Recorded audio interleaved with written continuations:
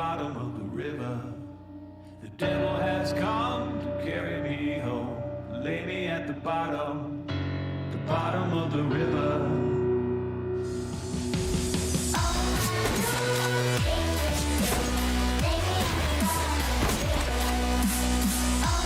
He's going to get caught. He's going to be able to land the first, but he's tucked away in the corner. Whoa. Nexa the swing out with the second. Flames and Nexa drop. He's still here for the third.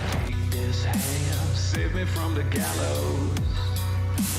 Share this news, bear my dough, lay me in the shallows. Evil come if you call my name. Wicked day shall rise.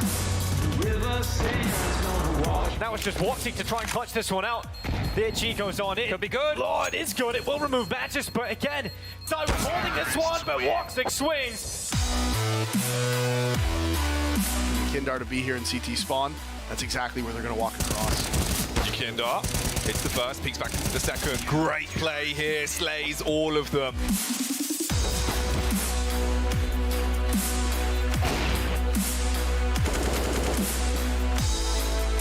B-Mast is waiting, and they're coming towards him. They're taking their steps up middle. He needs to hit and hit heavy. We'll be able to slay too.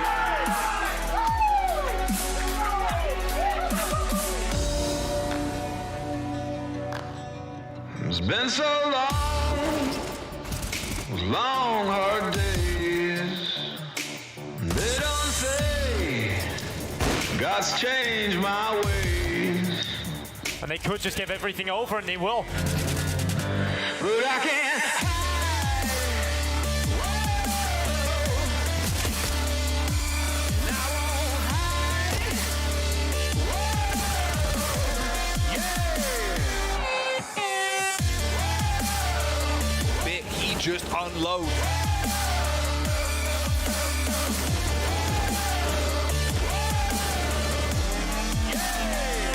Evil way.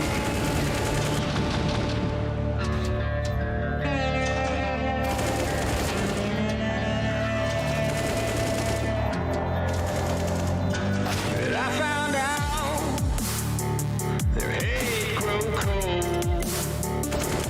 I rise up, damn my soul, 'cause I ain't. Cadian answers back on a perfect 1 versus 3. He's crept back around to the window. They might not know that he's repositioned. They might think he's gone towards the single door. They're clearing everything out. Oh, they haven't checked the window, Jack. Cadian, all he's got to do is play for the time in a spot like this, and he's playing it perfectly.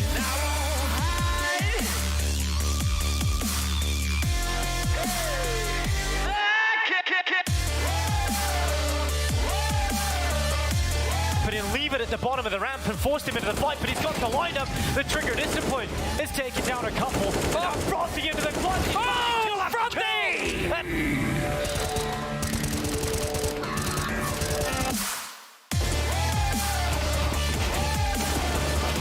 You do need a kill here, and that's exactly what Shady finds. He goes out, gets the double.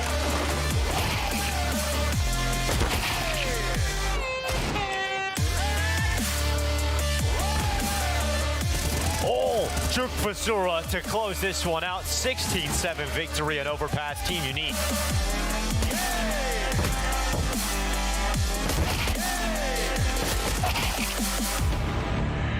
My evil way.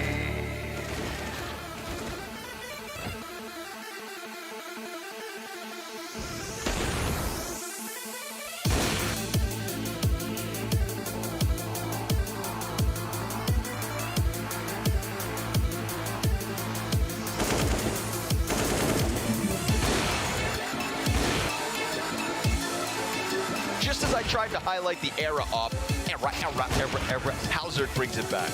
You're wasting your breath.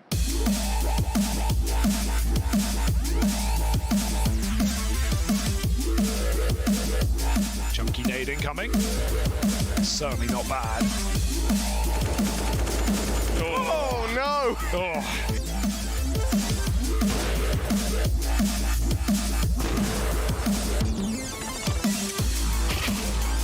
Grimbo refuses to fall.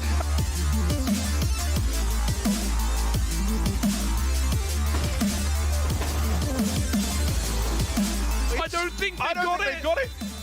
Faven had a kit, and Big still win the round. That is so close.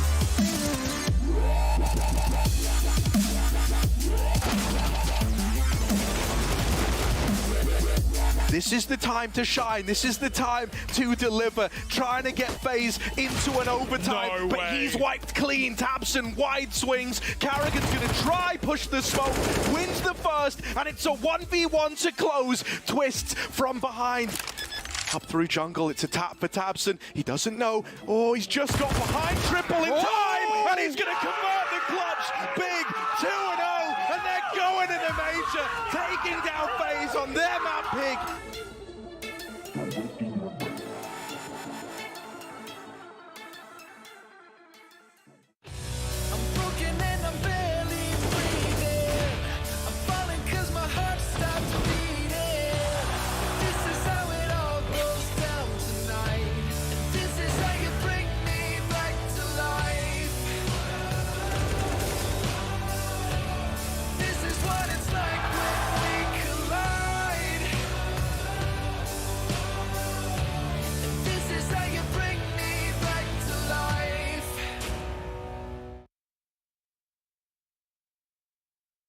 The PGL RMR. Is that an A? That's more of a, it's kind of a triangle, really, isn't it? You're part of the Illuminati now. Well, oh god, the That's all-seeing what that eye. means. Yeah, that's how they get you. that means. That's what you do. You do this. Now all of a sudden, now we're both a part of it. We're roped in. We can't escape. We're stuck, just like everybody.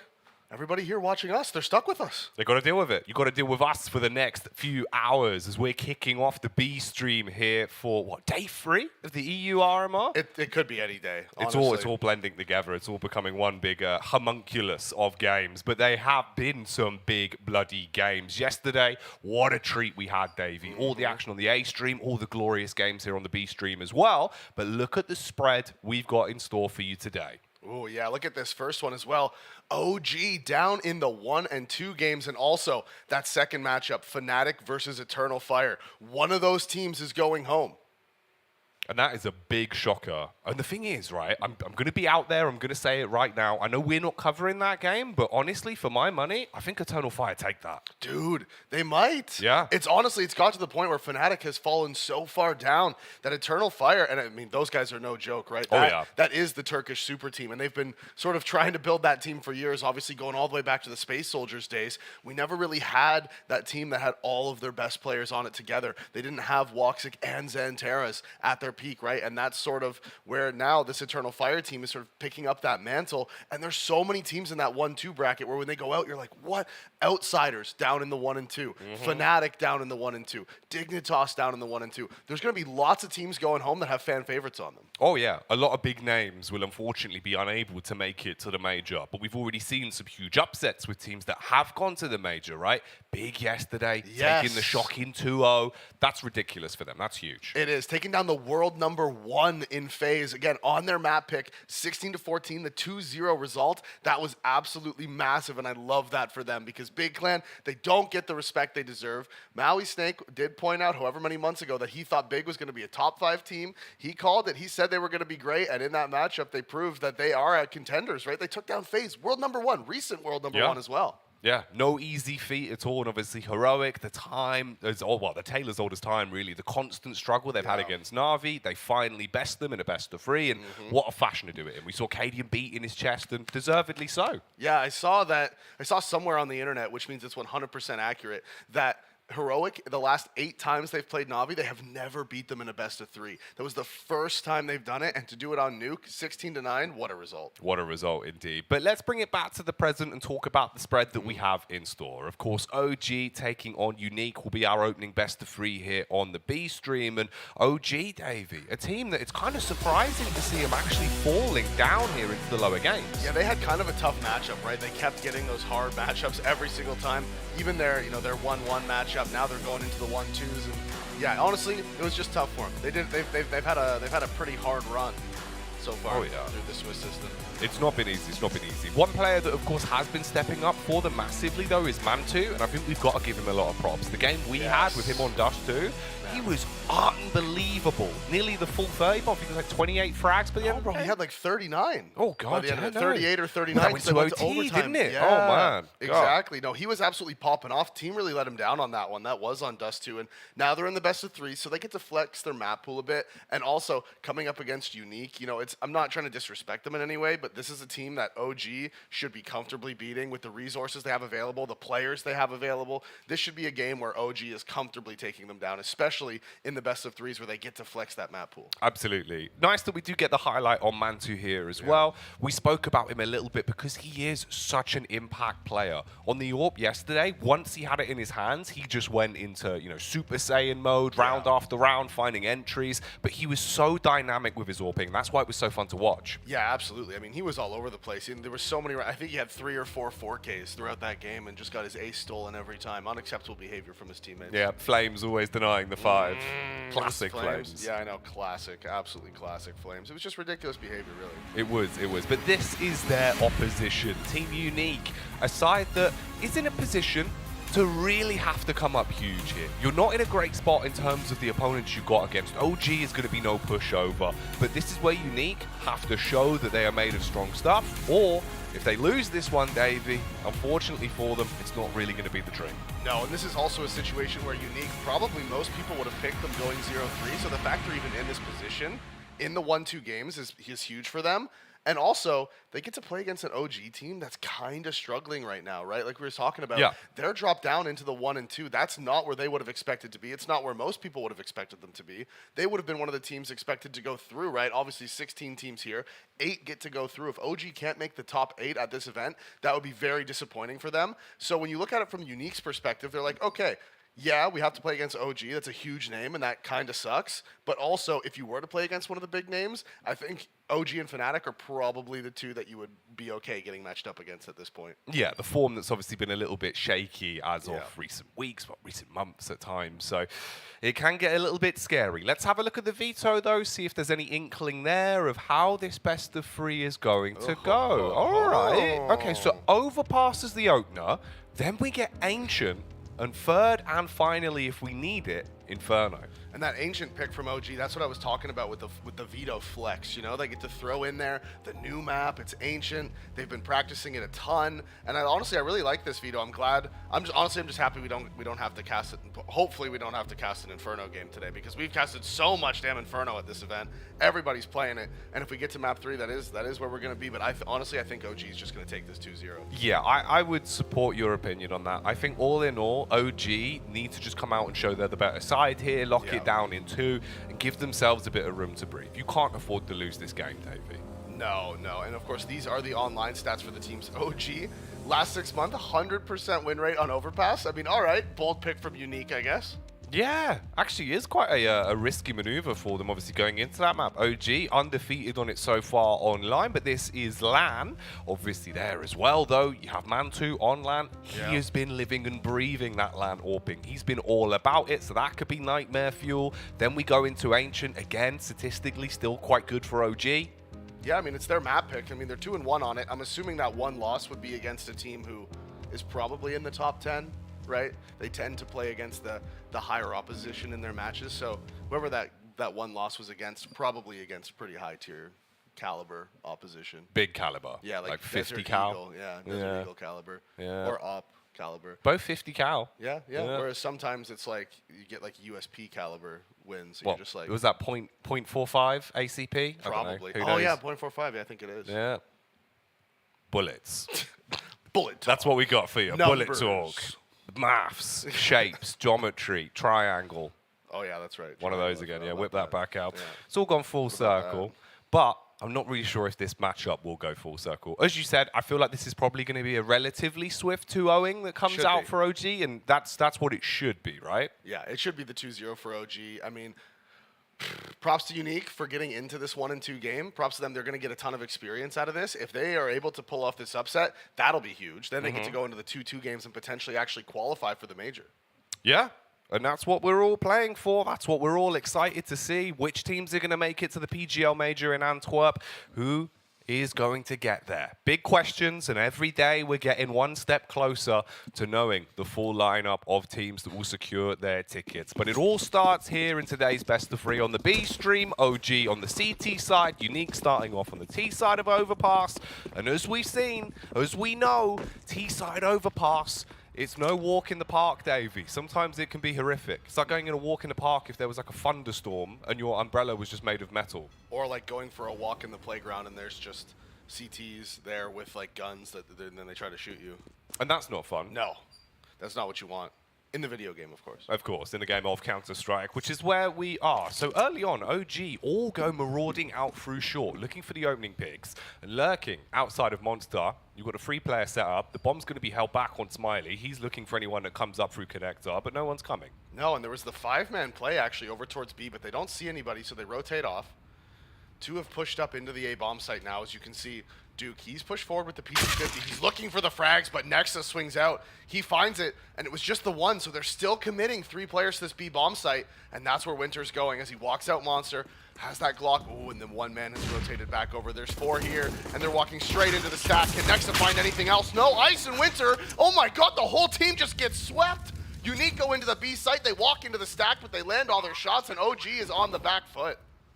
That's a hell of a way to open up on the pistol. So now Valde, left in the 1 versus 4. He's looking, peering into the site. He's got his eyes peeled open, but no one's there. No one's going to be pushing him. He tucks in towards Graffiti. And with time ticking away like this, the opportunity of getting a grasp on the round is slim to none. He's going to fire off the warning shots and then probably just have to run. Instead, Sorrow will slay him, and they get the opening pistol.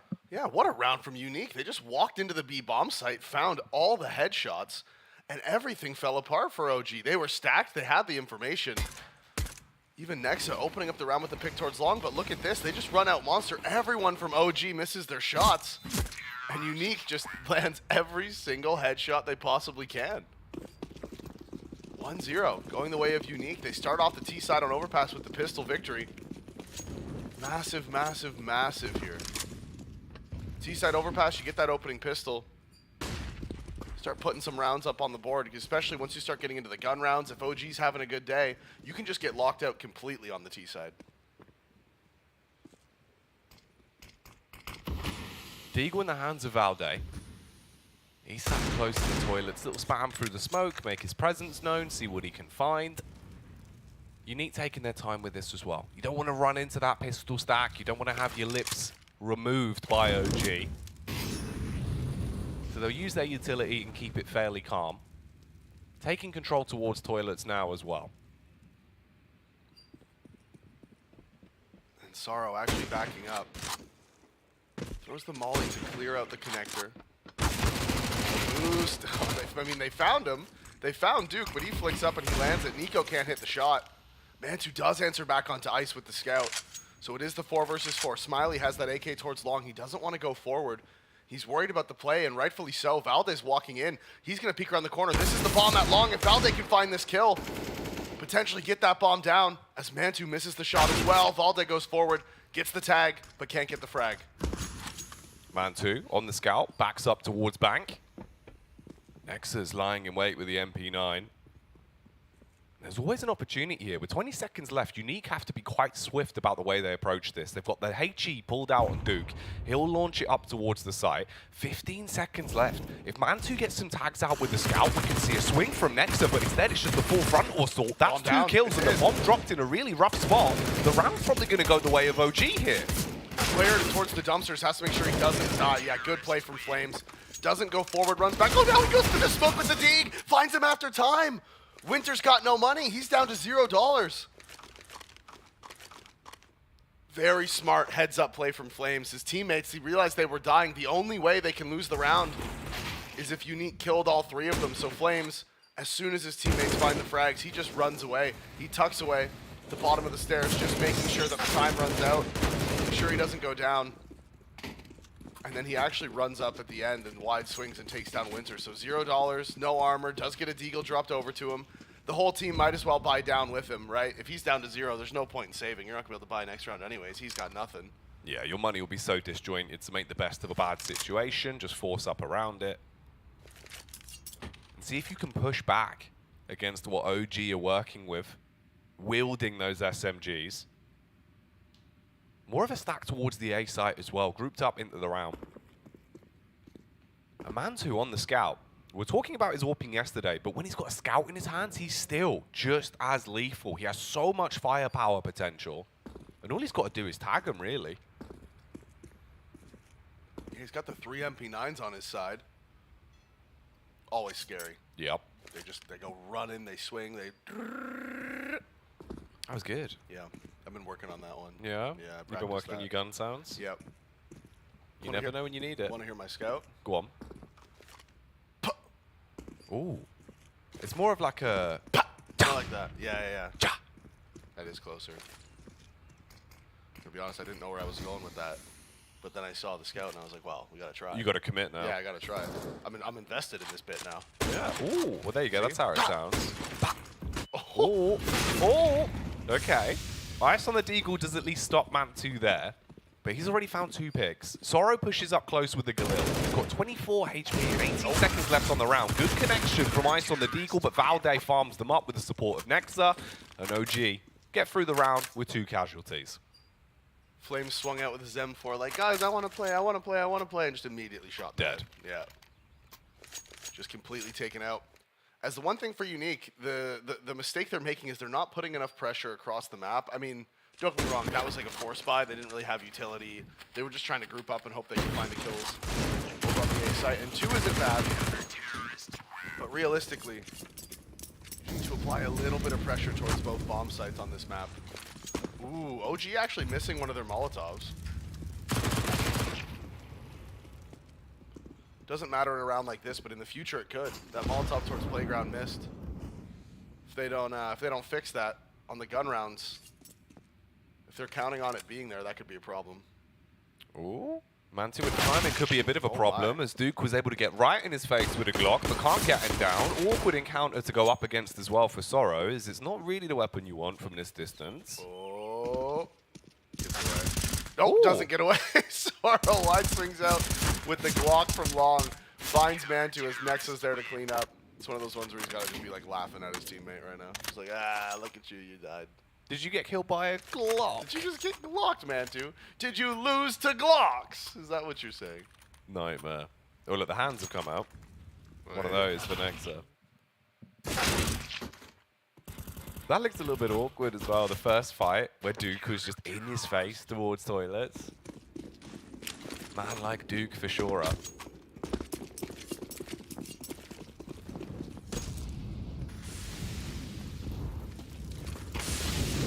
This time they land the molly, which means that Unique has to burn that utility to put them out. And if you take a look at it, that's pretty significant because there's only 1 smoke left on the map for the T's. And that's in the hands of Smiley.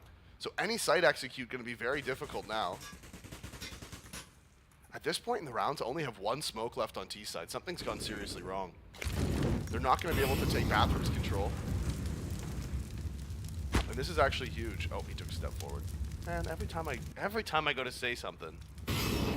You are the most cursed caster. I think in the so. world. I think I might be, honestly. It's like me and you together will things into existence, and stuff that you say should go wrong, half the time just never does. I mean, that is a nightmare for Duke, though. He's been hit straight in the head. He's wearing that HE like a hat, but there won't be any hat on the head of Nico because he doesn't have a head anymore, Davey. Sorrow's fracked him. Ice gets to follow up on Valde. Flames with the MP9 doing a ton of damage, but he's going to be slain by Winter, and now they've actually got an edge. Here we go.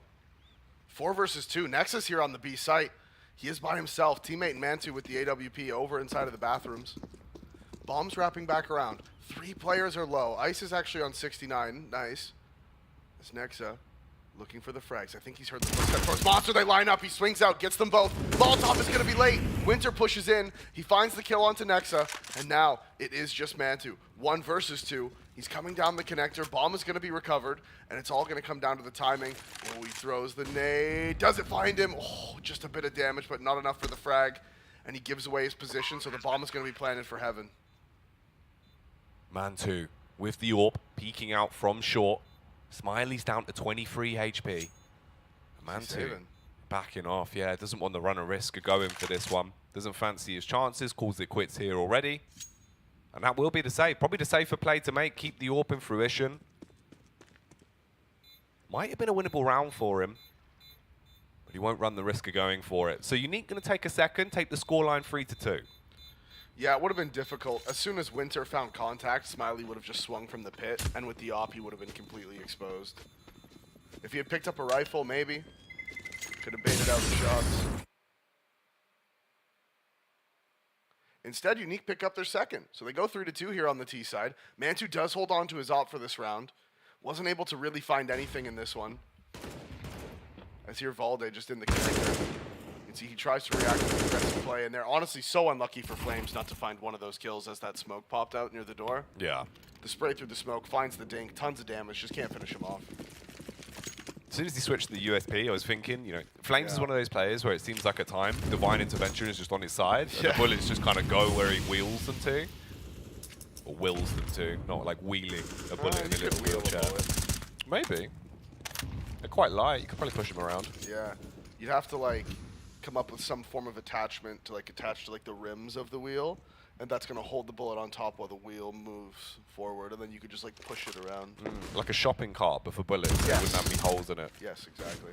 Well, Flames here, putting more holes in Zorro than a fishing net as he gets the first frag, but Winter, he does trade it instantly back through the smoke. We did go into a 4 versus 4 then, with 1 minute and 10 seconds left on the round. All the teams were grouped up outside of B early, but now they're wrapping back around towards middle. Duke for sure is going to be sprinting further forwards and pushing up onto long. Mantu is here with the AWP, but he's backed off with a scope, playing safe towards the site now. Yeah, he was mostly by himself. You can see Valdez rotating over to the B site now. So Mantu being on his own, we just wanted to fall back and play passive. Now this spot is one of those ones where it actually feels really nice as an opper, but you are exposed to both sides, so it can cause problems. It feels nice though. It's one of those spots where it's like, that was nice. Oh, the boost. He doesn't spot them. The question is, did they spot him? Ooh, he peeks out, sees them, hits the first, trying to play around his smoke as well. They're going to flash over the top and Winter comes running into it. Doesn't need the scope. That's a free frag found. A Smiley will be able to trade it back, but they've got to go leaps and bounds from this position with just 18 seconds left. It's all on Smiley, and he is going to be drowning as he's been spotted from the side by Valde. OG, lock it down. They're going to save that AWP as well. Actually, didn't find it. Didn't find it, yeah. Oh, no. I think it probably got shot as it was dropping. You know, when he died, it would have been falling, and the spray through the smoke probably shot it back over towards bank or even outside of the map. Could have gone flying, yes. Just a little railing, isn't it? Yep. Chain link fence. Valde, he even turned and looked. He realized the same thing. Let's see. Oh, yeah, there it goes. Unlucky. Did you see that clip where I think it was a flash being thrown, blocked an op shot that won around? I know the one you mean. I know it was G2. I think it was Nico. I think Nico was involved. Either the flash saved him or he threw the flash, or I think it was something like that. I remember once at like a UK LAN, there was a Dust 2 game that I played, and there was a player in elevator towards a site, and he threw his deagle as someone spammed in towards elevator, and it blocked the headshot, and he went on to win the round. It was just like, this is ridiculous. Like, how have you... What map? Dust 2. Oh, Dust 2. Yeah. So he was just tucked into elevator on A site, dropped his deagle, and obviously tanked the bullet on the deagle so it didn't hit his head. Ooh, the small nuances of Counter-Strike. Glocks again. Finding kills. Kill, I should say. Finding kill. Just the one. Just the one. John Kill. Yep. The official John Kill. And this is more business as usual, as you would expect. OG currently leading the game 5-2. But there is an AWP being pulled out for Unique. Yeah, Smiley's brought this one out. Remember, this was Unique's map pick. So OG, they're up 5-2 now on the CT side. And they did lose the opening pistol as well. Of course, immediately ecoed them after on the force.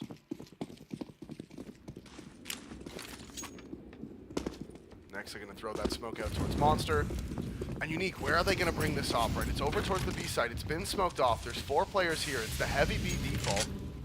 Zorro pushing into water. Oh, the spams and the nade doing so much damage, putting him down to just 14 HP. You can see Flames wanted to go aggressive on the back of it. The smoke being there is still going to slow him down as Nexa has done a ton of damage in this round already. It's all 5 Ts waiting outside of Monster and towards short. Now, Chad was talking to me as well and saying that Smiley, he's been having huge impact for this side whenever he's had the AWP out. Okay. He was saying if we get a Dust 2 pick, that's where he'll really come out of his shell. Obviously, unfortunately for him here, it is T-side of Overpass, so you finding as many picks isn't as easy. See what you can do, because his teammate's taking so much damage. Winter's on 9 HP. Duke tries to make a big play, walks up, actually does find the frag onto Flames. Here's Smiley getting impact on the AWP as well. But Nexa, tucked in towards water, he could still find the clues into this round to pick up the pieces and bring it back to an OG lockdown and give them 6 on the CT side. There will be a first frag falling in favor of Unique as Smiley tries to peek. He gets his head ripped off by Nexa, and it's all on Winter in the 1v2. He's walking up, trying to play behind the pole. Work with the timing he's got. He's so low, so a single spam, just one bullet would dispatch him. He's got to hit his 1 taps. That's the win condition. He can't quite do it. No, the swing out, they find him, they get the final frag, and they are going to be able to defuse the bomb. And that round, Unique took so much damage before they even saw a player from OG. There was 2 players. Actually, one was dead. Yep. Another one was down to 9 HP. The spam and Monster put someone else down to 50. And then they just go into the site, and they just kill 3 people. It was like, what the hell just happened? But Nexa, being tucked away in the pit, they didn't expect the 4th player inside of B. And right there, he gets that kill for free. And the reposition, holding for the aggression. They're able to find it all. So OG pick it up. They win the round. But Unique, despite being low HP and down numbers, the fact they were able to find all 3 entries into B site and get the bomb down, considering how that round was looking, that's a great result. No, it's still impressive. I'm impressed by Nexa's play at the minute as well. 15-3 right now. We've only just got to round 9, and he's been hitting heavy, man. Obviously farmed up quite a few kills on the ecos as well with the MP9. That's so many kills. That's a lot of kills. That's like 2 times 7 plus 1. That can't be true. I know, ridiculous. And Unique, gravitating back towards the B site instantly. They've liked their opportunities here, so let's see if they can have more success in a round like this. They go running in with the SMGs. They bypass their way through the defense. The Nexus here to try and stop them. Will put his foot down onto Duke. But there's still a 3 versus 3 afoot. Bomb is going to get planted. Nade damage onto Nexus, massive. Puts him down to 2 HP. And you can see he wants to go through the smoke. He creeps in. Smoke in sight's going to help him out as well as he's inside of the pit. Tease, they're having trouble, and Valder finds the headshot through the smoke onto ice. And Nexa now the next point of contact. He's pushing forward. Crosses to the barrel. Gets to play the headshot angle when they do scale up. He needs one of his teammates to tap the bomb to force him forward. And Nexa, 17-3. And this man cannot be stopped right now. 2 HP, still finds 3. And that is the 7th round going the way of OG. The 2 HP tank of Nexa. God damn. Mate, if he maintains this throughout the course of the game, he's going to have the most ridiculous KD by the end of this. He's on 2 kills per round right now. If he maintains that till the end of the game, that's outrageous. You can't be doing that. This is a stat pad game for him right now. Oh, he's living the high life. Getting the highlights. Brilliant play as well. You know, knowing how low he was, had to get into an angle that works off the back of that. As soon as he tucks in over towards the barrels, full confidence in a round, peeks out, hits his shots. Man 2 with a cheeky nade out on middle as well, but that won't slow anyone down. Does have the AWP in his hands again, but he backs up, playing on top of the flower pot, looking towards long. And this time, Unique has the 5-man default towards A, and I think this is kind of a problem for the side of Unique because they've just been 5-man defaulting wherever they go, and it's going to start becoming telegraphed. We're going to start to see OG pushing, OG stacking sites. It's going to become very easy for them. We haven't really seen any fakes. We haven't seen a genuine default to apply any pressure, right? It's been a lot of just 5-man groups somewhere.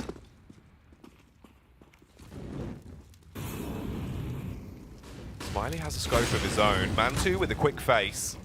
He's burning down. So much damage established off the back of the Molotov. He loses 60 HP for his troubles, but Valde tucks in behind default. He's going to fire off the warning shot and have to quickly recoil. Headshot from Duke. More to be done as he's out here chewing bubblegum on a bomb site. And it's just left on the last 2 CTs that might not really favor their chances in a round like this. No, Duke ran into that A bomb site right up through the truck, and he did nuke him. 2 kills, 2 headshots. And the question is, does OG go for it? Do they try to take some money away from the T's? They have the kits. They don't have any utility. No smokes makes it very hard to win the round. But it looks like they might just be trying to push up and take some guns out of their hands. I'm not sure if they're just securing exits or if they do plan on walking up right at the end. With 3 players in the site, I mean, it is technically doable. They're not playing the post plant from the bathrooms. But no, they are just going to be chilling out at the bottom of the stairs. They're not going to push forward. They're not going to go for it. And Unique's going to pick up their 3rd round here in round 10. Still the chance to recover this half. 7-3. It looks very one-sided, but it's still a close game. Yeah, no, tight affair. Some of the rounds have actually been a little bit more misleading than what the scoreline might look at. Yeah. And they were beautiful entries from Duke. Again. You need that. Unique keeps finding them. When they go into these sites, they do find the entries, especially on the gun rounds. He's going to be sat there talking to his team, going, "Hail to the king, baby."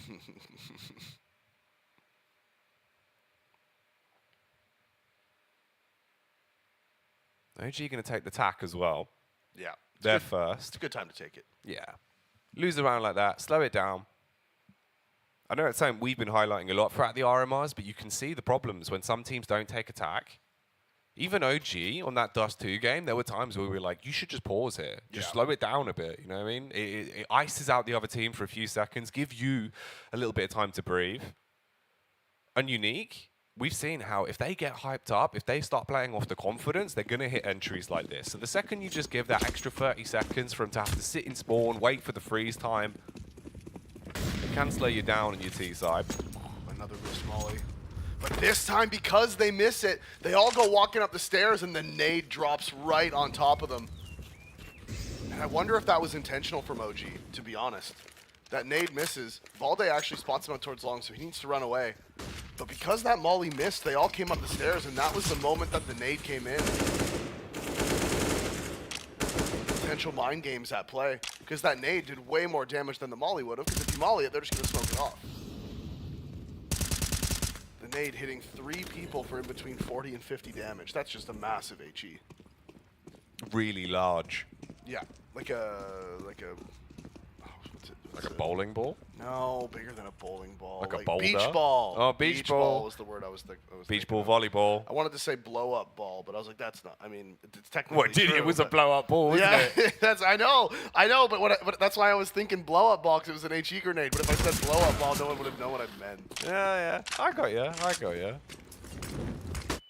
Well, Ice. Ironic that he kills Flames, really.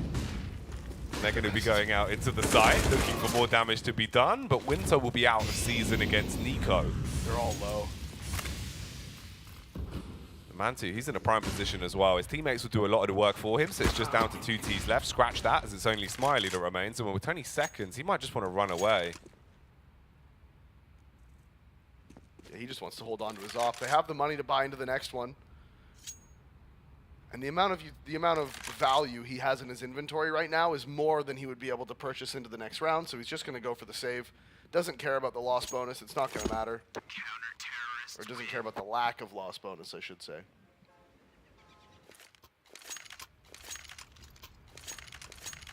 So he holds on to the op.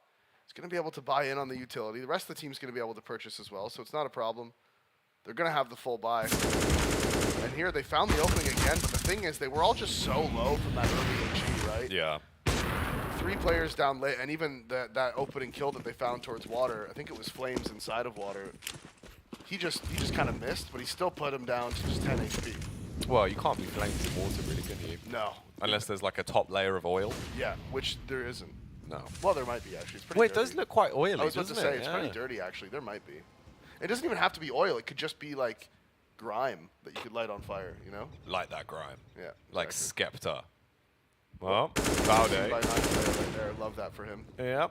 He's seen the back of Duke's head. He's going to be able to shut that one down and leave Ice dead. And at that point, you've already got another 2 picks for free, and he's still alive. He's pushing his way round. Smiley, as he peeks out, he might not be able to catch the timing, or does see his backpack. He saw him, and actually, this could be a problem because Valde's going to walk through, and he's going to flank B. Unique. They're not going to be able to find the kill on him because he is just pushing forward. Now, they know he's here, so they are going to turn and look for him. And depending on how this goes, I mean, this could be weird. So they should just be going up towards the A site. And OG likely going to stack towards B with Valda pushed all the way through. Now he is getting the comms out like, hey, they're not here, right? There's nobody at B. There's nobody outside Monster. He's going to walk flank short. And the issue with that is that you need too long to go up into the A site. Winter gets tagged down to 46, but they didn't take advantage of that timing. Didn't take advantage of when they saw Valde push through, and because of that, the rotations have come in. They're inside of the A site, and really there's nothing for Winter to do at this point. No, again, another round that you've just got to get away with what you've got. He's going to be walking back towards the ladder and climb his way towards a save. So it will be the AK, the double flash, and the armor carried through into the next. But at the minute, in the grand scheme of the game, that's now 9 rounds that OG have built up on their CT side. Unique, with only 3 in the bank. Ooh. The scary spam. Yeah, careful. There's bullets down there, and they're coming out of a gun. They'll hit you.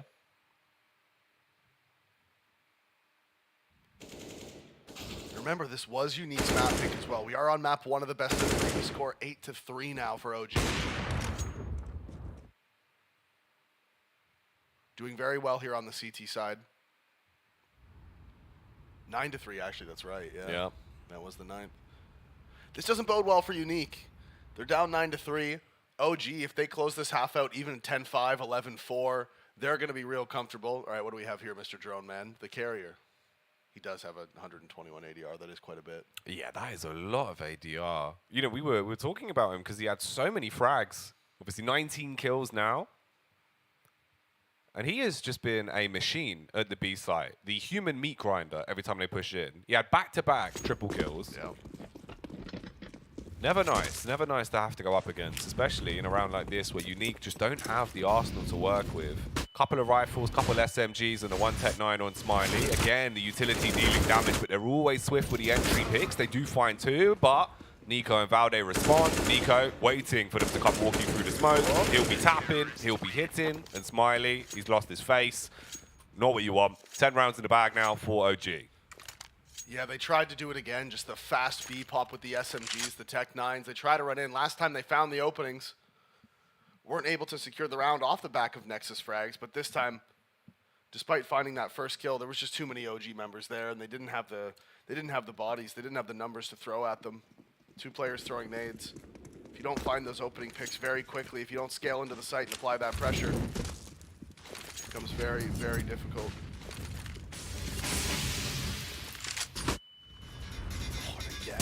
So much nade damage taken early. The nade comes in, putting Soro down to 59 HP. The tag onto ice as well as he walks through. How many times, how many rounds have we seen Unique start off these right at the beginning of the rounds with a couple people down -50? I do wonder what the utility damage spread looks like for OG. Because, like, yeah, the amount of nades they've been getting off at the start of every round. You could almost bait people into thinking this was an Inferno game. Yeah, almost.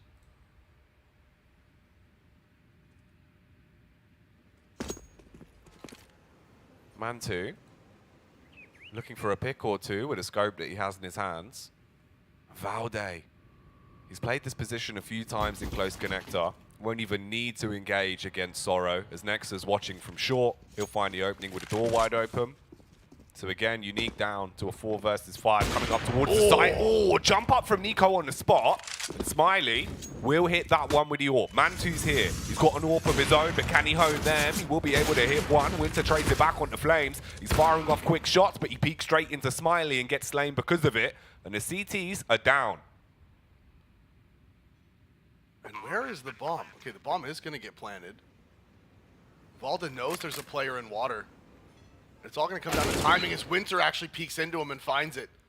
Valda drops and Unique are looking at their 4th as Nexa moves forward straight into the op of Smiley. And you had brought up that Sponge had told us when Smiley has this op in his hands, he's been able to get some highlights. And there he secures the round for Unique. The opening pick onto Nico was so nice on the jump spot from Bank. Yeah, rapid response, instantaneous flick to the cranium, splits him wide open like your preferred fruit. Oh. Unreal. That was nice, man. 3 kills. 3 big frags on the AWP. And if you can take this as a 10-5, maybe you've got a little bit of footing to work with. OG again, though, going to take a pause. Yep, and another good pause as well. Last round of the half, you just lost your first round again in a couple.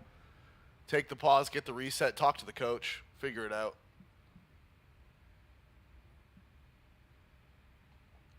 Exactly what you want. Upgraded pistols being dropped over as well. I love to see that.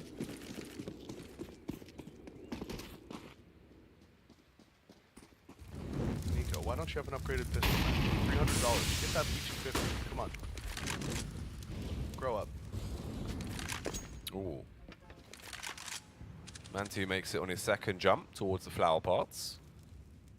Will he have the flower power on the AWP, or will it be Unique getting a blooming entry? At the minute, no one going towards him, but they are walking out. 3 CTs in close connector. Valde, he's sticking his head up. He's looking for the info. He peeks in. The timing could be a little bit risque, though, as 2 of them have bypassed him. Oh, and Mantu gets timinged. Like you said, timing was perfect. They walk all the way up. The pop flash baits it, and Sorrow holding for Valde. Lands the headshot. Is Flame's going to go through this? Smoke is going to give away his position, and Sorrow's waiting. Moved inside of the connector, finds the headshot, and Unique now should be picking up their 5th.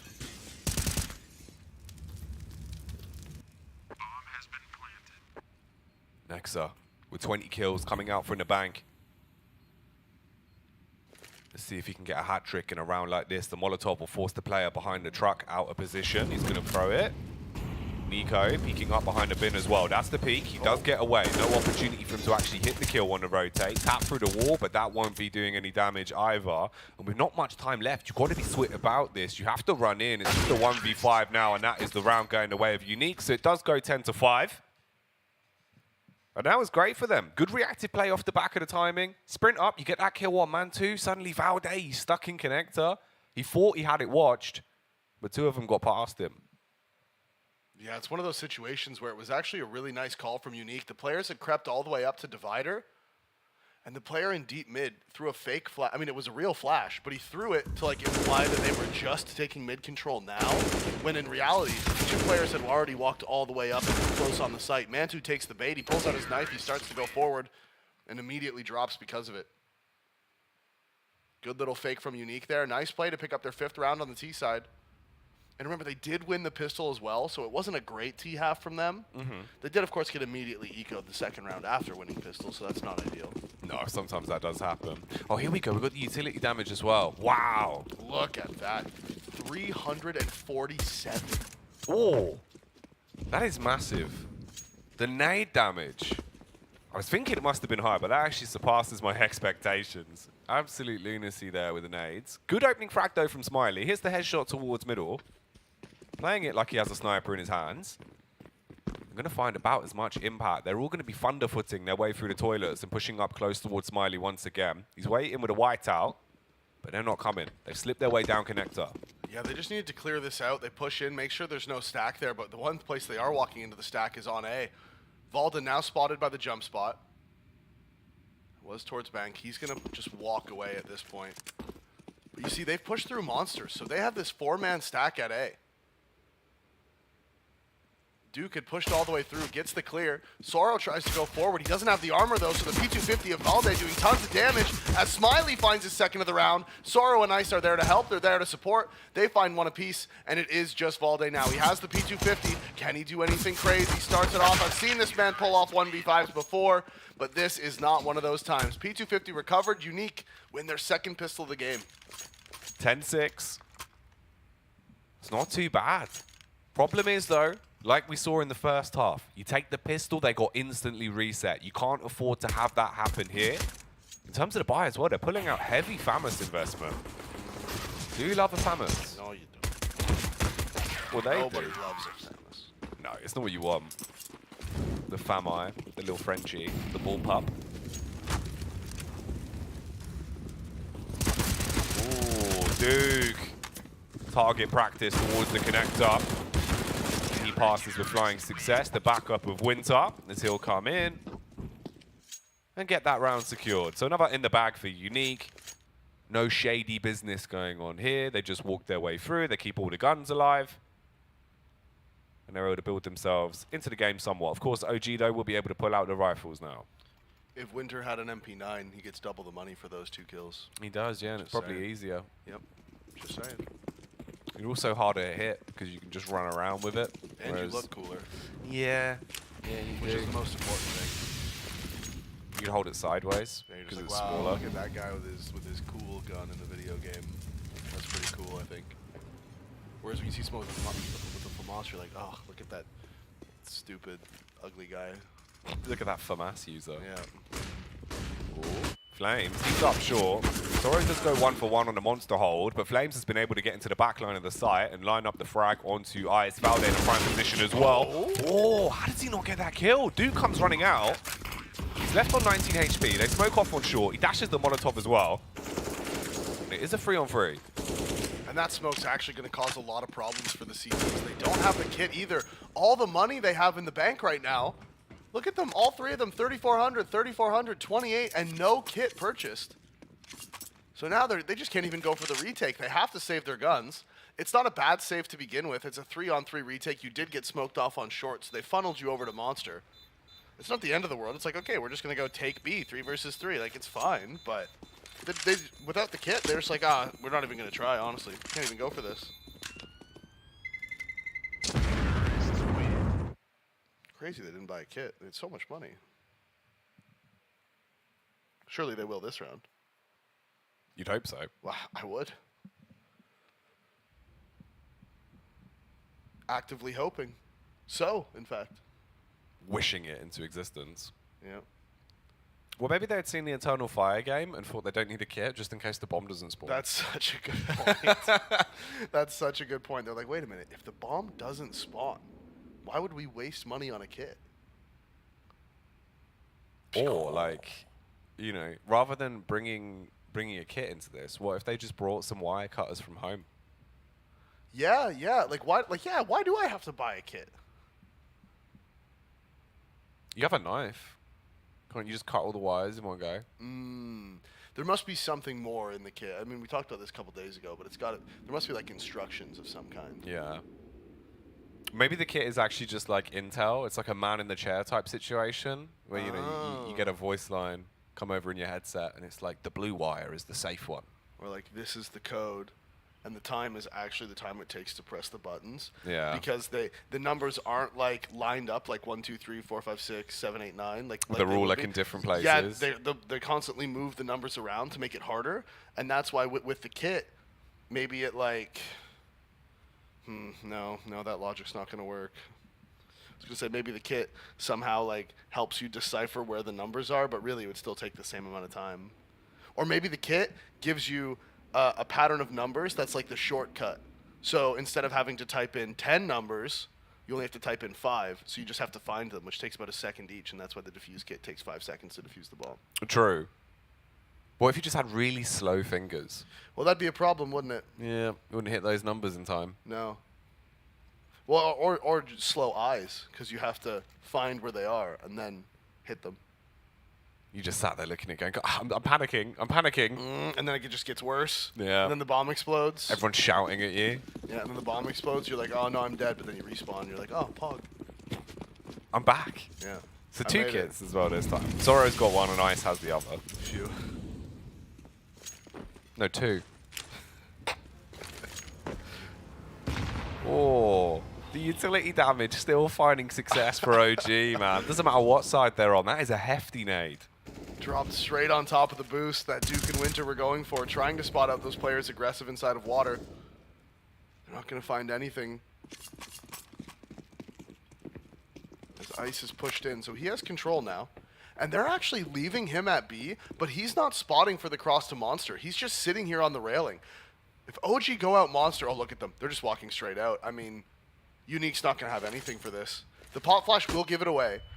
So they have the B site control. There is one player towards Heaven, but he's not actually looking around towards barrels. Now he spotted them. He's seen the player pushing towards pit, but he can't do anything about it. He can't swing up. Smoke comes in. Bomb is going to go into the site. It's still outside of Monster for the moment. But look at all this space they've created. They've just fully taken the B site, and Mantu lurking over towards A finds the pick onto Duke, down to 10 HP. And OG, they've taken so long to get into the site. Their nades are starting to go away. Heaven Smoke's going to be fading.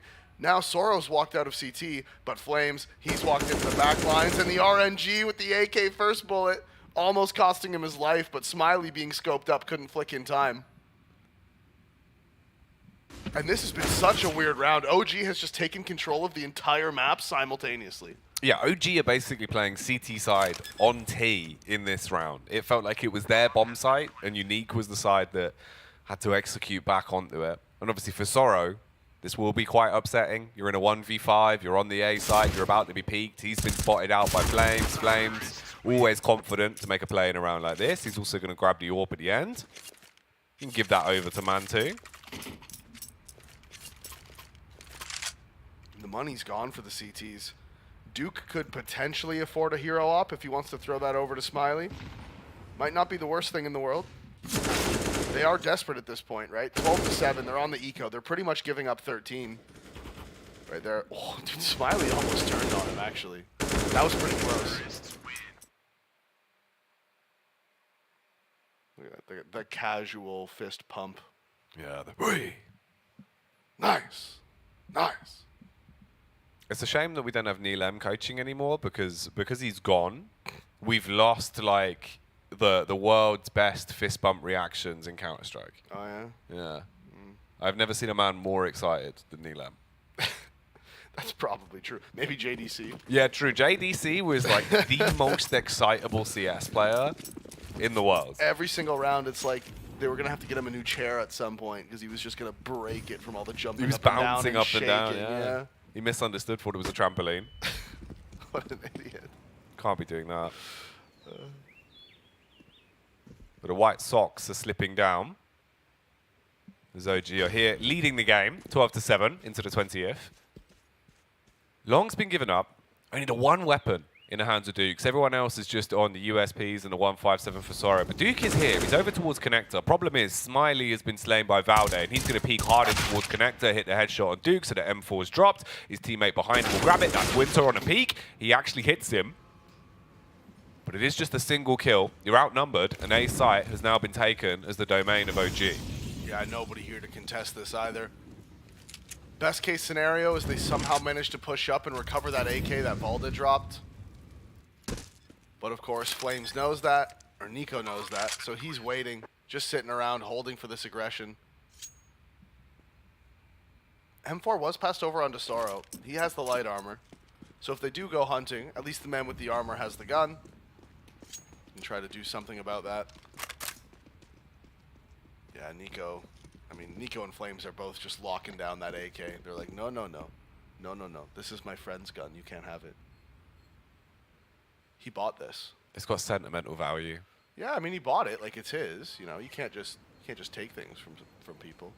I saw a article today, Davey, about a woman that has an Easter egg she was given when she was 13. She's now 65, and she's spending £100 a month to have a freezer specifically designed to keep it cool enough so that the chocolate doesn't melt. And she's had it for like the past whatever, like 45 years. Okay, wait, let me just, all right. So it was a chocolate Easter egg? Yeah. Not like an egg? No, like a chocolate Easter egg that she was given on Easter on her 13th birthday. And she has to put it in a special freezer? Why can't you just put it in a freezer? I suppose it's like a special freezer because that way if there's ever a power cut, it never turns off. It's got like its own USP or whatever it is, the universal power supply thing. Okay. Second question. Yep. Why would it just spontaneously melt? Well, if the freezer turned off... No, but I'm saying even if it's just sitting in room temperature, it's not just going to melt, is it? Like, well, it's quite old. Okay, does old chocolate just spontaneously melt? Does it get hotter as it ages? Like, I'm not a chocolate historian. No, but this just seems like ridiculous behavior. That's all I'm saying. Like, obviously keeping the egg is a little strange to begin with, but like that's fine. Like whatever, to each their own. They can do what they want. But why do you have to have a special freezer to keep it? Even just a fridge would be fine. I suppose it was just taking up a lot of space, and you've had it for so long. How much space is it taking up? How big is this egg? It's quite a big egg. Oh, was it? Yeah, it was like the size of her face. So. Really? Okay, yeah. that is pretty big. Yeah. I mean, I guess I don't know how large she was. Well, she could be a very small person. Well, this is also the problem because obviously if it's that big, if it's hollow and it's thin chocolate, yeah. it could probably melt quite quickly. Yeah, I guess if it's real thin. But again, still, I just don't see the spontaneous melting. Like, I just don't see how that's going to be a thing. I mean, England gets quite hot these days in summer. Oh, yeah, but you're not putting it outside in the sun, are you? Like, wow, brick houses. I guess you could. Yeah, I guess you could. I don't know. Maybe she takes it for walks and so she has to freeze it after. 30 seconds in the round. We're about to see some action by the looks of it, as OG is going to be pushing into the B site. They have the nades for this execute. They don't have a lot, but they do have enough. Molotov towards the barrels as Flames pushes in. Smoke not going to come out towards Heaven either, and Winter from CT, they swing out. He shoots them all in the back. Ice finds one onto Nico, and it is just Mantu, and he has to hold on to the op. He has to save. He's going to need a special freezer to hold on to this weapon. And he finds it at the back of Connector. That's what you didn't know about Connector. It's actually a special freezer. Specifically designed for Easter eggs. Well, for saving your weapons. That is an Easter egg in itself. Oh, maybe they should do that. Maybe Valve will add like a community skin that is just like a a chocolate orb. If you get hungry, you take a nibble out of it. That'd be pretty funny. I mean, obviously you couldn't. It's video game pixels. You can't really. I mean, I guess in game they. No, like in game exactly. Yeah, the animation. Have a little nibble. Oh, that'd be pretty. Give funny. it a lick. Yeah. Just a bunch of men running around licking their ops in the game. What a sight to behold. Counter-Strike is the best FPS of all time. What if with we this devolved? one new feature. What have we devolved to? No, I don't know. Just edible weapons in the game. Brings a whole new meaning to a tasty round. Tasty nade though, that's huge. Again, Winter. Gonna lose so much HP. Dude, by the end of this game, there is gonna be literally like 600 utility damage on Valde. I was about to say, I think that one was Nico as well, but Valde has just done so much nade damage. Like there's games on Inferno. What was there was one maybe at the last major where Alexi B had 1,000 utility damage on Inferno or something like that. Just gross. Yeah. Because his teammates just kept dropping him HEs for B, and it was just like, and you'll have a nade, and you'll have a nade, and you'll have a kill. As Duke finds the opening onto Flames. OG trying to react. They do have him trapped here inside of Connector. It's all just going to be about if they can find the timing. Flash to make him turn around and look the other way. It actually is going to push him forward as Duke, not sure where the T's are. Swings up. Can he find the second? He can. Nexa can't connect the shot. So Duke's on 2. He's in the Connector. He's in the stairs. And Valde, he's not going to push. He's not going to respond. Duke's going to be able to get away with this. Mantu walks up, grabs the bomb, throws it into his backpack, and tries to get away to link up with his teammates that are outside of B. You've only got 25 seconds to make a do or die play in a round like this. They're going to go walking in through the monster pipe just as the smoke comes up, but Nico calls it quits on that one, and now you've got a save.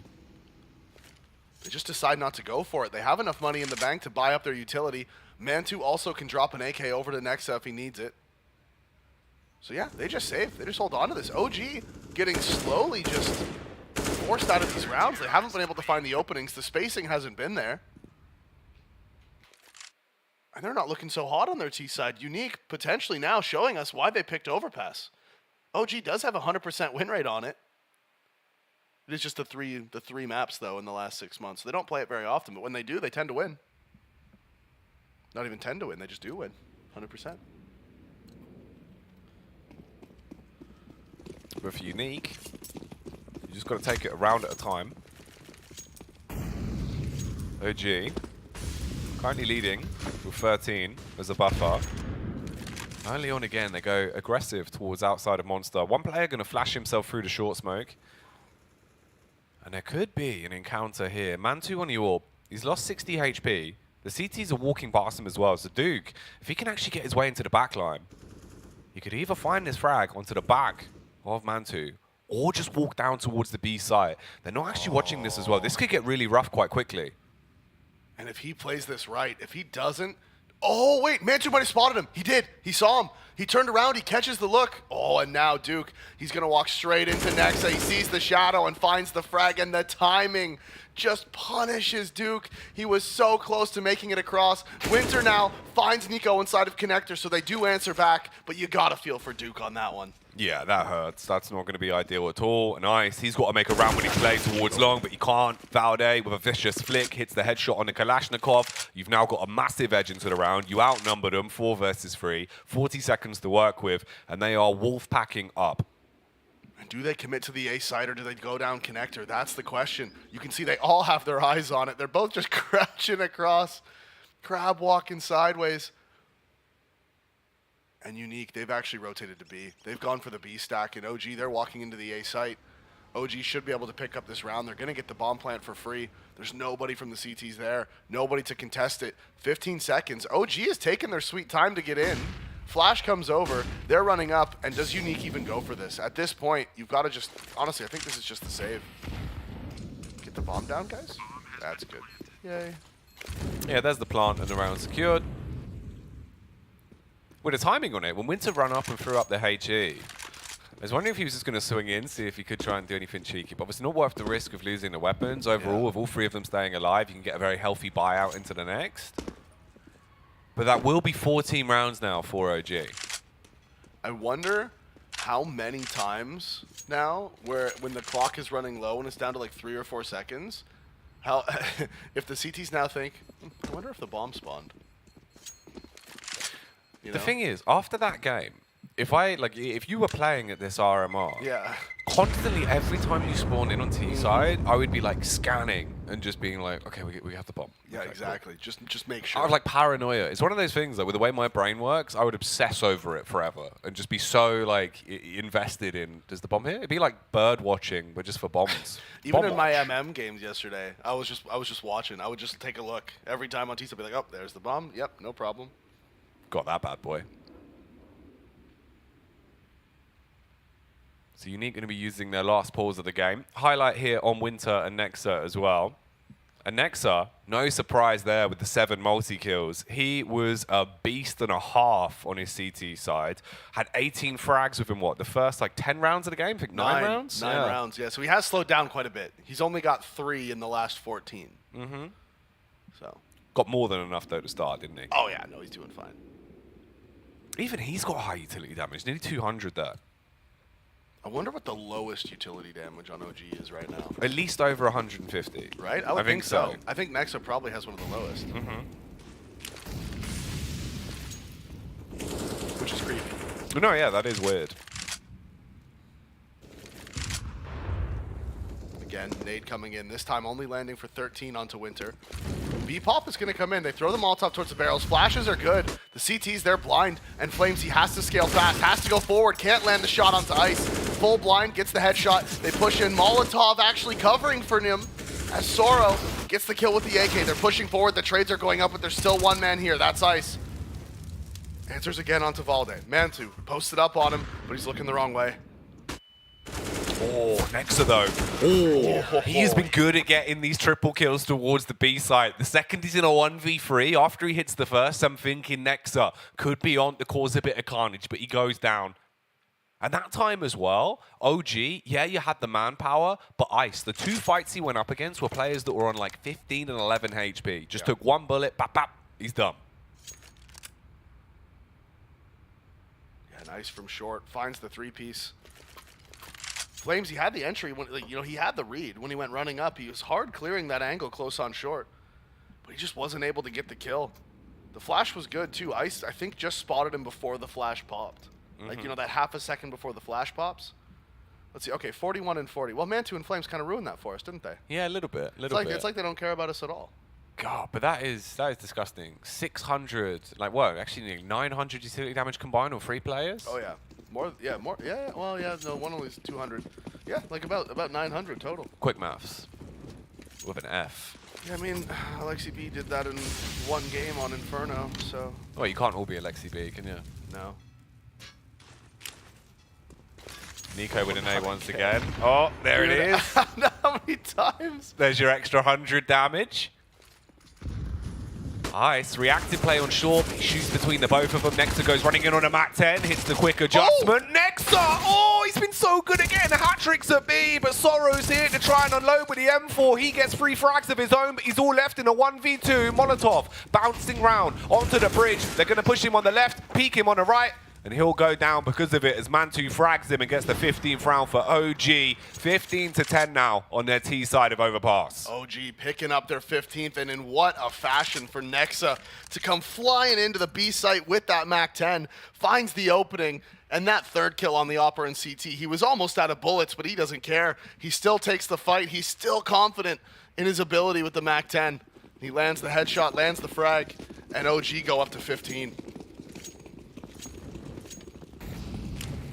So OG, one away from taking Unique's map pick away from them and going one map up here in the best of 3.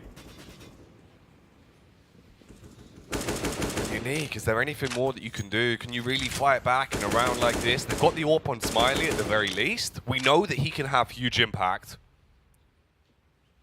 But there is a FAMAS and an MP9 on the roster as well. And long control's being taken. Flames is already walking his way up. Molly's the toilet in case anyone's playing close. They're going to clear that.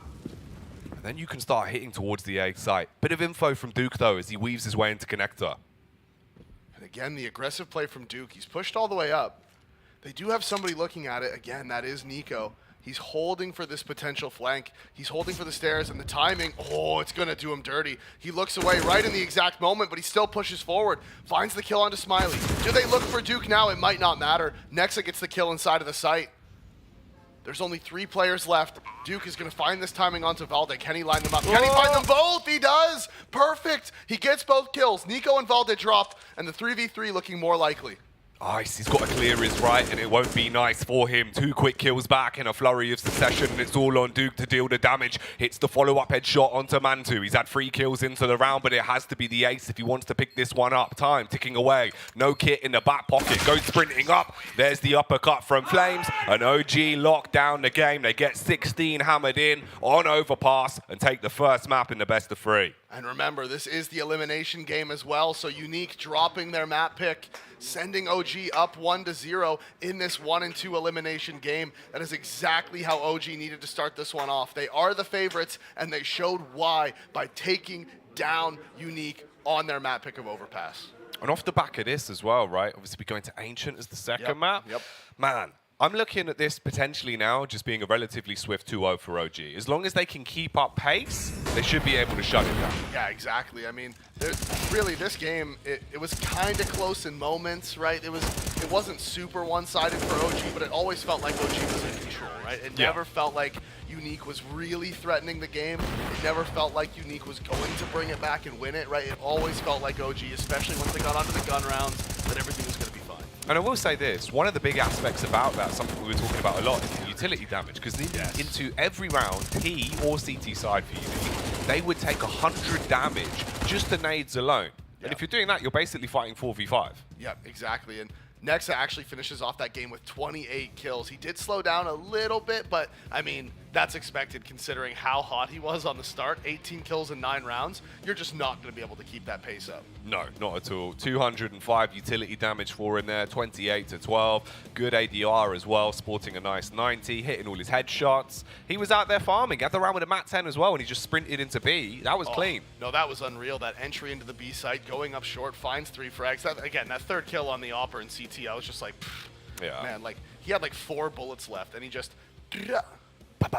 straight into his head. Full dead. Easy 8, just cruising through in his 6-4, picking up all of the rounds. So in the end, they do lock it down. They win out on Overpass. That's where Ancient will now come into play as our second map in the series. And for Unique, they have to answer back. If they want to stay here in the RMR, Davey, you've got to win that. You've got to push it to the third map. Yeah, and I mean, winning on Ancient now, OG's map pick. I'm not sure what Unique's map stats are for Ancient. I know we saw it in the pregame where they have played it quite a bit. I think maybe they were 7-7 on it, which means they play it a lot. So it's like, okay, it's not a terrible map for them. They do play it. They're going to be capable on it, but it is OG's map pick after all. It is indeed. That's where we'll go when we come back after the break. For now, grab yourself a drink and return with the action in a few moments.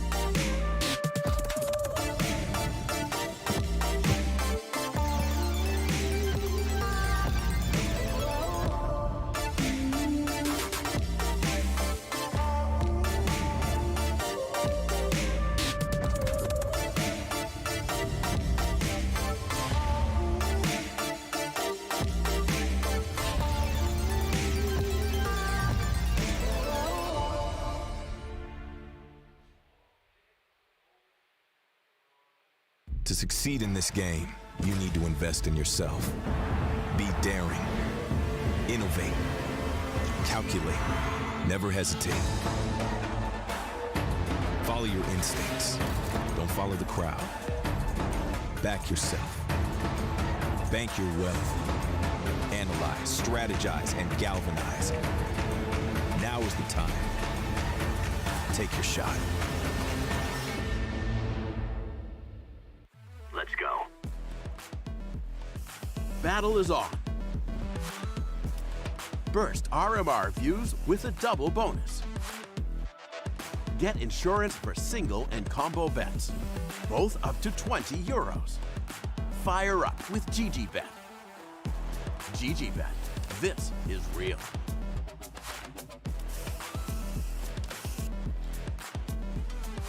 We're here with the PGL RMR EU, and I am joined by Flames of OG. And today, we're going to build your dream roster. You have $15. So, Flames, you think you're going to be able to build a world beater team? Yeah, I could build one of the best rosters in the world. So, you think you have a GM? You could be a GM in the future, general manager? I'm CEO of an organization, everything. I got everything in here. Yeah. That's what I like to hear. That's what I like to hear. All right, so first off, who are you going to pick for your opper? Simple, Broky, Monese, Alien, and Poison. Okay, so Simple, I would take Simple. I think he's the best by far. I'll just take him. No shame in that, you know, getting the GOAT, getting one of the best ever. Yeah, so I'm gonna take the best, and then $4. We need a rifler. We need an aggressive one. Yeah. You want to need so, an aggressive rifler. Electronic would be good, right? Simple, and that's like already a duo. Yeah, so I'll take Electronic. Yeah, that's already really good synergy right there. You can't go wrong with that. Okay, that's $9 that you spent. You got 6 more left. And then, wait, let's think about. Okay, we need someone to make use of them, right? So a good IGL. Yeah. IGL. Carrigan, Glaive, Nafani, Hampus, Boom. I think we'll take Boomich. Oh my God. Yeah, this guy's just building Navi, but all right, we're halfway there. It could be a good roster, right? They could win a major, so I'll take Boomich. Some may think that they could win a major. Some may think that. I think they have what it takes. Yeah, probably. All right, so you used $10 so far. All right, okay. So you got 5 left. All right, who are you gonna get for your passive rifler? Nafrop. Perfecto. All right, there we go. I mean, you've used $11 and you've built 4 out of the 5 players for Navi. Yeah. You have $4 more to go here. Where is bit? Sorry, there's no bit. No bit in here. Okay. No bit, unfortunately. You know, the thing is, I would think Yekindar because it makes sense with the language and stuff. Okay, yeah. But how many dollars do I got? You have 4 more left, so you can get anybody for 4 or less. Okay, so Glaive, Electronic, enough twist.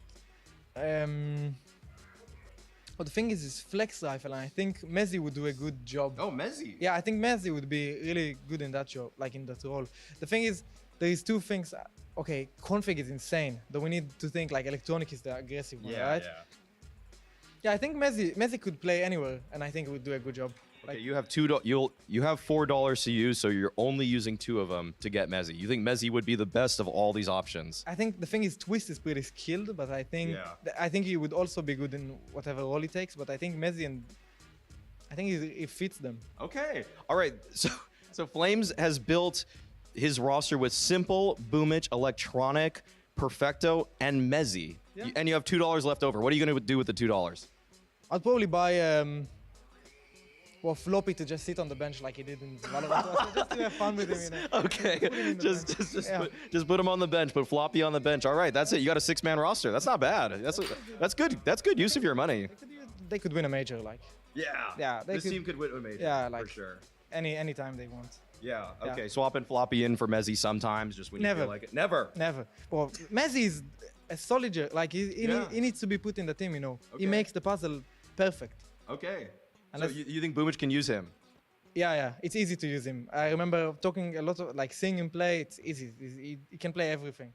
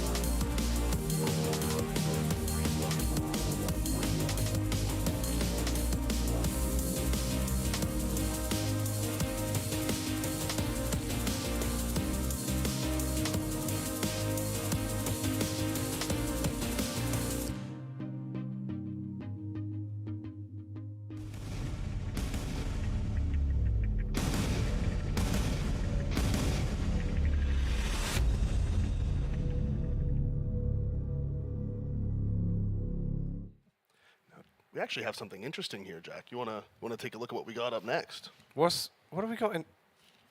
Oh, it's Ancient. Oh, Wow. what a coincidence! Did you have that hidden away in there? Yeah, I predicted it before the game. That's why I put it in there. He's crazy. He's ridiculous. But he is absolutely right. Ancient is where we're going next here in the best of 3. If you're just joining us, OG picks up a fairly confident victory on Overpass. The scoreline was quite close, but the game overall was relatively one-sided. Yeah, it ended up, like you said, the scoreline, I think it was 16-10. It's like, yeah, it's not, it's not too bad. It's like, okay, they got 10 rounds. It's not the end of the world. Of course, it was their map pick, though, and OG was always in the lead. They always looked comfortable. They never looked like they were, being pushed back. They never looked like they were being forced back. Outsiders also won, not Outsiders, Jesus, Unique also won both pistols.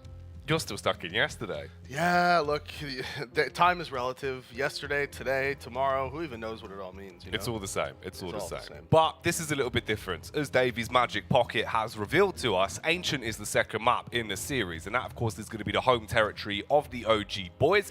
They've picked this one. And after winning the first game 16-10, you're going to be going into it with your heads held high. Yeah, I mean, you took down the other team on their map pick, so going into your map of Ancient, they obviously picked it for a reason. OG very much, they like the map. They've seen probably that Unique. They have played Ancient quite a bit, but they just don't have the win rate. They don't have the success on it. I'm sure if I went and looked up, which I'm not going to, but if I went and looked up who they were playing against on Ancient as well, remember those stats we saw in the pregame were all online in the past 6 months, and I have a feeling Unique probably has played against some lower opposition than OG has. Because that's the one thing, right? In terms of the benchmarks, obviously OG are going to be playing against those higher tier teams, so it's obviously a little bit skewed if we just go off the stats alone. So it's more down to the individual plays to speak for themselves.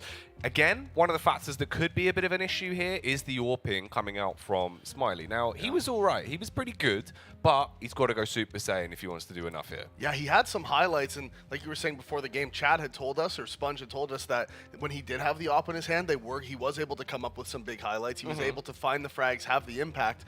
Going over to Ancient, though, the problem with Ancient is there's not a lot of opportunities for the Oppers to actually have those big impact rounds. It's mostly on the CT side. On the retakes, you're going to be throwing the utility, holding the long lines, or especially retaking on A, for example. Whereas on the T side, there's really not opening picks you can go for as the Opper. Yeah. It's very limited. It is a little bit more limiting. It's one of those maps where it can be a bit of a struggle to find your footing with the weapon. So obviously, in terms of him just going out having a sniping success story, probably won't happen there. I do wonder as well how good the utility damage is going to be for OG here, because Ancient, if you're playing it right, if you're using your nades correctly, mate, if they're farming up numbers that are that big on Overpass, it could be even double that here. Absolutely. I mean, Ancient's one of those maps where, especially if the Ts are going aggressive early, if they're fighting for lane control, if they're running out mid, right, if they're doing those early plays, you can drop a ton of nade damage down on top of them. Yeah, using the HEs like bowling balls, the Molotovs like Molotovs,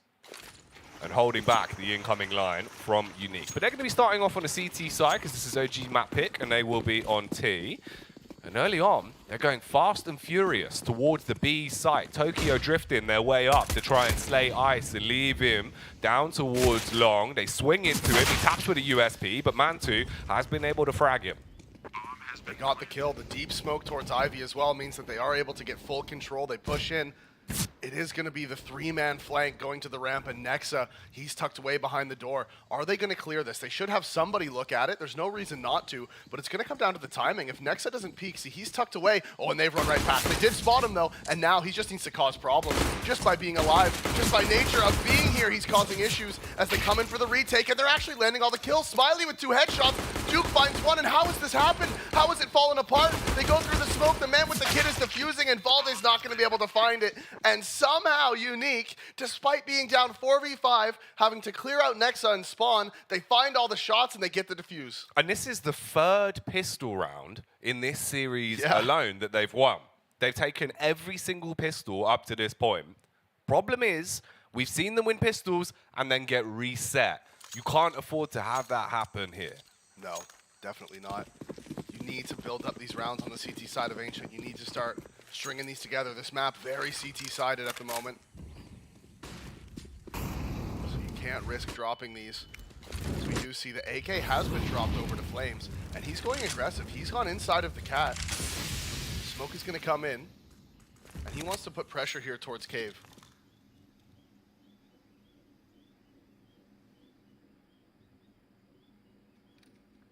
Little jiggle from Ice. He's got the smoke pulled, so the second he gets any information about a play towards ramp, he'll dash that one out, try and hold them back, and then recoil away to try and fight for another day. Molotov going flying over behind him.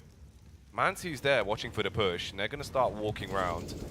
He's a little bit suspicious about being flanked to the back. He's the only player on the site, and Cave is completely open. There's the tag. He drops the smoke, but he needs to be careful. He's going to be swung on from 2 different angles at once. It's up to his teammates to arrive on the scene to try and help him out. They are going to get there. He peeks back on Cave as well, but Nico eventually shuts him down. Yeah, those spams from OG just being so frustrating. And again, Ice is the only man on the site, so they're playing for the retake. Bomb is going to get planted now, trying to spam out onto Mantu, but he's behind the pillar, so he's safe. They do have 3 M4s. Still have the kit on Winter as well. That was from the pistol round, so he's still got it, and they're going to push. Can they pull off another 4v5? It doesn't look like it. It doesn't start well for them, as Nico finds 2, Mantu finds 2, and from inside of the site, they hold everything down, and just like you talked about, OG reset them immediately. The original gangsters always coming in swift, and they instantly buy it back, so the game's going to go 1-1. And that's worst case scenario for your CT side as well. Now your money's in a really horrible spot. You've got nothing to work with. It will just be the USDs all in all. They're good on a pistol round, but problem is, OG have guns. Big ones. Yeah, large in stature. So they upgrade off the USPs. Bit of an investment there into the Deegs, the P250, and the 5.7. Winner's got a Deagle. Oh. Comes charging out through Temple. Fires off a few warning shots. One of them will land onto Nico. Chunk a bit of health off him. But that's the round gone. And that probably will just be a save here from the rest of the Unique boys. Yep, they're just going to back off. They have invested into the armor. Remember, if you lose that pistol round, you get the 1900 bonus, right? If you then, and that's only after pistol on your first round loss, they've upped the bonus to sort of make it so you could buy on that 3rd round if you want to save, right? It was just Valve's way of just putting more money into the game. Yeah. Okay? But if you win the pistol and then you get reset, you only get that 1400 bonus. So they had they just had the pistols in the armor, no kits, no utility, nothing. And that is a problem, right? That just sucks for them. And as soon as they lose that one man, they just have to, the bomb gets planted, they have no way to retake. So they just want to hold on to the armor for this next round. Potentially give themselves a chance to do it again. They still have the pistol armor. It's pretty much the exact same buy as the previous round. So it is worth holding on to, it is worth saving.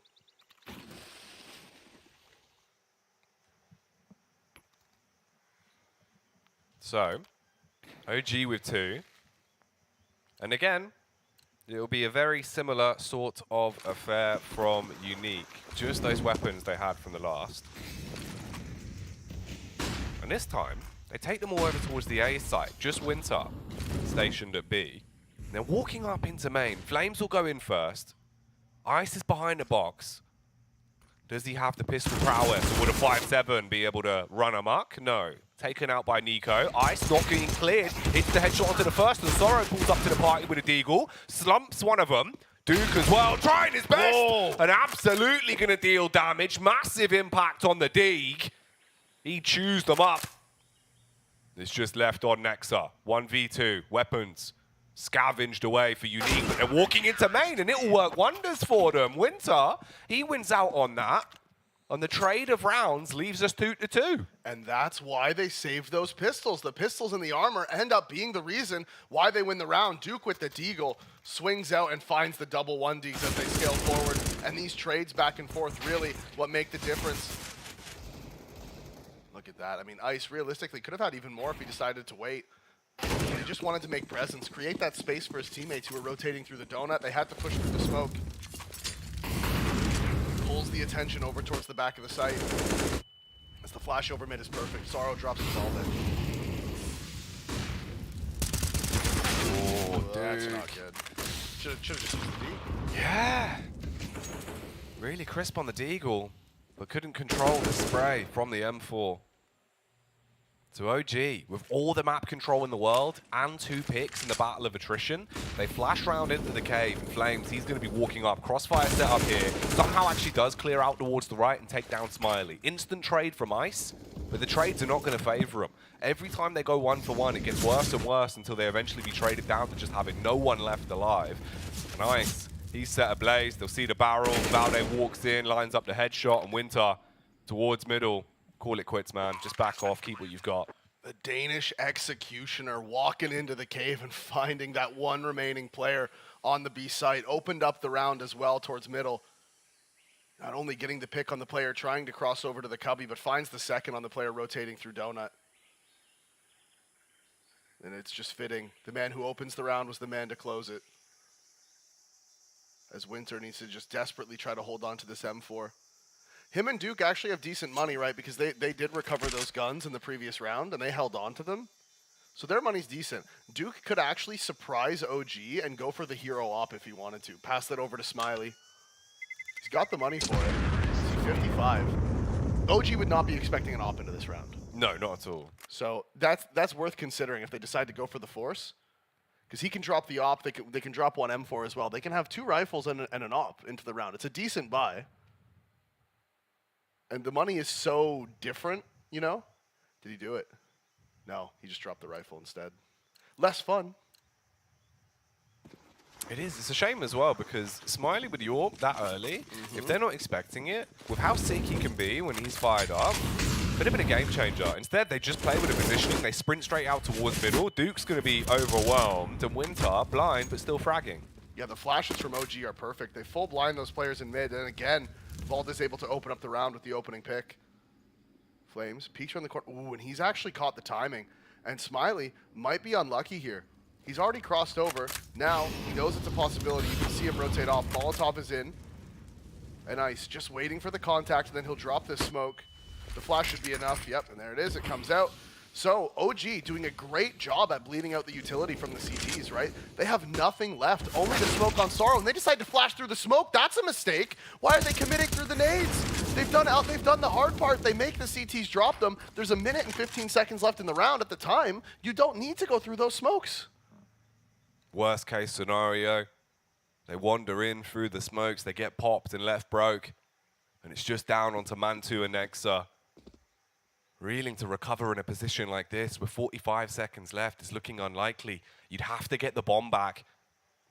And Unique, they're sat on top of it like a mother hen, nesting it and waiting for it to hatch. Mantu, ooh, close to getting an opening pick. He does walk in, goes contact with York, but back is turned, sees a glimpse of Smiley and hits that one. But you've got to react quickly. You can't afford to dilly-dally if you are going for this round. And with 20 seconds left, he's going to rotate back round towards Cave. They're going to gamble on it. The double push out, you've got to hit your shots. Nexa, he'll lead the charge. He was sick on overpass. Can he go huge here? No. Ice slows it down. Peek for Mantu, hits the shot on a Winter, and he's going all in. The fast adjustment shot onto Ice. But it's too little too late. Sorrow with a win, and we go 3-3. And back and forth CS here, time and time again. We're seeing these ecos picked up. We're seeing them won on the Force buys. As Unique is going to take attack, they just want to slow the game down a little bit. They're like, all right, guys, let's everybody calm down. Everybody relax. Mantu is going to be able to get the op out again. And look at that spread of rounds. It's just, what is going on? Honestly, though, this favors OG. If this continues this way, they're on the T side. Even just getting all those kills in every round, it's damaging the economy of Unique. And if this continues, if this back and forth sort of just keeps happening, OG will be the ones who would really come out on top. And I just don't understand, with that much time left in the round, why OG decided to run through Unique's smokes. It's like their one win condition was if you run through the smokes. There was 1 minute 15 seconds left. The only nade they have left on the entire map was one smoke on the player at A. They knew that the B players had used their nades. Just wait. Just wait. You don't have to run through that. You crazies. Yeah, you had all the time. Would have worked so much better for them. Instead, it results in a round win for Unique. And Ice, fueled up, pushes with his teammate through Cave, but it is actually going to be Nexa that stands his ground, stands on tall, as he will battle back, survives with 3 HP, but gets the 2 picks they needed. They were flashing lane. It was perfect. The flashes came out. I thought Nexa was going to drop for sure. It looked like it was going to be 2 kills going the way of Unique. Instead, it's the double kill going the way. Oh, and the shadow betrays him. Smiley finds the headshot onto Mantu. Wasn't expecting that peek from the op. But man, I still can't believe Nexa found those 2 kills. No. Full blind. Really good response. He's still very low though. He's only got that 3 HP to work with into this round. Nico goes up first. See the gun barrel? Ooh, I mean, it's sticking round. It's right there. You can see the silencer finally clocks onto it. Smiley's blocked off because of the Molotov. Valde's going to push up to try and secure the plant as well. There's the reface from Smiley. 3 HP on Nexa. Can he hit the shot? No, as he will go down. It's all on Valde on the bomb site, posted up behind the pillar. Can he tuck them in? 2 bed? Not at all. Smiley on the AWP in good stead. Picks up a fair few frags on the round, and they do shut it down. Yeah, Smiley with 4. That's like the easiest 4K of his life. It was just, okay, wait, and they're just going to keep walking into my crosshair. Every position he took, every line he decided to hold, just resulted in an OG player walking straight into the crosshair of his op. Easiest 4K of his life. They needed the round as well. Yes. They needed to obviously get a clean round. So the fact it went the way it did with only the 2 casualties, a lot better than it could have been. So they're going to be happy with that. Obviously, money is still not going to be building into a healthy position, but it's better than it would have been. And with OG only having Tech 9s, if they can get a nice round out of this, take it 5-3, start to have some money to lean on, could be okay for the CTs of Unique. You never know. Tech 9s on a map like Ancient, you can create space very easily in Flames. He dives into cave. He's looking for the opening pick on the bamboo tech. But he won't be endangering their lives like a panda bear in this round. Maybe if he had a deagle or a rifle, he would have taken that face as well when he caught Duke falling back, but the ranged fight just isn't what he was looking for.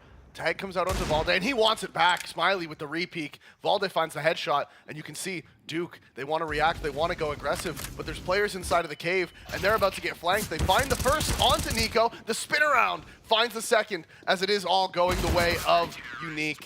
The opening pick found by Valde, but they can't capitalize on it. I thought they might have caught a timing running out of cave there, but the CTs, they spin around. The backup was there as well from short. So OG, despite finding the opening, weren't able to secure the round, weren't able to continue that back and forth trend we've had so far through the first half. That's what you call the Booker T defense on the B site, the spinneroonie. It's one for the WWE fans. Yeah, I'm not. You know? Yeah. Nope, didn't get it. Not lucky, mate. Yeah. He was a legend. Yeah, it was never really my thing. He used to, basically, he'd do this thing called a spinneroonie. I got that part. Moves, yeah. I got that part. And he would say he used to just literally, like, from what I remember, he'd come out and just, like, spin around his head. Really? Like, yeah, he was sick. Booker T was a legend. If you can spin on your head, that's pretty cool. Although, what would happen, like, what happened to his hair? He got very dizzy. Well, understandable. but like, what happened? But, like, the hair, though, like, it would all get, like, all I think he had dreads, inside of from itself. what I remember. He used to spin around in his head with dreads. Yeah. Sheesh. Yeah. Booker T. The big man. Here, Sorrow trying to come in with a backbreaker. Hits the first. There's the rapid follow-up onto Nexa as well. So 2 instantaneous picks falling in favor of the CTs. Flames. He's being pushed from either side. He's going to try and catch his way to weave through the door and get out of there. Luckily enough, he does escape. He had the bomb, so that's huge he's gotten out. Yeah, the smoke fades just in time for him to walk away. You can see OG, they react by going out middle. There is the one player up top here, that's Sorrow. He peeks out at the perfect time. He's got 4 on the round. The double headshot from him eliminates the 2 OG players trying to make their way out middle. And now it is just Flames. Can he be a shining light here for OG? He's in the 1 versus 5, only 62 HP. He's walking out mid. The player's tucked away in the cubby, and he can't find it. Duke is the one to get the final kill. Sorrow denied the ace, but he's not going to care. 4 kills for him as Unique go up to 6. 6th round. Hammered in on the CT side for them. And this is a lot better. The way these rounds have been going, very proactive defense from Unique. I love to see it, man. Anytime you're pushing cave, anytime you're fighting for ramp control, that's what I want out of a game of Ancient. Yeah. Because you can't afford to show any respect to OG's T side as well. You're 1 map down in this series. You know you're facing, potential elimination from the RMR. If you're going to have a heroic comeback, it had to start right here, right now. And they've been playing it quite nicely. OG now feeling the wrath of the economy as well. Only going to have those deagles to contend with.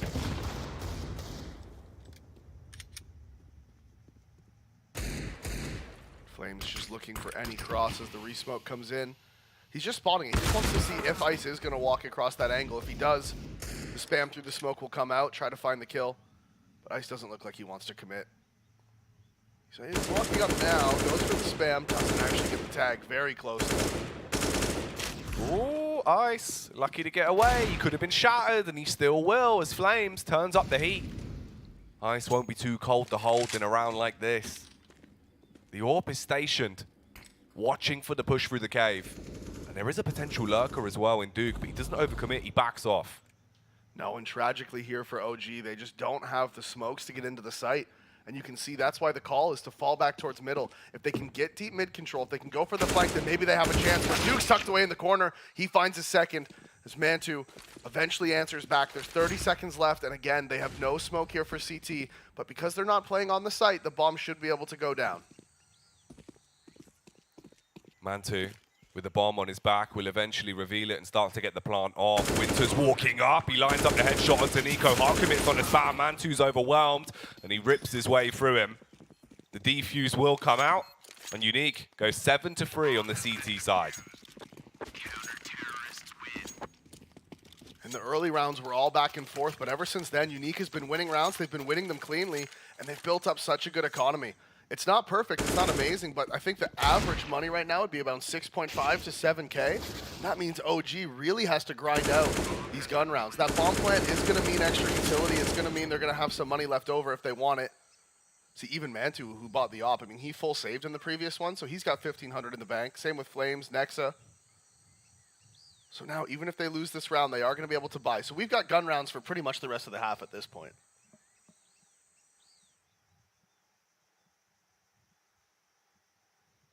Again, Unique going to take a pause as well as soon as they lose the round, or as soon as they take the round win even. And to get back into it, knowing what you're working with against OG's buy here, after reading the money. And Mantu, T-side AWP on Ancient. What's he got in store for us? Where's he going to be taking? This big zoom banger. Does go running over to the B site with it. We've seen him go for this early, and again, look at Valde. He's straight out mid. The flashes are there, but it's not actually going to blind Smiley. So good call from Valde not to commit. Just applying the pressure.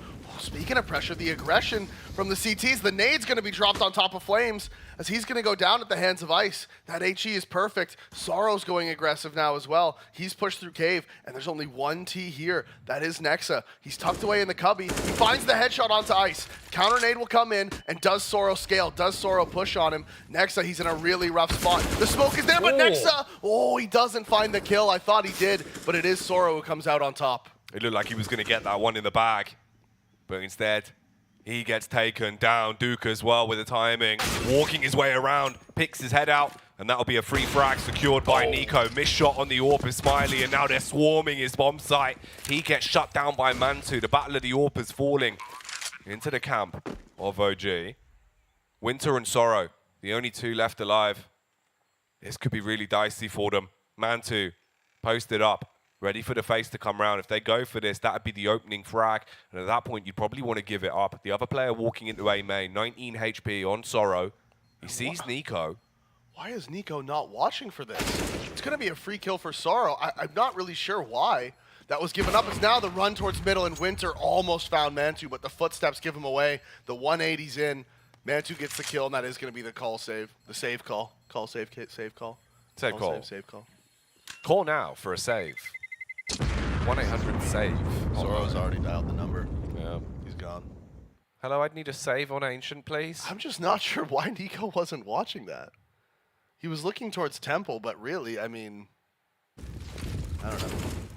Seems crazy to me. Who knows? Seems crazy. Might have had some bad info. Maybe they called like, oh, I heard one mid and one CT or something like that. Maybe his teammates just sabotaged him for fun. I was a little bit worried as well, because it's one of those when you take your time and you're lining up and you're like, yeah, I've got a free pick on A main, and then he just turns and clears it and you die, and you are just sad for the rest of the round. Ooh, okay. Not ideal. Nico gets himself a hat trick, but only two of them are against Unique. And Sorrow's still alive at middle as well. If he can get this frag with a HE, Nico goes down. That's exactly what will happen. Ooh, Flames, he's been spotted out towards the ramp, back over at the B site.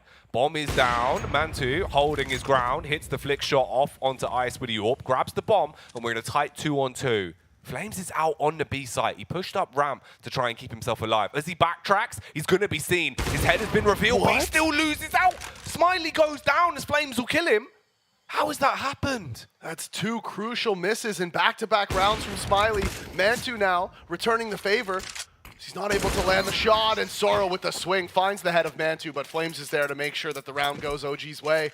And now OG have won 2 rounds back-to-back off of the back of Smiley missing shots that you would absolutely expect him to hit. Yeah, you would indeed.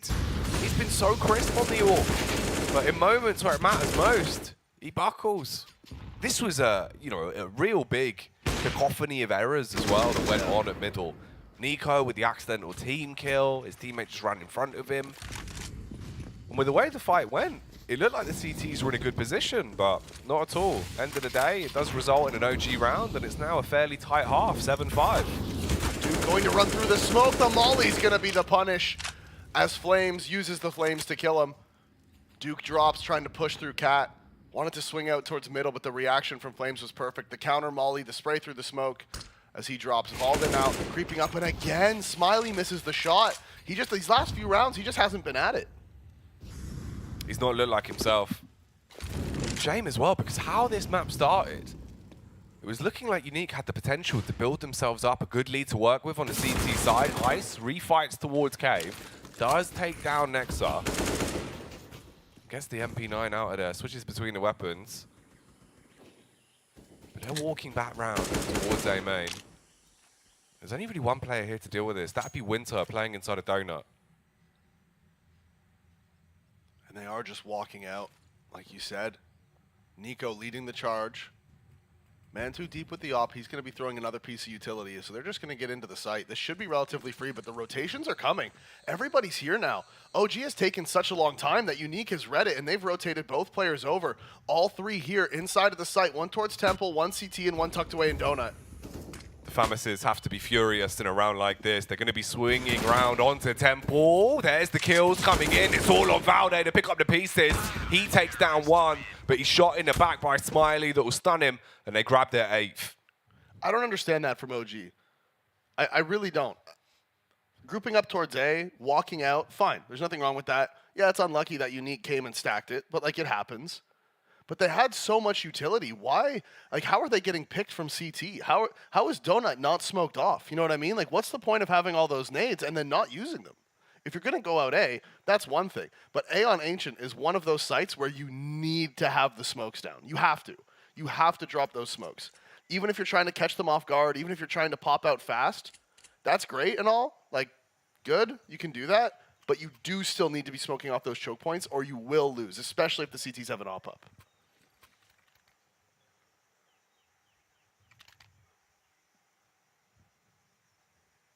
So OG going to be feeling the heat a bit in terms of what they're working with weaponry-wise. You do have the AKs, the Galil, Mantu with the Deagle. So no AWP for the T side of OG. Didn't have the money to support it.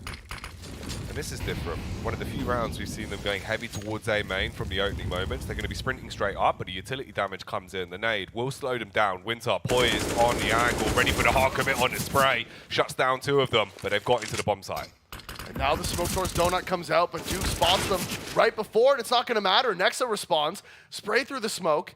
Valde, he was heard. Oh, and Sorrow almost fluffs it. Nexa 1 versus 3, and it's not going to matter. Smiley walks up, going to get the frag. They weren't able to get the bomb planted. The fast flank came in. And OG again, they pop out A. But Winter with the 2 kills on the spray down as they come out was absolutely huge. Did a ton of damage to a 3rd. Yeah, the nade as well. Just completely rinsed him on the push, so he was able to get himself in a position to deal with it. Hard commit to the spam. And it was nice.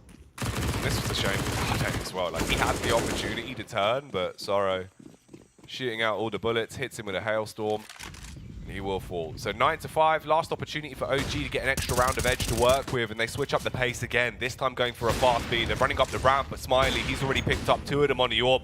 Mantu tucked into the corner with 61 HP, bomb on his back, into the fight with a Mac 10 towards Cave, and Mantu comes alive on the Galil. He's got 3 HP. The Smiley will take his third frag of the round.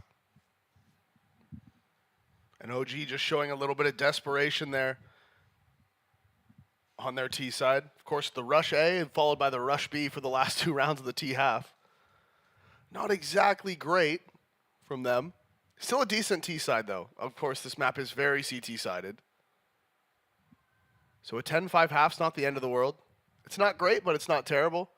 They're going to go into the CT side now. They pick up the opening pistol, which they haven't won a single pistol yet this series. Obviously, they lost both on map 2, and they lost the first one here. Can OG break their streak and win this CT side pistol?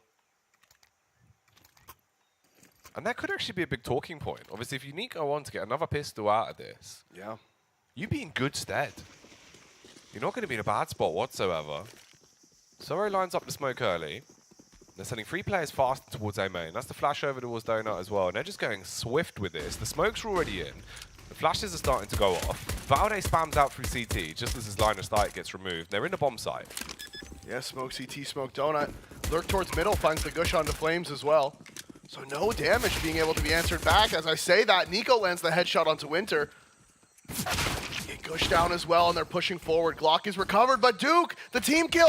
Ice drops, Mantu finds the answer back, and it is Smiley close inside of the temple. Needs to do something massive, can't do it, and Sorrow able to land the one, but Valde peeks, Valde trades, and the defuse will come in. They do have the time. Nico has the kid as well, and Duke just he's a turncoat. Mate, he thought he was playing Dota 2. He's just like, well, I've got to deny this kill. Yeah. Nightmare. Wrong Valve game. True. You can't mix those up. No, completely different. Completely different. There's only some creeps that play CSGO.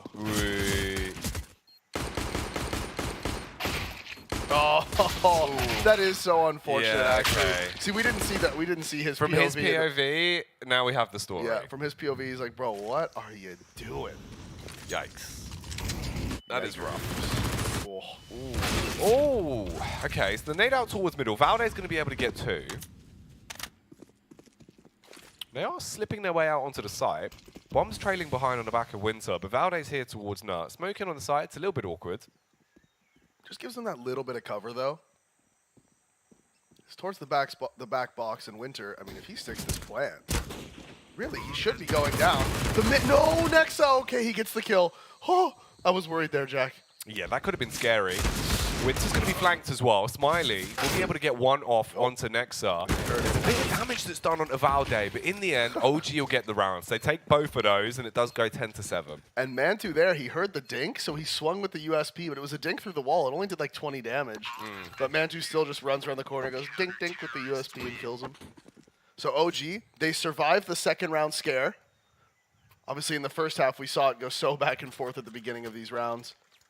But 2 bomb plants for Unique. It's not bad. If they had got just 1 more kill, we might have seen them force into this one. But off the back of only 2 frags, we shouldn't expect to see the force buy here from the T's. And OG, they have to win this round clean. That's so important for them to not drop anybody if they can. But even if they drop 2, the money's going to be rough.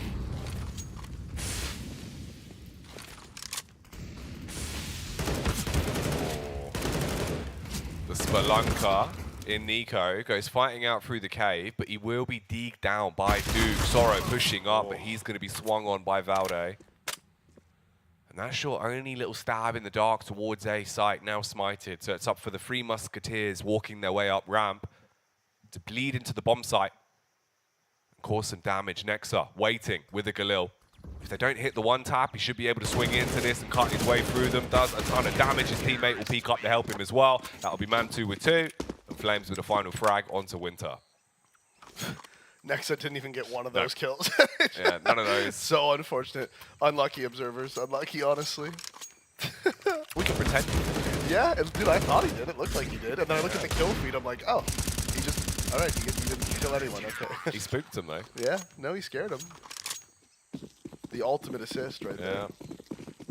You should have seen it, boys. They were terrified. I was yelling in their faces. It's like playing golf and you're just psyching someone out every time they go to hit the ball. I think they did that in Jackass one time. They went out on the golf course, hid in the bushes, and as soon as someone would go to hit the ball, they would just spray it like the air horn. Yeah. That's so outrageous. It is, it is. Unique have been favouring their plays out onto the A side on their T side. Mantu's here in Temple though. He's looking for a shot into the back.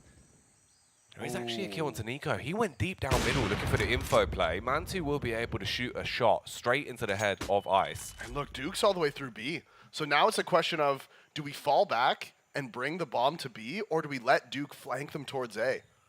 That's the question.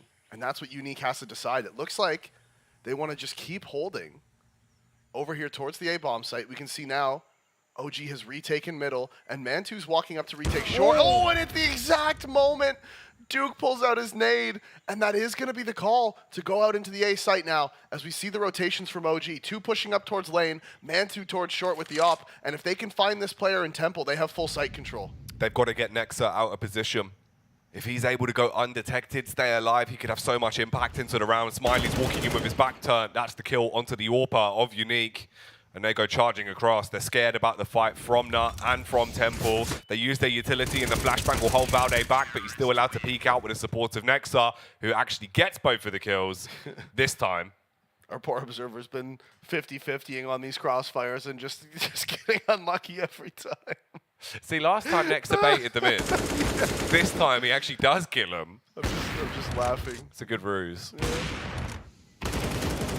It's just like there's like a crossfire and there's T's running in to 2 people's crosshairs. It's like, all right, I'm just going to pick one and watch them, and both times now I just haven't got any of the kills. It is unlucky. It's the way she goes. Way she goes, bud. Way she goes. And this game's getting quite close. It's now 10-9. Unique going to use their third pause of the game. Money's a bit all over the shop. Smiley versus Mantu being highlighted here, so both of our AWPing superstars. Mantu definitely having the impact that we expected to see from him. 18-12. He's been crisp. He does have the big green gun here into the 20th round as well. And the nades again coming out to middle. Full blind. Sorrow closes the distance. Finds the kill with the Tech 9. Nico's there to support, but it comes in a little bit too late. Gets the trade, but cannot save Valde's life. And Valde getting a bit of a taste of his own medicine there. That's exactly what he was doing to them on the T side. As you can see, they're grouped up. 2 of them inside of the smoke. Nexa is tucked away in that corner. Nade from Flames is going to be good. Damage down onto Winter. And they've walked into the site, and they're going to clear close on Nexa. The timing again. This time he peeks out, lands the headshot onto Ice. Spray transfers there for Smiley. And can Winter answer back? Can he get this kill onto Flames? That's the first. Needs 3 more. Walking around the corner. Deagle shot almost connecting onto Nico, but the spam through the corner of the wall is going to be the headshot. And OG has tied us back up 10-10. We haven't been tied since that 3-3 scoreline in the first half. But OG, they've brought it back. And again, we were saying this is their map pick, and it's very CT-sided. So now we go into the gun rounds. Different phase here in the second half. And OG have tied it all up. OG with a 5-round on the spin. Good way to get things going on your CT side. And again, Unique, going for the fast A, yeah. Nexus here, but the flashes are good. It's going to force him off. He takes quite a bit of damage. He has to tuck away. The counter smoke inside of the site is going to be annoying. And Valde with the AUG, rolling it back. Gets the kill through the smoke, and Nexa is still here. He's still alive, and Valde gets another one. Looking for the bomb planter. Nexa answers. Sorrow takes down the site player. Nexa stayed alive for so long, and Valde, he's pushed forward. He gets another. Eventually put down by Duke, but now it's the 1 versus 4. He's going to have to win if he wants to pick up the round, and it is going to be OG taking it. They're getting into the A-bomb site, Jack. They're getting the bomb plants, but they're just not able to win the rounds. Well, the problem is you go running in, then suddenly you just hear someone on OG saying, Valde, what is your profession? Org, org, org. Full 300. As he cleans up there with the AUG. Man rips his way through them. And OG, they've got that lead, like you were saying, 11-10 now. The bomb plant means that Unique is going to be able to buy it. Tickled you with that one, did I? Yeah, you got it. That was good. That was a good little 300 reference, mate. That's one you can use in your MM games to impress your friends. True. Oh, Valde impressing OG with a swift play as he comes in, cuts his way through everyone fighting towards Cave. So again, another round. Oh, but Unique are so down on numbers, and that tag leaves Smiley on just 4 HP. He's in a horrific spot. This is not looking good for the T's whatsoever. OG have been steamrolling them. Valde, he tries to run through the smoke, but Smiley will eventually catch him. Winter! Woo! Crisp shot, but with no HP on Smiley, there's not much room for them to bring this round back, so they will still lose out. And that's now 12 for OG. And OG are vibing now. You can see just no respect from Valde. Swings out, finds the opening on the 2, scaling up towards Cat, and then he just pushes forward, goes through the smokes, sprays through the smokes. And Unique needs to find a way to now make OG respect them on their T side, because right now, OG doesn't care. They're like, yeah, fine, have A. We'll just retake it. We're just going to kill you and defuse the bomb. We don't really care. Unique hasn't been able to successfully fight for the B side of the map. And you can see how frustrated they look now as well, losing this many rounds on a spin. You know, the face palm was out. They've taken a pause. And you need it even just for your mental state, because you've lost so many rounds back to back to back. It can really do damage to your confidence. They're not really going to have much money either. No. This is grim. 7 in a row for OG. Yeah. In the second half, it's like, oh, hey guys, we finally won a pistol. Now let's just like win a bunch of rounds. If we can win on the pistols, when we've got guns, it's even easier. Exactly. As this looks like it may be the fast play in towards Cave. The Molotovs are good. They are going to have to put it out, but Nico again is going aggressive, and the flick from Ice lands the headshot onto Nico. Trying to do his best Valde impression. Instead, Ice, with the flick on the Tech 9, takes out the OG member going forward. So this is the Cave setup now for the side of OG. 2 players here. They have to be worried about the ramp. That's where the hit's coming. The counter smoke is going to be perfect, and they're going to commit through it. Flash is good. Blinds next up, but not before he finds his first. More Flash is coming, and is Flames going to be able to do something about this? Flames stuck in the cave, being pushed from both angles. They're going to swing it together, but Flames! Oh! That is a great adjustment on the AK. Mauls them all. Smiley just trying to get the bomb down, but he's going to be swung on by Mantu, and OG secure another round. Flames, so fast on the flicks. That was glorious stuff. 13 to 10. OG. They're living their movie on this map, Davey. And keep in mind as well, you know, they took Unique's map pick. They won that 16-6 on Overpass. Here now on Ancient, if you get 3 more rounds, that's the 2-0 in the series, and they will stay alive in the RMRs. That is what both of these teams are fighting for. This is the 1-2 game after all. Loser is eliminated. They're out of the event. And right now, OG on their map pick, 8 in a row on the CT side, and they got a little bit tired of OG just swinging them and finding the kills. Counter spam actually comes in onto Flames. He's dropped to 41. Flash is there, Flash is good, and he gets the double. The swing out from Duke trades it back, but not before Flames answers with 2. They might have got tired of the cave pushes, but OG are not tired of doing them again and again. They just keep charging out and finding the picks that they direly need. Now left in the 3 versus 3, Duke. He's stuck back towards the ramp. And the duo for Unique is going to be walking in through Donut. They've got the bomb. They've got utility to work with as well. Double smoke and a Molotov. But Duke's been spotted out towards B. That's now going to be info that they can wrap back round towards the A site. And Valde's already here. Will this Spartan be able to shut them down as they are walking into him? Zorro going to peek close on CT. Takes a ton of damage, but does win out. Gets the dink off right before he dies. The smoke towards CT is going to cause a bit of a problem for Mantu. He knows the player's dinked. Ooh, yeah, I was about to say that HE. If he dropped that into the smoke, could have been interesting. As Nexus pushed into main, and you can see Winter, he's looking for it, but can he find the frag? No, and they know the last one's dinked. Valde would have called this out. He's pushed into the temple. That deep smoke in CT did give away the position. They're going to throw the counter utility. Smoke's coming. Sorrow's going to swing, and he should find Nexa, but the flick, just too low of HP. Can't secure it. So Nexa finishes him off, finds the final frag as Mantu defuses the bomb, and they go up to 14-10. So far, 9 in a row on the CT side. And Unique, they're able to get the bomb plants, Jack. They just can't win the post plants. They've had so many plants. This is just rough, dude. Flames on the fight towards Cave. It looked like the first time they were able to actually stop the aggression, right? Yeah. And then Flames is like, oh, you think you've won the round? Haha. They're not going to have the op this time, so they are going to have to just contest this aggression. Is OG going to do it again? I mean, surely not, right? Not again.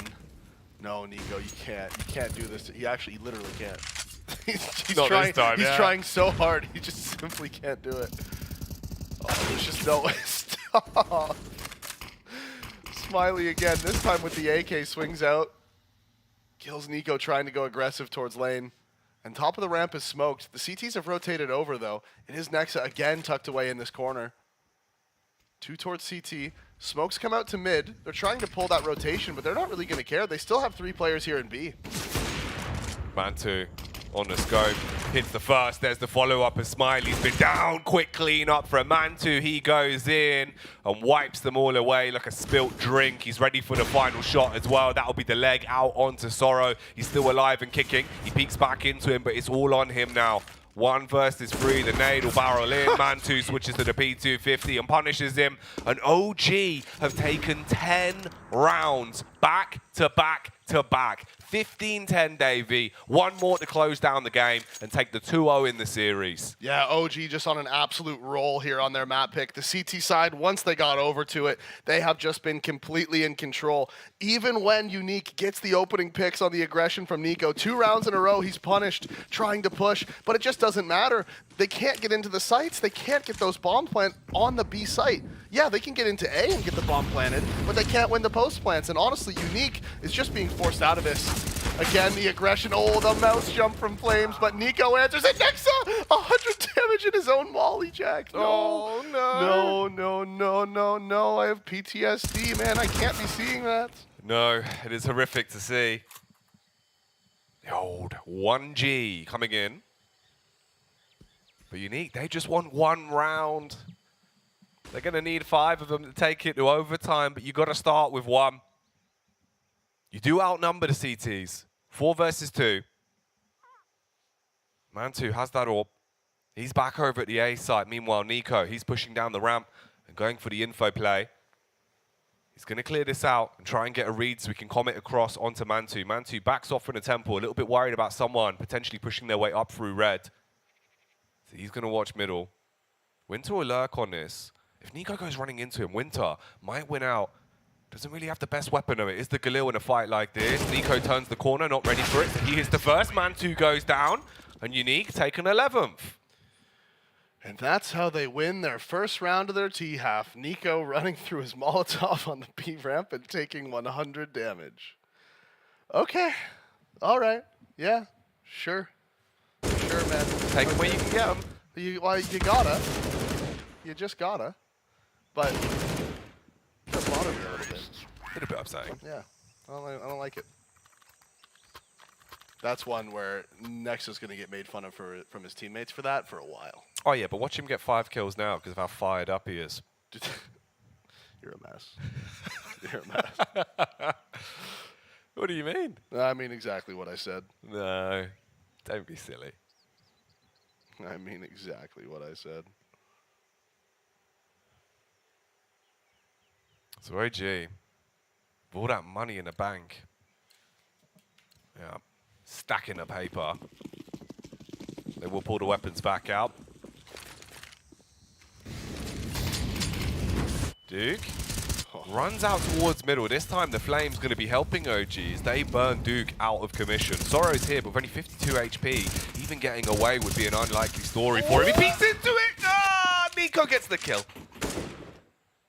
The help is there. Valde ran out of bullets, but Nico's there to save him. And this time, again, Nexa's the only player on the B site, but he's tucked away in the different cubby. He hasn't played here yet. We've seen him towards long time and time again. And this time, he doesn't have the Molotov, so he feels relatively safe. Flames is here at the pillar as well to try to bait. They have the crossfire. The T's are moving in. Do they check the cubby? They do. Nexa finds the first, though, and Flames catches Winter with that Molotov out, and the swing from Nexa to get the second. And OG do eventually close it out. They are going to be continuing on in the RMRs. It's Unique. Sadly, again, Sorrow, you can see it. Sorrow across the board this time for Unique, as they are going to be eliminated. Yeah, knocked out of the PGL EU RMR here as they do get bested by OG in this best of 3. 2 maps taken for them as they walk away with a win. And all in all, that CT side comeback was gargantuan for them, David. Yeah, and once you get onto the CT side of Ancient, especially after you win that CT side pistol, you can just run away with that game. That map is so CT sided, and we saw Unique just didn't really have anything unique on their T side. It was just, okay, run out A, get the bomb plant because OG's just playing retake, and then we're going to lose the post plant. We saw it time and time again, and whenever they tried to go B, they just couldn't even really get into the site. I'm not even sure if they got a bomb plant on the B site. Maybe one. I honestly don't think they did. No, it was really rough. You know, obviously they could get out on A. Yeah. In the late rounds, they were getting the bomb plant down, but you've still got to get over the finish line, and they just couldn't. And like you were saying, the one round they do actually win is obviously when OG just turned the heat up a little bit too much. Yeah, they were just kind of vibing at that point. That was just a little bit of a troll round, really, which is fine. It doesn't matter. You know, it's all about the vibes. It's all about, you know, when you are winning a game that much and you're confident you're going to be able to close it out, you can just sort of vibe, you can laugh, you can have some fun with it.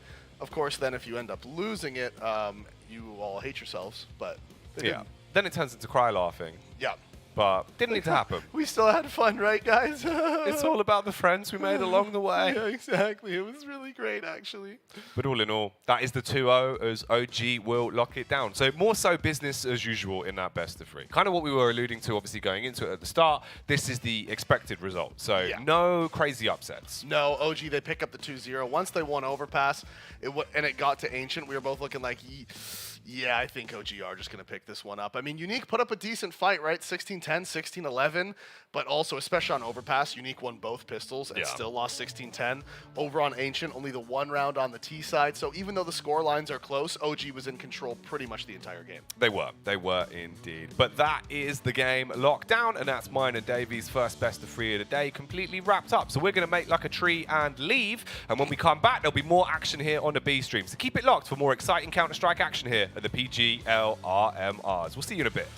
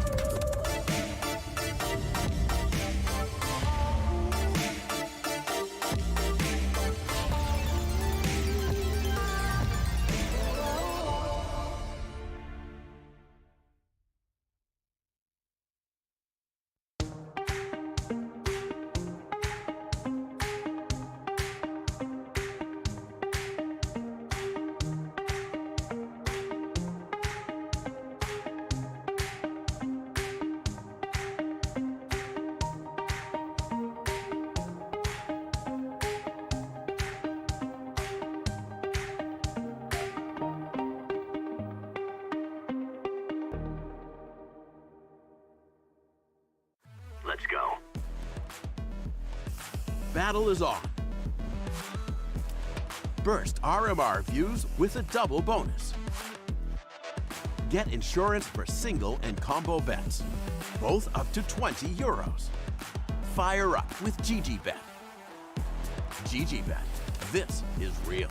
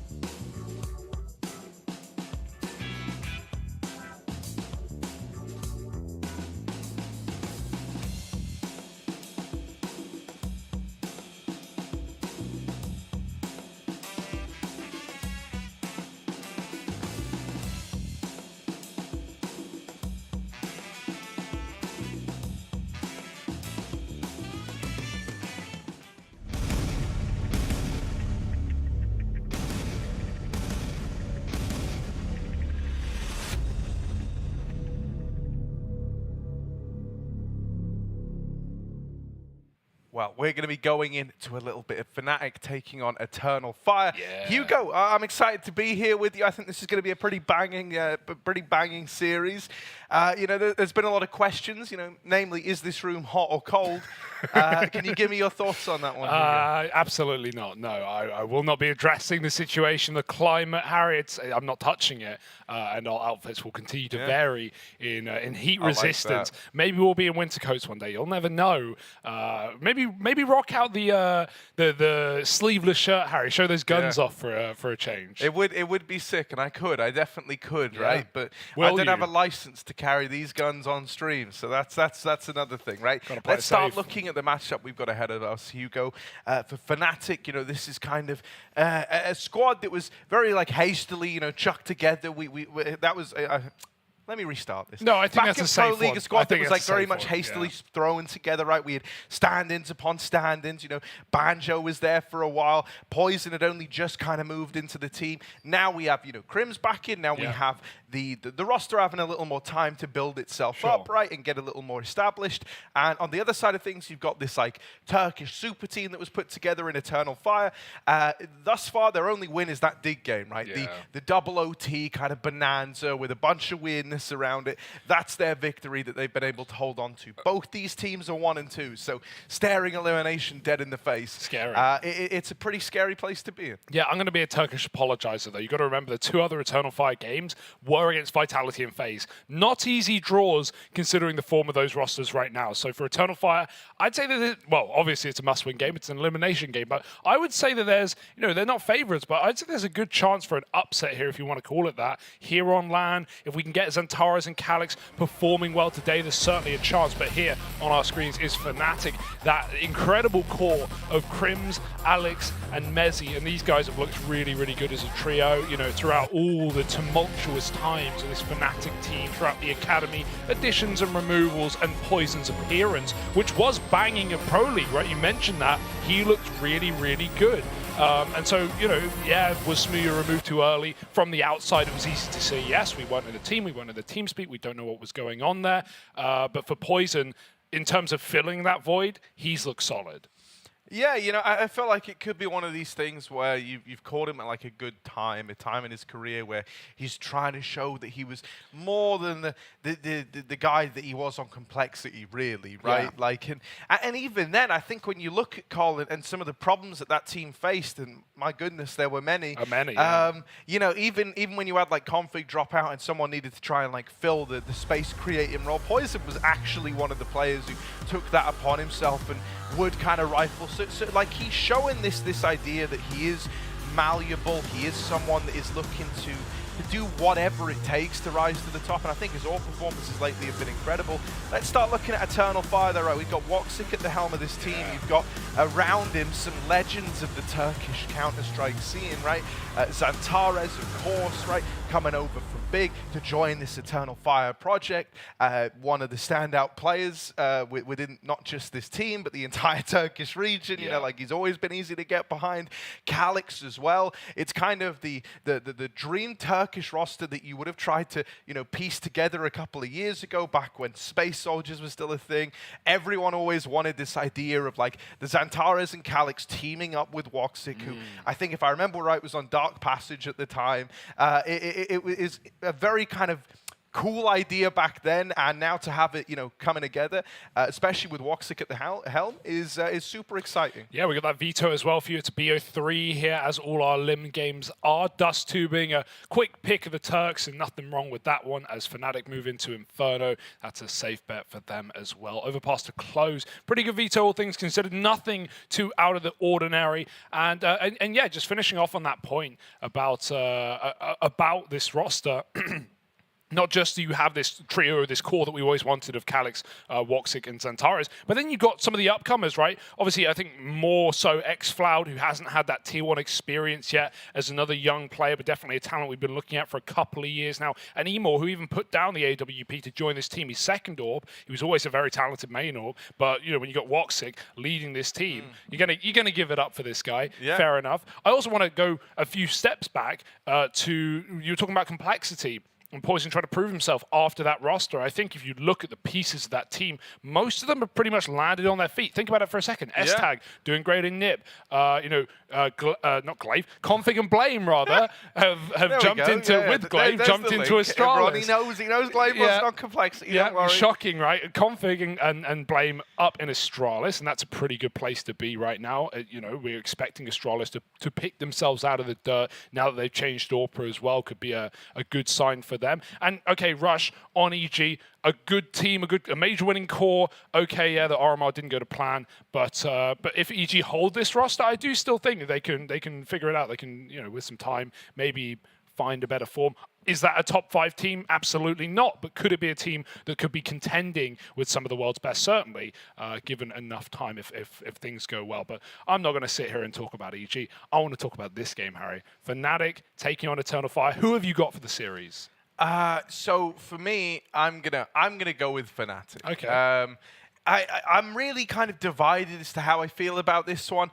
I think in a way, Eternal Fire, a win from them would be cooler almost, right? The idea that like this kind of this Turkish squad could make it to the major in theory if they're up in that 2-2 position, right? They're in a very, very good chance to try and do it, to try and stick the landing.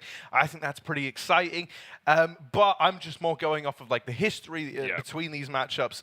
Eternal Fire have never beat Fnatic in a series, just hasn't happened. So, I'm assuming that's going to keep up. And even kind of looking at the rest of the results for Eternal Fire here at the RMR hasn't been incredible. So nothing to me suggesting that they're like playing above their usual level right now. So I'm just going to play safe with this one and go Fnatic. I'm going to do the opposite. I'm going to jump in full Eternal Fire, only off of the back that the 2 losses they had were against tier 1 teams, some of the best teams we have right now, especially in this group here for the RMR in Vitality and FaZe. So I'm apologizing there for Eternal Fire. And I'm hoping that, the history doesn't speak well for this matchup, but maybe Eternal Fire are going to bring that A game today, knowing how important this match is, knowing it's on LAN as well. We've seen times when Xantares has just come alive on LAN and looked like a beast, especially back in Big. It's not going to be an easy game though, Harry. It will have to be a 3-mapper, I think, with Inferno sneaking in for Fnatic. And also, it's a new challenge for Woxic. This guy's never in-game led before, and he's probably just still coming to grips with it in the first 6 months of this team. So wait, was that pro Eternal Fire? It's pro Eternal Fire. I'm giving myself a get out. I'm giving myself a clause so where I can just rip the contract in two. But here's all the reasons why I don't believe this. Harry, you got to play both sides. To try and distance yourself from having too much of an opinion. You got to play both sides. That's pretty smart. You always come out on top. That's pretty smart, right? Brain. For my money, when I look at this one, the thing that does concern me a little is I believe that there is actually a chance for a Fnatic 2-0. Yeah, right? sure. I think if this goes 3 maps and if we end up going all the way to Overpass, that is actually how Eternal Fire win this. Yeah. At least that's how I kind of look at it. And so that means this Dust 2 pick going to need to get locked in. We're underway now, and Alex already running the gauntlet in towards top middle. It's Alex, isn't it? It's so Alex. Poison's even with him. But Eternal Fire, they spot it, and Fnatic do decide to peel back. They won't commit. They wait for Calyx to come out lower. And so Fnatic are actually given a get out in that one. Contract torn in half. Eternal Fire will now have to perform their own play, and it's popping out mid with a flashbang. They've got to smoke if they want to use it on a mid to B, but they have to commit with it. It's their only bit of utility. Xfloud lining it up right now, in it goes, and they won't commit with it. It's all a fake out. It's all a psych. Have Fnatic been rumbled? Oh, flash over. Poison, the only man inside of the site, won't have support from Crims either, as he's having to hold down the long component of this ramp. Turn on a dime out of Crims, and he's dealt with the second man in. Even though Xantares does quell Poison, there's still a lot more where that came from.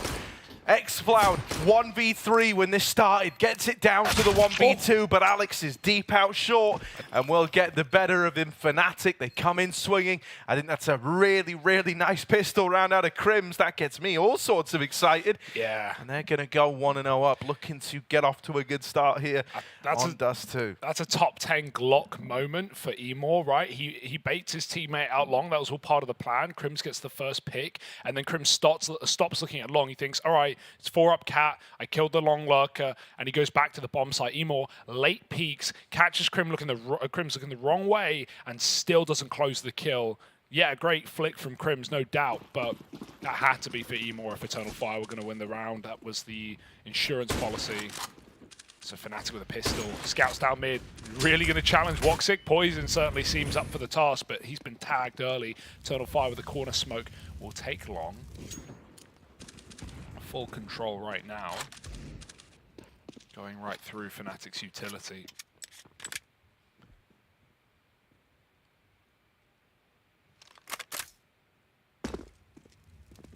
We even had, I see the coloured smokes on the HUD now, so you know which team threw them, if I recall. Looked like it. So nice little update there from PGL, keeping this HUD fresh. Woxic. Oh, he usually hits that, but he was just moving before the peak came in. Poison's been given a second chance, and God, Fnatic are really hungry to take these fights, aren't they? They're confident. That screams good sign, but Woxic finishes what he started in middle. Zantares up and past the A1S in CT. Pepzor trying his best to hold down the site. Gonna drop this smoke, play around it, just trying to buy time, right? Knows he's probably screwed in the long run, and the nade will seal the deal on his fate. Now Mezzy on the short side. Alongside him is Crims. They've reclaimed this 2-on-3, dealing with that fourth man as Zantares that was trying to get up into the site. Smoke out.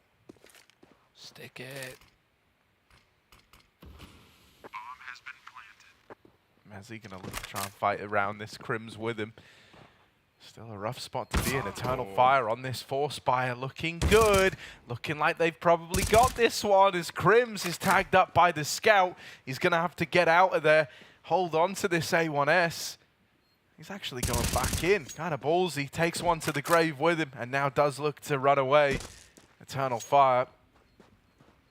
Instant response. It's Woxic doing the bulk of the damage. Him and xFloud having a lovely round between the two of them. Yeah, nice to see them not panic when they got stuck in that really awkward 4-on-4 where they're trapped at ramp. Emor has 10 health with the bomb, but he doesn't want to try and jump up into Crims' vision. And Eternal Fire don't panic. They call on Calyx to cross. He's given the bomb. He's full health. He doesn't need to worry about nades coming in perhaps. And Eternal Fire just sit back and relax and let Woxic do what he does best. Scoped kills will convert a force. Yeah, it kind of wouldn't surprise me if well, I think one or two things is going to happen with Woxic today. I think either we're going to get a real banger out of him individually or one of his quieter games, because obviously he kind of has a bit of a point to prove in some abstract way, right? He was the first like proper departure out of the Cloud9 project, and you know, obviously was alongside Alex and Mezzy there. Yeah. I think there's that part of him that wants to show, you know, even looking back to that, it was unjust. And that he still very much has what it takes. He can do that in more ways than one, obviously now being at the helm of this team, right? He can either have a phenomenal performance in terms of the numbers, or he can outcool Alex, the more veteran, seasoned IGL. No Mezzy tag with the scout. Hello. This is starting to get out of hand. Finally, they turn around. They looked so confused as to what was happening and where they were getting shot from. Crims getting long round. It's a whiffed spray to begin with, but Calyx will get it under control. I don't know how they win that round with the smoke spam from Crims. xFloud like doubles back into the spray. Then the scout drops mid, and Zantares is looking at the CT smoke. He had absolutely no idea where he was dying to. So a very panicked round for Eternal Fire, but they do convert it. They do shut it down. Crims is looking solid, right? You called that in the pistol. It's holding to be true even here. And Mezzy is a firepower player for this Fnatic team. Get him. Nice, Woxic, good save. Yeah, for sure. You know, the question, a lot of the eyes are on Woxic right now. You know, can he perform? And that's even harder as something that we talk about as an AWPing in-game leader, knowing you need to be staring down the scope at all times, but also, you know, you need to be micro a little bit, especially on those T sides, on rotates, on, you know, making sure your players are trading, just knowing where to end up off the info your team give you. So it's a lot of pressure for someone like Woxic, but I think there's no better chance to prove it than here at the RMR, facing elimination, trying to send Fnatic home. That would be a big dub if they can do it. Still a big if. 2-1 right now, bit of a techie. Fnatic on a full eco. You know, we were talking the other day in that other Eternal Fire game about Issa, you know, alongside our players leaving for a while and coming back, someone like Woxic who, you know, went fairly inactive for a bit. I looked at his Twitter. He hasn't played a pug since October last year, but he did tweet in March, about a month ago, that he was trying to come back to CS and he was looking for opportunities. I missed that tweet, but yeah, Issa is trying to get back into CS, which is a good sign. Shout out Issa one time. Definitely a talented player. Obviously never really worked in Eternal Fire. From Jordan, he tried to join this team and they tried to accommodate him and teach him a bit of Turkish perhaps, but very, very difficult learning a language to join a roster. And I think it always was inevitable for Eternal Fire that they would have to go full Turkish eventually, and they did. But, you know, Issa, fluent in English, so keep that in mind, potential org owners. Free agent. Yeah. Is this I'm selling Issa coin. I'm selling Issa coin. I know Issa. No, like, I just think this is, I think, the third, maybe third or maybe second day in a. No, it is the third day of you repping the guy. No, it's second day. I did it on the other Eternal Fire game because, you know, him and Woxic, pretty old duo there. And also, you know, you talk about free agents, very talented player, literally a free agent as far as I'm aware, not in a contract, and I think has more to prove in this server. So, all right, I don't see any reason why I wouldn't mention it, Harry. All right. People asking where be Issa. Issa be waiting. He'd be on the bench. He'd be chilling. Yeah. Are the people Issa. asking Gungans? My PayPal's yeah. That was like you've seen Star Wars, right? Yeah, I guess. You know, like Jar Jar Binks, right? Sure, because you're like saying like, where be Issa? You know, like he kind of would speak like that. You kind of like Yoda, sort of. Like kind of like Yoda. There's like, actually a lot of similarities, and there is this whole kind of running theory that actually I've seen this one. You know, Jar Jar is like the main bad guy. Yeah. Of the Star Wars cinematic universe. See, I don't really concern myself with these theories. No? No. Why not? Don't really care about Star Wars. Sorry to break it to you. I won't get on Lord of the Rings now. I don't want to tilt too many people.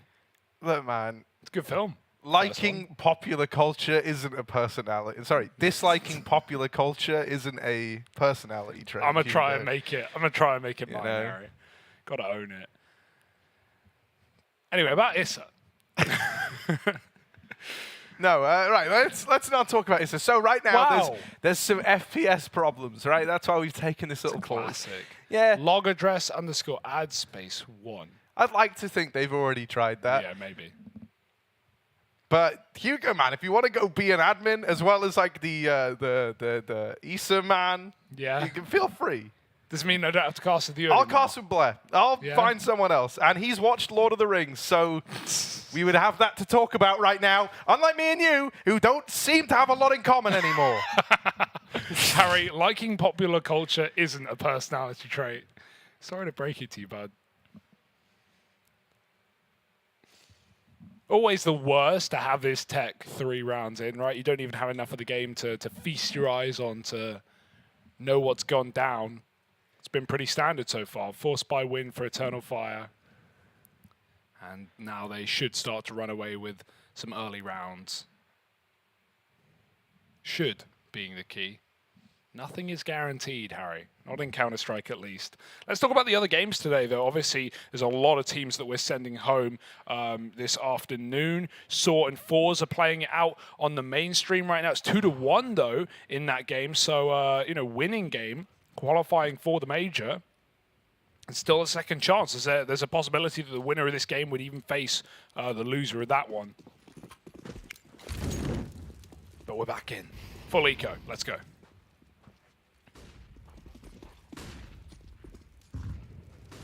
Yeah, nothing should really go wrong here. You've got one flash on Crims. Gonna try and pop the rest of the gang out into middle to go fight Xantares, but he's already gotten away, evaded capture, and I think he's got a bit of a read as to what the idea was in this eco round. Rest of Fnatic, they've left short. They don't lay down their lives like Pepsor and Poison did, and instead they wait to die a little bit later inside of the A site. How heroic. Well, we've all got to die by the end, Harry. That's the goal. Maybe not the goal, but, you know, the inevitability, you got to accept it, especially on those full Nothing ecos. like the, you know, the knowledge of my own mortality reminded to me during a lovely little game of Counter-Strike. Online. 3-1, and the AWP is out for Poison, but Woxic, he's not been boosted. He's just going for this dry pick. He's got a player ready to throw him up on top if needed. Emo saying, please, get on my head. Oh, but he couldn't. He couldn't get out. Poison, very quick shot, delayed that peek into middle. Fnatic also using HEs to cross. You know, not quite as safe as a smoke, but pretty good if you know your timings. And yeah, definitely against Woxic, you want to be careful. Look at the space Xantares has. He doesn't know it. Could have gone all the way up Cat there, but Alex has come back rather from the long side. What are you laughing at? Nothing happened. It's clean. 5-on-4 for Fnatic and Eternal Fire out mid. Yeah, Emo scoped with the AWP. He's going to land a tag on the Crims. You cool? Yeah, I'm all fine. And now they're going to start to tiptoe down into the lower tunnels. Maybe we're going to try their hand at a mid to B. They do still have this long player who's starting to back away. And so it looks like we might be getting the mid to B after all. Mezzy here, Crims alongside of dude. I don't know, this B-hold is two terrifying names, and Crims is actually getting aggressive, dropping the bomb with only 40 seconds left on the clock. That is a bounty of information. It's going to trigger aggression on the long side out of Fnatic, and so Pepsor gets that one for free. Mezzy goes 1-for-1. It does leave low HP Crims here having to hold the line, but he'll do exactly that. I just expected a lot faster rounds for Eternal Fire. I don't know why. I just thought, you know, Turkish players on Dust 2, some of the aims we have on this team, that they'd just be committing with hard long pops. But Fnatic don't respect the cooling right now, and their aggression is really annoying, right? From Poison early peeking mid, a fight that rarely favors CTs, even now with that new middle on Dust, and Pepsor pushing long. Yes, it's off the info that Crims gets on B, but the fact that Crims makes that play with 20 health is bonkers anyway. It's exciting from Fnatic, very impressive, very aggressive, and Eternal Fire are going to try and speed things up, taking Cat quick. Woxic's still open for a jump cross mid, but Poison, he's gone back to a safer position. That run boost doesn't work because they were blinded. Oh dear, third time's a charm, they say. Woo! Clean.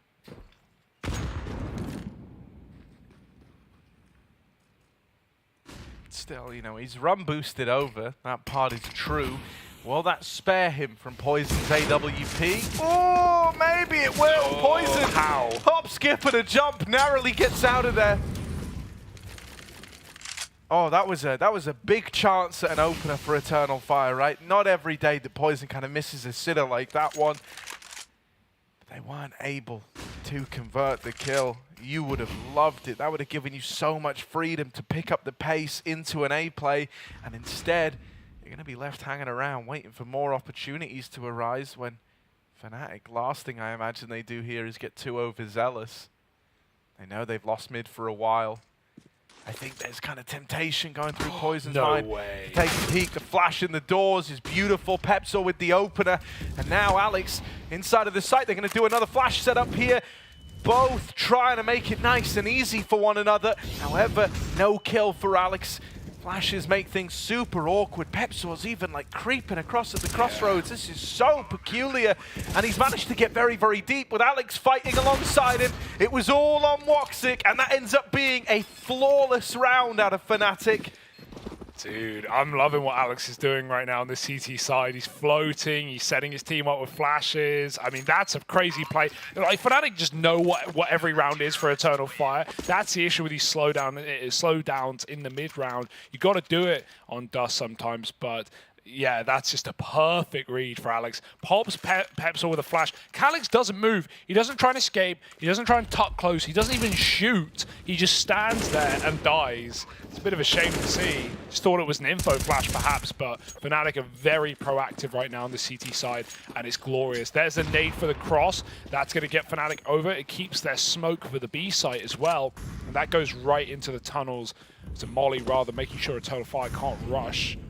And Crims, he's been wanting to do this all day, you know, coming in through lower. No one here. They're all upper tons right now. Resmoke, they can go through. Eternal Fire don't have to respect that with a good flash over the top. They'll be fine, but Crims is going to be very quick backstabbing, even if Mezzi dies. Could get weird. Mezzi's still holding this flash. They're going to get pretty deep, but Mezzi, oh, needs the double. Another man up close will eventually overwhelm him. It's Xantares getting the kill to open up a chance at the B plant. Crims is already in the window. Good luck, plant. 4 on 2. Util raining in to deny that plant. Oh, they might get it under the window. Fnatic give them respect. So that's a bit of a cash injection at least, but can you make it any more than that? Woxic with the AK, Xantares, that's a clean tap on the tech, and now he's got himself set up in tunnels. No. A missed shot for Poison, and Xantares taps him out of the round. Xantares is on a tear here. 3 kills, gonna need the ace if he wants to win it, but he's looking clean. It's on that second swing that he's eventually punished, and so finally they're able to reel him in. Damn, if he re-peaked on Woxic, he could have actually traded that first kill and been in a one-on-one. That was really nice try for Xantares.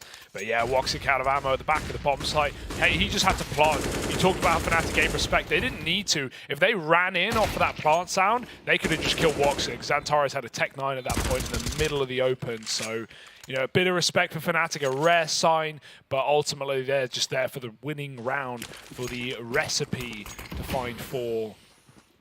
Fnatic cook up another. Eternal Fire, good eco, but AWP needs to get the pick, and Woxic's been mollied and smoked by his team as well. Woxic probably wanted to hold in that molly for another second, but anyway, the smoke saves him from getting damage, and Poison's push B. He's been all over the map with this AWP so far. Now with a B play, Pepsor, he's even getting a bit angsty up in the smoke, and Calyx will punish him. Dear oh dear. You'll notice Alex is trying to mega brain that. He threw a nade behind the door as Pepsor pushed in, just to really cover the fact that he was getting aggressive. But Eternal Fire have realized it. They've called it. Fnatic are not respecting us, and this default is paying off right now. Oh, no more for Xfloud. Mezzi trades it. Keeps B alive, but it's only going to send Eternal Fire back into this A site. Alex is full blind. One more man here. Crims, kill him, you win the round. It's as simple as that. Molotov, oh dear, he's trapped. He didn't get his out in time. He'd rather take the fight, and he wins it, but tapped out from long will give Eternal Fire this control. Mezzi's going to get backstabbed, even if he gets a kill here. Xantares is there for the winning round, and that's a lovely one out of Eternal Fire. Good patience, paying off. Fnatic get a bit ahead of themselves as things were flowing. And Eternal Fire come back in with a winner. Yeah, that's a little more like it, right?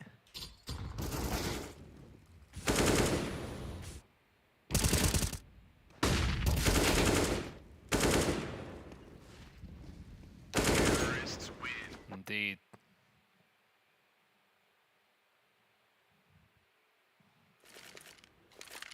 Little tack pause for Fnatic. Not really content with how that one ends up panning out. I've got to say, you know, we kind of come into this bigging up Poison. I was expecting him to hit the ground running, especially with it being Dust 2, right? He's had a pretty rough go at it to open this one up. Luckily enough, you know, it's not been the strongest of starts from Woxic either on the other side. So, you know, maybe that gives him a little more room, but he's going to need to start taking some of that room eventually. Woxic gives the AWP to Calyx to try and open this round up. Had the long spawn, but shot does not connect. Smoking his way now, and so the attempt at the long pick not to be realized as he bomb with the smoke. And actually plays the gap between them. This is nice, right? When you're kind of lobbing that smoke in, if you're Eternal Fire, if you're not planning to use it, you're hoping it puts the fear in Fnatic. You know, it's a good little one way to give you like the jump up outside of the tunnels to play over the top of it. And so with him re-smoking and playing the gap in between, you just let him know that no one's actually using that B smoke. Don't have to start panicking if you're Fnatic. Double setup in middle. This is going to be rough for Eternal Fire to get through. Oh, leg spotted. Nice little gap for Alex, and Crims swings off that contact. There's even more in middle as Crims falls. Mezzi. Oh, what a check. Xantares is so aware about the triple setup, and he deals well with it. 4-3, and Fnatic, they could argue a save here unless Pepsol picks mid, and he does. Woxic could not escape in time. Xantares is trapped, but this is the guy you want trapped, because in the cage he turns into quite an animal. Another headshot. Flank from middle, X-Floud covers out lower, and Poison would have loved to save, but he goes swinging in for kills. Eternal Fire find 5, and Xantares is coming alive. Forget AWPs. Yeah, to be back in that, Dig matchup, he really was one of the guys who helped propel them into the many overtimes that we got, and then it was kind of a late activation out of Calix that really helped seal the deal. You can see there the A-Stream update. Looked like Forza were up in the lead. Yeah, 12-3 on third map. That's for a major spot. Forza stealing it. Oh, got to clear corner, Zemor. Little USP tapping him out. Wants the map, but now he's stuck in the corner. Is there a molly? Xantares is probably calling for it. Woxic, help. Get it in ya. It's a free kill if you get a molly around this corner. Woxic won't be doing it though. Not in a hurry to chase that frag, and Crims is given a route out. I'm shocked by that, to be honest. Maybe Eternal Fire thought there was going to be a crunch. They peeled all the way back to lower, but they could have got that trade for free.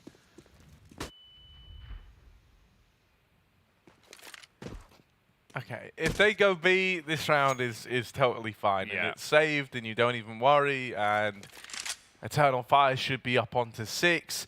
And luckily enough, they go in B, so we shouldn't even have to worry. Mezzi, all alone here, just with the USP, be impressive if he gets a kill, but very, very unlikely. And X-Floud will lock him out. If you're Fnatic, you may as well look at this one. You may as well try to do some damage. You're going to be investing in the next anyway, and it's just these pistols after all. If you're able to keep them trapped in the site, that would also be a thing of beauty. Try and get some of these guys dead to the bomb, and 2 USP dinks. That could do the work. It could do the damage. Crims is up in the window. Got a teammate holding onto the tunnels in Alex, and Poison's with him.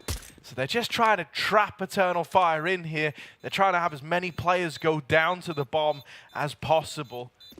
Not playing to win this round, but trying to set themselves up for success in the future. And I like this realization out of Poison.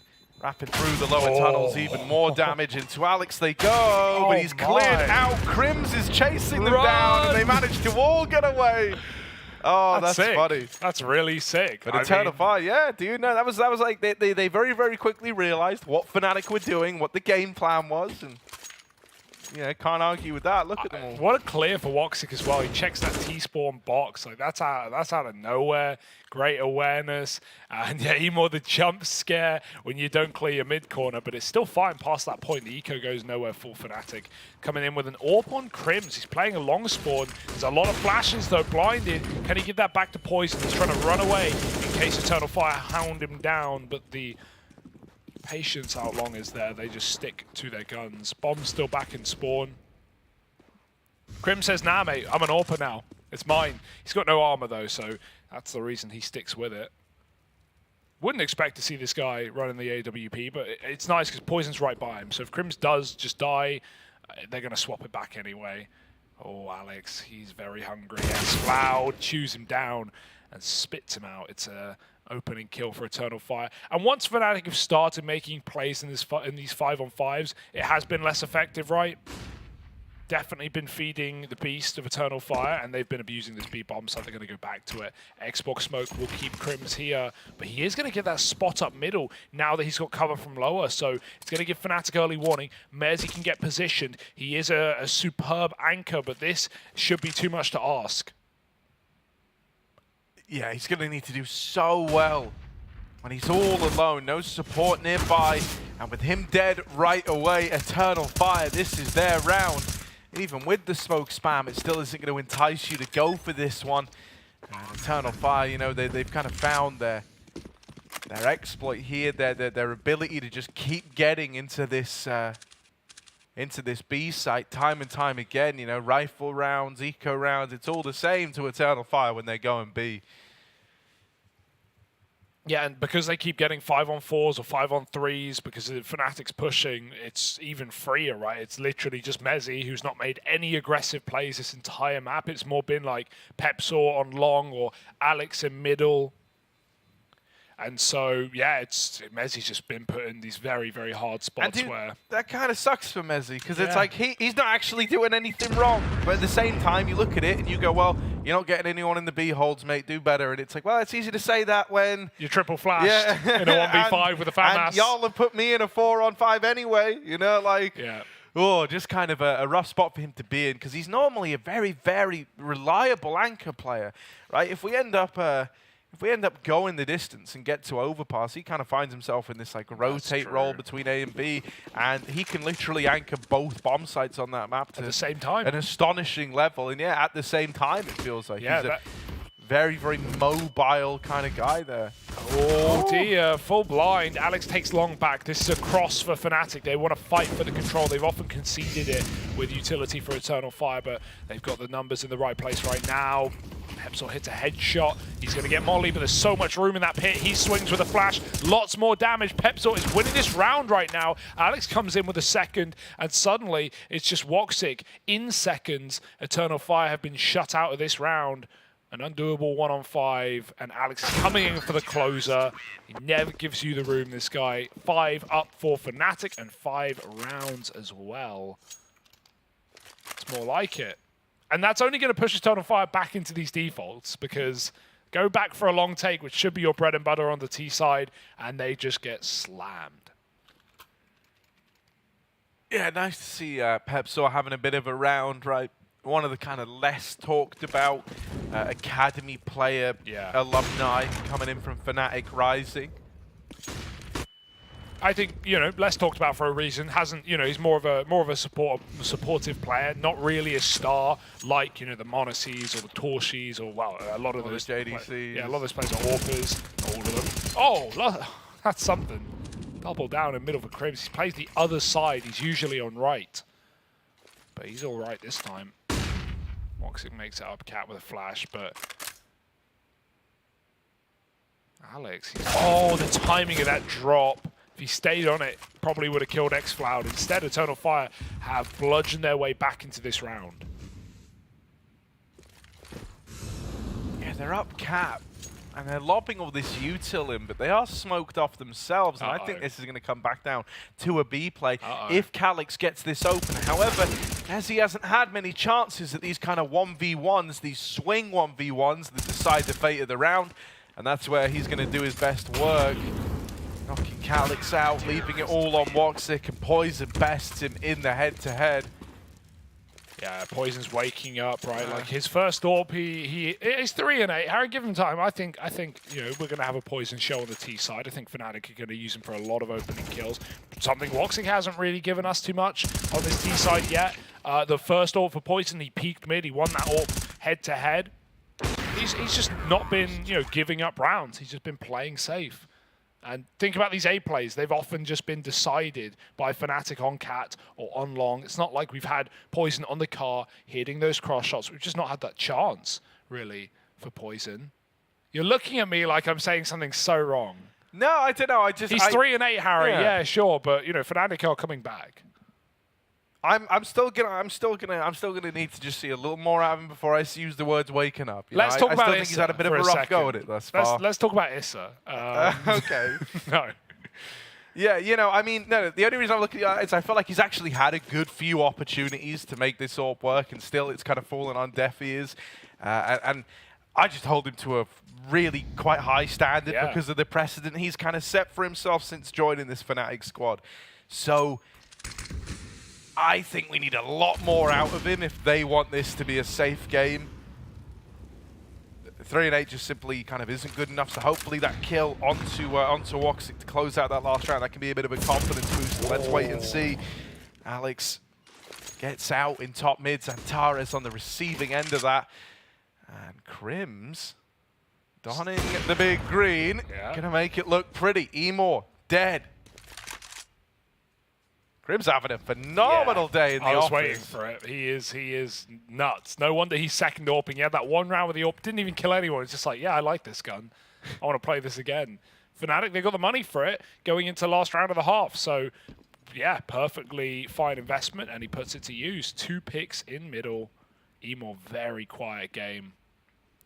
3 kills, though, so he is waking up. Alex behind the box. Crims has been here a lot, but Eternal Fire haven't actually seen that position be used.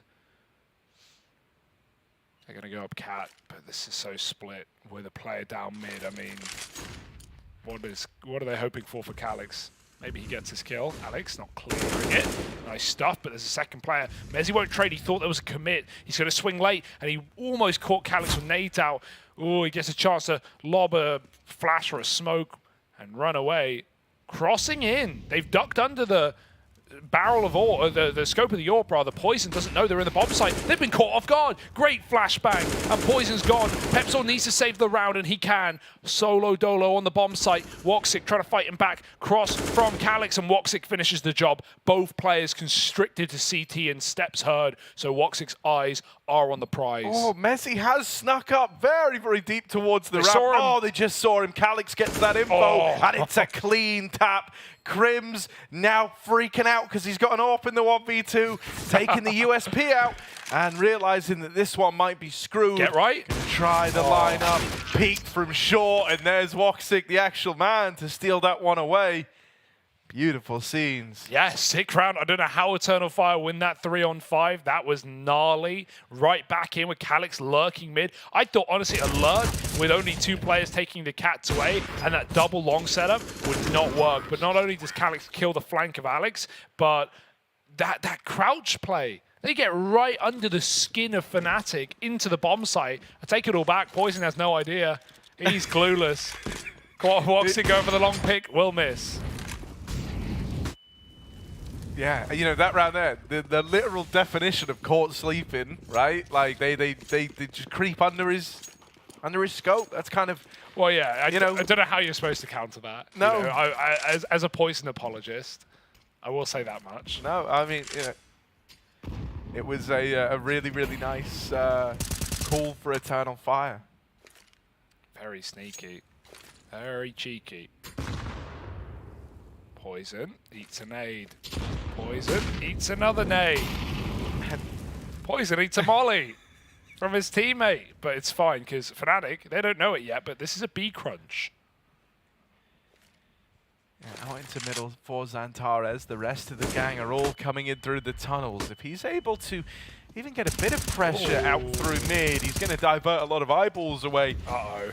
This round is it gets a bit awkward. Zantares! Oh, what? Spam through the smoke! He jumped him. He saw him. And this, how do you win? How do you win this, Harry? You don't, really. Well, hang on a moment. What if they push control and they walk up short? Poison. They do have to get past Poison, who's playing the AWP drop down. He hits playing the AWP drop down. The AWP's drop down. It's out of there. And, oh, he's dead. Luckily enough, you know, he's kind of soaking up shots long enough for Alex to deal with the rest of Eternal Fire. It's left on Woxic, who nails that opener. He's still going to offer up more with so little time. Dropping in a CT, now trying to fight his way into the A site. They're giving him the peaks. Oh, if he had maybe 10 more seconds, I think there's a world where he can do something there. He was feeling it, he was believing. But ultimately, you know, time, the enemy of us all.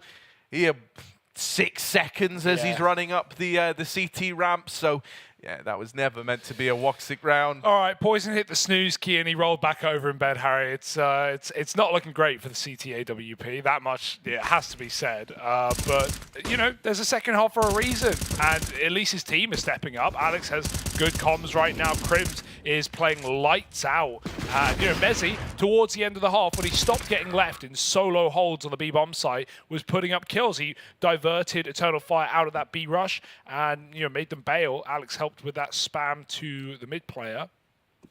But 8-round half, very good T side. No complaints for Eternal Fire. Could have been a lot more, however. Double mid phase, similar to how Fnatic did this on the pistol. Eternal Fire will also peel. Centaurus, this angle is horrible, but he seems so assured. Peps over the P2, Schmitty. Dropped over by Crims. Impressive that Crims gives it over. I mean, he's having a hell of a game, but you want your Kevlar player on that. Not only is it great for one taps, but that armor pen can chunk CTs.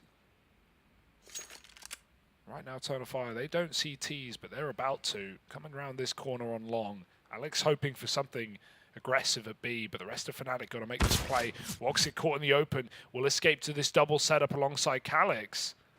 Here comes a P2, can't hit a thing. That's a beautiful kill for Calix. Fnatic with double long smokes, they're going to go. Yeah, it's pretty labored though. They don't really like this with the USPs fighting from the site over the smoke. You know, it scared them out of it. It spooked them out of it. And so Alex is going to try and take room at B. However, there's two here. Alex will deal with the first. They're flooding him though. Double push through the B doors, and suddenly you can't go B anymore, Fnatic. Down into lower. It's a tour de dust as they go from long to T-spawn to B to lower. Back up the cat, and now with only 20 seconds, it's all falling apart. Who would have thought that this wasn't the way to do it? Molly on short. Mezzi's actually stopped his own push. No Crims way. is trying to open up a B play, but once again, it isn't time. It doesn't really matter what Mezzi does here. It's a done deal. Eternal Fire win the pistol. Clean pistol for no one involved. Eternal Fire actually phenomenal pistol. I like how they chase down Alex there in B, right? They know that after Calix gets the info over the long smoke, so okay, Fnatic failed. They don't want to fight our USPs, like you said. And they realize Alex, yeah, he's got an MB, he's got a kill. The only way we lose this round is if Alex sets up and lets his team come in. So they just chase through doors, they kill Alex, and Fnatic know they can't enter B. They've already been pushed out of A, and they just get stuck in middle with 10 seconds. You could have made an argument to not even fight that player in spawn, just to make him save his Glock. But nothing wrong with that. Eternal Fire close it with a triple peak. Quite a messy pistol, Harry. Safe to say. I mean, I still think like Eternal Fire kind of deserve all the credit because it only looks so ridiculous, it only looks so silly because Eternal Fire countered it every single turn. Yeah. Like, peeking over those A smokes with the USP was actually a really great decision from Calix, putting the fear in the missed Xbox smoke. Yeah, you know, that's kind of awkward. You think right now you're giving this illusion that you're going up cat, but no one's actually in mid going up cat, so Fnatic don't know that they've missed this smoke. Luckily, Eternal Fire don't know either. It's a B rush. Here they come. X-Cloud. One kill. Oh dear, well, he's turning, waiting for flashes. Not the time, not the place. Luckily enough, Emor's here to hold the line, trying his best, and he's good for the frags. Now he's got rotations coming through, and Eternal Fire, they're very, very quick to deal with that B pop. It's not pretty, but it gets the job done. That's all that matters. Emor somehow lives through the Tech 9 spam and even just drops the smoke to let his team come in. Keeping 3 alive is big there for Eternal Fire. Keeping rifles active means they don't need to constantly rebuy, and their money is going to be good in the start of this CT half. It's going to get better before it gets worse. Full eco for Fnatic, just DEEGs and P250s. So it should be 11-7. This is starting to piece together. It's all going to be on this first gun round for Fnatic in the follow-up. Combo on long, smoke flash, keeps Fnatic back, and they hope for aggression. Not getting any of it right now.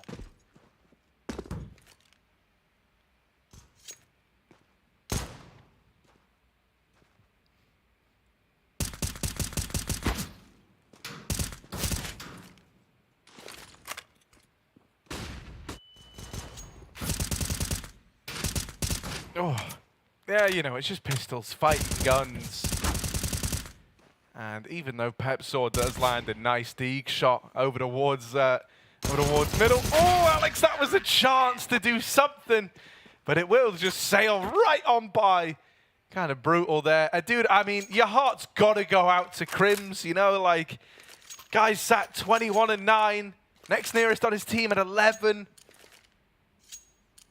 It's a rough place to find yourself. Fnatic need to turn this around pretty quickish, or else Eternal Fire looks set to run away with Dust 2 to open up this series.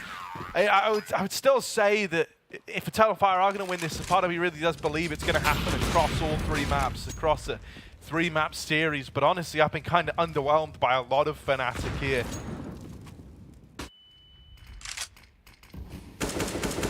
So much of this kind of... I mean, the AWP fight has just been null and void, right? Like, Woxic, he's certainly had more moments than Poison, but they've both been fairly quiet. Mezzy, I think, was put in a bad place a lot with the Bianca role and having to do that solo in like 4v5s a lot on the CT side. I don't think that's helped him warm into this by any margin.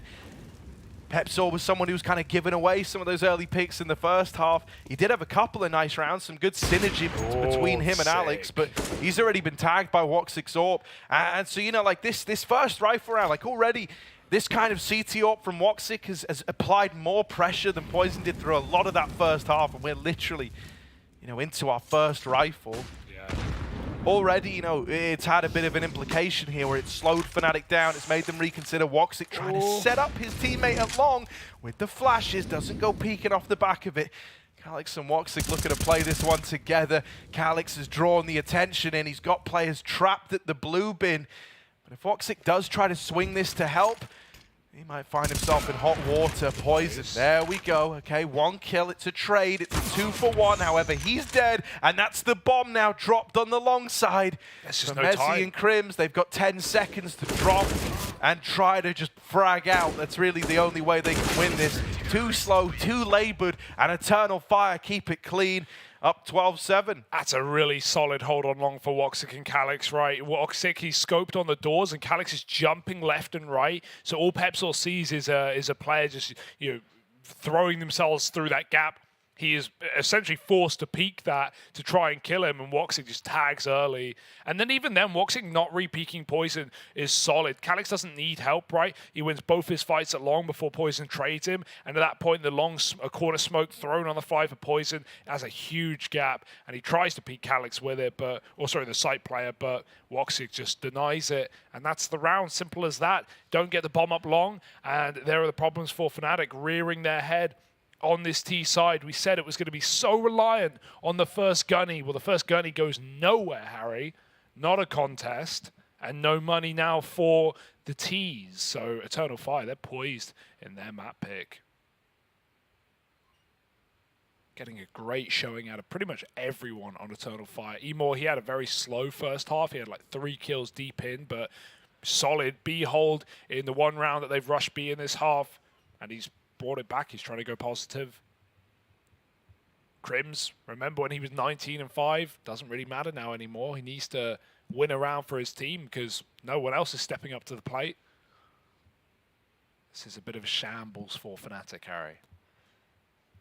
Yeah, I mean, I don't really know what's happened right now. You know, like this doesn't feel like Fnatic at 100% at all. I still think Eternal Fire have more room to grow as well, and that is kind of worrying for me, right? The fact that I don't think we're necessarily getting the A game out of the team that's even in the lead right now. I think they're kind of building up into this series, and they've at least got that going for them. For Fnatic, it's just been kind of one jarring motion into the next.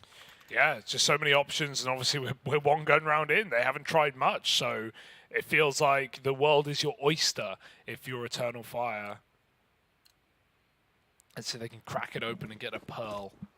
Something I'll say. Clams. Do oysters have pearls? I know. No, I think it's clams.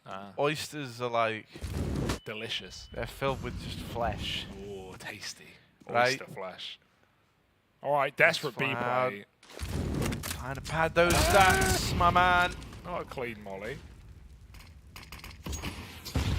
Re-smoking. No rush in this if you're Fnatic. Just going to have to respect it. Just going to have to let that one sit. They're going to try and go lower, but this will leave them in the prying eyes of Woxic AWP. They're boosting. Boost up. Looking for it. Well, they want Trying it. to, yeah. There we go. Boost for the... Hang on. Oh, he hit that. He hit that, and Xantares finishes the job. Mezzi's here with a scout, the nade. He can't avoid them. They're coming for him. That's the third nade of the round, and he will get blown apart. Nice shot for Alex, but it might not mean much in this round. Push on long. Peps will stop looking. A taste of his own medicine by Calix, and Alex in a 1v4. Gotta say, you know, I do like that Xantares and Calix back in Space Soldiers were always such an incredible duo.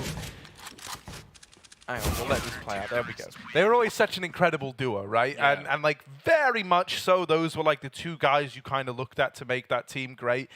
It's so, you know, like the real fanboy in me from like a few years ago of that team, it still loves that like there is this level of synergy and interplay between the two of them, and so often they do feel like difference makers for this this Eternal Fire squad. So, you know, I do just kind of want to draw attention to that. They're both sat like top of the board for their team. Xfloud bringing it up in the third place. I think should be pretty happy with how he's been anchoring this B bomb site, right? Doing what Mezzi was really struggling to do in that first half. Out towards middle for Fnatic. Pretty slow, pretty measured. Long's been taken by Eternal Fire. Drop the hinge smoke in. Gives them passage up onto the short side.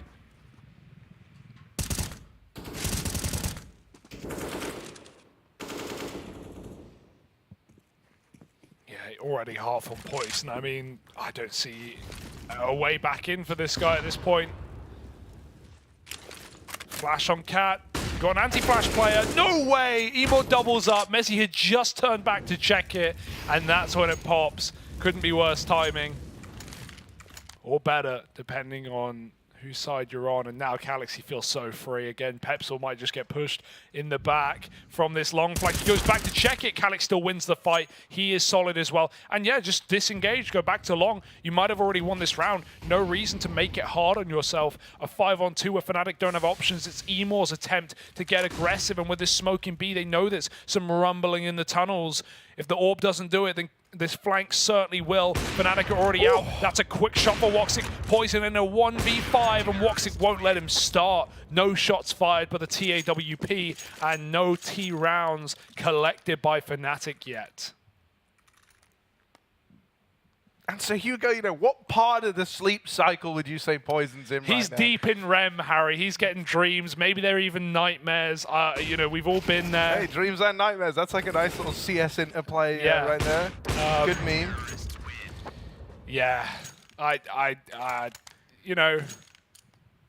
Not everything you say can be right. We all make mistakes. That's just how it is, you know, it's fine. Little tack pause for Fnatic. Trying to figure out what's going wrong, but I don't know, man. Like, This is an open and shut case, Harry. Yeah, it's starting to feel that way, isn't it? Like, Eternal Fire are just on a roll. They've built up so much momentum. They're looking so clean.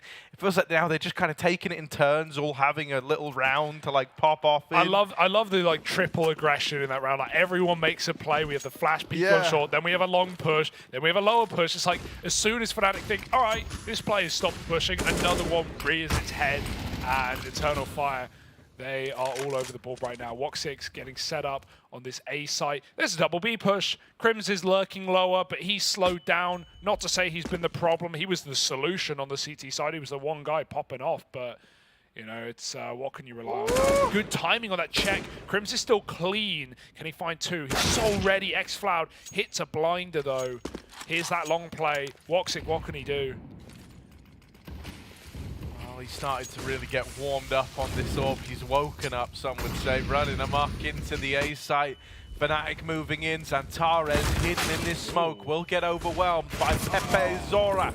However, Xfloud from the lower tunnels onto the catwalk is already here. And Fnatic now know they're probably walking into a very heavy lean, a very heavy stack. scout tag, and Alex is there to trade it at least, to double up. It's all left on to Woxic. This AW needs to deliver. That's a lovely shot to find the IGL of Fnatic, and now just Mezzi left to beat. He's tucked in at Goose. Woxic creeping around the smoke, looking to see if he's worked his way up close. That's not the case. Still tucked. Oh, missed shot for Woxic. And so Mezzi responds. Fnatic are onto an 8th. They finally put up a T-side round. It's been a long time coming. God, that was scary, though. Mezzi looking at Long, Woxic, just so close on the AWP. That smoke made him delay on his face. He didn't want to make a move in case Mezzi was up closer inside it, but it's still a round now found for Fnatic. Can they build off it, though, Harry, is the question. Or is it just a flash in the pan? Because Eternal Fire still have money to buy. Poison 5 and 17.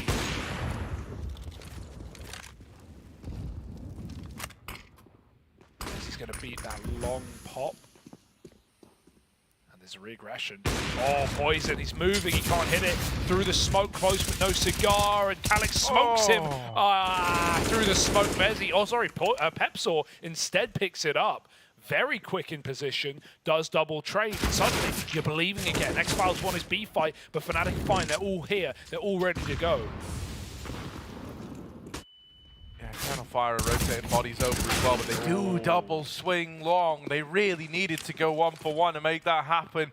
Gonna be left on X-Cloud now. This guy's often been anchoring B and has been like double pushed, you know, triple pushed. It's the nature of a B player. So in theory, maybe he feels right at home in a 1v2 like this. Lost control of the site, but the nade gonna go in. Damage onto Alex at an all-time high. Half health from that nade. Will that spur X-Cloud on? They're gonna play around this smoke. They know he might look to do something weird with it. With how they're set up, this should be really rough for the lone Eternal Fire player. Mezzi swings out. And so once again, you know, it's Alex and Mezzi closing the round, but really nice stuff from Pepsaw. Got to give him credit there for even making that possible.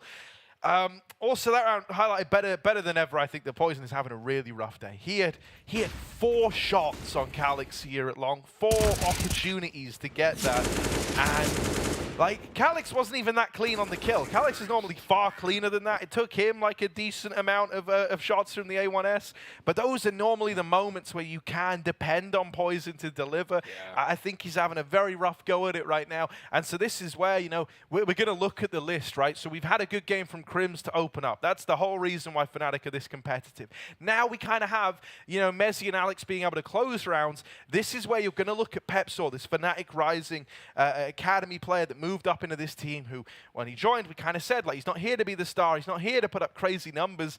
I think he's going to have to start compensating for this quiet game out of Poison. Yeah. This is kind of the only way I see this still being at all doable for Fnatic. Yeah, he did have a nice double on Long, right? That smoke push was very, very good, catching Eternal Fire after they get the early pick. And I like how Fnatic play that 2-on-1 as well, especially when they know the last player's position. It's a safe plant, it's a bit awkward, but they both just fight on ramp together. They're not facing deep CT, but if either of them gets contact, the other one can trade. So Fnatic were poised for that CT hunt there. And yeah, this is still very one-sided, but maybe there's a chance. 2 rounds in a row for Fnatic.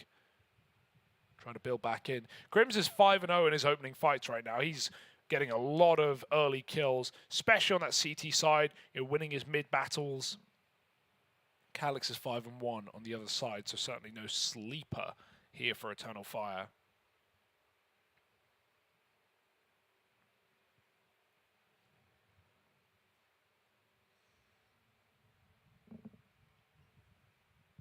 Scores on the doors. Swift Eyes. That's pretty cool. That's actually a kind of cool nickname. Isn't that Arrow dude in the Marvel films? Yep, that's him. Yeah. Swift Eyes. Swift Eyes. McGravy, I think, was his full name. Yeah, wow. You know your Marvel heroes. Yeah, I'll tell I you definitely that do. much. Yeah. Who would you say is your favorite one? Probably Alfred, Batman's, you know, Batman's valet driver. Yeah, that's one of them. I like the big green goblin. Yeah, from the Marvel He's big films. and he's green. And he's got the iconic line, "Ooh, don't make me go goblin mode," and then and then it just starts happening, doesn't it? Superhero movies aren't for me. No, from what I can gather, just films aren't really up your alley. No, I'm I'm kidding. No, I know. Don't make me start this is a on really you. sensitive topic. I'm sorry. I shouldn't have brought this up outside the counselling office. It wouldn't be sensitive I'm sorry. if you didn't bring it up every day. No, you don't. You haven't even seen Breaking Bad, and you're going to try and talk smack. Well, like, yeah, but your opinion is irrelevant to me. I saw the first few eps. I don't care. That's like me saying, yeah, I saw half of a Lord of the Rings film. It doesn't matter. You haven't seen it. It doesn't count. And can you count, Harry? 14-9. Where's the counting in that? Those are just two sets of numbers. No counting involved. Well, it's first to 16, so I can tell you, with a maths degree, we're pretty close for Eternal Fire. We're getting back in. They got another gunny AWP on Woxic. Poison's Orb. Thoughts? Yeah, you know, it's here, it's out, it's in the server. That much is undeniable. He's going to see what he can do with it. But as highlighted, you know, I'm going to put a bit more onus on the rest of the gang now, if I'm being honest. You know, I wouldn't be against Poison having some late game activation. He's going to have to go on one hell of a recovery story, one hell of like a hero's journey, as it were, if he did want to turn this around. So let's see what happens. Out towards long, Mezzi going to try and run at them with a Mac 10. However, he does get impeded by the flash. Does the running at them part, did the Mac 10 part, but didn't get any frags from it. Now Woxic, missed shot on this orb, goes back in, it's a trade. Poison with a key kill there, stops Woxic going on a bit of a tear to defend this B site, and that's one of the big ticket items out of the round. Another follow-up tag for Poison. This is so fast. Triple flank. You may have done a 99 damage shot, but everyone is here ready to go. Yeah, are you ready for this? Poison going to be the man responsible for tunnels, and it's going to be tricky to flush him out here. Oh, at least you'd think. Xantares wrecks him in the head-to-head. And so now Eternal Fire set up so nicely, the triple flank just runs at Fnatic. They never let go of W, full speed, full confidence, and they reap the reward of it. I love that call for Eternal Fire. It would have been easy to justify just rushing on the flank because they had such good timing there, but Poison was already posted with the AWP. What happens is Emor throws a flash for Xantares, he peeks, kills the AWPer, then the Tunnels players throw the next flash. Emor, with 1 health, runs through the door, goes 1 for 1. Don't know how he gets a kill on that health, and then, you know, Eternal Fire just swing in to close the round. You couldn't have orchestrated that round better for Eternal Fire if you tried, and it's a quick retake to get them on 15 to lock Fnatic out of this map. There may be no hope. Yeah, Fnatic are calling in a pause. They're going to try everything they possibly can to keep this one going, but Eternal Fire looking good to run away with their map pick. Really poised to do it. This is going to be, you know, the chance. Like, if you want to make it easy, if you want to never worry, just win it now. Because if you kind of delay it, if it gets longed out and, you know, your money gets broken, suddenly Fnatic are believing, they've got AWPs in the future, you know, you can totally envision a way in which this could turn around, especially with kind of the money still being against the wall a bit for Eternal Fire. So this is the time to just keep it clean, 16-9 them, get ready to go to Inferno and try to do your damnedest there. Oh, dinked. Already low HP on Alex in middle. Crims running through the B site, trying to go deep. He's full blind, but still delivers that kill. Oh, he's going to make it a double. Crims has decided he's going to go back to this form we saw earlier on in the game. No respect, running down the enemy. Oh, he's trying to stall them. Alex drops a molly. Careful, they might spread. He has to back up. That's very scary. He doesn't have much room. They double nade him. Molly, nade. And eventually Alex exits the round. It's a 3-on-2, and they've got the util for it. AWP on Woxic. He can line up these flashes as they fly in together. Nice peek for Crims. Doesn't wait around. There's the trade. Woxic another 1v2, another chance. And this time it's for the entirety of the game. The map. 3 bullets. Got to get the reload. There's not much time. Woxic's got to go. They've swapped back.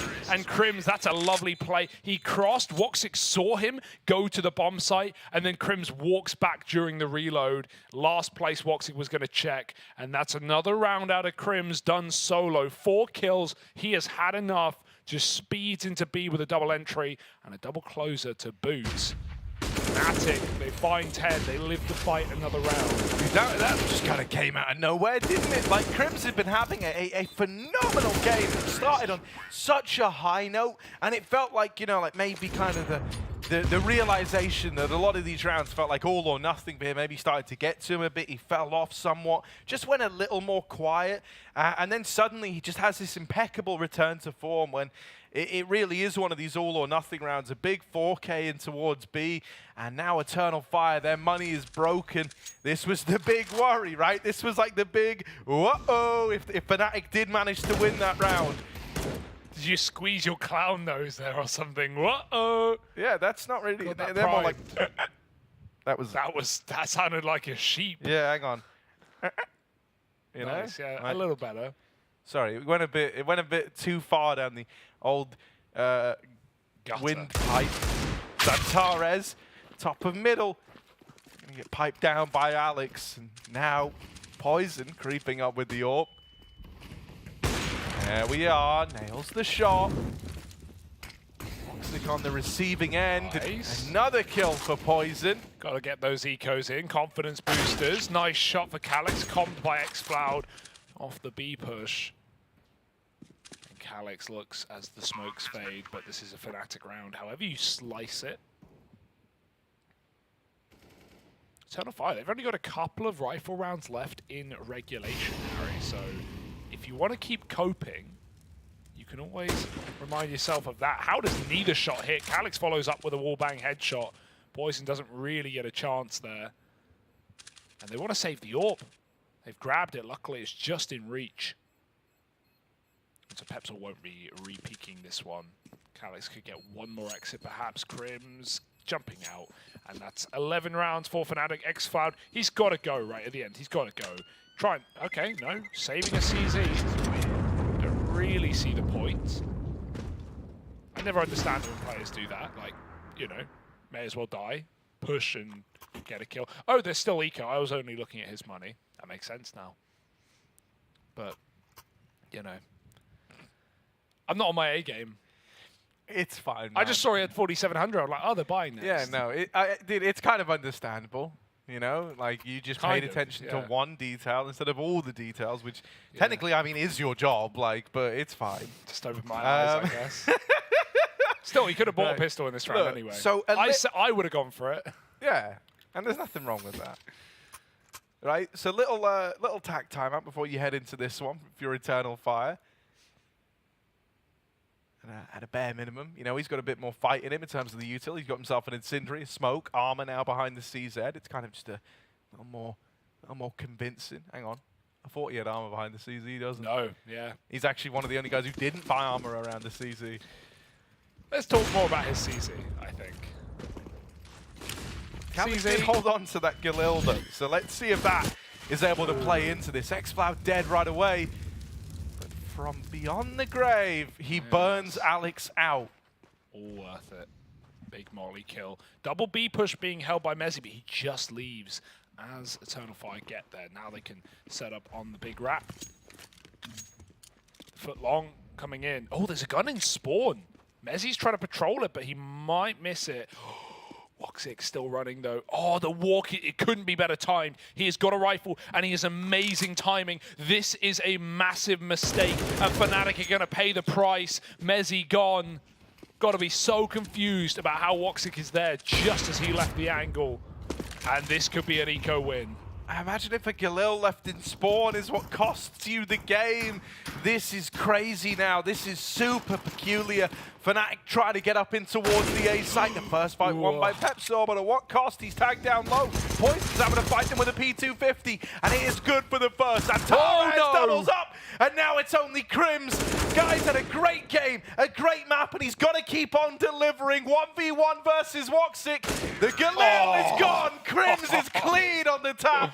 And so the comeback is still coming through. Crims will do everything to keep Dust 2 Dreams going. As soon as you realize it's Crims in the clutch, you have a little more faith, don't you? That is a banging shot for Crims to keep this map alive after a massive mistake almost cost them everything. The reason they're not throwing that Galil out is they're sitting around in T-spawn so long, but I don't think Woxic could have timed his flank better. Still red on the cat repeat. Crims, experience play coming through. Eternal Fire, they want mid. They've smoked the top of it. But it's only a ruse, it's only a rumble. No one's taking any space. Apart from Long, which is controlled. AWP in this round on Woxic, and that's posted on the corner, allowing Calix to sit back. Double B hold. Fnatic given a lot of room in this round. Alex is going to be pleased with that once he realizes can throw whatever he wants, can fake things out, take cat, drop back to mid to B. Eternal Fire using their util, and they've got a lot of it. I'm going to save some for a retake. Often these rounds have come down to B retakes. They set up again. Woxic just posted while Calix jumps, but no one at long. Pepsor is with the pack. And Fnatic will take cat.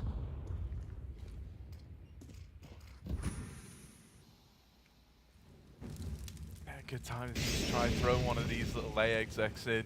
Right, you don't have real estate anywhere else. You're fully lost long. You don't know what's happening in the tunnels. So, you know, this is probably the call that they had. They feel like they have to make, right? Their hands are kind of tied in this one. Util's going to go in. Eternal Fire was starting to pull a player away from A, but he's now reconsidered. Come back in. Antares and Woxic fighting side by side to try and hold on to this. Antares actually gets fed to the wolves. Woxic has to back on up, and the timing on this util pull is so awkward. The flash to try set up Calix, good for the first. Now the attention of Fnatic divided. They're split between short, they're split between long, they're getting wrapped up the wrap, they're sandwiched, they should be done for. It's only Crims, and he's mowed down. This time, no heroics left in him. And so Eternal Fire, they will lock in their map pick eventually. Dust 2 going their way, and now 1-0 up in this Elim series. Yeah, that's a nice shutdown for Eternal Fire. There was some scary rounds, we'll say, as Fnatic picked up pace on T side, but Eternal Fire will close out their map pick. Inferno is next as well. You know, some really good signs for Eternal Fire. Some pop-off rounds from pretty much everyone. Woxic's leading on the T side, netted them 8 rounds. His AWPing was sick. Poison, very quiet game. We draw a lot of attention to it. Felt like the Crims army versus the world, especially with that 1v2. You know, whether Fnatic can long it out in Inferno is remains to be seen, but, you know, it is a good map for them. It's one they've taken wins over teams like Mouse, close games against teams like G2, and so I've got faith. At the same time, they've got to keep their mental in it. This is elimination here, Harry. This is a 1-2 matchup, and Eternal Fire are pumped after that dub. Yeah, you know, I mean, like, I think he did a good job of preluding it, you know, like, it's one of these things where even though you have some key Fnatic players still looking up to snuff, this isn't 100% out of the entire team. And so that's like your biggest reason to get worried for Inferno. Now maybe it just comes with the territory of Dust 2, maybe it just wasn't the ideal map to try warm into this series on. Maybe you come alive on your map pick. These are all things that could happen. But if we go off of what we just saw there, I've got to say Eternal Fire are looking hands down like the better team right now. Crims, look at the guy, 27 and 15, did everything he could to try and keep that dream alive. I do think towards the end, you know, we actually got a decent bit out of kind of, I was going to say everyone, Poison definitely got better towards the end of that. He definitely got better, but it wasn't a case where like ever you looked at around and you went, okay, Poison was like the reason they won that. It felt kind of inconsequential. It felt like too little, too late. Alex and Mezzi had some nice interplay over towards on the T side, and on the CT side, I think Pepsor and Alex were actually pretty good over towards the A side of the map. But ultimately, Eternal Fire looked like the better team. xCloud is the man of the match. I think that's pretty sick because he was able to do what Mezzi couldn't on that CT side, which was anchor down the B bomb. So it felt like he was constantly good for kills. Also, good timing whenever he did go aggressive, whenever he did play for info. I think Woxic called some impressive rotations as well. It felt like Eternal Fire were always in the right place at the right time with the majority of their guys. So yeah, all in all, I think this series is actually looking really quite nice for Eternal Fire. It's really cool when you have someone like X-File popping off and being MVP when you've got names like Calix and Xantares in this team, and of course Woxic, who isn't necessarily like popping off every round because of his in-game leader duties. I'm really liking this Eternal Fire roster, and even though I've sort of said like, oh, Fnatic, they're ready for this map, they're very well prepped on it, it's been a go-to forever for this team alongside Nuke. You're like the worry is Eternal Fire, this is the biggest game, and these are the biggest games of their careers in this roster, and they are an online team right now. They play a lot of matches in a lot of leagues against a lot of different varieties of styles, so I think they're going to be pretty well equipped to deal with whatever Alex is going to throw at them in this next map. Ultimately, Eternal Fire are poised for a 2-0 here, Harry, to knock Fnatic out of contention for the major and fight on for yet another day. Is it going to happen? We'll have to wait and see. That next map of Inferno is coming up in just a moment, so stay with us.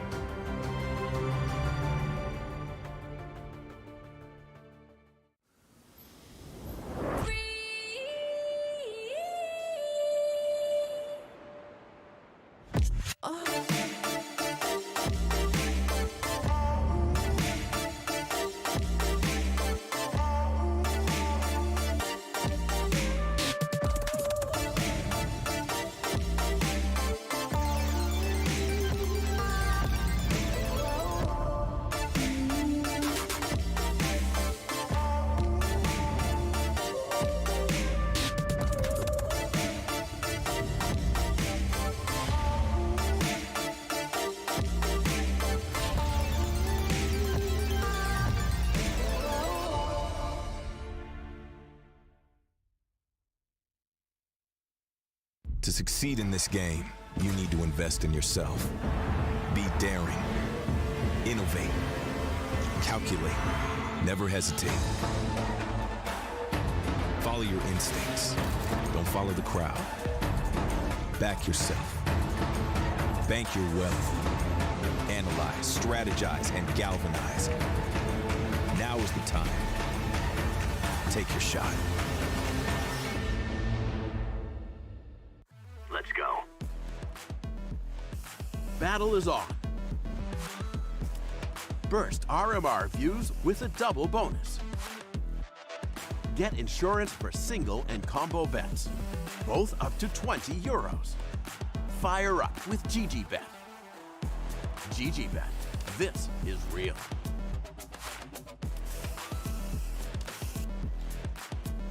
Welcome to the PGL EU RMR. I am Maui Snake, joined by Pepe Zora, Pep Zor, Mr. Pepe himself. New addition to the Fnatic roster. Actually, still on Fnatic Rising, technically, or yeah. Yeah, I'm standing for now. Yeah, we'll see. Still technically a stand-in, but a valued addition to the roster for sure. Just really quick, actually, how have things been going with the team? It's been going great, actually. Like for me, I've learned so much, like just being here. Yeah, like I'm just like taking in as much like experience as I can, and it's been really fun. Yeah. All right, so what we're going to be doing, Pepzor, is we're going to be doing a 60-second rapid-fire question series. Let's see how many you can get. It's not about how many you get, just about having some fun, getting some good answers in. So I will start the timer myself. 1 second here, getting that ready. And you ready? All right, let's do this. Okay, Instagram or Twitter? Twitter. Who is your favorite pro not on your team? I would say probably like Nico. What's your favorite program to watch demos on? Rewind. How long is your warm-up routine? Probably like 20 minutes. What's your favorite weapon? AK. What's your favorite map? Ooh. Overpass. Do you ever sing in the shower? No. Do you watch anime? No. Okay, all right, that's fine. What's your favorite movie? Ooh, Focus, I think. It's by Will Smith. Oh, Will Smith. Okay. All right. That's a hot topic right now. What do you like to buy on half buy rounds? DL Kevlar. Nice. Okay. What's your favorite type of food? Probably some steak and some potatoes. That's fine. Not bad. What would you say your spirit animal is? We'll answer this one. I don't know, scorpion maybe? Oh, scorpion. That's a pretty cool one. All right. That's good. That's it, though. That's 60 seconds reach. Thank you, Pepzor, for contributing. Great answers. Thank you. All right. Appreciate your presence. Good luck to Fnatic and you guys. And that has been another round of rapid fire questions with Fnatic's Pepzor. Thanks for joining us here at the PGL RMR.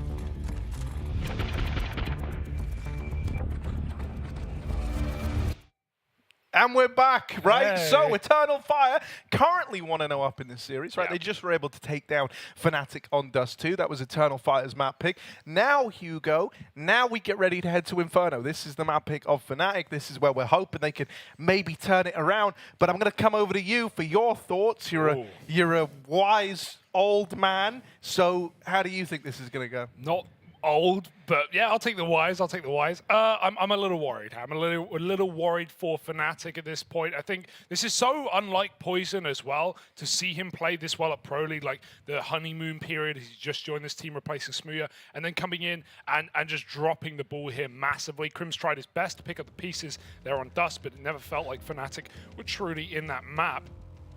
Now at least we go to a pretty safe and secure map for Fnatic in the long run. They've always liked this one. Alex has always led pretty well on this one, even back in the Vitality days. Inferno was a go-to. So I'm a little more assured by maybe Fnatic making this a 3-map series, but at the end of the day, Eternal Fire, everyone's popping off. The comms are really clean. Woxic's looking good as a leader as well as an AWP player, and we have that fullback double AWP of Emor as well. In fact, I say just Emor. Calix can AWP. We saw him do it as well. I feel like you have so many AWPers in Eternal Fire.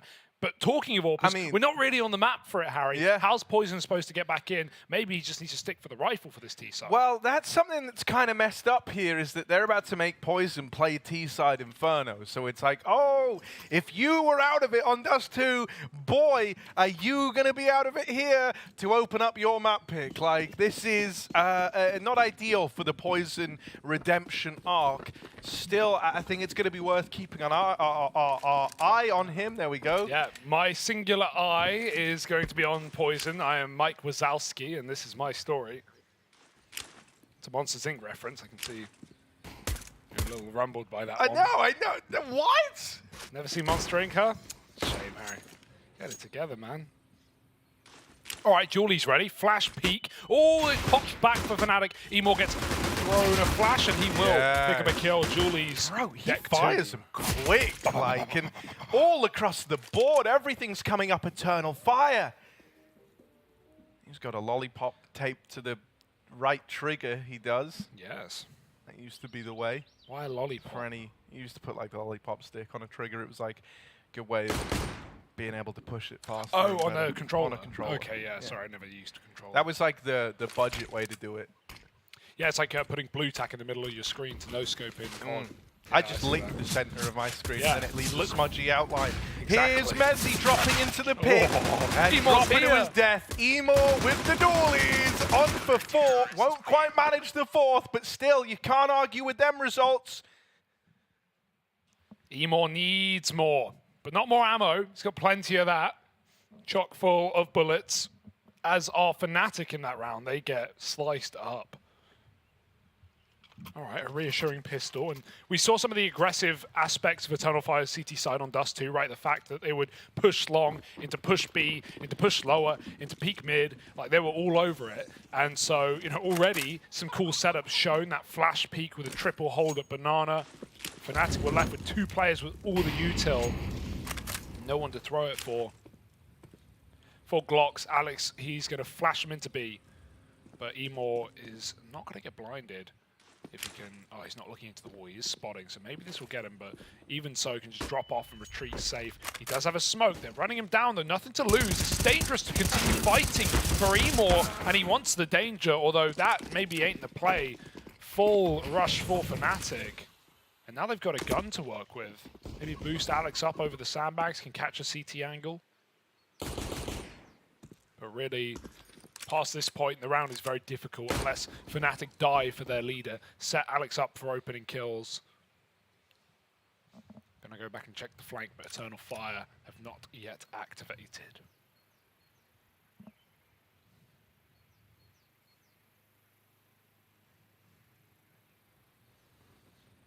How long have they waited? Pepsor been baited. Woxic activated.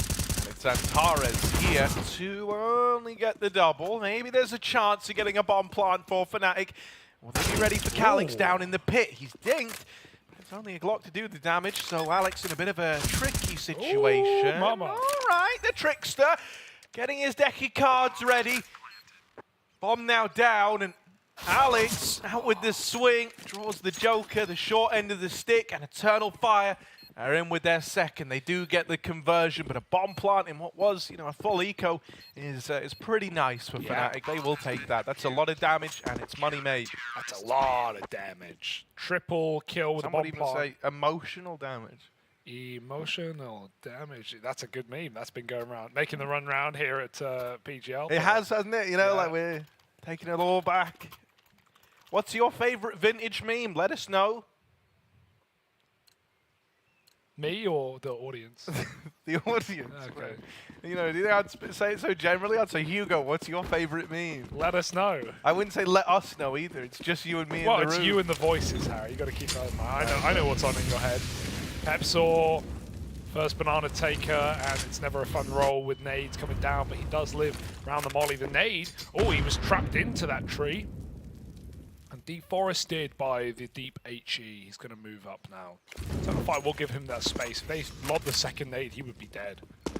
Instead, Fnatic feigning an execute, just throwing a lot of stuff off the banana. That's a nice nade. Pepsaw, he's so low.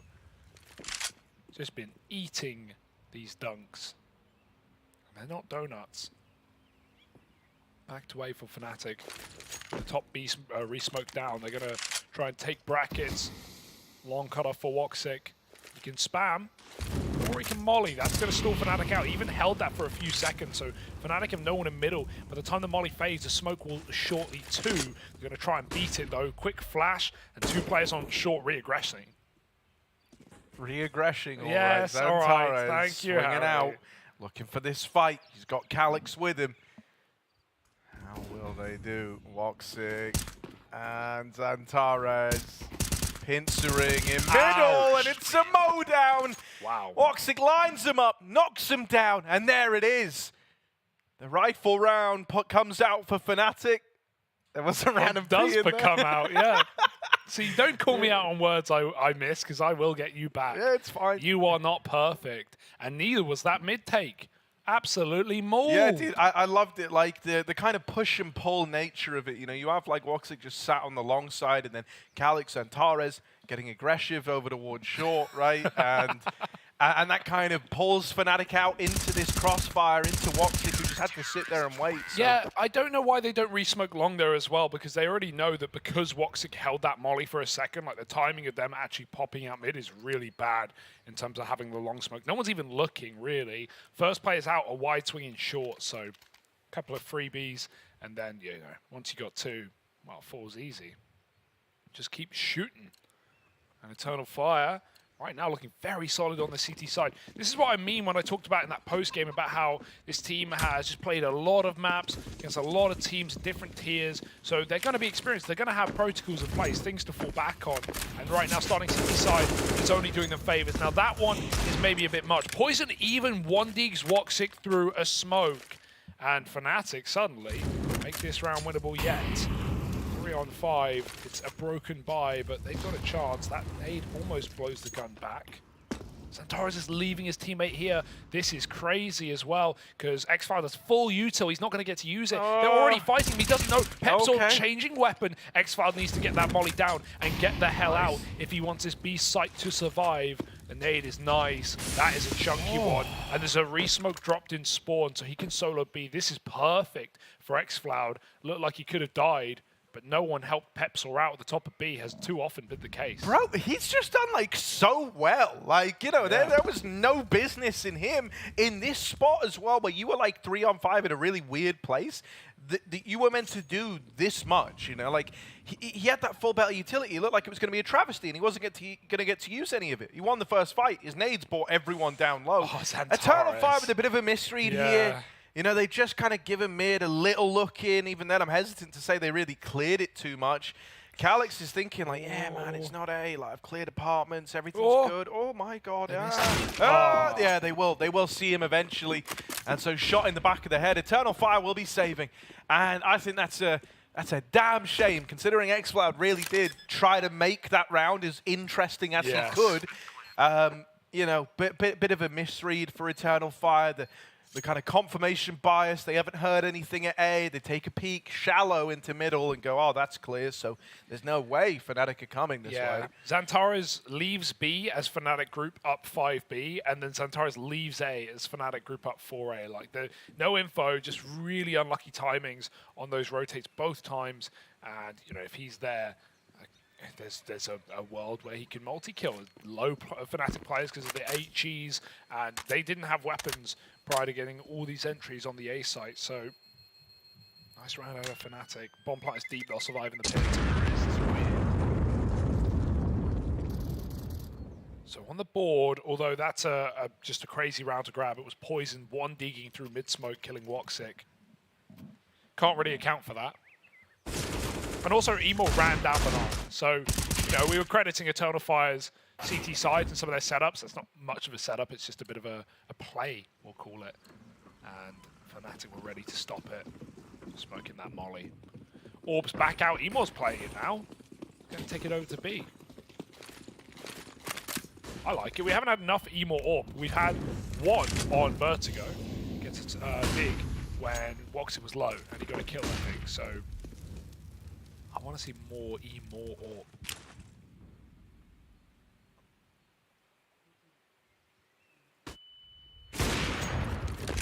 Oh, you don't get a better opportunity than that. Woxic's actually chasing them down, and together him and Emo are going to finish off Pepsaw. Calix. Oh dear. Is that a 2G? Torres burns his teammate. Yeah, Calix knew what he was getting into, mate. He swung into that molly. He knew what was up. It's still winnable. Quick rotate. Fnatic want to go fast because they've seen 3B. They're actually in the bomb site with that smoke. X-Fire, they're out apps, but he still kills Poison. This guy is so clean. And Xantares back from pit will deliver death. It's only Alex. 1v4. McPeakin up on short, and he sees nothing. He's got to go super big if he wants to win this one. Down in the pit. He knows that Xantares is there, but he's just not getting given these fights. And at any moment, he could get swung. Every second spent looking at the site is a second for Xantares to work this angle down in the pit. And so there he is. Late swing. And locks the round in.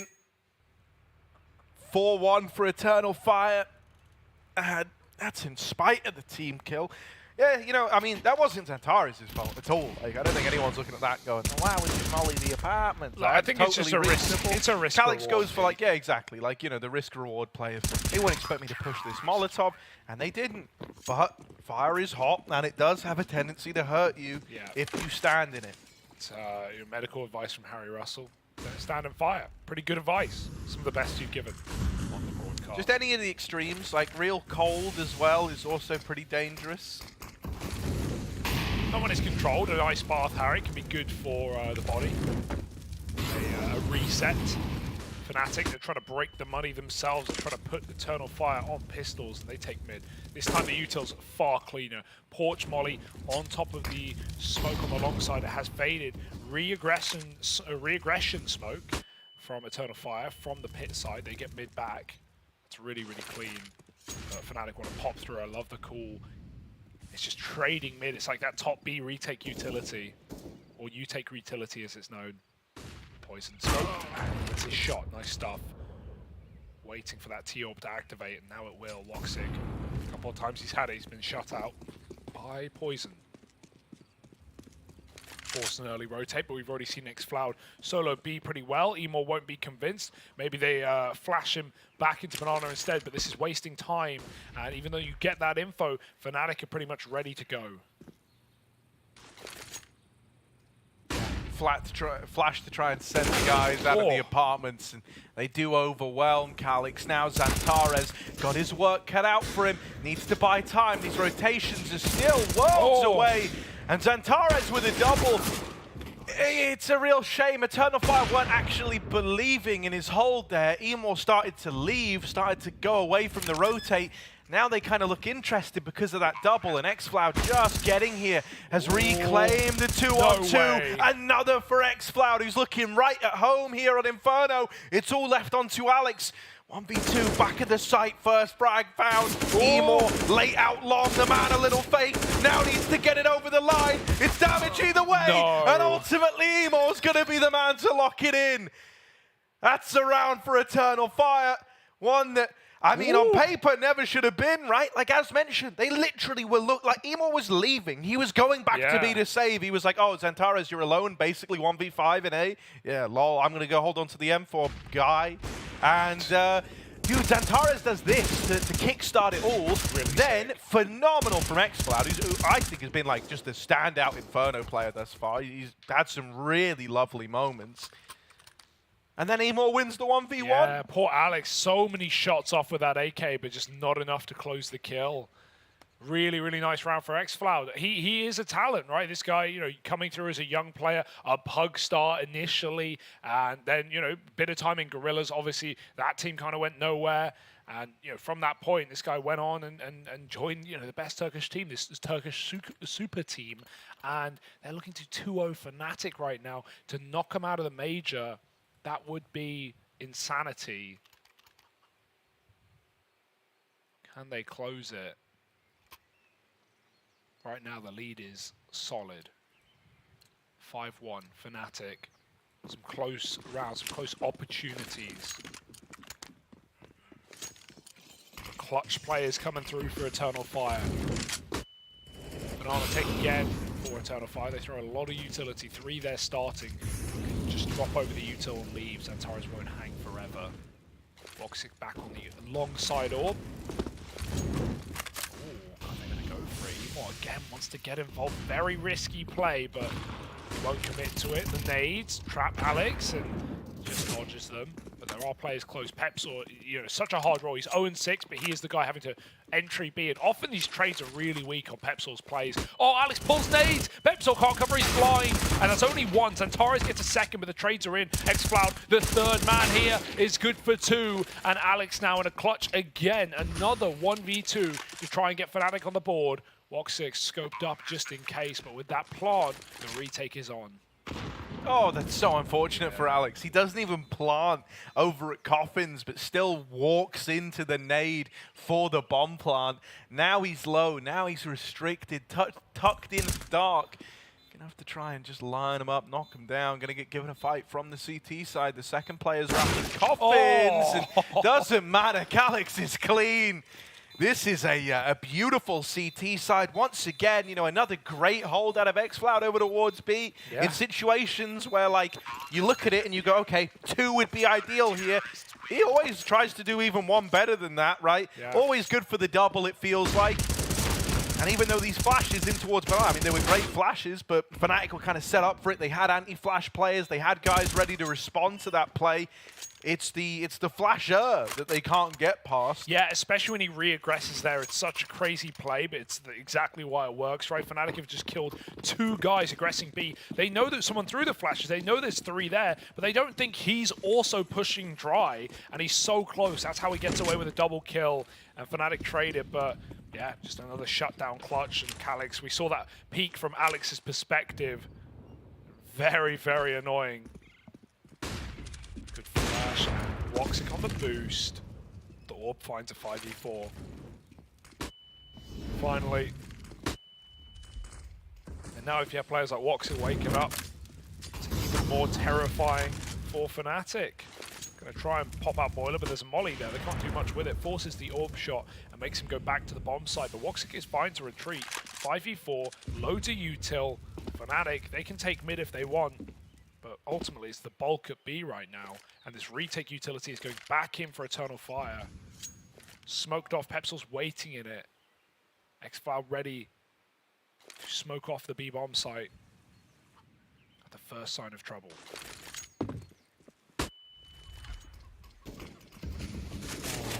Might just try running through, try brute forcing the B play. Ow. xCloud again with a double.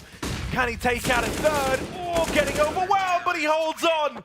And man, this guy was forged in the flames of Inferno. Look at him go. 7-1 up for Eternal Fire, and they will keep on burning as long as this guy keeps on kicking. 7-1. Fnatic Oh, it's all starting to fall apart. The wheels are off the wagon. They can't seem to turn this around. It is dire straits now.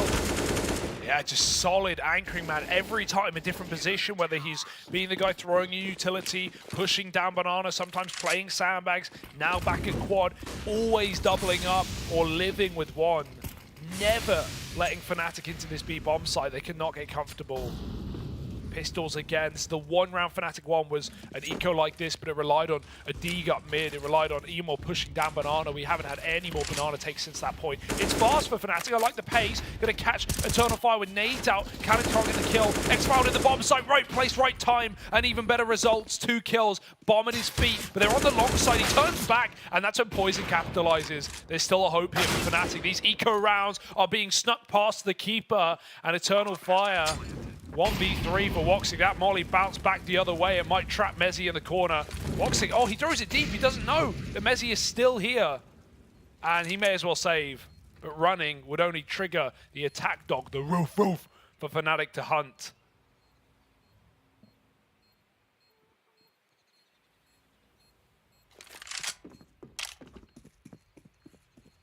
Kind of insane that that's the round you win if you're Fnatic. But hey, you'll take it.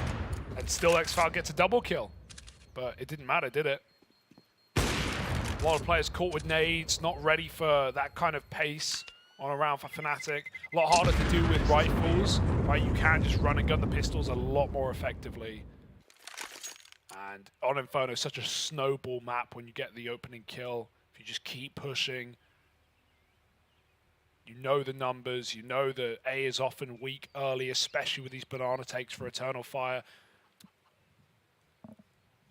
While we have this little attack pause, is a cool quote, right? This is to do with Big. We're talking about Big just for a second. This is from Tabson on Crimbo. He said Crimbo could have gone international, but he decided to play for the academy team with the dream of playing in the main Big roster. And he also went on to praise him as like one of the best talents Germany's had in years. Yeah. Now, sure. Who does that remind you of? Who else could have gone international but elected to stick by Big and, you know, hang out with? Exactly, dude. It's kind of a cool comparison. Also an in-game leader and a fragger, right? He in-game led that big open academy team. I just found that super interesting, so I thought I'd drop it in while we had a little lull in the action. Well. But now we're right back in. Eternal Fire needing to right their wrongs. Just saved Orb, a couple of invested MP9s. X-Foul, no money, sadly. He's been the hero of the CT side. But Woxic's got his big green. However, Fnatic double nading up B, gonna beat and bully Emor. 2 nades are as good as 1 though. Pepsaw, poor guy, he is in just the I hate the role. It's horrible. It's so hard. And you're always gonna be the guy getting bullied by utility or picked first. We've seen these flash peaks.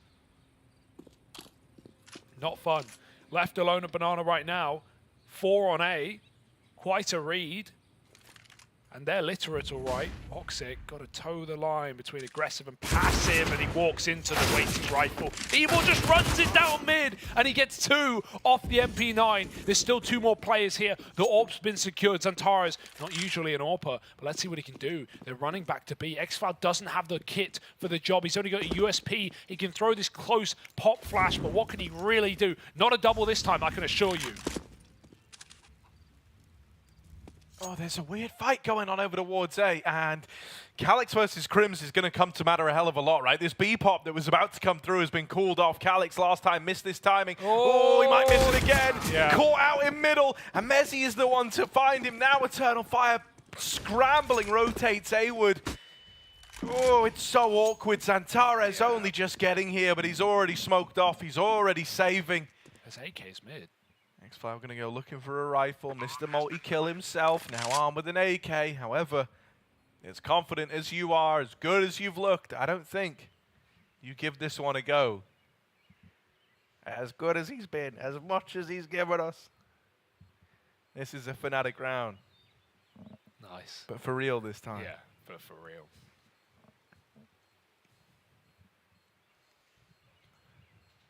I like that fake out as well. They ran so loud to top B there in that 3-on-3. You know, they're hoping that Calyx makes an aggressive play mid. That's why Crims is still waiting. And they make so much noise that, you know, it seems like they're going to go. And really, they probably could have gotten away with it. Smoking CT would have cut Xantares' AWP off, and there's only a USP there. Not that Fnatic know how open that was, but hey, it worked as well. Calyx walking down mid. A free kill back into another round for Fnatic, trying to build in Harry, trying to, may I say it, wake up on this T side. There's still hope.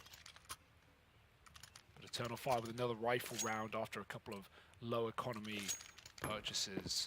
Emor, this guy's crazy sometimes, man. That P9 mid push was excellent. Fnatic were not ready for a second player to swing it. Triple B again. Should be no surprise after what we've seen. Alex, oh, the flash comes in. He sees it over the wall. Will drop in time.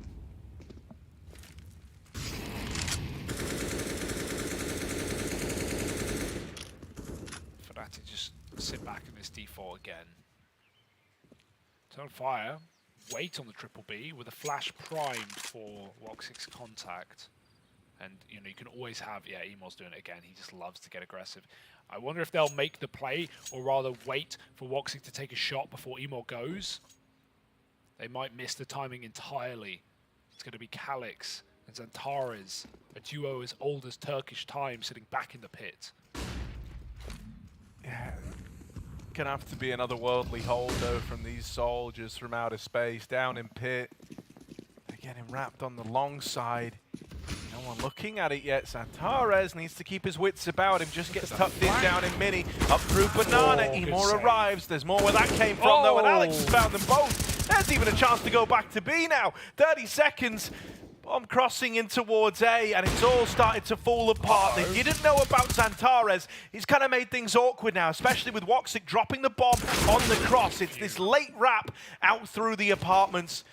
It looks to seal the deal. A missed shot for Woxic, and he's getting pushed through Library. He's going to get shot in the back by Alex. Knife him. Oh, dear. There it is. Money made. And Fnatic up onto 4.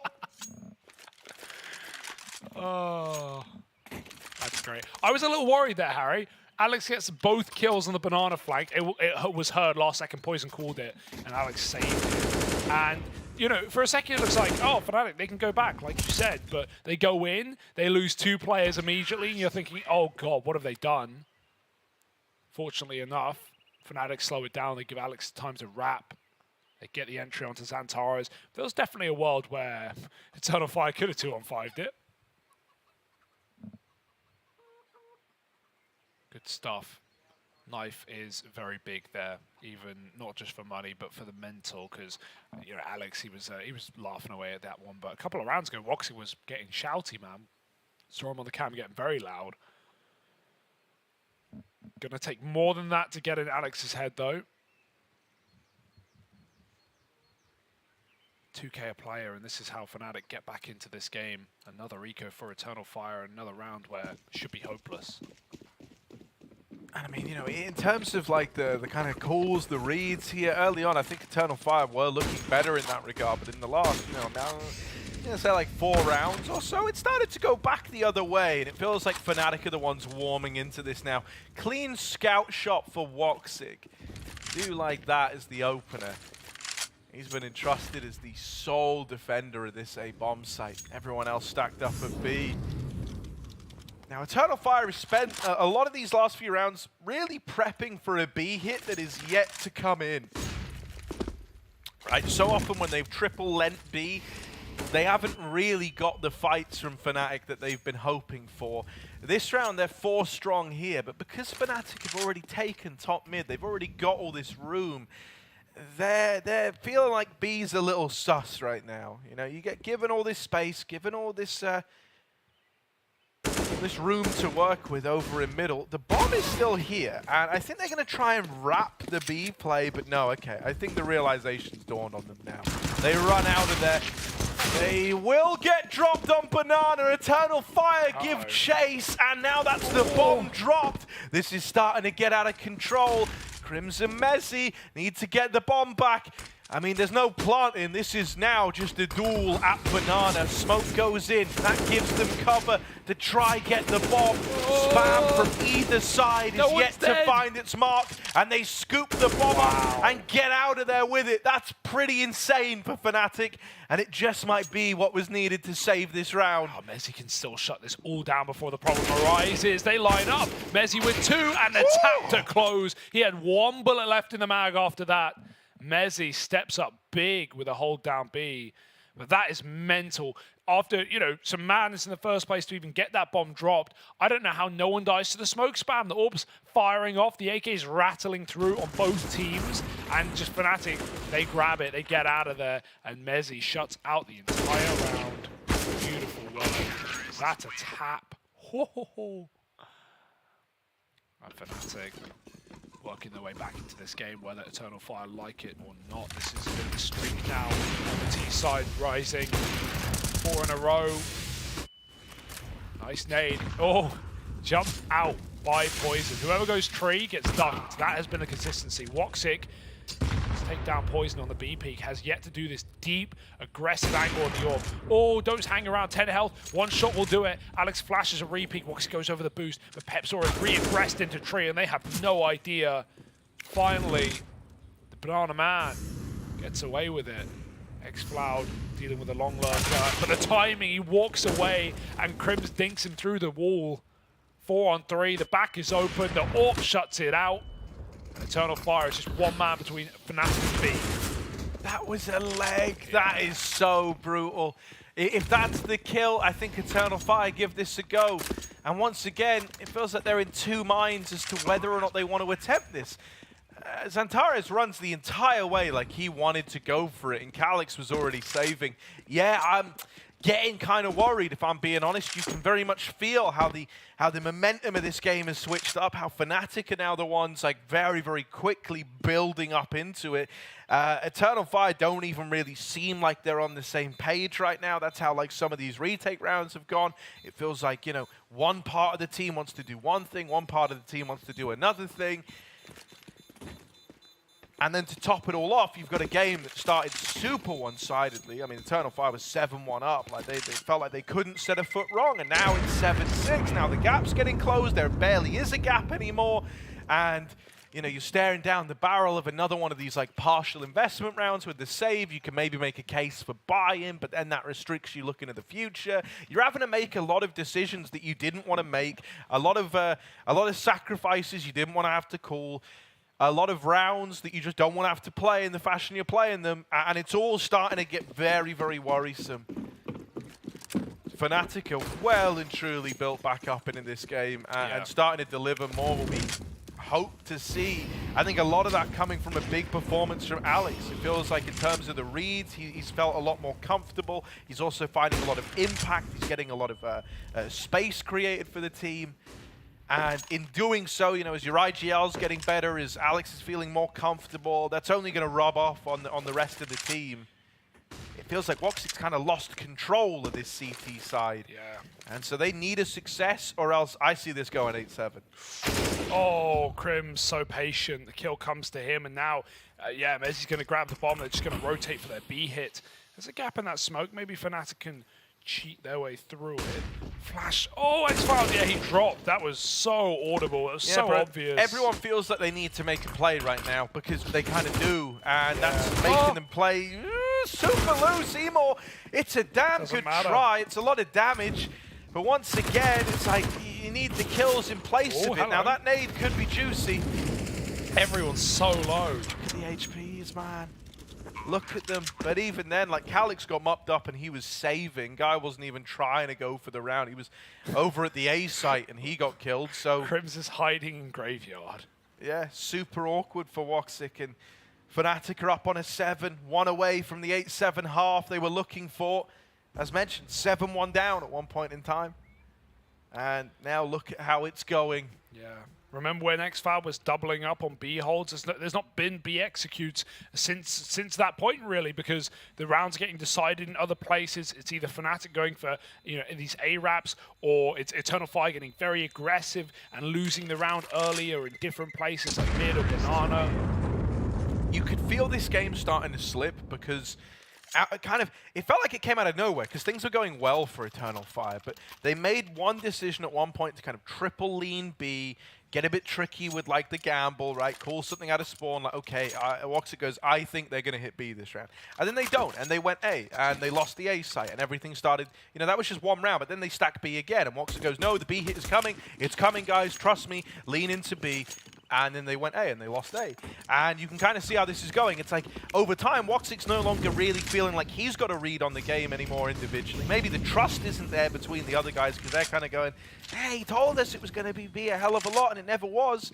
And it kind of feels like this CT side's broken down a bit for Eternal Fire, whereas Fnatic, they've never had as much belief in this series as they do right now. This is the best streak they've been on throughout the entire thing. So, out in towards mid, they're picking up the pace. This is a more standard 3-2 setup, which is nice for Eternal Fire, and this could actually be a winning recipe. Ooh. No longer obsessed with the idea of a B play. They've got 3 bodies in this A bomb site to hold the line, and hold it down they shall. I think that is such an important round.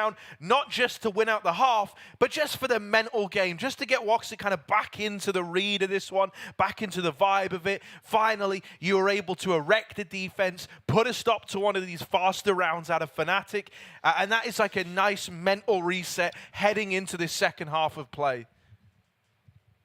Absolutely, and it's not really going to do much to stop Fnatic's confidence at this point. Right now, they go to the easy side. Now they sit back and relax with a 7-round T-half. Going to be awfully happy with that one. They can just wait to see what Eternal Fire are going to throw at them. It's a smoke flash on X-Cloud. It's P250 for Xantares. And Eternal Fire, what gimmick do they have in this pistol round? Very important here if they want to 2-0 this series. Much as how it was in Dust 2. Momentum might just spell the end of Fnatic if Eternal Fire can start rip-roaring on this T side.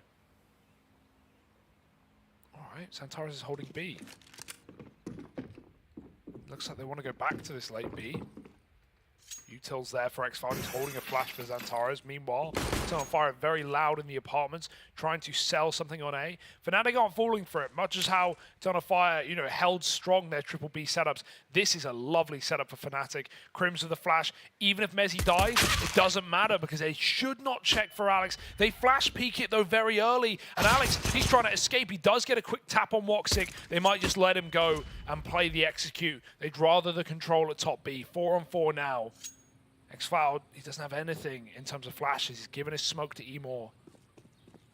So Eternal Fire, options are open. They know there's a 2-2 right now. They're going to use that to pummel A.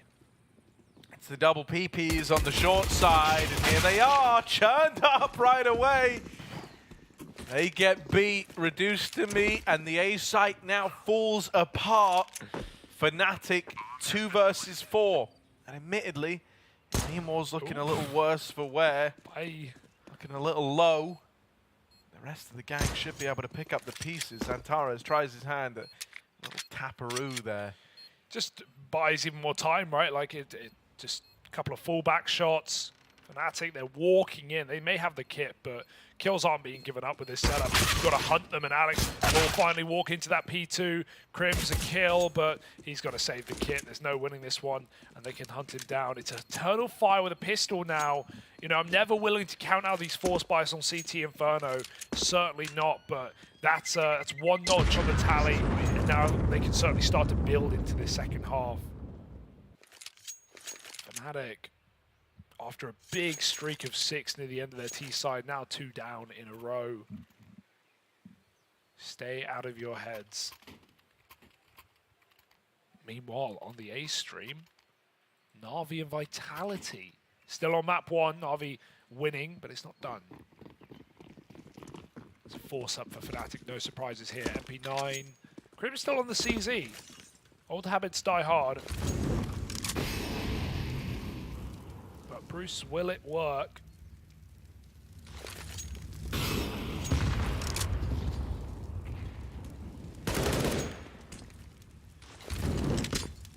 I tried to think of another one and I got nothing.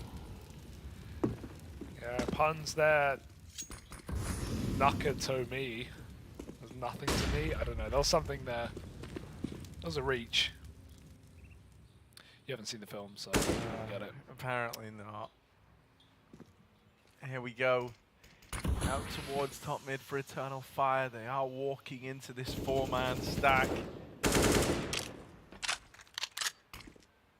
MP9 on Alex for him. Old habits die hard too. That one's pretty good, man, because that's like the second film. Yeah, that's good, right? All right. Calix over here in the apartments and a lineup for Crims. It's a lot of damage, but still a 1-for-1. You'll take that out of the CZ. That's also going to force Eternal Fire to kind of double down on this A push. It's still where the stack is. It's still where everybody resides. For Fnatic. Fourth man's rotating in through CT spawn, so your long players are even on a timer here. You're waiting for smokes to fade before you go, but a lot of time now ticked off this clock, rather, as they go running in. This is where the trade needed to happen. Alex fumbles it. They don't check for poison. Hello. Hello. Oh. Poison? Oh, dear. That might be GG. Oh, No. my goodness. What? He heard the plant. He heard it. Did he think it was default? Poison? It was right next to him. Don't get me wrong. That's a very abnormal plant spot. But ears? Sound? The comms must be loud. I don't know. I'm coping. What?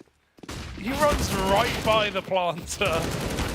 Not only is Poison 4 and 15 having a very rough go at things, but that is a disastrous position. He could have stopped bomb with 15 seconds. Don't get me wrong, not a round winner. He will get traded, but my God. Smooya would have killed him. I'm just shocked. Whatever. Eco over this one. Grumbled. Crims may grumble, but they're going to get the bomb and go back to B. It's only Alex with a USP and 8 health. Good spot, but he will die. Safe to say. Maybe he gets Emo here. Oh, the bullet's eaten by the fountain.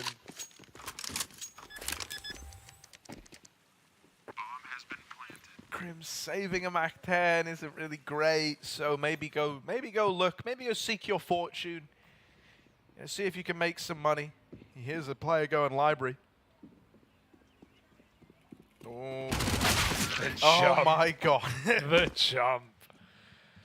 X-File's such a beast, man. And yeah, he slowed down towards the end of the CT side, but now he's picking it back up. And this is Eternal Fire poised to run away with this series and eliminate Fnatic from major contention. Stress for Crims. And you can feel it. He did all he could back on Dust too.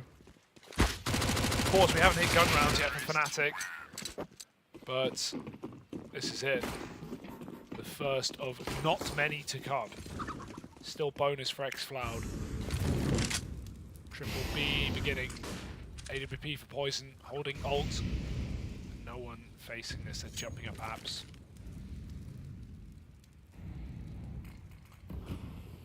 Again, two bottom performers in the server playing the same bomb site right now. They've luckily had that rotate from Crims. Well timed. As Eternal Fire on a bonus round like this, it looks like they just want to explode on A. No dilly-dally, no fake play. Messi's taken Banana with a deep smoke. It's 4 on A now for Fnatic. They have all the info. They're ready for this one. Yeah, quad stack here. This is like the perfect read to try and build back in. And well, first kill found. Poison with his AWP. He's had a stupendously quiet series. CT AWP Inferno, this is where hopefully he can right those wrongs. Oh, Emo ugly on the spray. And well, now this stack learnt about Woxic going to do what he can, but he's racked through short. Nice. Crims will put a stop to it. Fnatic, they had everyone in the right place, and so they're good to stand and deliver on that round there. Fine to do that on your bonus, but now we need to see more defaulting for Eternal Fire because look at the reaction. Fnatic, they're not going to get in their heads in that round. They get full Banana, they make the call, they full rotate A, and it's perfect, isn't it? If that was only a 3-man hold, Eternal Fire could have cracked it, but not with Alex hiding in the pit as well, or the graveyard rather. Poison, he broke his silent streak, he got a kill. Again, starting triple B, the Crims is very quick to rotate out.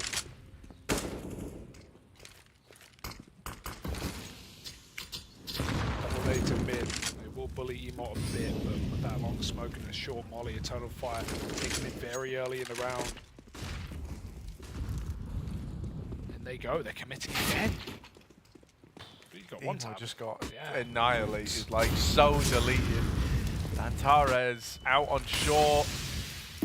Bit of a tricky spot, right? You know there's a pit player, but you don't realize just the full extent of this A-side lead. Fnatic once again pulling 4 over towards the A bomb site.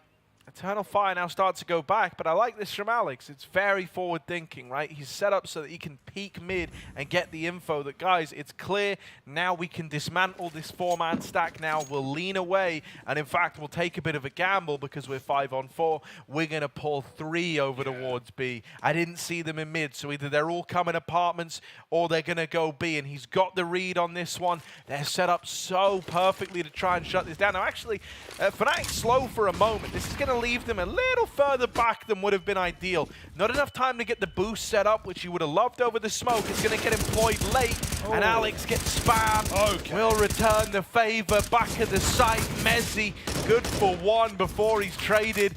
And it starts to fall apart now for Eternal Fire. They're going to get the bomb down, but a 2v4 post-plant needed.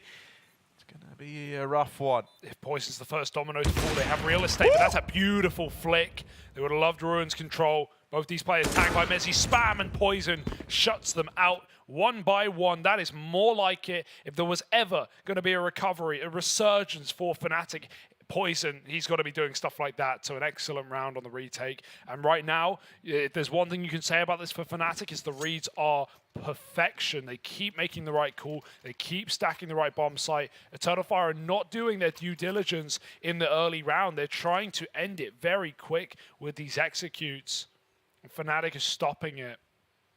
Always majority on the correct bomb site. Yet to see an issue there. So Eternal Fire, round like this, you can run wild with some fast pistols. You know, do how Fnatic got on the board essentially with their first T round, which was Tech9 rushing. But going back into their guns, they need to be more methodical. That's a beautiful entry, though.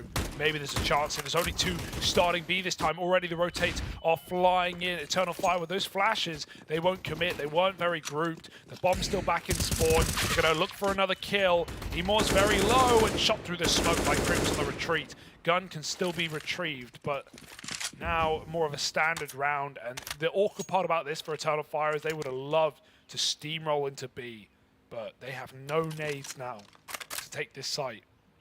Fnatic are gambling. This is a rotate. They move 3 towards A. Alex doubts it, yeah. Back to B with him. Crims has 1 molly and that's it. But he's gone out right now. And Eternal Fire, all they've got is contact. So they're going to use it.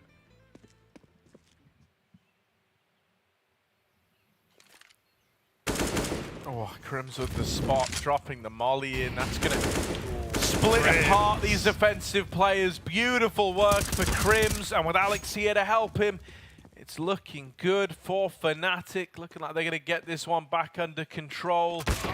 Yeah, Eternal Fire, it's a bit of a shame, right? You're dead on. I think they really wanted to just be able to run it down in towards B. But I feel like they should have, to be honest. When that smoke comes down, there's such a big gap, and it's because there's a Coffins player that they don't, right? The gap is really nice, but I presume it was Crims on Coffin initially. But if they just go through it, maybe they 4-on-1 that B player and get a bomb card, and suddenly that's your only way in. With no util, if you stop there in the mid-round, what are your options? Even though Fnatic were actually solo B when they walked in, Crims kills like 3.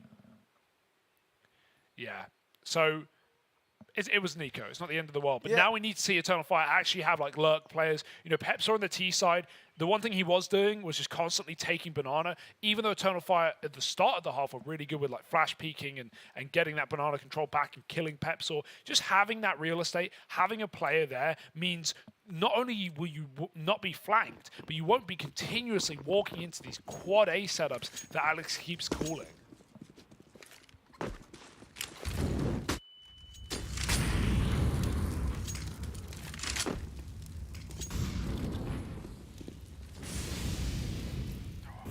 Fire and wanting to fight for banana and top mid control, right? This is the kind of closest we've seen them try to like this early default yet. With Banana smokes down. Fnatic are fighting for it, trying to deny this map control to Eternal Fire, trying to create that recipe for a quad A lead again. And with Crims winning a long fight, it's only sweetened the deal for Fnatic further. There's a re-smoke in at bottom Banana, so right now, you know, Eternal Fire are just kind of stuck waiting to even take real estate that oftentimes, you know, Fnatic in their T-half would have already had by now. Yeah, there were really solid B nades with these triple B starts, so with only xCloud there, he won't be able to take it. Emor hits a banger onto the big man Crims. That's quite a scalp to find early, and it's drawn Alex back into the long side to fill this gap. If they exec B now, it's theirs, but they're not set up for it, and there's a re-smoke. They're going to fake it and go back to A instead. All right, this is nice for Eternal Fire. They're really playing with Fnatic's hearts and minds, but now they need to hit A before the realization sets in that this is just a fake. This is just a one-man play. xCloud's on a lurk. Alex is starting to work this one out. He will check his long gap, but it's a short side rush. Double pit setup, right? Missed shot for Poison. He's gonna have to put on a bit of a show here. Very little time, and everyone's getting melted. Still haven't dealt with the double pit play. Turn for Emor, but he will get run down, silenced, and dealt with. xCloud tries he might to late lurk B. It becomes very unimpactful. Yeah, and he even got his B lurk kill. Yeah, you know, that one's stolen away from underneath them.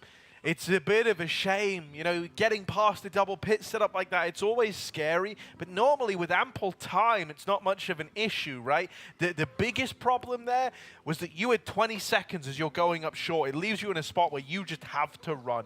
You have to look danger dead in the eye, you have to look at Poison down in the pit, and just hope he misses and that you can get into the site. Now, this series has had a lot of Poison misses, so that's almost not even a gamble you don't mind taking, but it's that double pit setup. It's the second man helping out, landing tags, slowing them down, making it a very, very easy spot for Poison to be in, and ultimately the whole round just starts to fall apart at the seams when that comes into play, when that realization dawns on Eternal Fire. Yeah, I do want to keep giving Pepsol credit, because I think he's actually, like, his numbers aren't there. I don't think he's won, like, a huge amount of rounds, but he's been doing solid in the roles he's been in, whether that was T-side Banana taking or right there as a second pitman. Like, Poison whiffs 2 shots on the approach. He hits a couple near the end, but it's Pepsol that covers the player crossing towards him. The stress is getting there for Emor as well. xCloud got his B kill in that round, but you know, it was like a lurk kill off of a rotate. They already knew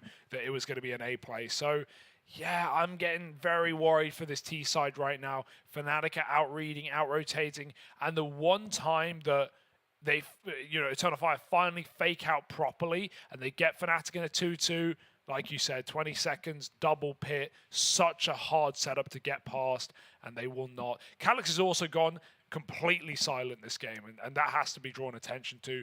Bottom of the server, 6 kills, had no impact in this map, have not said his name, didn't do anything CT side. It's been really, really rough for Calyx. So, yeah, it's getting scary for Eternal Fire. Fnatic are trying to drag us, kicking and screaming to overpass. And right now, with a final tactical timeout used from Eternal Fire, that might be possible.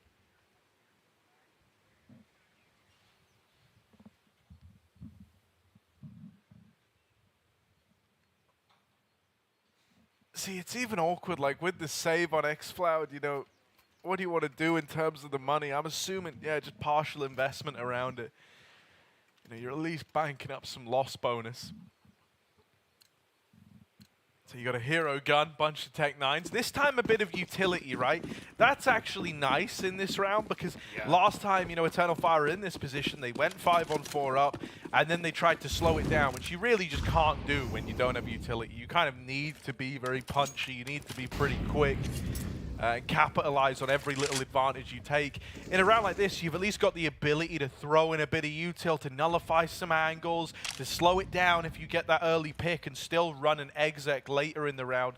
Instead, they might just try flashing, you know, pop flashing out of the apartments, trying to send Calyx in. He's got himself this cart smoke, right, to help get out through the balcony. Still has to go toe-to-toe with Pepsor to get there. He walks it coming a lot, micromanaging this play.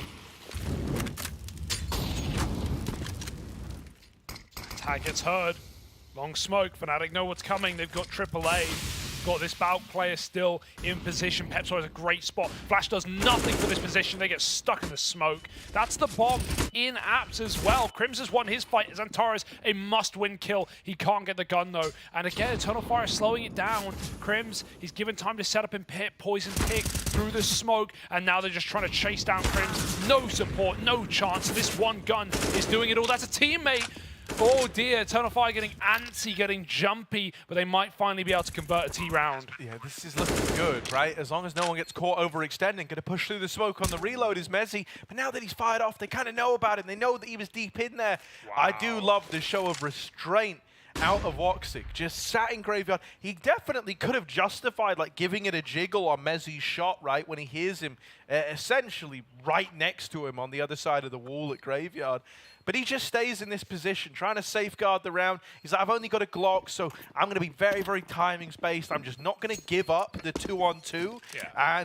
And that's how we win it. We win it on numbers alone. The call there is like no one face and they're going to save. Yeah. Like, just no one do anything right now. That's the way we win this round. No, that is a lovely kind of low econ round with a hero gun from Eternal Fire. It really is. And that little droplet of util feels like it kind of made all the difference. It gave them that ability to slow it down a bit in the 3-on-3, to muscle that pit player out to deal with. I think it was Crims down there, and they find a lot of success from it. So, yeah, brilliant. It feels like they've kind of learned from their mistakes as well of their last partial investment. And these rounds have been so close. That is the first round won after 4 in a row for Fnatic, and Crims is already on a CZ. So, you know, these have been expensive rounds. Eternal Fire have had chances. Now they can break the money. Harry, if they win this round right now, Fnatic are in the dump. Fnatic are broken, and it's 13-11. This is the most important round yet in the game for Eternal Fire. There is no dilly-dallying around the topic. And X-Cloud left lurking solo B, man. He was a guy who cracked over the A site. It's almost a shame to see him on his own. Crims is trying to dance between the lava. Oh, the lineup! He hits 2. Pepsor, I don't know how he trades the kill, but it's massive. Still down to 10. They have 1 molly to get rid of him, but they're a long way from committing. That bomb's only now getting retrieved down mid. Eternal Fire got to make up their mind. Woxic, these are very hard rounds to call, but he has the full POV of all of his team now to work it out. He's going to walk back B, Poison with a reaggress. If he goes any further, he gets his info. Fnatic are carrying the long gap. You know what's wild though? Poison, because he is having still a bit of a rough one. I don't think he goes further than this. I think he's going, oh, okay, now creeping in, nice, good. Still good timing on it. And he's got the info. Okay, now they know that it's not top middle. That's only left the B player with the smoke falling in. Eternal Fire, they've got to go through it. This round matters so much. Mezzi on the pillar, doubles up. There's not a trade, there's no chance in it. And Mezzi sends them packing out of B. Finally traded late by Calix, but in a world that's just overran by Fnatic, 1 versus 3, very little time, and getting pushed. Alex gonna silence him. Alex has been so solid this entire half with his calls, with his reads, but most importantly, Harry, every time Eternal Fire have done that and tried to go back to being a late round, they have been smoked the second they get there, and at that point they knew not only is the time too low for us to sit here and wait, but the more time we wait, the more info Fnatic get on A, the more they set up for a flank, the more info that Poison gets. They had to go through the smoke, and Mezzi doubles up at the back of the bomb site. It's a perfect round for Fnatic. Eternal Fire, they just can't crank into this B bomb site. They can't break through. The walls of utility for Fnatic have won it time after time.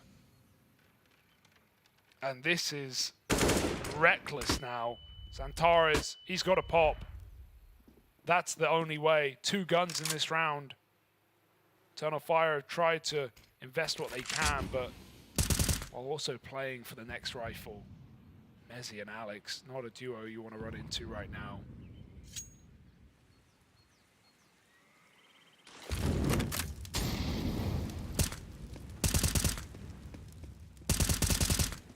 Eternal Fire go cold.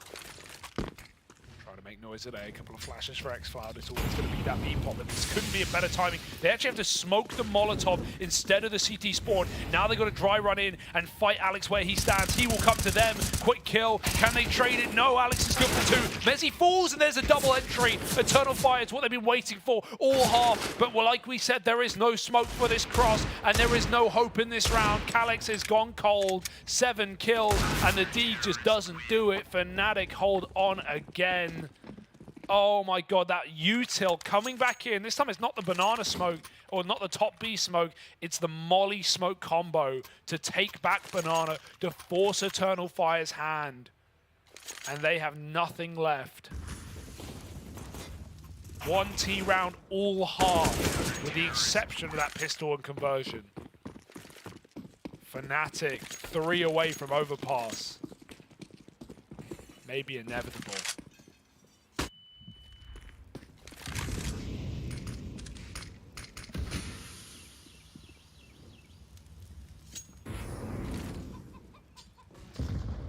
Here's the thing, Eternal Fire, they've had chances to close this out. You know, they've had golden opportunities where if they'd won, you know, one of these last kind of 2 rounds to just sail on by, they could have broken Fnatic's money, but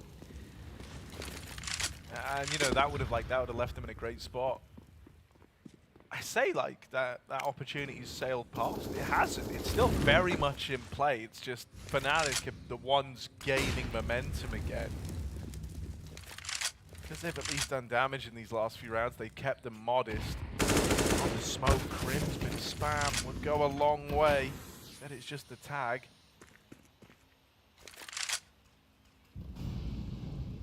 Lots of B util going out for Fnatic. Trying to retake top Banana, and with that comes the bounty of info that Banana and B are looking awfully quiet right now. Wouldn't surprise me if we see another player rotate over. Crims might be blind, but he's still good for 1. That's not going to be enough, however. Fnatic are fully pulling everybody over towards this side of the map. If only these players that currently hold the keys to the site can just buy a bit of time. The rotates are moving in. Bomb now down. The double pit setup still not cleared in spite of the plant. And so Eternal Fire are getting sandwiched. They kind of need to try and deal with these pit players while they got them trapped. It's a very, very weird spot to be in. Wow. And Calyx gets deleted. Pepsaw. Good for the burst. It's only xCloud left. Pepsaw with one hell of a round. And dude, that is so peculiar. You've got the bomb down on A. You're trying to play post-plant, but you never were even able to flush out the double pit setup. Never. You're like living next door to Voldemort. Yeah, they know it's going on. Like, Eternal Fire know what setups Fnatic are running, not only because they've run it every single round, but there's only so many times you can plant in 4v4s and be like, where could they be? Ah, yes, the double pit. They even started with Poison B with the AWP, and that let Alex sit back and relax with Pepsaw, who is, again, every time they've come A, been solid, been doubling up. Alex does the same. Really sick round out of Fnatic and Eternal Fire. They have nothing left. Nothing in this convincing me that they can put together a T-side gun round.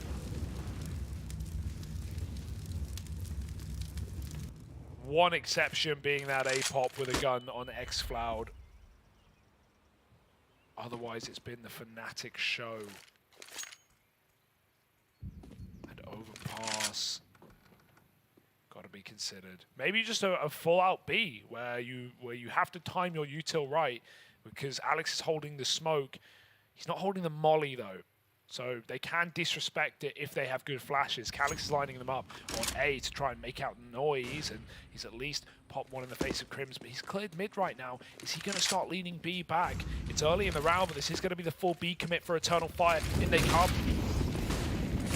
Big molly. Smokes in. Molotov to follow. They're running into it. They're burning, and their mollies haven't burnt Alex out. Still, he's dead. Messi goes up, goes over. Oh, smoke spam from Crim's going to help on out, and well, it starts to get super awkward now for Eternal Fire. Going to try their hand at the plant. Messi's got this one, though, as the smoke fades at Coffins. He's in and out like a light. Continuing to just strip away at Eternal Fire, never letting them get comfortable here. nade. Emo almost got spammed out through the glass. Double coffins. Calix has to pop off, and he's looking away from the flash. Mezzi hits his headshot. Poison scoped up. Emo no chance at 1v4, and he is deleted in the air for Mezzi. Fnatic, 15 rounds. It has been an incredulous comeback on this CT side. There's no other way of spinning it. Some amazing rounds. And some deflating rounds for Eternal Fire, who are pulling out their first proper BXEC at 15-12. Yeah, you know, I think as this has gone on, the deeper into it we've gotten, I think kind of the limitations of Woxic's calling has kind of become a bit apparent, right? Yeah. And very much Alex has had the read on him time and time again. It hasn't really been a battle of brains, it's been a battle of brawn. I mean, even there, you know, Fnatic have actually been the ones winning that out more often than not. Now Poison's peeking mid. He's got his confidence back, Harry. That's a little terrifying for Eternal Fire's longevity as we move into Overpass as the third map, if this gets closed. Which it looks like it's going to, right? For all intents and purposes, that's just 3 kills away. Standing between that third map and Fnatic taking us there. Xantares, Calix, Xfloud. All that remain, the last hopes, and Calix, man, the timings that this guy's had, the kind of, oh, he might get naded. That is, I've never seen this actually kill someone. Wow. Over the top, onto the balcony. They tagged him to 1 health, so the nade really did just have to tickle him. And there it is. He's gone, having a very rough time. Xfloud and Xantares, they've been the 2 standout players for Eternal Fire for me. You know, this T side. Sure, it's had some limitations, it's had some issues, but these guys have often been able to deliver something. So let's see what they can do in the 2v5, grouping for a B hit. The utils come in to lock them out. They wait for that. There's going to be about 13 or so seconds on the clock as they try to come through. Yeah, I mean, something is not enough at this point. Safe to say, Fnatic, couple of kills. Should be easy. Poison posted through the smoke. He's going to go. Oh, they've seen him. He does die first. Bit awkward, but there's not time to get these reloads off. They've got to get the kills. And Alex goes 1 for 1. Mezzi at the back of the bomb site, and he has not had a problem shutting out these commits. Xantares is saving. 5 seconds. GG. Go next. Fnatic pull a huge comeback up against Eternal Fire. They got 8 CT rounds. They went up 11-7, and Fnatic did not stop on that comeback. I've got to give it to them. A really well-called game for Alex. You said by the end it felt like Woxic had reached his limitations. That much has proven to be the case. And Eternal Fire very worried now, Harry, as we go into a third map of Overpass to fight for their tournament life. Yeah, you know, I mean, I would like to think actually Eternal Fire kind of have more of a chance on Overpass than maybe they did here on Inferno. I think the reason why you hit your limitations is because, you know, sure, this is the map that you play, but it's one that Fnatic have always been playing. It's one that they've always looked pretty good on. And it's one that Alex himself seems to really kind of relish the opportunity to call in, right? And as we saw, I think, especially in that second half, and with how like this little T-side comeback that happened in the first half, kind of like reminded Alex of that fact to begin with. He started to outtool Woxic. He started to get ahead of him. He even got the knife kill on them, right? Just to like further reinforce that idea. And then come second half, I think by the time Eternal Fire realized they needed to do more to establish a default, to get util out of the B players, to deny information, it felt like it was too late. And you were up against the Fnatic that were like very switched on and were believing in that comeback. Really, you've got to give a lot of props to Alex here. Crims as well. Crims has kept up these kind of numbers all day.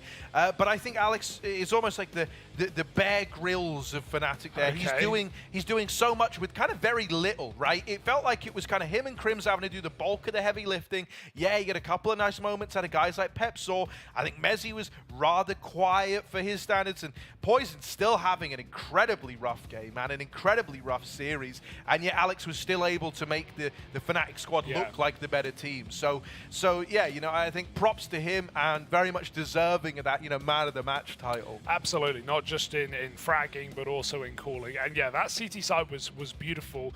I'm a little worried for Eternal Fire, and I think Fnatic are clear favourites. Even though I thought Eternal Fire were going to win the series coming into it in 3 maps, I might be flipping that up now, Harry. Like, T-sides on this map for Overpass are actually really, really good for Fnatic. It's one of their better T-sides. And on a map like Overpass, that's not too commonly said. So if Alex is feeling it, if Poison's waking up a little bit, I was a bit early on that one, but he did have a couple of rounds near the end. And Eternal Fire maybe in their heads after that.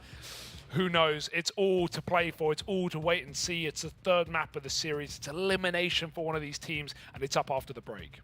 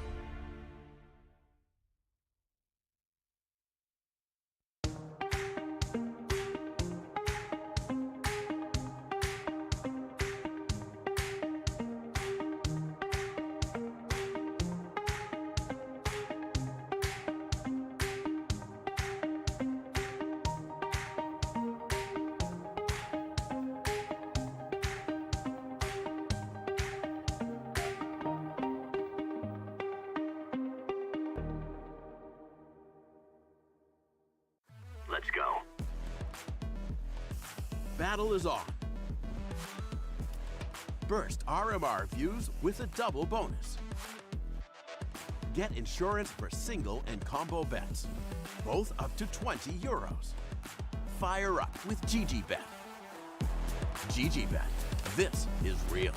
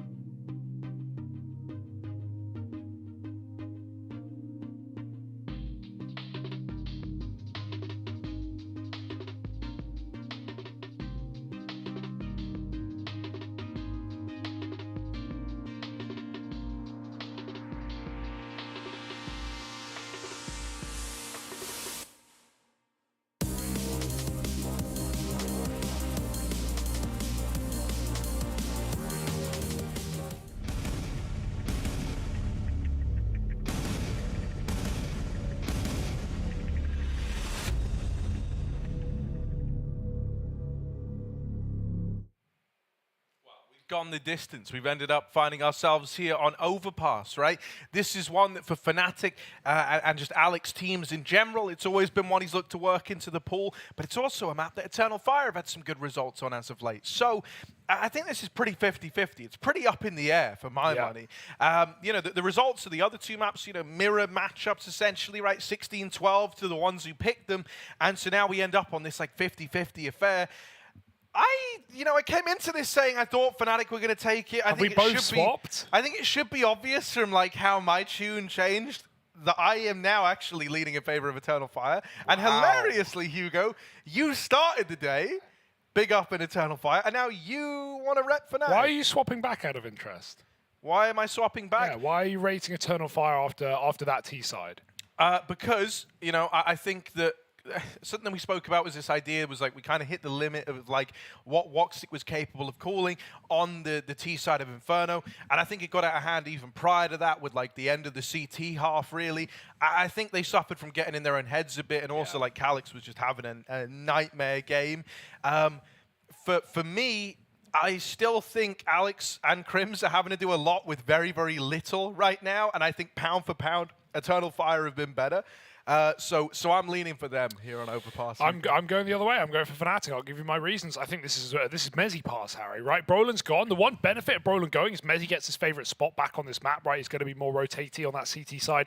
Fnatic gets CT side. As we know, Alex says, win knife round, win game. That's what Fnatic have done. Now they need to close it. Now they need to put their money where their mouth is. And I'd say Mezzy has actually had a pretty quiet series. He had some great CT Bianca rounds with double kills on those awful B executes on Inferno. Dust was a lot rougher, but I think this is where Mezzy comes alive, and I also think T side, Alex does a great job calling on this map. So let's see. Anything is possible in this series, especially. No lead is a lock-in. Eternal Fire, T side start. They've got a good bit of utility. No P250s. Just the old combos into B. They're going to waltz in. It's a retake setup here. Pepsor's back in spawn with a kit flash. Going to save that for the post. Don't die though, Pepsor. He's going to have to hide as they try and hunt him down. Flash to stop it. CT players coming out from spawn. Oh, very blind. And X-Cloud, maybe he thought he was default there. Just gets decked. Bomb goes falling. They pick it up. They can put it down. But Fnatic are poised perfectly. And that's a lovely shot. Alex doubles up. And yeah, just muscles his way back into this round. Should be no hope for Eternal Fire now. Emor on shore. Tries to get out, but is pincered from Khan. Lol. He lives! There we go, he's gonna get it. Gonna lock it in. How does Poison live? Jumps out Con, then jumps back in. So what's my time limit on changing the prediction? Too late, you're locked in, Harry. You know that it's like those channel points, man, and I'm loaded. I'm jacked up on channel points. That's fine then, in that case. Full confidence, Eternal Fire. Yeah, do you still believe it after that round? This is the map they started the tournament on against FaZe. They got like 3 T rounds. Obviously it's FaZe, right? But they got 3 T rounds. They really had trouble even getting it going. So yeah, I'm glad I swapped my prediction last map, in fact. But you know, anything's possible, Harry. That's what you got to remember first and foremost. Well, we got this force buy up for Eternal Fire. Hero guns in play. Xantares and Emor with them. Scout for Woxic too. Poison over in the long bathrooms. Kind of need this guy to really hit the ground running here. And hit the ground he shall. Minus the running part. He's now dead. Xantares going to find him in the opening fight.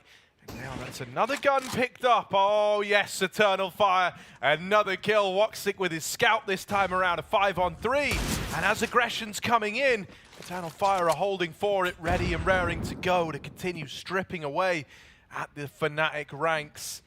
Alex boosted up, not afraid to employ gimmicks to rescue a round. Looking for a way back in, hoping the boost can provide it. Mezzy timing the flank, he's checked, tagged. Now he can't, he just has to slow down. Alex swung to his death. The boost disassembled, and the wall bang as they try and grab the gun. Pepsor is spammed. Mezzy is saving. I'm gonna give you, Hugh, I'm gonna give you one ticket right now. One ticket, now? one ride out. Off the back of one force buy. Yep. I will choose not to use my ticket. That's it then. It's null and void. I'm tearing it up. And now I'm cracking open a drink. And now you're drinking a drink? Sounds like DayZ sound effects. Yep, well, I'm out here. I'm surviving. That's what I'm doing. Yeah, well, you can survive. Meanwhile, I'll thrive, baby, with my Fnatic pick. Cringe. So, I hate you. It's just uncounterable, Yeah, isn't true, it? Like, true. That's What? why it's I such can't a harsh ratio word. I can't ratio you verbally. Maybe I can just talk over you. Look, Maybe man, I can just, like, when you start talking, I just, like, keep talking over you. And, stop like, this. It's very obnoxious. Yeah. Stop this, right? So, lovely Xantares- openers there for Eternal Fire, like Woxic with the scout picking player through the wall, and Eternal Fire just run wild over A. The boost doesn't save them, and Fnatic now forced back in, but these are even harder when you lose to that second round. Ain't that right, Harry? Yeah, 100%. 100%. You know, Fnatic gonna try and muster up what they can. Yeah. Mezzy's blinded in middle, and it's a lovely lights-out start for Eternal Fire. Does that ticket still apply? No, no, Okay. no. It's checking. null. It's void. No, okay, you get one more chance. No, I'm just... So you're just trolling. trolling, No, yeah. it's not only not valid Harry, it's anymore, eco. you're bad. You're barred, mate. Eternal Fire, we don't want you here, Hugo. You don't want Eternal Fire? No, I don't. As in, me and Eternal Fire don't want you on our team.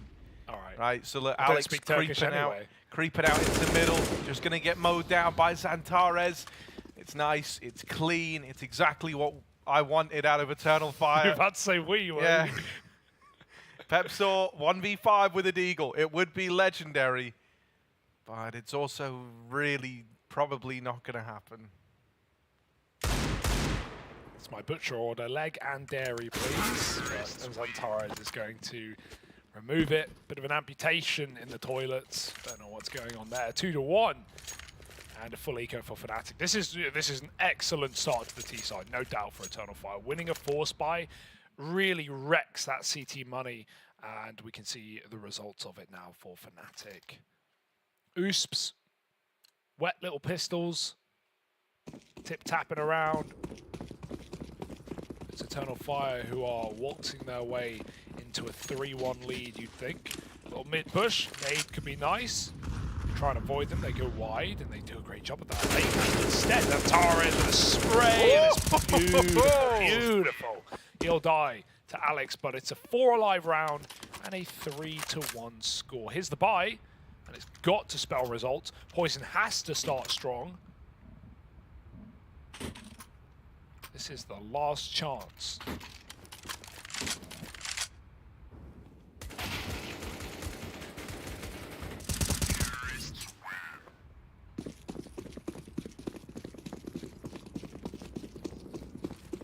Right, let's see. Can Poison rise to the occasion? Eternal Fire. Go fast in middle again. Now that molly's nice, right? It at least lets you know that there are players from the T side out in middle, and so Fnatic have kind of got that early warning that guys are looking to move in quickly. Ooh, bit of a grave error there to give him a second chance at that one. The attempted jump up for Xantares just gives Poison too many opportunities to put that AWP to good use. So it's an early advantage on the back of that AWP. Openers for Poison have been few and far between, and so it's nice that he at least begins Overpass here by taking a head out early on.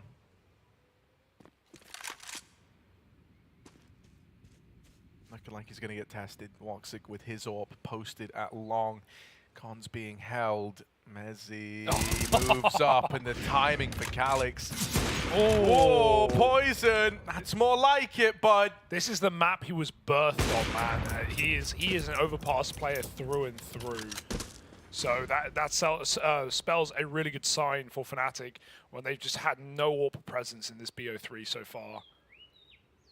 Xflower's trying to save his. He's heard Pepsort. It doesn't mean much when the Tech-9 doesn't insta-one tap. It doesn't do anything. It's Fnatic cleaning house. And they're ready to go, ready to build back in. Eternal Fire, another buy round. Maybe be lean this time. Really nice over that. 2 follow-ups. It's an AWP, but no worries. Yeah, it all starts with that kind of weird jump for Xantares. He'd already jumped it once. I don't know what you were hoping to gain from, like, doing it again, right? Like, oh, the AWP's still there. You know, like, but, you know, gives over that early advantage. And yeah, they get punished for it. I can't imagine they're going to make that same mistake again. Poison falling back into the toilets. It's a nice AK skin. Got those LGB stickers. On the red line too. Clean. Damn. Poison got an AWP fade. Very nice. I mean, really, Xantares should scrape those ones off. He didn't earn Yeah, those true. stickers. He doesn't have the right to use those stickers, actually. Like, look, let's go top down long. It's Poison. Oh, he saw him. He's seen him. He knows, and he's holding this angle, but decides to up and leave it. Wow. Xflower, here's the run back, and starts to now aggro up himself. Starts to get a little more aggressive with this. Mezzi's going to throw Poison up into the boost.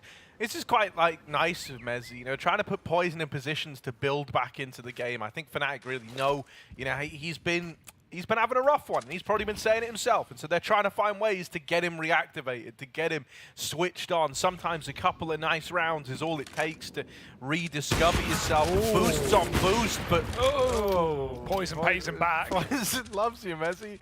Hey, thanks for the boost, bud. Here's a shot to the back. And now Mezzi taking close fights. Oh, it doesn't matter. The Poison softened him up. He's still delivering. Finally dealt with by Xantares. There's another man tucked in the corner at Truck. Xantares has got to go back. Got to go get the bomb, and it's all started to go a little bit pear-shaped now. Trapped by the comm rotation. It all falls apart for Eternal Fire. And Fnatic are up onto a third. Yeah, some awkwardness in there, certainly. Some timings missed, but nice boosts up for Fnatic. And they swing. That was out of nowhere. That was crazy. I don't know if they were expecting Eternal Fire to be set up over that smoke, but there was a big delay there, and they were fully convinced that it was an APOP.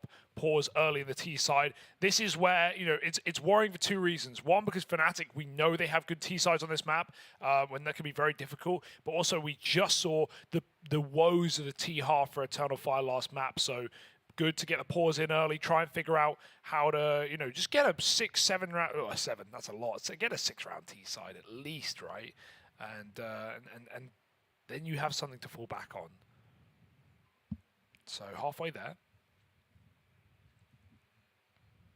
And living on a pear shape.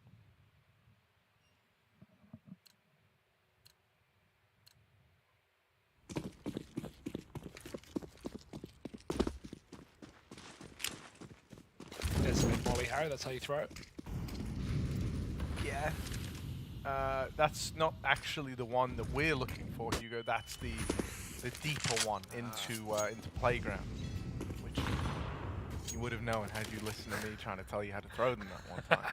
So now Eternal Fire stacked up outside of the B site. Pepsor looking like he wants to play around this smoke in the choke. Up through long. X-Floud throwing in a bit of utility. It's not great. That's a gap. Poison's going to go peeking through it, so you don't start scrambling rotates yet. Noise made now down at Monster. Fnatic still with bodies here, but a decent bit of rune gain for Eternal Fires. Antares, a lot of damage on the... That's just fire. That's just fire he's shooting up. That's fine, you know, does get a bit confusing for him there. Man advantage taken by Fnatic, and Poison's going to extend it even further. This all getting cut down up in heaven. Yep. Pepsor looking to hold the line, trying to make magic happen. Been here for a long while now. Still here, still standing, and waiting for the rest of his team to move in with him. Clean for Emor on the first. It's a 2v2.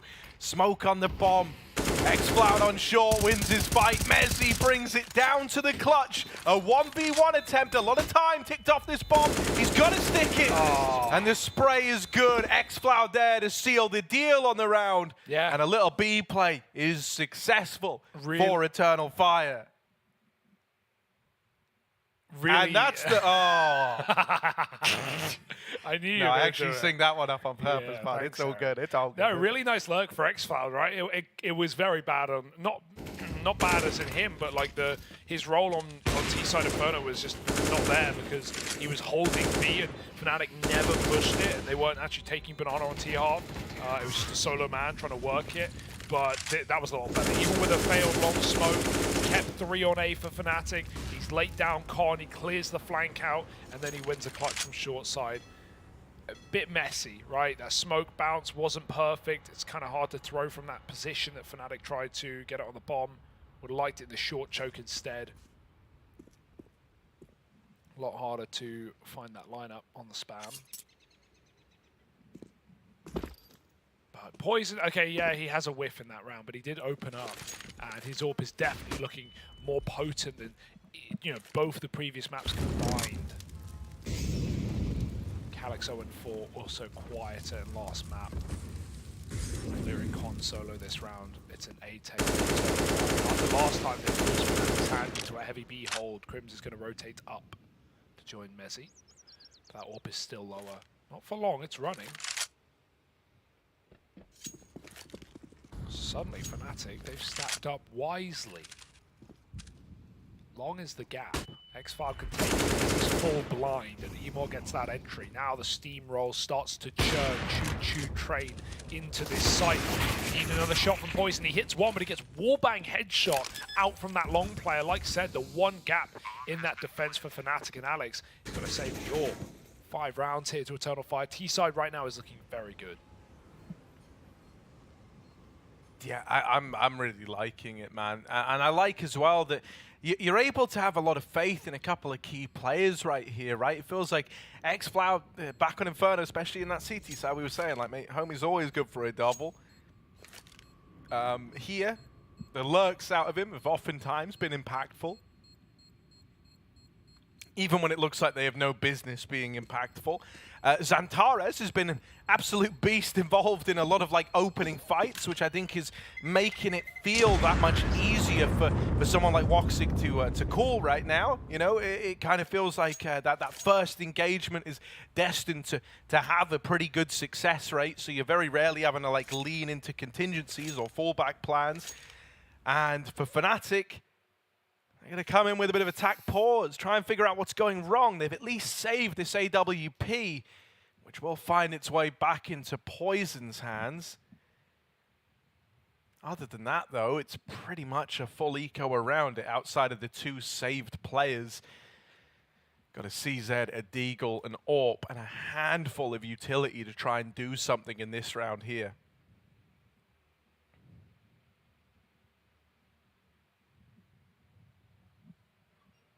One worrying note for Eternal Fire. Yeah. Calyx seemingly still having a very rough go at it. It's early, it's early. He's waking up, Harry. Yeah, you guys can't become a new me. I Because it ain't even that funny. No, true. Poison taking mid with the AWP. There's 4 here for Fnatic. They keep starting on these 4-1s, but they got them wrong both times now. It's a B rush. No better round for it. Alex does not have the weaponry for the job. Can he smoke? Oh, he smoked Monster. They're already out. Would love that for the barrels. Hard cleared. Antares, nice kill. And he's very clean on those entries right now, especially in an empty bomb site. Yeah, I mean, that's the round right there. That is it. And once more, it's on the back of his Antares entry. Calyx, here This we is go. This is the moment to break the silence wake up. and build back. Oh, we can't build. Fnatic. Surely they go around this corner, right? Oh no, they're saving. He's got the pretty AK. Pretty AK, pretty eyes. Look at him go around the corner. Seems aware, seems cognizant of this. Oh, there's a couple. There's a couple of baddies. All right, Calyx. They are all grouped up here. Eternal Fire. They're actually hunting down the pistols. The AWPs here as well. They will taper off in this aggro. They will turn away. Calyx breaks his silent streak with his first in this round. And Eternal Fire are up onto 6. Doesn't feed, he gets dinked and he gives it up. He goes, yep, I got my kill, I'm happy, I'm awake. And Eternal Fire have got 6 rounds on the T side. That's what we said we wanted, just out of the half. And well, they're certainly poised for more here, but can they get them instantaneously, or will Fnatic come in with a big rifle round? It's off the back of a double eco, and they've saved this AWP throughout, so Poison now going to be able to put it to use. He has the best mid spawn. He's not taking it though, he's throwing the mid util instead with Mezzi. The double molly yet again. Poison's still going for it super late. Oh, that's a beautiful shot. I'm very surprised that Poison goes for that fight after, you know, not just stopping his spawn, but throwing the nades, waiting. Lovely play for Alex. Very Fnatic to run through the monster smoke. They like waiting on the fade, but that's one step more. One step further. Emor spamming. They heard him. They knew where to aim. Oh, Mezzi could have peeked with that, but was in no hurry. Common position. See Mezzi in the second flash. He'll go for it. Spotted by the AWP. Gives it up. 4-on-4 pressure still on Eternal Fire to get a pick into this A site, and Woxic is hunting for one. Mezzi, so common to see him in this position. So Antares is in toilet clearing corners. Oh dear. This is it. This is everyone here for Eternal Fire. This is the commit. And Woxic misses a sitter. That one's got to hurt. That will leave a mark. Crims wins his toilet fight. Calyx does get a banger, and they're out long again. It's not considered. Alex was set up for a trade, but it's still a 2v1. Calyx, if they were ever around to perform, this would be it in the clutch. He's been given a plant, but he needs to make sure that that is the case. Clearing the site. Fnatic are backed up, ready to play together. He's aggro bang. Oh, a chance there at the 1v1. Now they know about him. I mean, at this point, he's got doubts rushing through his mind. He's worried, he's panicking, and he's run down by Alex. Can't believe he went for that. Just when you think Alex is going to stop pushing, that's when he's getting started. I wanted to draw attention. You know, you kind of talked about Woxic missing that opportunity at short, man. Like if you get given a peek like that, that is no flash either. Like the only way that you kind of break apart, because this setup from Fnatic is a thing of beauty around the toilets. They actually do this a hell of a lot, where Mezzi, as you say, like plays in this kind of front toilet aggro angle, and he's able to peek into the toilets, but he's also able to watch short. He's able to take fights on a whim, and it's great when you have him peeking short like that, because then, as he's lobbing util, as he's reloaded, as he's doing whatever, the guys in toilets feel like they can get the trade, feel like that's a freebie, and that's where the site player is there to like make problems, you know, make matters even worse for the opposition. Poison peaked mid at the start of this round. He saw it was completely empty, and now Fnatic are 4B ready for this exec. Right place, right time. All on the back of Poison's info. Eternal Fire are coming in, and it's a lineup on short, a collateral for Crims. Even more where that came from. He's on to a third, dancing around the pillar. Didn't need to get any more than that, as Alex and Pepsaw will hold the line, and Fnatic building back into this one now, up to 5. Yeah, again, very risky mid-peak for Poison, considering the last round and what happened when he played 40 with the AWP. Eternal Fire tried to fake it. They threw that T-spawn smoke that lands on the mid Molotov, so that even if a CT peaks, they think there's a T there because of the smoke, but you know that does not make Fnatic panic. Poison gets so much info, at least sees that no one's pushing through Fountain, and that reassures the B hold. Now Mezzi's holding a mid flash for him. But again, it's a late take for Eternal Fire. They respect the molly this time. It is nice. It hits the one player with an AK. Woxic's even... Harry, we got... Okay, let's keep an eye on this round. We got 2 players armor Glock, and that is simply to take Emor's AK when he dies. So he needs to die in tradable positions, or rather retrievable positions, for these Glock armor players to grab the AK. Not uncommon to see 1 player Glock armor, but 2, they're really relying on him to either get them guns from the entries or leave his salvageable. Oh, he doesn't clear it, and he's dead to Mezzi. That smoke is good, though. It means they can walk up and grab it. Alex has timing, and he does kill Calix just about. Woxic and Toilet's coming back, but Glock armor, again, not a fight that's going to favor him. Zantares has the AK, needs to arm someone.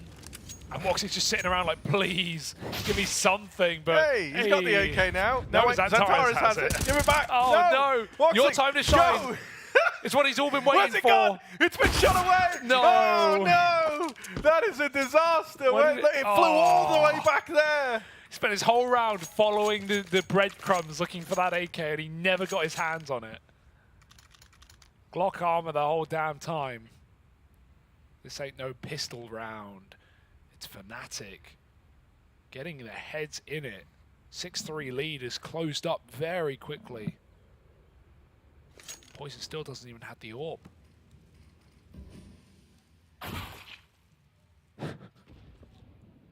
Fnatic's aggression timing right now this game has been really solid as well, whether it's Alex coming up connector, Mezzi re-pushing short A, that monster walk or through the smoke. They've had all the right reads. And Fnatic haven't even taken B water yet, the CT side. So there's still more to show. Woxic's got an orb, no armor.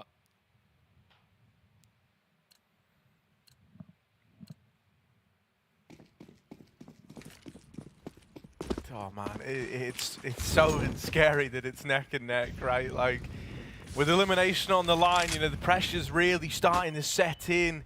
Everyone realizing there's no more second chances. There's no, you know, 4th map waiting in the wings. You've got to deliver here and now.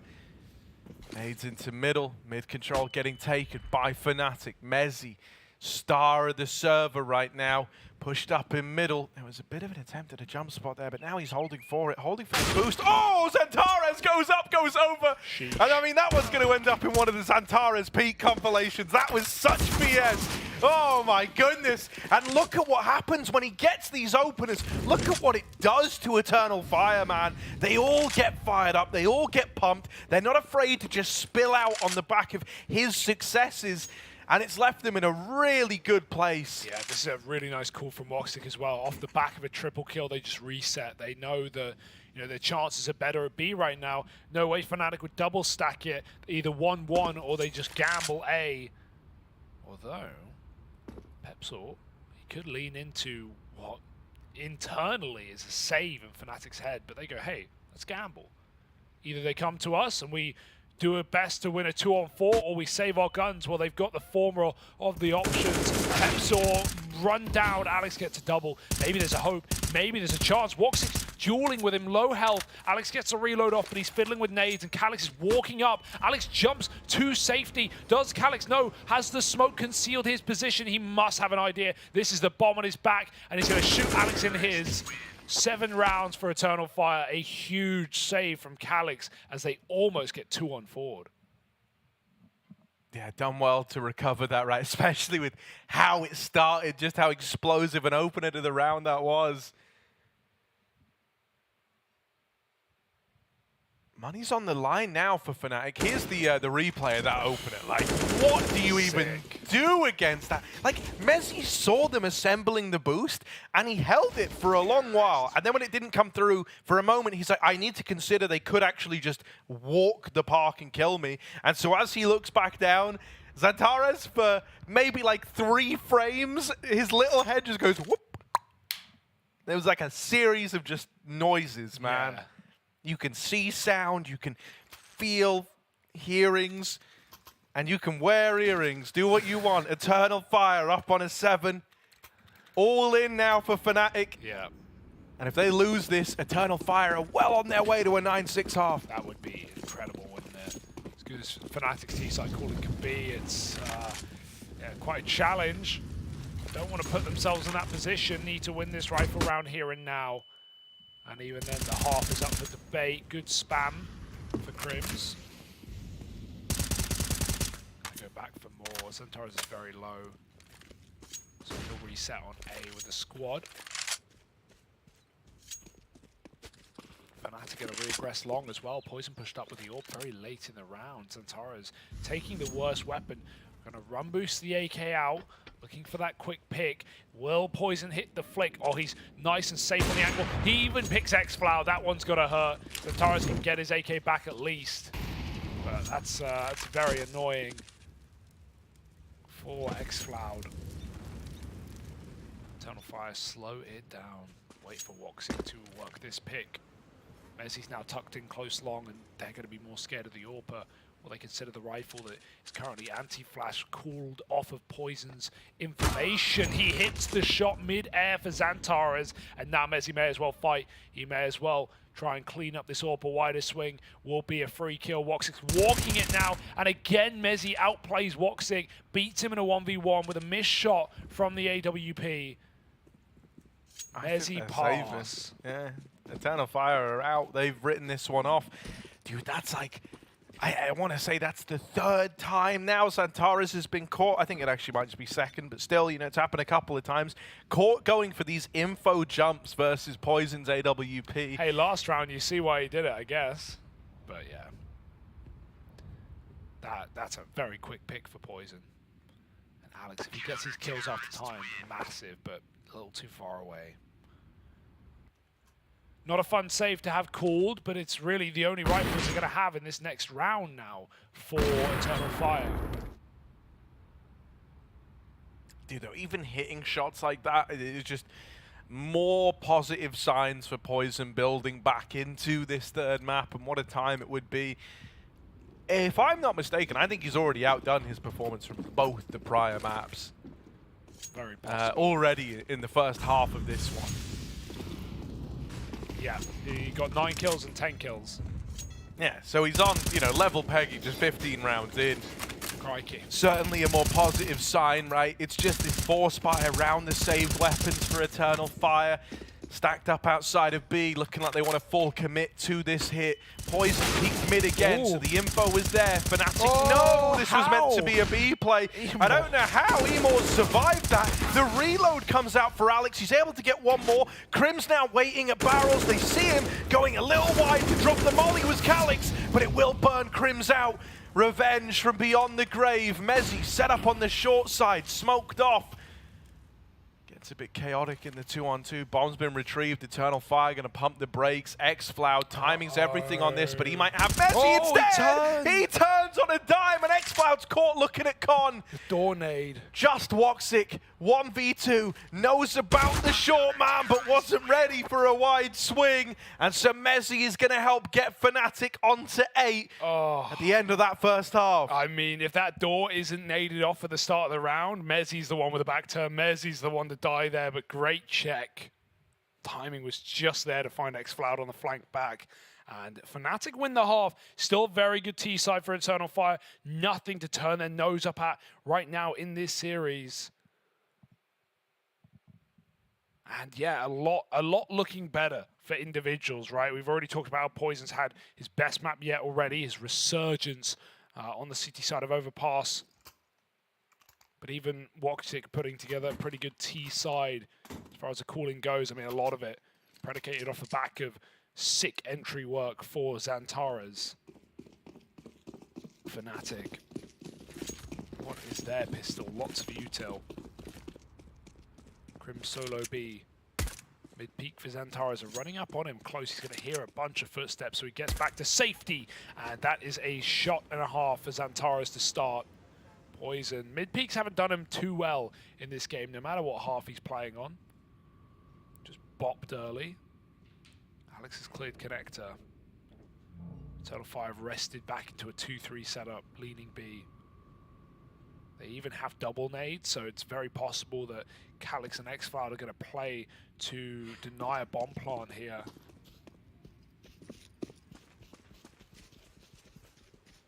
I love that call.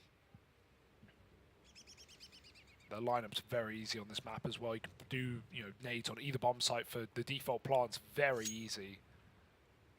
And safe as well. Crim's looking for a boost for the P250 pick. But versus Antares, nothing is guaranteed.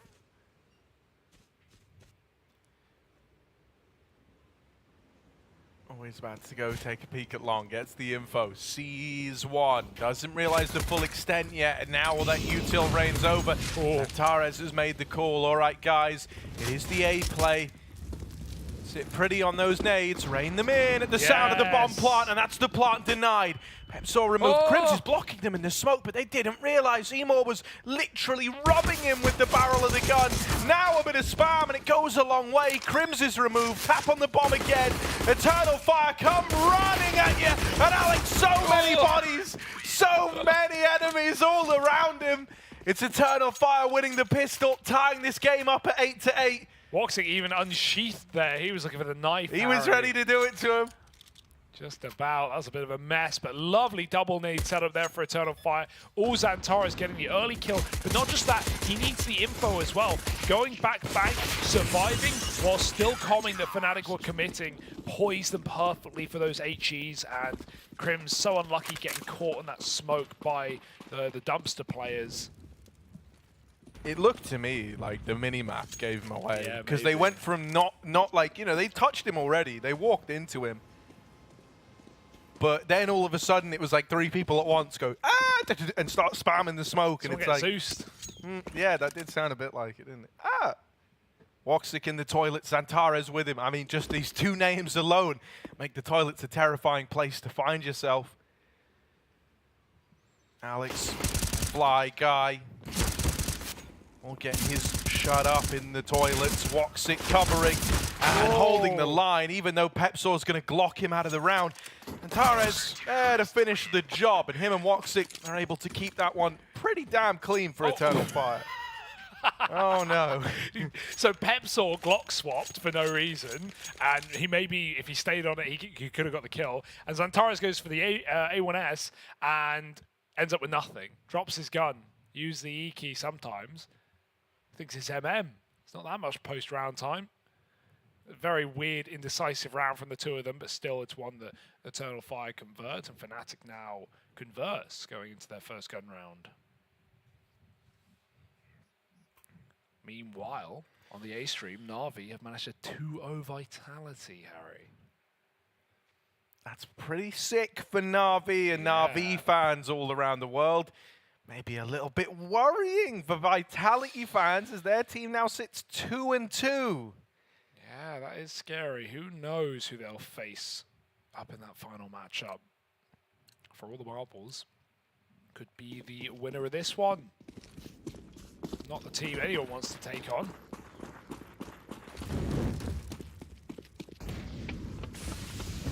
Right, gun round for Fnatic, quick and decisive for Eternal Fire. They have the setup and the receipts for the boost. Hang on a moment. This is oh, is this? Yeah, we saw this the other day. This is like the classic like 2 towers boost, right? You get one over in con, you get one over towards the short side, and they complement each other really nicely. Right? Sadly, we get no like big clash Lord of the Rings-esque battle down towards him. Instead, it's an all-in long play with the bomb lurking outside of B, couple of dudes around it, and they're hoping that these 2 guys up the long side for Fnatic can draw rotations out of Eternal Fire. They have somewhat fallen for it, They've sent a 3rd player over towards A. Now, he's since come back, but it's still just a double B hold. Still only 2 strong here. Emor dead. Now this com player is going to make a move, but that could leave xCloud a little out of position if these players at A look to come back through con. Calix falls, Antares and Woxic. Oh, X-Cloud comes running up the short side. It could have been bad, but it ends up being great. Now he is here alone. The nade does a lot of damage to Mezzi, and Poison is wrapping heaven. Oh, Poison's got the round in the palm of his hands. Antares is here. This is a free kill, and Poison takes it right away. Woxic now, 1v2, bomb dropped in the B site, knows there's a man up heaven, and knows that Mezzi was seen short. He wins that, and now Poison needs to come hunting, needs to go looking for the kill. There's not time for the block. What? Oh, What? Woxic stopped. He ran into the wall. Oh, no. What? Did he get stuck? That would look like a clean wall. I thought he was going to get round in time. I thought he had it. Dude, I think he just ran into the door. Like, I'm not even kidding. I think that's all it was. I think he just got stuck. God. Oh, no. I don't know what he got stuck on. That looked clean. It looked perfect. He's just escaping in time. But he couldn't get out. Oh, dude, he mess. got stuck going around the corner. What Like, a mess. not even like a... Oh, no. Oh, that is a humiliating way to lose the round. Just set up in time. It's Poison on the big flank carry. It's the heaven wrap. And he does it to him. 2 kills. I'm shocked. I'm outstanding. Natara is standing in front of the smoke. That's a nice escape. But as we know, no escape is nice in this game. Can't get back in time. Arrow's nade. Team's taken short. Short control prevalent for Eternal Fire. Not as much for Fnatic's first half. Alex, he knows they're there. But it's a double setup. Covered from the corner. Oh dear, this is... That lost round, that shouldn't have been a lost round, is throwing a complete spanner in the works.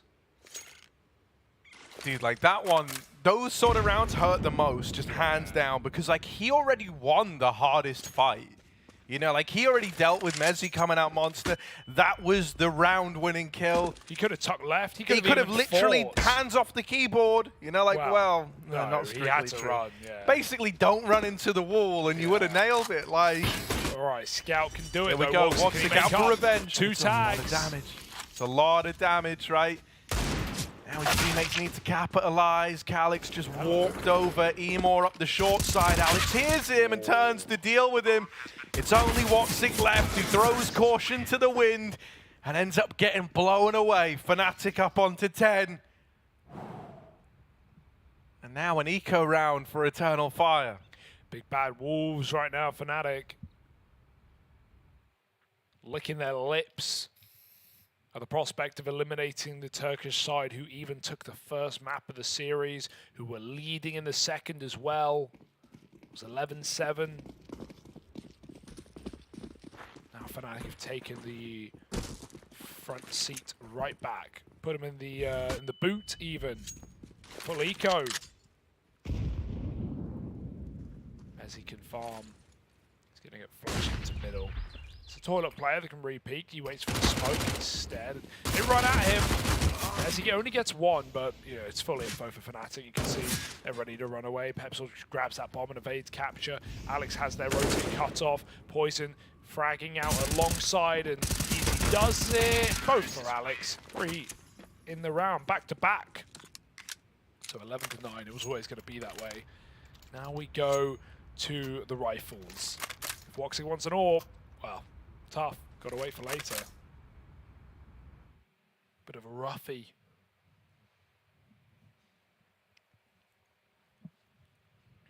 I mean, like, you know, now they call this little pause and they try to mull it all over. It's so scary being on the CT side and trying to make your comeback happen here, especially when your opponent is the one in the driver's seat, like right now. You know, if you do win this round, which you're going to need to do to feel at all comfortable and to have a chance of pulling it back, you also need it to be fairly clean. Fnatic are already establishing their money. They're already getting that staying power in this map financially. And for Eternal Fire, that just will never be the case until they have a clean CT round. So, yeah, a lot of pressure on Woxic here. you know, I think he's going to deserve a lot of props if he can build back into this one, considering how it got to this point, considering that 1v1 that has now heavily tipped the scales in favor of Fnatic. Let's see if Eternal Fire are able to turn this one around. Alex working connector, Crims up the short side. Little boost throwing up. Crims is right underneath it, right next to it. He hears it get disassembled, and he knows that his position is now going to go unaccounted for. The old Fnatic trick. All this kick in the butt, in the smoke, in mid. It's not quite Alex, but Mezzi makes up for it. He's taught him well. Very cheeky play to go 1-for-1 as well. And when you're 1-for-1ing Xantares, and you look at the scoreboard, Harry, like, he's got xCloud and Woxic kills put together. He's got almost double Calix's and Emor's put together. You've taken out the big hitter on this Eternal Fire side. And it's only cost you Pepsol. Good trade. Now they're going to walk out B. It's Emor and it's xCloud trying to stop this one already. Calix beginning to consider this rotate, but the flash does nothing. It doesn't matter. The headshots do. Crims, double entry. It's so clean. As he does get picked, as Calix sees a headshot, and Alex will trade that kill very quick to just run him down on the bridge. Not giving him the room to escape or get set up. Sends Woxic in for the save. 12 rounds for Fnatic. The worry of this T side has already begun. Fnatic's calling has been nice. Not really had a problem, and Alex is, as he was on Inferno, just popping off. He might even find this exit. Does he clear this though? No, it doesn't look like it. Goes back to long, but too far away now. Woxic gets the gun, but Fnatic get the round. 12-9. A full eco. It's starting to get dire, isn't it? It's starting to get worrisome. Gonna need to have kind of a hero figure emerge for Eternal Fire, else this one does just run the risk of getting kind of taken away from them right at the last hurdle. You know, they've had a lot of fight in them throughout, and a big part of you is still left wondering, like, how much different could this all be if that 1v1, you know, between Woxic and Poison went his way, as it really looked like it was going to. These things weigh heavy on your mind, especially when it's something as clear-cut as that. It's not like you almost won a 1v4, right? It's like, no, that was in the palm of your hand. It's never been more obtainable. And it's a very kind of unique situation to be put in, especially when, you know, Woxic here isn't the most tenured IGL, isn't the most experienced, still very much on the learning curve. So you're going to have to see if mentally he's able to not only keep himself in it, but keep the rest of the team in it with him. On the other side of things, yeah, man, same kind of story for Fnatic, where it really is, you know, one or two players doing a hell of a lot, but it's working right now. Xantares feels like the key to this whole damn thing, you know, and I would hate to put it all on one player, but that's kind of how the game's felt so far. Oh, look at this counter. 4 strong up towards A, and a solo B hold as Fnatic look to move into this B site. xCloud alone, and he's going to get overran, overwhelmed. Xantares dead, and Fnatic are on to 13. There's nothing that Eternal Fire can do about it. And they keep picking Xantares in mid alone as well, right? Whether it was that Toilets play last round, now it's Alex walking through connector and catching him 1v1. And so you don't even have that big ticket item. Woxic's got a double save. 13 rounds. Good as done. Good as locked here for Fnatic.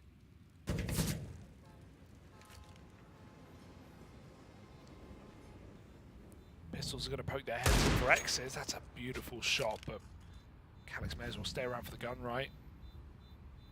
Or a little more. Mezzi try his hand, but Calix is fast. 2 kills. Alex is out wide. He doesn't know. Alex is even going to hunt this one, try and close it with a volley. Won't land anywhere. That was a flash, maybe.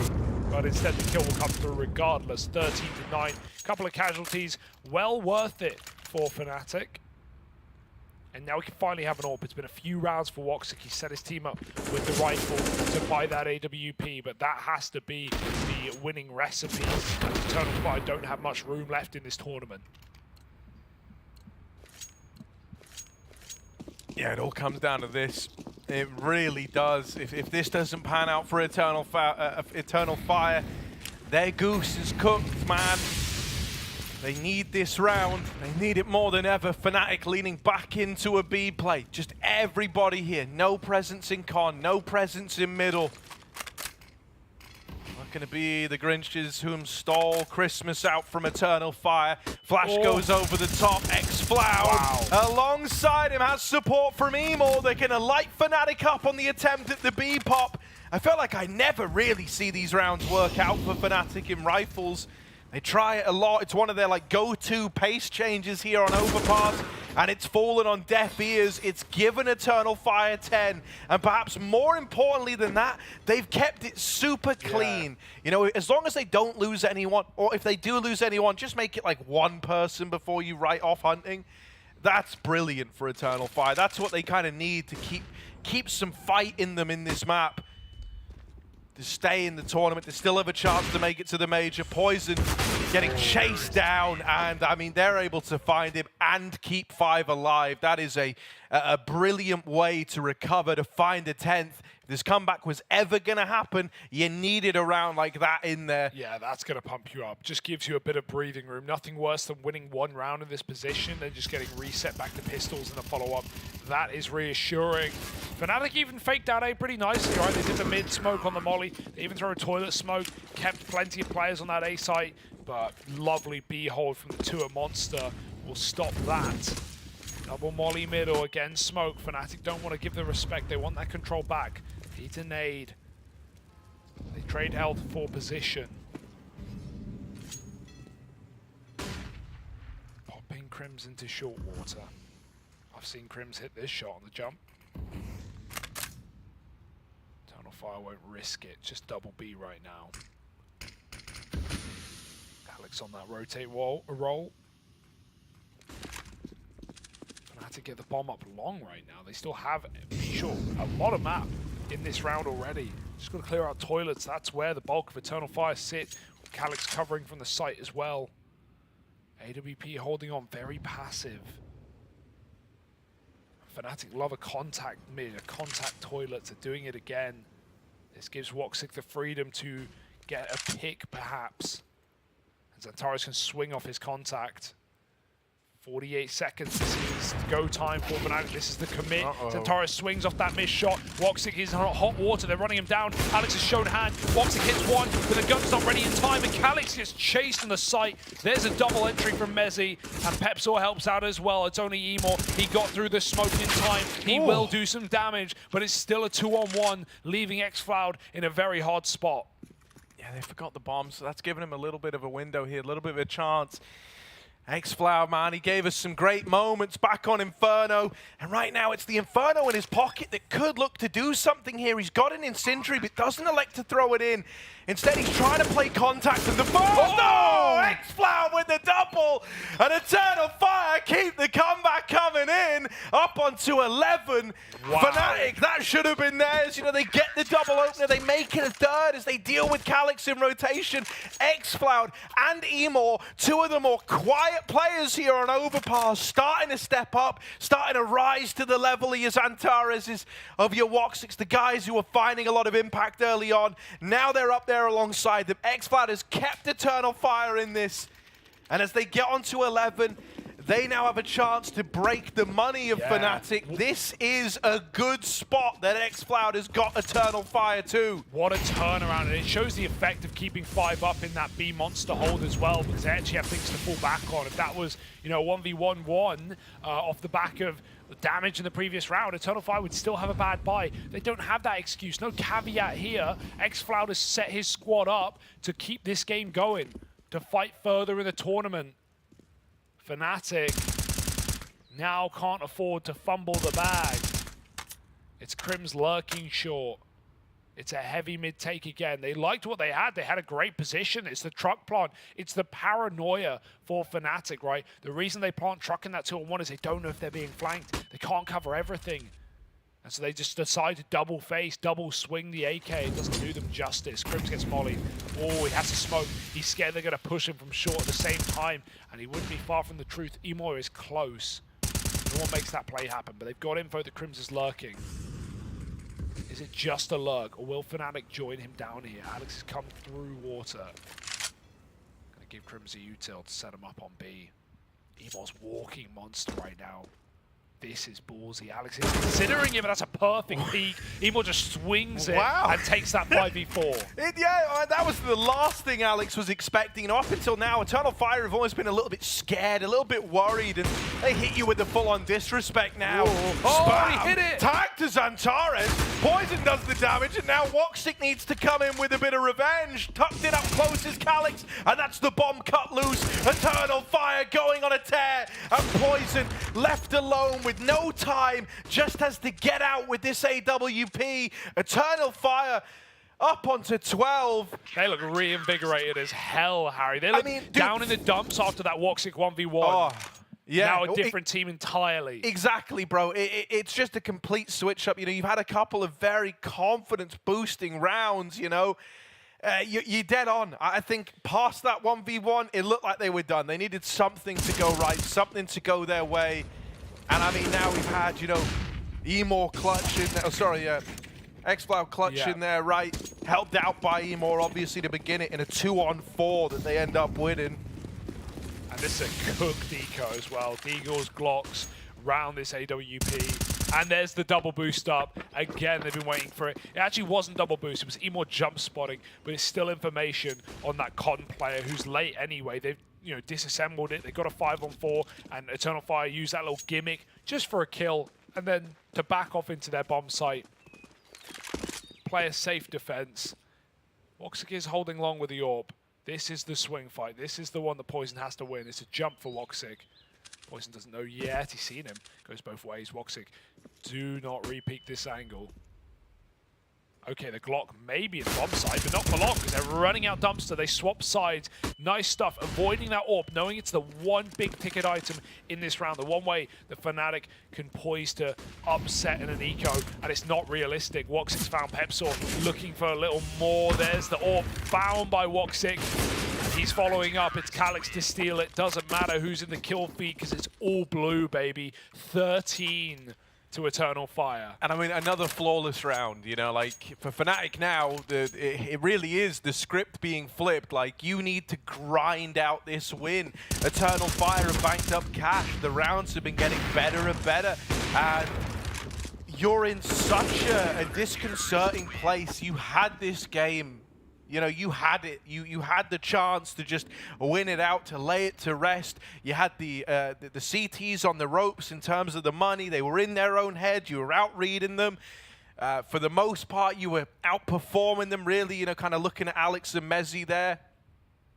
But the resilience has paid off for Eternal Fire. 1 or 2 rounds turning out the way they envisioned. You know, with a sick clutch throwing in there as well for good measure. Without that, this game's over. And they're just looking like a different team. Pumped up, ready to go all over again. Fnatic, this is their moment to try and stem the bleeding. Will Eternal Fire take the lead and move up to 14? Once again, throwing the money into a bit of a wild spot for Fnatic. Again, look at these setups. They're so aggressive. Eternal Fire bringing out new things. An AWP bait and switch on long. Xantares spamming toilets. That's not going to make you think that Calyx is here in middle. Very important the Poison silent drops there. Otherwise, Calyx would hear it and could activate. Xantares, he's been solid, and he's going to win his fight. Poison walks the smoke alone, and it doesn't look pretty. It's a Fnatic classic. They often get away with it, but not this time. And now it's getting painful for Fnatic. It seems all too obvious. Woxic has read it. Xantares has begun his B rotation. Woxic is even moving down as well. It's a 4-stack on B. Fnatic are going into the Lion's Den. Xantares firing in from above. 50 seconds. Fnatic haven't got any space. They're still shut out with this util. Heaven Smoke, it misses, it bounces out, and Xantares has open season to wreak havoc. Another kill denied. Alex will win that fight, but the flash counts him out, and Pepsor in a clutch that is too big for his boots. Emor's in, and Eternal Fire find 14. This might be Fnatic getting eliminated. This might be the full comeback for Eternal Fire. And I mean, you can see it, you know, like, oh, Daddy's cap's fallen off for Fnatic. You know, they're having a bit of a rough time right now. They miss the Heaven Smoke. You know, that makes such a world of difference, not just because Xantares gets involved, but also critically, the bomb plant was denied for Fnatic. If they had that extra $800 cash injection, they would be buying here. They would have AKs. They could have an AWP. They could have it all, but instead, they're super limited. They're leaning into this partial fire with a B-Rush, which was how this all started, by the way. This entire comeback began on the back of one of these quick B-pop plays that just got chewed up by Eternal Fire. They found a 4-on-4. Wow. Alex, with this AK, puts it to good use. Now they're up in the lead, a 4-on-3, and they're going to look to abandon the B play, look to move away from it. Very good. Fnatic, this is more like it, right? They don't full dedicate to the monster push. They've left their options open. Here's the difficulty, right? They've got no util. It's kind of like we saw Eternal Fire in these spots on T-side Inferno. Where are they going? Into the AWP on the A-bomb site, and they don't have a flash, they don't have a smoke, they don't have a molly to force Woxic to go bank and give up for a retake. Emor's even reaggressing. There's a full read. It's a full rotate. 3 players on top right now. Calix actually goes back down, but Emor gets that info. That's only going to speed up this early rotation for Eternal Fire. Emor's won a fight, and he's not been traded. I mean, it has the potential to be so poetic, right? Both Woxic and Poison had slow starts to the day. Well, now they're walking into Woxic's bomb site. He's finally gotten ahead of Alex in the cooling, right? He's had everybody here in the right place at the right time, all CT half long. Fnatic are looking for a way out, but as they drop down lower, as they go to B, Eternal Fire reinforce it, now double set up down lower. Fnatic, 15 seconds. If they do want to play for this, if they do want to give it a go, they've got to move in now. Calix to get past, he's on the angle, and with the bomb tumbling away, there just wouldn't have been time for Alex. Eternal Fire are on to 15, potentially onto a winner. And for Fnatic, staring elimination in the face, they took the partial investment in that round there with the goal of bringing out guns here, with the goal of taking us to an overtime. 6 in a row, man, from Eternal Fire. Just when they look ready to give up, they look ready to just accept their fate. That monster rush denied into a 1v2 for xCloud, and it's been a completely different game. Fnatic can do no right, Eternal Fire can do no wrong. Even Woxic's getting confident. He's peeking deep in through the short tunnel. He has missed one time in Crimson's up and past him, but Woxic won't remain there forever. He goes back to Con instead. Alex is making noise. As that smoke fades, he's on the chopping block. The top performer of the server, sorry, second. No, he's joint with Xantares, 26 kills each. And luckily gets out without a death. Oh, Crims again misses that. Fnatic are taking middle. They haven't even seen these long setups that Eternal Fire have started to employ, and that's because they don't leave them there for long. It will back up to the bomb site. Calix stays on the corner. Xantares can bait for him. It's even better when you got rifle baiting, even though it's unlikely Xantares will get the kill from here. You won't expect a second player. Back up Con, backstab to Alex, and then the in-game lead is gone. Emor just pushed all the way through short. At this point, you know, Eternal Fire are more than aware this was meant to be an A play. As long as Emor doesn't die. Oh, what if he does one better than that? What if he keeps taking players out the ranks of Fnatic? This is all falling apart. Elimination staring back at them. Poison will give up one, will give one kill over, but they're getting wrapped again. It's lurks upon lurks for Eternal Fire. Fighting them one at a time and reaping the reward of it on these backstabs. Fnatic trying to move in, trying to go in towards A, but getting chewed up and spat out. It's the end of the line. Poison dead, and Eternal Fire turn it around. They keep on fighting, refusing to give up. It's all on the back of repelling that B play, winning the 1v2, getting fired up. Woxic with some incredible reads, some stellar open towards the end. It all kind of came full circle. And for Fnatic, it's the end of the line. Head in their hands. They expect better of themselves. We expect better from them. And this one ends on a very sour note indeed. Yeah, there's no other way to put it. That one's got to hurt for Fnatic. They are not going to be sleeping well tonight. I cannot believe that Eternal Fire found it in themselves deep down to pull that game back from the brink of defeat. From 13 up for Fnatic, it felt inevitable. Across all 3 maps as well, Inferno was almost comical with how much they were getting outread, how much Alex was in their head. He even popped off on really all 3 maps in this series individually as the in-game leader as well. And still Eternal Fire, the better team ultimately, the better 5 players who could all keep it together, who could all show up, have their moments. X-Floud, he's looking for his first major. This guy's a young'un, 19 years old, joining the Turkish Dream Team. He pulled out that massive 1v2. He's had impact all day long, and there's only one more win in the way of Eternal Fire from making it to that major. They are now 2-2. Fnatic now go home empty-handed, and wow. It's 6 series, ultimately, 6 series. Yeah, man, I mean, your heart kind of goes out to Alex a little bit, right? First, well, he was just good all day. That's the thing about Alex. Crims, he had like a good first and second map. Mezzi really played his hearts out on the third, right? For just attention has to go on a Poison, man. What an off day. What a time for an off day of that level. And I don't think there's any sugarcoating it here. One of the huge reasons why this series ended up panning out the way that it did. And yeah, you know, on the other side of things, Eternal Fire, it was like a gradual progression. It felt like they were getting better and better as the game went on. I think Woxic, it's so impressive that he was able, especially towards the end, out-cool and out-maneuver Alex, this seasoned, you know, veteran IGL, who was also playing his heart out. You know, he had that going his way.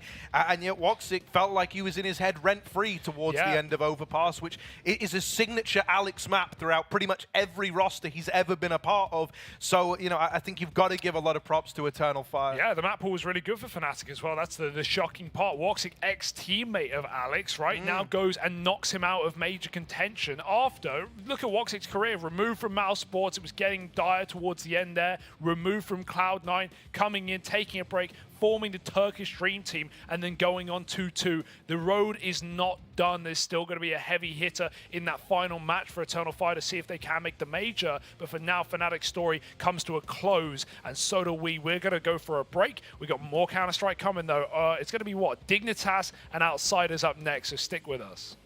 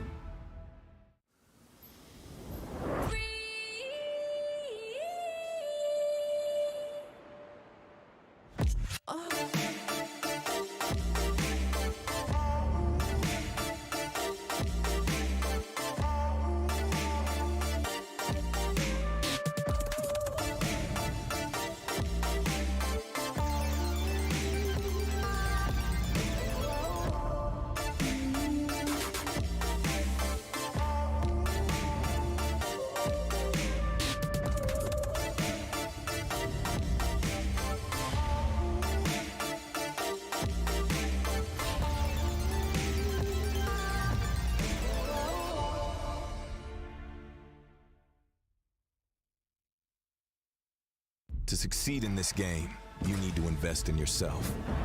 Be daring. Innovate. Calculate. Never hesitate. Follow your instincts. Don't follow the crowd. Back yourself. Bank your wealth. Analyze, strategize, and galvanize. Now is the time. Take your shot. Let's go. Battle is on. Burst RMR views with a double bonus. Get insurance for single and combo bets, both up to 20 euros. Fire up with GGBet. GGBet, this is real.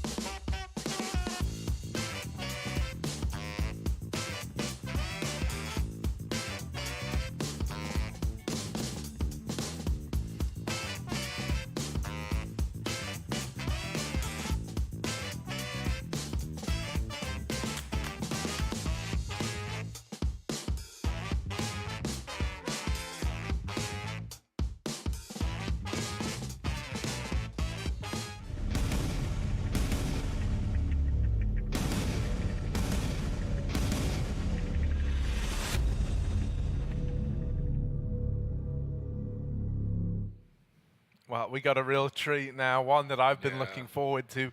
I think maybe our game of the day over here on the B stream. Dignitas taking on Outsiders. Hugo, I want to kind of get your thoughts on this one. Maybe give us a lay of the land to like kickstart this, you know? How have you found Dig this event, and who are the outsiders? What's going on Who are there? the outsiders? Of course, it's Jame time. It's Jame and the boys back again. You know, one thing I will preface all of this with, I want outsider stickers at the end of the day. Cool logo, cool little logo. Don't know who made that, but I'm a fan, rather. Of course, this is Jame and the boys, the AWP saving in-game leader legend, surrounded by plenty of firepower, a core of a team that went to a major final all the way back in 2019. So you got to remember that. You got to keep the respect on their name. Yukinda, the current hot thing, the current guy to look out for, a player that many are expecting, given the position outsiders are in, to maybe even up and leave this team. And I think the major results are going to hold a lot of value in terms of what's happening with the future of this roster. This is, again, a 1-2 matchup, Harry. This is an elim game as much as our last one was, and they're up against Dignitas, who I want to say, I think outsiders are clear favorites in this game, but I don't want to underrate Dignitas. I think they've had a pretty rough time at things, a rough draw. Obviously, these are the Swedish legends we know and we love of Forest and Freiburg, surrounded by some younger and fresher talent with some cool glasses. And it's not just Lekra I'm talking about. Halzak has the shades as well, and Orpid talent from Norway. This team is just like brimming with personality, right? Even their little walking thing, like Freiburg, he just makes you moist with the little like punching setup that he's got going on. I think Lekro, if anything, was like probably the dullest one. He just does an arm cross, but even then, he's got some good memes later on down the pipeline. Halzak looks banging, like literally. Of course. I've He's become got swag, such Harry. a fan. He's got swag, and I don't use that word lightly. I don't think I've ever used that word, but I mean that in the best of ways. And when I was saying Dignitas have had a rough draw, let's reiterate. Let's go back against that and see what that means, right? First opening game against Vitality, they lost. Vitality in the 2-2 game now after losing to Na'Vi, but a respectable loss given the names on Vitality right now. Their second game, I'm sure you remember, it was a bit of a hard talking point, a bit of a roughie against Eternal Fire, where it was safe to say that Dig were very much in a game in double overtime until we had that bug. And I think much as how, when Liquid got 1v5'd and they go into next overtime, we already knew before we hit that overtime that game was over. It was similar there. It's like, if Dig could hold on, maybe reset for an OT, for a third OT, they could have had a chance. But I think that bug and everything that followed with it kind of killed that game for Dignitas when they were very much in control of it and level with Eternal Fire. Rough follow-up match. They went on, they stomped Gamer Legion, who I was pretty impressed with what we saw out of Gamer Legion in that Forza game. Forza, a team that made it to the major already, and Gamer Legion took them to 30 rounds with a couple of thrown rounds in there, definitely. But I don't want to underplay Dig. I think they're actually a really, really exciting team right now, and a team that outsiders do need to treat with respect. Well, look, we got the veto here. Mirage going to be the opener. That's the pick of Dignitas. Inferno as the pick of the outsiders. And then it all ends with a little bit of overpass madness, should we need it. I do think Dig going to have their work cut out for them. I don't want to kind of underscore for sure. Your little statement here. I think outsiders... The expectation is this team should be at the major, that's kind of how we have to view them when you look at the successes that this team has had. I also, I think Flit, right, being in this squad now, it was said recently they've been giving him like more integral roles, more important roles within the team, trying to make him more of a focal point, like a Yukinda. So I think that's cool, but also got to bear in mind his team prior to all of this was Forza, and they've already made it to the major. So that like kind of makes things a little bit spicier. This idea that this was meant to be a big trade up for him, but also for the outsiders, and it might not pan out that way if they end up falling short here. It's easy to talk about the things outside the server, but I want to talk about inside the server for outsiders, because you talk about Flick getting his primary roles and things are better. Remember what happened last PGL major in Stockholm. Flick got added to this team a mere week before they had competed at the event. They removed Sanji, one of the hot talking points, one of the not stars, but most selfless players we've ever seen in Counter-Strike. He was still able to do a lot with not a lot, and he was never given the guns, but he had the ability. Flick got added to this team, filled a bunch of roles, played a bunch of roles he'd never played, and he still performed, and Outsiders still made top 8, you know, and went on the stage as well. So I think that much has to be considered. Now that Flit's been given more and more time to acclimatize within this team, where is the peak? Where is the ceiling for Outsiders? We're going to find out today, folks. Dignitas, you can't sleep on them, but they are not favorites in this BO3. Elimination on the line, and Dignitas, they've got the experience at least. They're going to be popping B to start off this series. Yeah. Normally it's Freiburg, the Fearless, up at the front of the pack. He's going to go and look to get this bomb planted outside as it is a retake setup over towards B, a 5v5. Save. As that bomb's gone down. Only Yoke. Need a kill to present itself, and Kicker will grab it. So there's the opener to get that ball rolling. Still, a good bit of time has ticked off this bomb. You're really leaving it down to some slim margins. Alzerk and Heap with a kill apiece. Lecro pulls up with 1, and everyone's having a piece of the pie. Oh, they even go hunting for Jamie right at the end there, and Dignitas gonna grab the pistol. Surprise. Not disappointed, you know, classic Freiburg moves, kind of. I've taken to calling him Freiburg the Fearless because I do kind of love it. It's like he will go 2-10 in opening fights in the game, but my God, will he try his hardest to set the team up to trade around him? It's funny because those are the exact numbers from that Eternal Fire matchup that we referenced at one point. Yeah, he was the guy running through that A-ramp smoke every round up on short, and like, yeah, you know, to varying results. Sometimes it's not about getting the opening kill, but it's like you said about setting your team, getting the space to be traded for that first fight. So. Yeah, Dignitas, they get the pistol. Surprised Jane was even near the B-bomb site by the time his team had fallen, but no time to run away. He's got the scout in the second, trying to play window, but no one in mid right now. What do you make of Alzerk's buy? Bison, I should say. Bison, okay. It's rare Pepe. Not seen this one very often. It's only art, usually. But I'm willing to give it the benefit of the doubt. Do we doubt its benefits? Come on, Alzerk with the Bison. He wears the cool glasses. He has the fun hair. And now he's got the silly gun. What's he going to do with it? Running into CT, taking a lot of space with this. Freiburg dead after 1 in middle. Bomb now planted. Outside is probably just going to lean into the save. And there it is. The call's been made right away. Right away. Right away. Getting out of there, and Dignitas will close 2. We never saw the Bison, but it will get used again. Neither did Outsiders, so that's still a surprise coming. Yeah. A shock, a horror. It is a good gun. It's an all right SMG, you know, I think.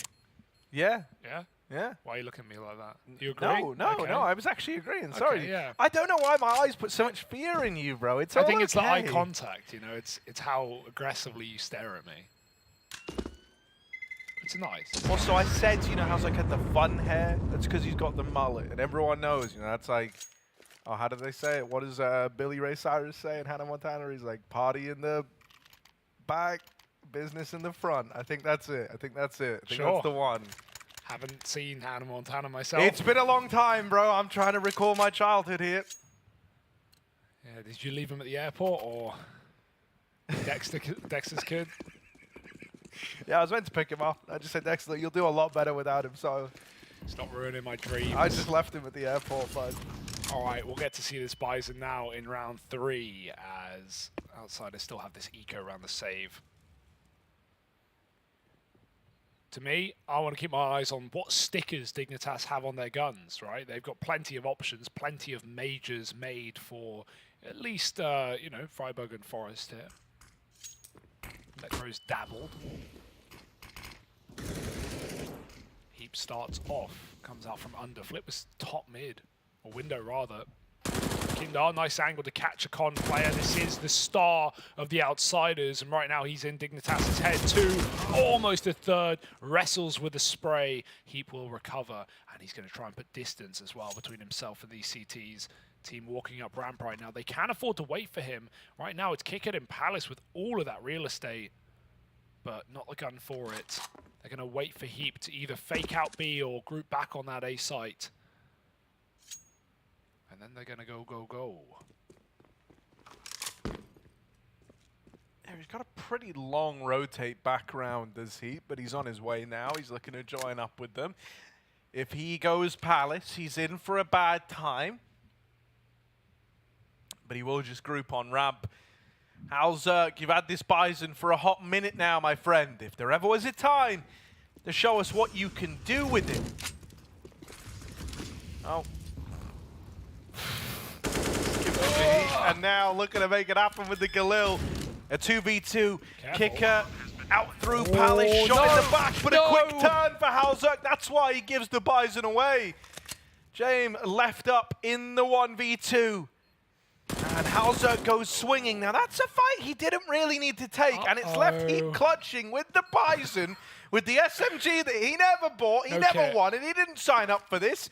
In a clutch versus James at low health on the ramp. Oh, he's got to stick it. It's the commit, it's got to be. Heat doesn't buy it, and as he's counting down, he's got plenty of ammo at least, but something needs to connect. Oh, the humanity! He's got it! He does get the defuse. Outsiders steal the round away. So close. So close. If only there were maybe more bullets in the Bison. A few more bullets, maybe 69, maybe 5 extra. I don't know. Man, that was a nice play from James, though. He sticks it on, like, the quote-unquote wrong side, right, in the open, not using the cover of triple. Considering he doesn't actually know where he is exactly, that's a really sick 10-second stick for James. You know, 1v2s, this guy's bread and butter. When he goes for them, when he doesn't have a good reason to save, this guy's lethal. Yakinda's second AWPing, he's been flashed out of mid. Both AWPs start middle, but neither of them fire a shot. Smoked and flashed, Yakinda's dead. Halzerk, that's his weapon of choice. Dropped right out in the open, and Flit has used that con smoke to clear under. Commit with it. Halzerk's looking for a follow-up kill. They've seen an AWP, they know James should have the other.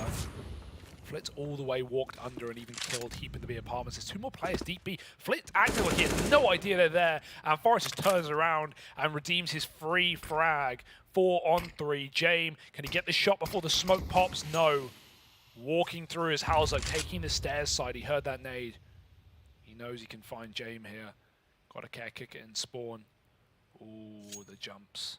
Halzerk doesn't like it. Goes back. Could either group back under or jump window off bench. Will be the latter. James going to hear this. That's sick as well, because it might even draw James back out of the site. Kicker's going to take it instead as they set up for a B pop. Outsiders at least have their numbers here. Halzerk's been cut down. That's only confirmed the play. In they go. Oh.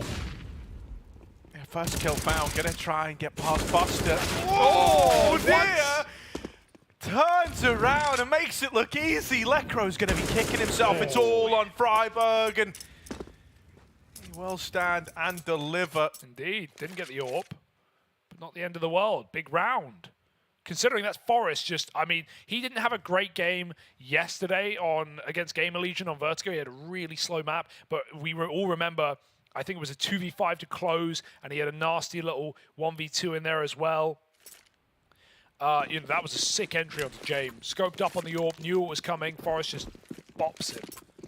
So, yeah, it's more common than not that we see Forrest top of the server or top of the scoreboard in these big games. He's still got it, man.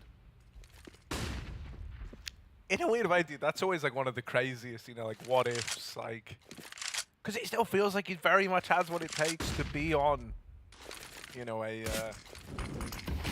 consistent top team. It's cool that Dignitas, you know, have built this this squad around him and Freiburg. Though I do like some of the youngsters here. I think that Lekro as well being in this is like a real diamond in the rough situation. Did well to snipe him out of there. Jay with the Zeus, let's go, buddy! Yeah. Oh, in the back of Heat.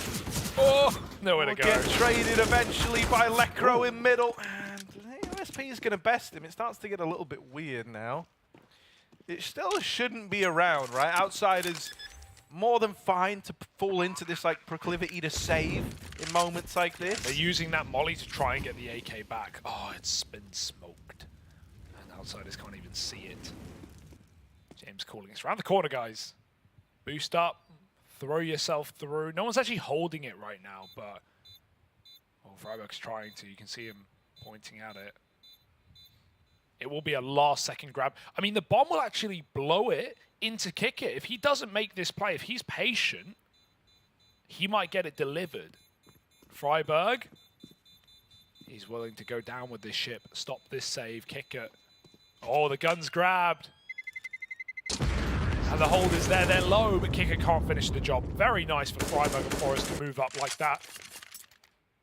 If you know one thing about Outsiders, it's that you know they're playing for money, you know they're playing for a 30-round game, they're looking to save weaponry, they're looking to arm Jame.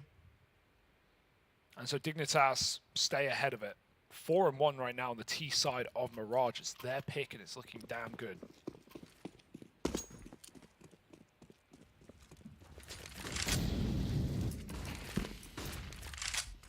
Out into middle. A window, gonna force split, wasted smoke. That crew will go down without accomplishing much over here at ramp. Double swung, and now Hauser dead in top mid as well. Freiburg, Forest, and Heap, the three that remain as Outsiders continue swinging and winning over in middle. Forest in Palace is about to get peeked by Jame, and now with him gone in the blink of an eye, this round has turned very sour very quickly. Every single avenue you attempted to walk down was full of failure. And so it's left Heap all alone. Damage duty goes a long way against any team, let alone Outsiders. So Heap's going to look for a kill in the middle. And Flit looking for a 5 alive round. Oh, nice tap. Heap, we know it, but Yekindar is right in the back line to stop any more tomfoolery. 2 here for Outsiders. A bit of a broken buy. It could justify everyone investing just to level out the money, or you keep 2. Those are the options here for Dig. Bad idea to eco this one. There's no stomping Outsiders. It's very rare to see them get decked. They always long out a game. But it will be a buy. 3 AKs. Pretty justified. Lacking the util, it's going to have to be Lekro and Freiburg throwing everything here for the squad. Freiburg's on a late mid lurk, going to try and get up connector, but right now Yekinder's watching from Cat. Dig are popping out of ramp into the orb. Jame blinded off the angle though, and now they start to run in. Kicker caught looking up towards Palace, didn't realize how much room had been given. Flit attempting to take some of it back, and he's at least drawn the attention away from Jame over in CT. Maybe that gives him a bit more room. Forest, there's 1 to his name. Jame pounces from the CT angle, and Forest wants to go hunting. Wants to go find him. Forest with a double. Trying to make this round happen for Dignitas. Him and Lekro side by side. There's a CT wrap for Buster. And there's the con man that's known about. Going to take more than this to pull the wall over Forest's eyes, though. Lekro sets him up with a flash. Smoke, rather. And not a very good one. No, that's how I thought it was a flash. I'm like, bro, where's that landing? If he ran with it more, maybe it could have bounced better. Outsiders don't know this bomb is just completely in the open. That's what Dig are waiting for. They're trying to get the info. They know CT, but now they know Yekinder. Info for Forest. Can he hit the shots? No. Dinks Yekinder through the stairs, but it's going to be Yek to shut it out with 2. And that is Outsiders breaking Dig's money in half.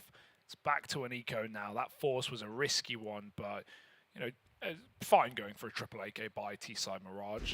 They had an idea, but that bomb getting dropped in the open. Even with the awkwardness of Jamie trying to molly default. Getting caught. It's all under control. Yekinder makes sure of it. James back to window, but there's no smoke this time for Dignitas. They're just on Glocks, so... One Eagle on Forest, maybe he can get an entry and they can rush for a B plant. We saw Big win a game with this round yesterday, but I'm not expecting it.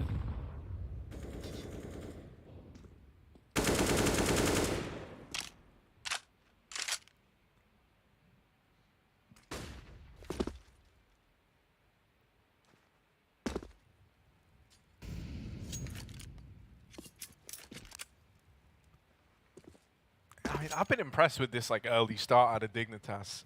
For me, the big worry is like how long realistically can you keep this up? I think when you look at these teams, when you look at who should be present at the major, it is like night and day in this matchup, that it should be outsiders. Now, that will serve as more credit to Dignitas if they are able to dig deep and make this happen. But over here in mid, things are getting a little bit wild. Flit is caught between a rock and a hard place. And you got an AWP, use it. Shane now. Oh, dead! Forest wipes him out. For whatever reason, didn't want to fight with the AWP, and that's going to give Forest a chance. Now just Freiburg, and he will get dealt with by Kicker. Still, that is a lot more expensive than it ever needed to be. 1 Deagle buy and 3 kills in the round. Obviously, some coming from Glocks as well, but yeah, you know, James challenges Forest to a pistol duel. Then he pulls the AWP, and Forest is like, all right, I accept. Easy pick. Nice damage. That's going to go a long way. They can reset outsiders here by winning this gun round. Put them on a broke buy. Oh, James. Don't know what he wanted to do there. Both players look like they wanted to go for the cat jump. Very confusing. Yakinda's now stuck under. He's got to stay with it. He can flank this B play, though. No one's watching except he. Just holding. Hauzuk has a creep. Can't get an AWP. You make do. Let Crow pops Buster into that B bomb site, and that's only going to get Heap off this flank. Great timing. He almost mollies it, but now the flank is in James's elbow, and that was barely a pixel, but he steals it away. Freiburg is late with the bomb. Can Yakinda drop it? Yes, he can. That's a massive kill. Heap has to make the choice. Do I want to go for the frag or take the bomb and win the round? This is a huge kill for Yakinda if he can find it. It might just be a 5th for outsiders off this engagement alone. Heap's trying to stall. There's a flank coming in from Hauzuk. It's perfectly timed, and Yakinda can't turn in time, as now a 2-on-3 ensues. Jame barely in the market. Both CTs here. Dignitas seem to know they're throwing in util to cut off this line of sight. Heap can confirm that no one is out market, and that smoke makes things very difficult for outsiders. Yeah, Molly, even the tag getting heard, it's all info for Dignitas to go off of. And I mean, really, you know, it's kind of always the nature when you're up against this squad. It's like, if you don't give them a fight here, if you don't give them a chance in the 2-on-3 immediately, you already kind of know the outcome. They like to play, you know, numbers-based Counter-Strike, and so they get out of here, hold on to these guns, and Dignitas keep themselves in the lead. This is a really good game out of Dig right now. I'm not, you know, nothing too shocking, right? We've already seen them play some really good CS at this event already, but yeah, just, you know, outsiders have always loved Mirage.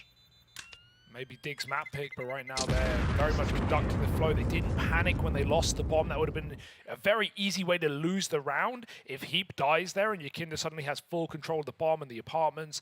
But Heap does a really good job of stalling for that late lurk of Hauzuk.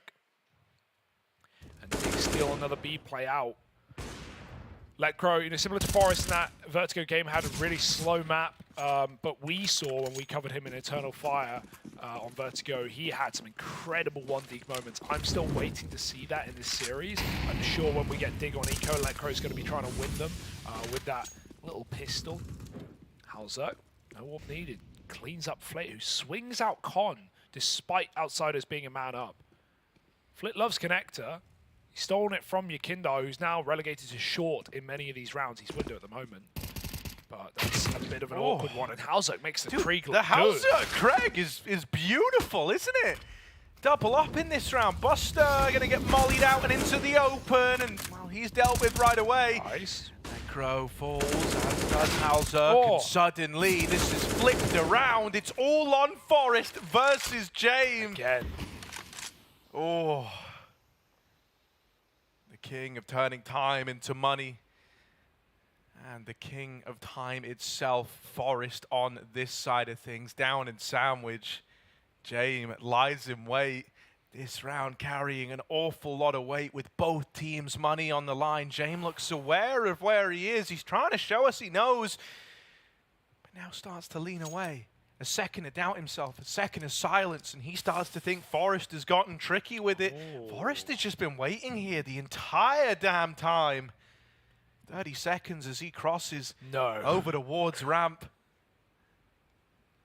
Not often you make James doubt himself. He's got no kit again, Harry.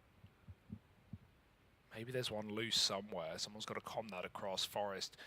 Can't waste forever. He's just got to pick a plant spot. You've got to pick your poison, but Forest, well, he doesn't know it. He's got free bomb plant. Has to stick this. There it is for CT. We see the kit highlighted in spawn. That can be James' point of rotation, but he takes jungle. He knows he's got that murder hole clean, and he's going to take a quick peek. Forest just gets out in time, flashes that angle. James, not blind at all. Second one will do it. James doesn't know where he's gotten to. The plant is good for Forest, but James, he's set up for that kit.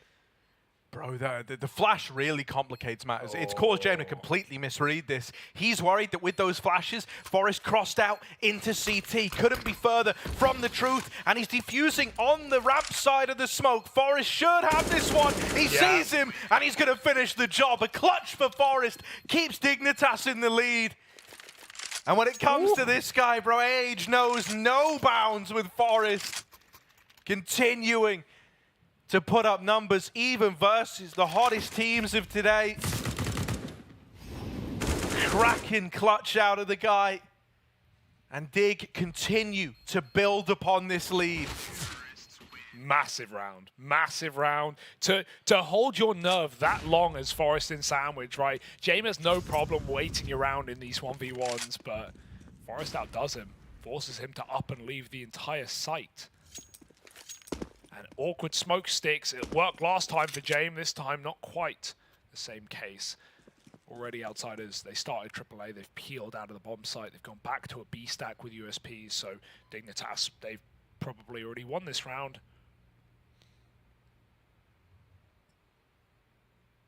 Fully guns out in spawn. Barely holding util, but they're finally, surely, going to throw over this smoke execute. Heap and Halzerk ready to do so. Outsiders. How do they play for damage in this one? How do they set up? Do they want to just all throw themselves through CT together? Or will it just be 5-man saving them? Penny will drop pretty quick for Dig, and Outsiders got to run a long way.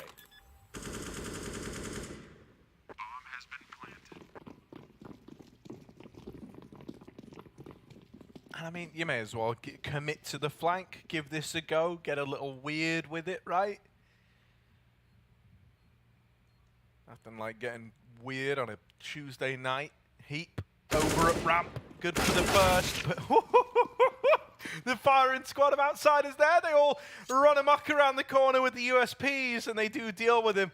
That's an AK out of the round. Dignitas aren't going to send anyone else in as a sacrificial lamb. They will just leave. And so Outsiders, they get out with an AK. 1 kill, but still no deny. Dig 7-4 up on their way to winning out the half, unless something changes soon. With this next buy round, Outsiders, they need something to go their way. James got the AWP. Really want to see, you know, him getting involved with it. Oh, hello. Got a little stream update from the A stream. It's 15-5 right now to FaZe over Mouse. So that sounds like it's pretty exciting. Not as good, though, as this banger. It's honestly pretty damn cool that Freiburg Forest and the boys are up in the lead right now. But hold your tongue, Harry, because Outsiders can come alive at a moment's notice. They've got a triple B. Dignitas did want to go, but now they're going to hold off. That bomb's still top mid as well. Halzerk got picked by James AWP. And he's already rotated round to this B peak. Now he can get wrecked here. James certainly can lose his fight because there's a player close in the corner. That's Lekro. James double scoped for far. He'll have to hit a micro flick up. And may even just be lost with a leg if Lekro peaks. It's still a big if. But if he's still staying here, it means Digger coming back to join him eventually.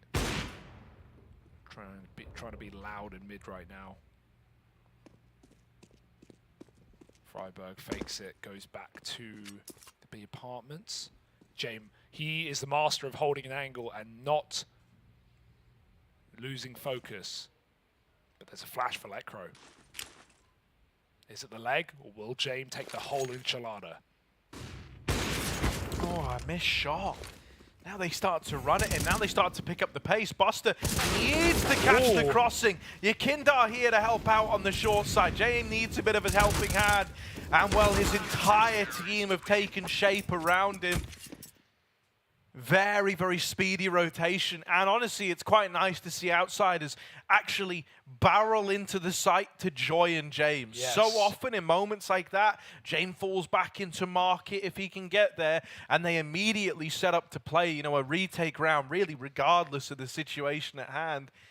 All things considered, that was a very proactive stance from the outsiders, and it was good at quelling that B play from Dig. You don't want to see them too timid, do you?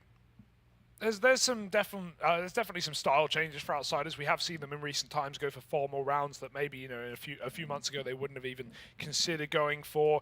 Me and you always joke about how we love it when they're in round 15 because they'll always go for it and they won't have a reason to save it. I've seen them on many an unwinnable clutch or retake in those positions in the last of the half. Nice B hold. Everyone in position. And Dig, they can buy. If they want to get wild, they bought in the same position before, but they're actually just going to try and level out their money. Lekr on 6k is still only buying a P250, so planning to drop for Heat perhaps, or buy Halzerk's Orb. Probably the former. So Dig giving away around here, but last eco, Harry, they made it damn close. They got 3 kills with just 1 pistol buy. So again, they set out on a very slow default. Outsiders will be happy to meet them there. Interesting to see the con changes for outsiders with Flit. You know, obviously this is always his position as well as it was Yakinda's, but Yakinda's been fine to float, support B, play window. Right now it's James solo on that bomb site right now. And so A-Stack is the perfect recipe for this round. There's 1 flash on Halzerk, nothing else. This should be a mop-up. Buster, solid anchor player. He's got kick at jump spotting from CT, and Flick can turn around at a moment's notice.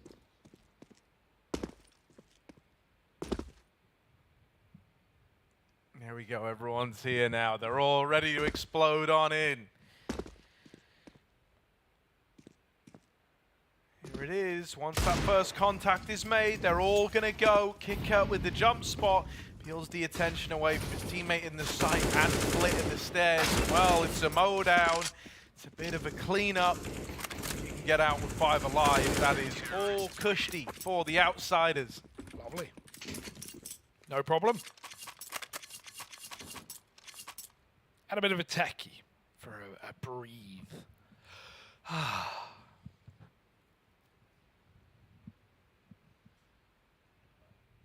Halzerk will have that orb. That big save for Lekr dropped over Heat. But where do Dig want to go in this next gun round? When they've gone mid, they've actually been shut out quite a lot, right by ooh, it can just crash, by this orb, or often double orb the outsiders have wielded. Flit's actually not had much success towards connector, but Dig haven't tried many A splits.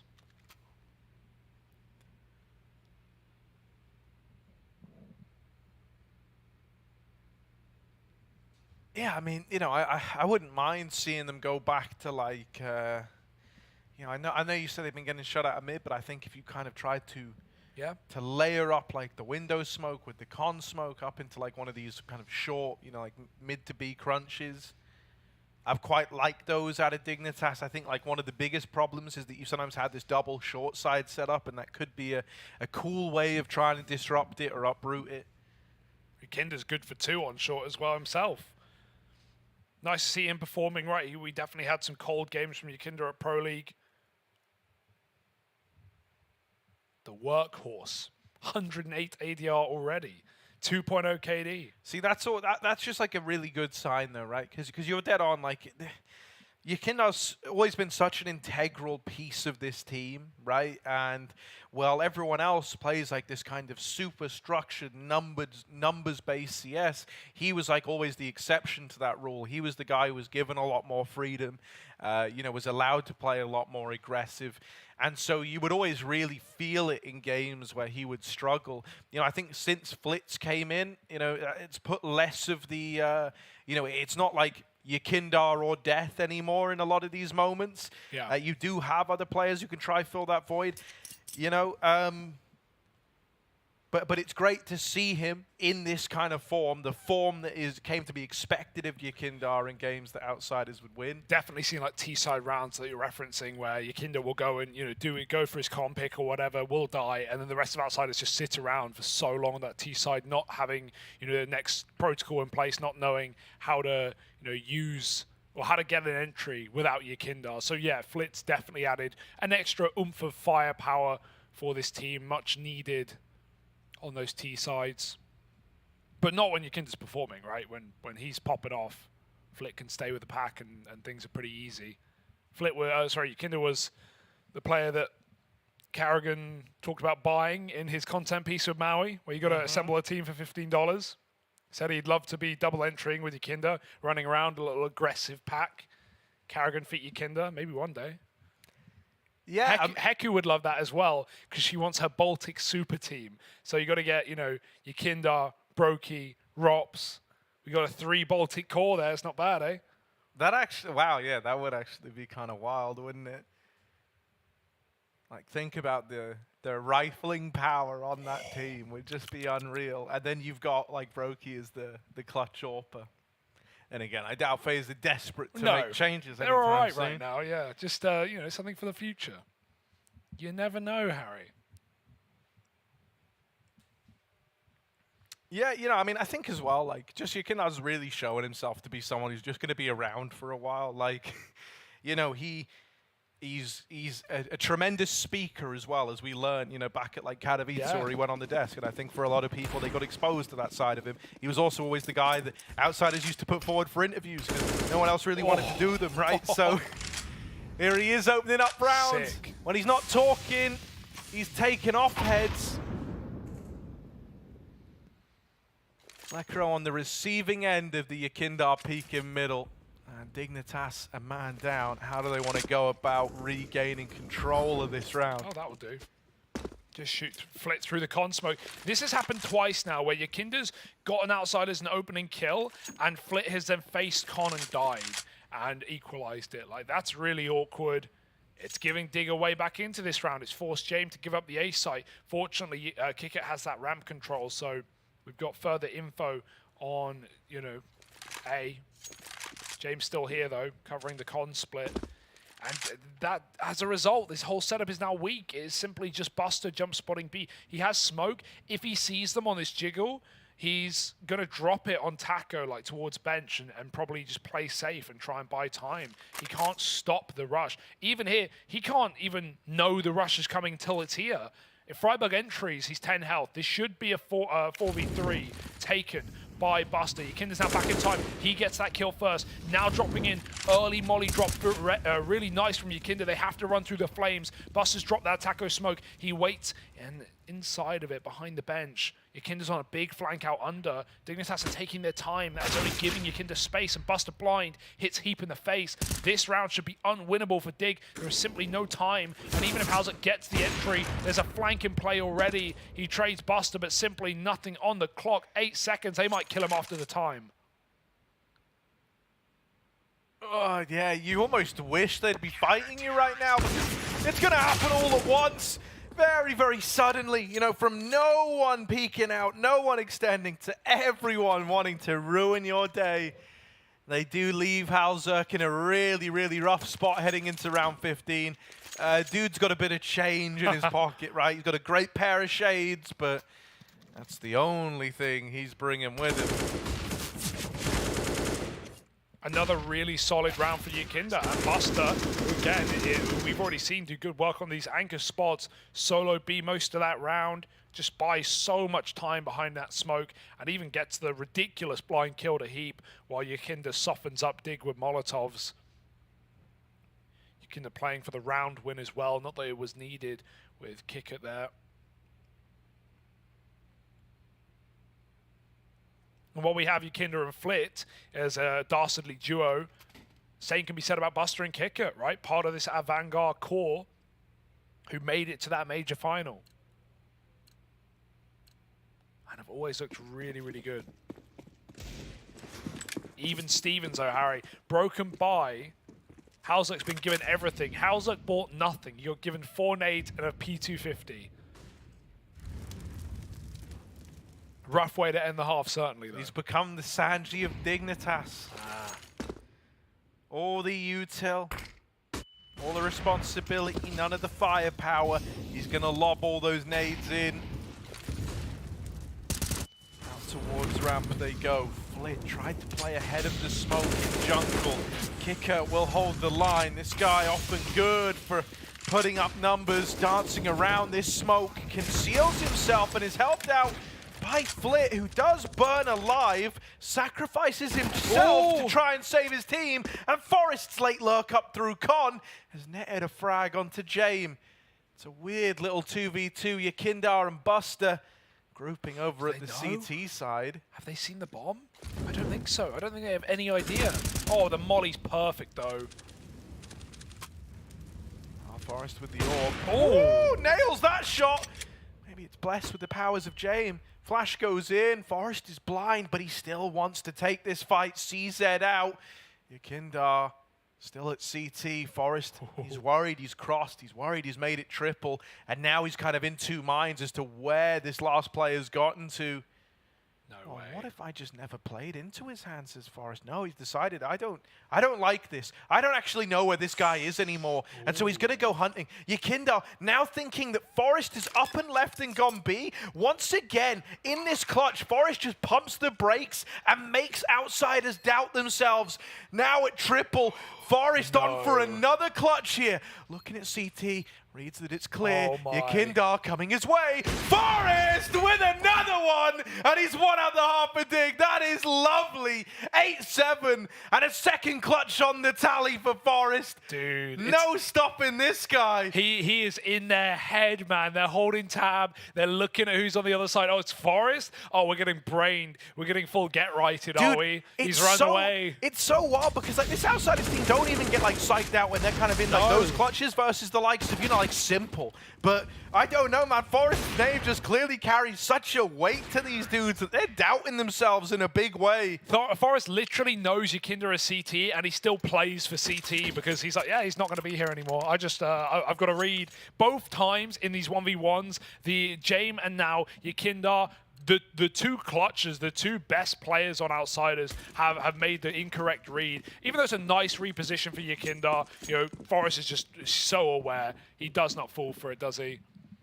And this is just, yeah, it's sickening. But it's also very entertaining. 8 rounds on Mirage. Dignitas are very happy. Heap tucked in sandwich. A Palace pop with a flashbang going over. Kicker can lob them. Double smokes. Heap. Got to dodge a flash. He hasn't heard it yet. Freiburg baiting for him. He looks into the flash. That's awkward. They can clear him now, but he still gets a kill. Oh, can he follow up? No. Forest will, though. And now he's inside of the site, fighting for the round. Forest is so clean. It's not just brain. It's also aim, and he's got a third.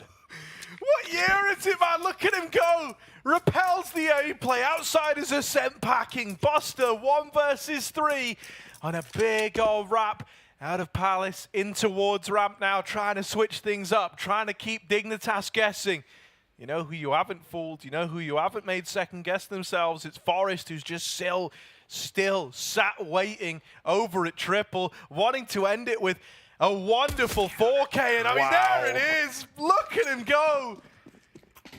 Unreal scenes. Forest puts Dignitas up onto 9. And the funny part is he never lost it, Harry. You know, often when we have like these old legends of the scene, like maybe they'll disappear for a few years, or they'll come back with a new roster, or they'll end up mulling around in ESEA Advanced with, you know, some of their friends playing around. Forest, like even when he joined this Dig roster, and originally it was just the core of the old NIP team, it felt like, you know, it was Forest and you know, Be the World in that roster. Now he's got young guns around him. He's still kept alongside Freiburg. Halzuk's a prominent AWPer, and Forest never slowed down individually. He's someone who like was a star and still is a star and can still be a star, and like that's the most insane part, you know. Like so many other kind of players from around his time, from like around where it all started, dude. They had to transition. They had to switch things up, you know. Like even going kind of after, you know, like where Forest started looking at like an Apex, bro. He had to transition into being like an IGL, right? Moved away from this like star-studded entry player. Normally, there's some concession that has to be made for you to keep playing at the top level. Not for Forest. He really does just kind of defy all logic on that. Clean anti-eco incoming here, right? It's just Deagles walking out of the A site. Freiburg smokes out ramp, and outside is going to have to run away all the way back. But no bomb site is weak here. It's a heavy buy with 4 rifles, so Dig trying to keep this second round clean as can be. All set up. 2-2. Heat barely peeking middle. Doesn't want to just get deeged. Might have a little look, but that's why you don't peek middle. Buster bops him. Halzerk's in connector. Freiburg can't take this fight from range, and so if they walk through, Flip will clear. Halzerk's on the chopping block. Freiburg does get a kill. Halzerk doubles up, and luckily enough, Dignitas keep this one clamped down. 10 rounds on the CT side. It's Outsiders coming in with their first rifle round in this T half. They've got to win it, or Dig are going to start to steamroll out of control.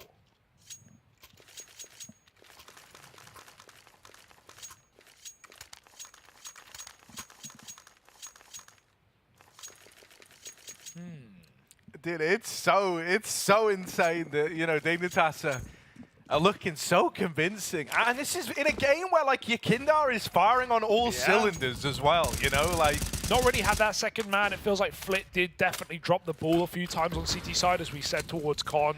Yeah. He definitely gave up some rounds.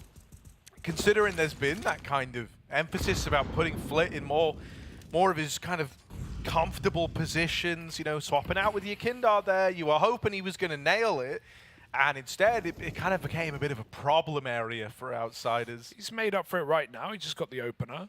Picked Heap in under. So there's something to sit back on here. Outsiders in a 5v4. They're going to wait for you to make a mistake.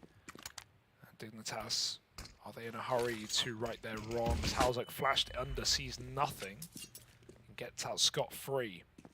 That's because Outsiders are resetting in T-spawn, leaving Yakinda on this late con lurk like we know him for. Flitz with him. Everyone else coming in ramp Palace. Freiburg close ramp. Halzerk back at the bomb site. I like the spot for Halzerk. He's playing for the round winner. When you know the clock's going to go this low against Outsiders, this is a great position. Or Freiburg, great timing on that smoke. 30 seconds. They might have to go through. They're waiting for Con right now, looking under the smoke. There's a gap, and Kicker's caught Freiburg leaving position. Halzerk can still win this round. Forest just needs to draw the attention. Yeah, jump spot from CT. And dropping the bomb over, giving it to someone else. To plant. The spam does a lot of damage, and they will finish Halzerk off. He panics as he starts to get tagged and just decides going 1-for-1 is better than nothing. Forest from CT tagged and is now plunged into this clutch. This time a 1v4, hunted down. There shouldn't be winning here. There shouldn't be comfort to be found, and there's not. Kicker runs him down, and that's the closer. So good return of this T side from the Outsiders. Outsiders are a lot of faith in their fragging ability there, right? Not just Yakinda coming up Con, it's Kick It with a triple kill. The whole time, Flit is already B-Apps hunting for saving players before the round was even won. I'm really curious about that ramp smoke, man. That felt like the kind of like big undoer, and considering Freiburg used some like lineup to throw it, it looked like he did. He like, just dropped it close. He got spotted on ramp and he just dropped it, I think. I swear he threw it to rebound off that like left corner. Yeah, he just rebounded it. Yeah. I don't know, man. That's not a lineup. That's just, you know, you're just bouncing off the wall. You know, everyone knows how nades work. I don't think there's much more thought into it other than I'm dropping this ramp smoke. Yeah, I don't know where he's walking to. Maybe going sandwich. But if he tucks Apex, it's a very different round, right? Because Outsiders, they either wait to smoke for the Con play or they have to go through it. Part of him changing position there is knowing what the round is, because it's a Con split with 2 players coming up. Dig had info, and so you know he knows if he stays Apex, he's going to get caught between getting stairs peaked and also a ramp push. So just trying to get out of position. You know, maybe 9 times out of 10 you throw that smoke, the gap isn't there, or a T isn't holding the gap.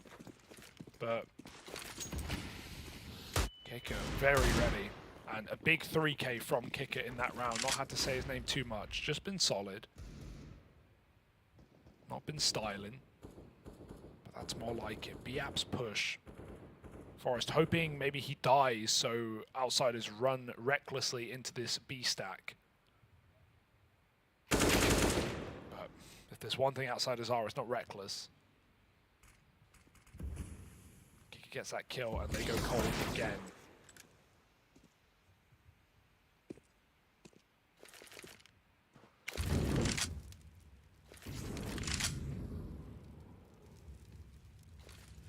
Flick commits to this, he can uncover that the A site is just completely empty.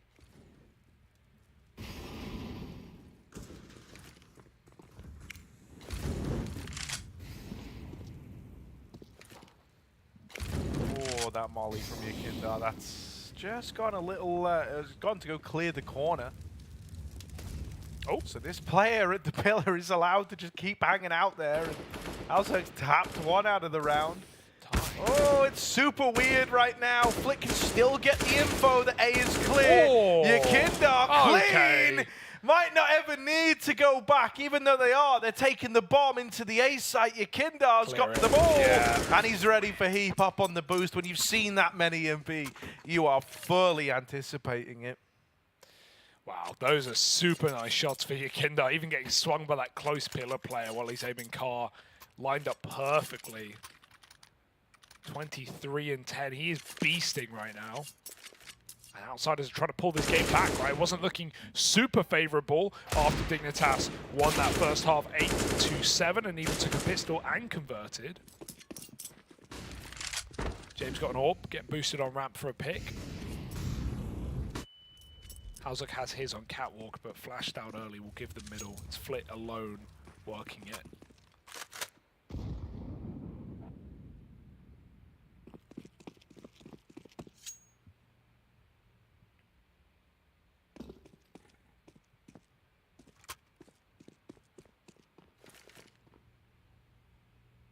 Top con smoke. Might be a mid to be here. This is common to see Flit, like, is either Flit or Yakinda do this, like lurk top mid and just go for a B pop rather, and with a player behind the boxes, you know that Dig can't retake from catwalk, they can't take middle and come in on this flank, so it limits the retake to just market. If Outsiders can get that one B entry, there's no one else here to save him, and Flit's even lurking up middle now. They're gonna wait for him to get catwalk to hit this B bomb site. Lekro has to multi-kill. Good start. Takes a kill. Backs out. Forest is in ladder. They haven't cleared him. Flit's run right by. He's gonna get backstabbed, but he still gets a kill before Forest finds him. Lekro took 2 with him though. That's a stellar hold in a 2-on-4. This is desperate now. Oh, shameful white, and man, I mean, he would have loved to have got that molly out. That could have been a free kill onto Forest up the short side instead.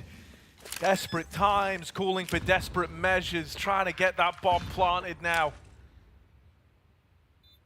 Flash ready to go in to set up these market players. James trying to locate the short man, has nailed Forest out of the round, but there's a lot more bodies coming his way, and it's all eyes on Buster now at the van, 1v2.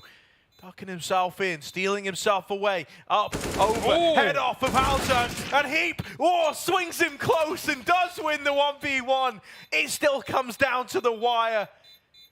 It's impressive the Outsiders make it that close, but in the end, Dignitas will finish the job that Lekro and Forest started. Yeah, that's really awkward for Lekro because Forest is like calling. He has his timing on the flank, coming through ladder. He knew Flick got by, he heard him. But Lekro still, despite getting sort of baited into that death there, when he could have lived at backside, he still gets 2 kills on his own as the solo B anchor. That's really, really nice. Even though Outsiders make those clutch rounds look so winnable with some clean shooting out of Buster, if Dig are winning the 1v1s, and they have been all game, then that's a great sign for their series here. There has not been a single clutch win for Outsiders in this map, whereas we've seen Forest alone get 2, and 2 more have come from Freiburg and now Heap. Dignitas. Break the money yet again. James, does he have an AWP dropped, or is it just a P250 round? Because this is Dignitas about to set up for 12. James luckily does have that AWP fielded. Gonna go Palace with it. Ooh, Halzerg. It's been seen. Kinder's going to have to smoke that molly. He knows there's an AWP in play, so he's in no hurry to fight it. Kinder's fairly low, and they're walking on him up in top mid. They're trying to run him down. Forest will. Now they spot Flit down lower. The AWP gonna trade that. Wow. And Halzerk keeps Dignitas in the advantage of 4-on-3. That's so suffocating. What a nice mid take for Dig. It's something we never saw out of outside of City side go that well. Halzerk even saw that cross, I think. So James AWP is not as sneaky as he may think. Oh, he's coming.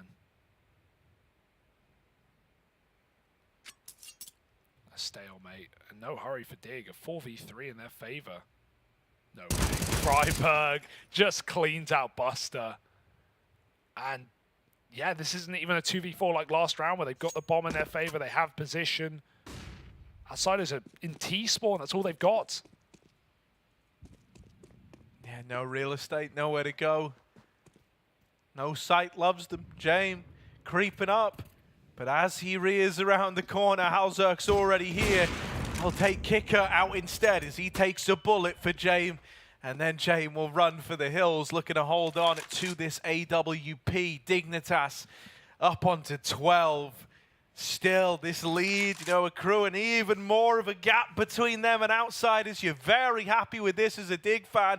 And with the money now broken, this AWP, maybe even going to go down off the time. Hang on a moment. Look at this. Oh, are they going for it?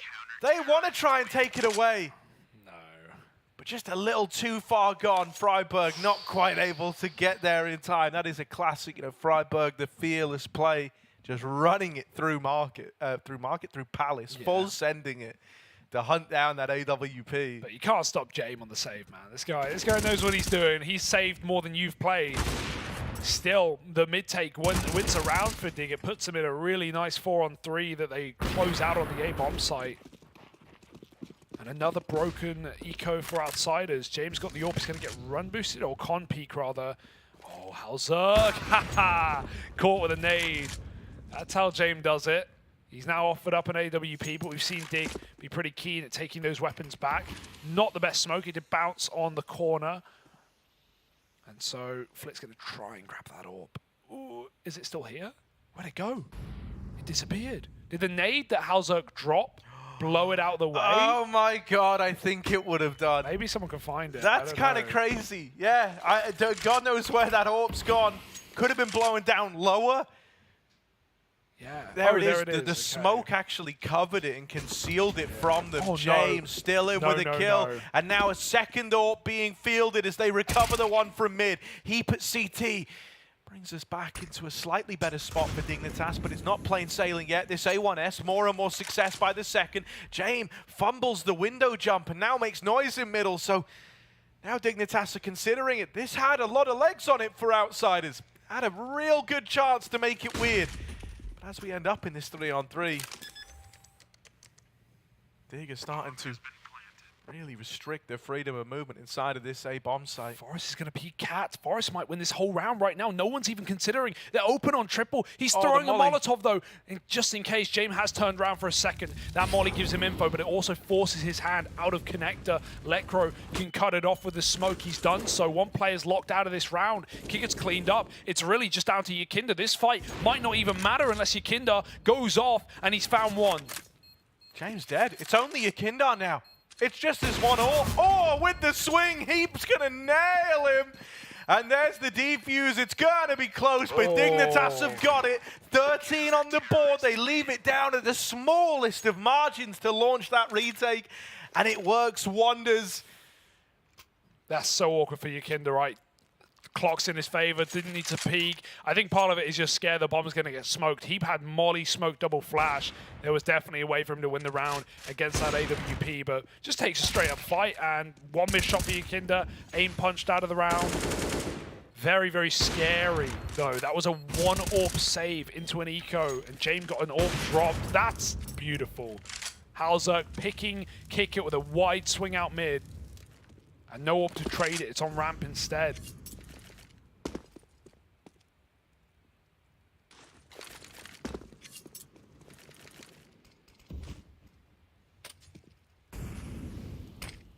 Slowly in through middle. Outsiders. I mean, they're trying to find a way back in. The bomb's still back in T-spawn. You know, that kind of causes you some problems, right? Because if you get these openers, you're going to struggle to really pick up the pace. You've always got to go back and get the bomb. So normally, right, if you kind of get this 4-on-4, going to be followed by a period of slowing down, of, you know, regrouping. And don't get me wrong, that's very much the Outsiders' playstyle. But yeah, look, we have Flick going back to go grab it. I'm assuming just setting up for the A play, sneaking out through the lower tunnels is Yakinda. James re-smoked at ramp and tries to hit a shot on timing. Freiburg playing up close. Also armed with the smoke of his own, and being real, that could like end the whole round with so little time left. He tries to throw it in. They go barreling through. That is a big play out of Flit. He needed that. If Outsiders wanted to have a chance here, they could get re-smoked. But he goes barreling in. Bomb now planted. Flit, the man to plug in the numbers. Lecro just a little too high, little off the mark. And with Forest now dead. Done. Gonna be a save for Dignitas. They write this one off. Pretty reasonable save. They got enough money to buy up next, but only if they keep majority. So yeah, cut out that Jane pick on the AWP does it. What a bonkers play for Flit to jump the smoke as well, but we've been seeing Freiburg get kind of cream crackered on the close ramp position. It's not really done too well. That was a must-win round for Outsiders, right? Dig were inching closer and closer to taking this first map of the series. And Inferno's next. Obviously, it's a pick of Outsiders, but it's one that Dig frequent. And if you even want to keep thinking about history of, you know, Freiburg, especially Forest and Freiburg on that map, no strangers. They're getting there. Outsiders, we know they love a longie. In no hurry. So I imagine this is attack just to get ahead of things. I'm going to call it some shots. We're back in.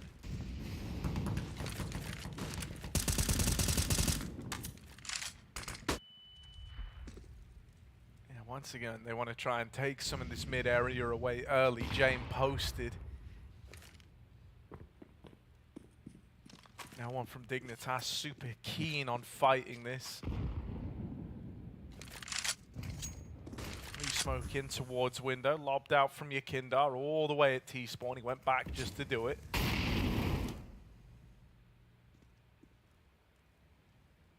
So now Outsiders looking to get into middle. Little run boost. Really, you know, sending this one. They've got the mid control they were looking for. Now, what do they want to do with it? It's taking a decent bit of utility to make all this happen, right? Couple of flashes, 2 smokes as well. A third smoke now getting lined up by Yakinda. That's top con. And I'm assuming Outsiders want to try and work their way up behind that and pop through this stairs smoke. Kicker around. No way. Can't best Freiburg. Finally, he wins that ramp fight. And that very rarely happens. So Dig, they're going to hold on to it for all it's worth. A 5-on-3. Yakinda's trapped in con. Freiburg looking for a more impact over here on the ramp side. Now is his attention fixated on Palace. Yakinda does get up the stairs. But with so little time left, the kills have got to come in. He trades that one. Freiburg's death not in vain.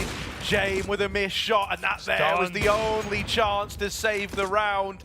Outsiders are left saving, and Dignitas are on to 14. I love that realization for Freiburg. Like, you know what? Maybe I haven't been pushing ramp enough. I'm going to take even more space. And an A4 user, I mean, it's been his entire career, pushed up close, kick it runs right through, but somehow doesn't convert that spray. And that's so much space to lose so late in the round when Outsiders don't have the time. The clock betraying this team once again. When it all goes smooth, it looks perfect. But when it doesn't, it's like old Na'Vi, man. Entering bomb sites with 15 seconds left. One mistake can end your round. Look at Heat. Oh, he dives out. That could have gone very, very badly. living to tell the tale, but he wants more stories. He's going to get flashed back into another mid peak and still won't commit. Molly's up mid, nade to follow. Kinder's wide enough to survive.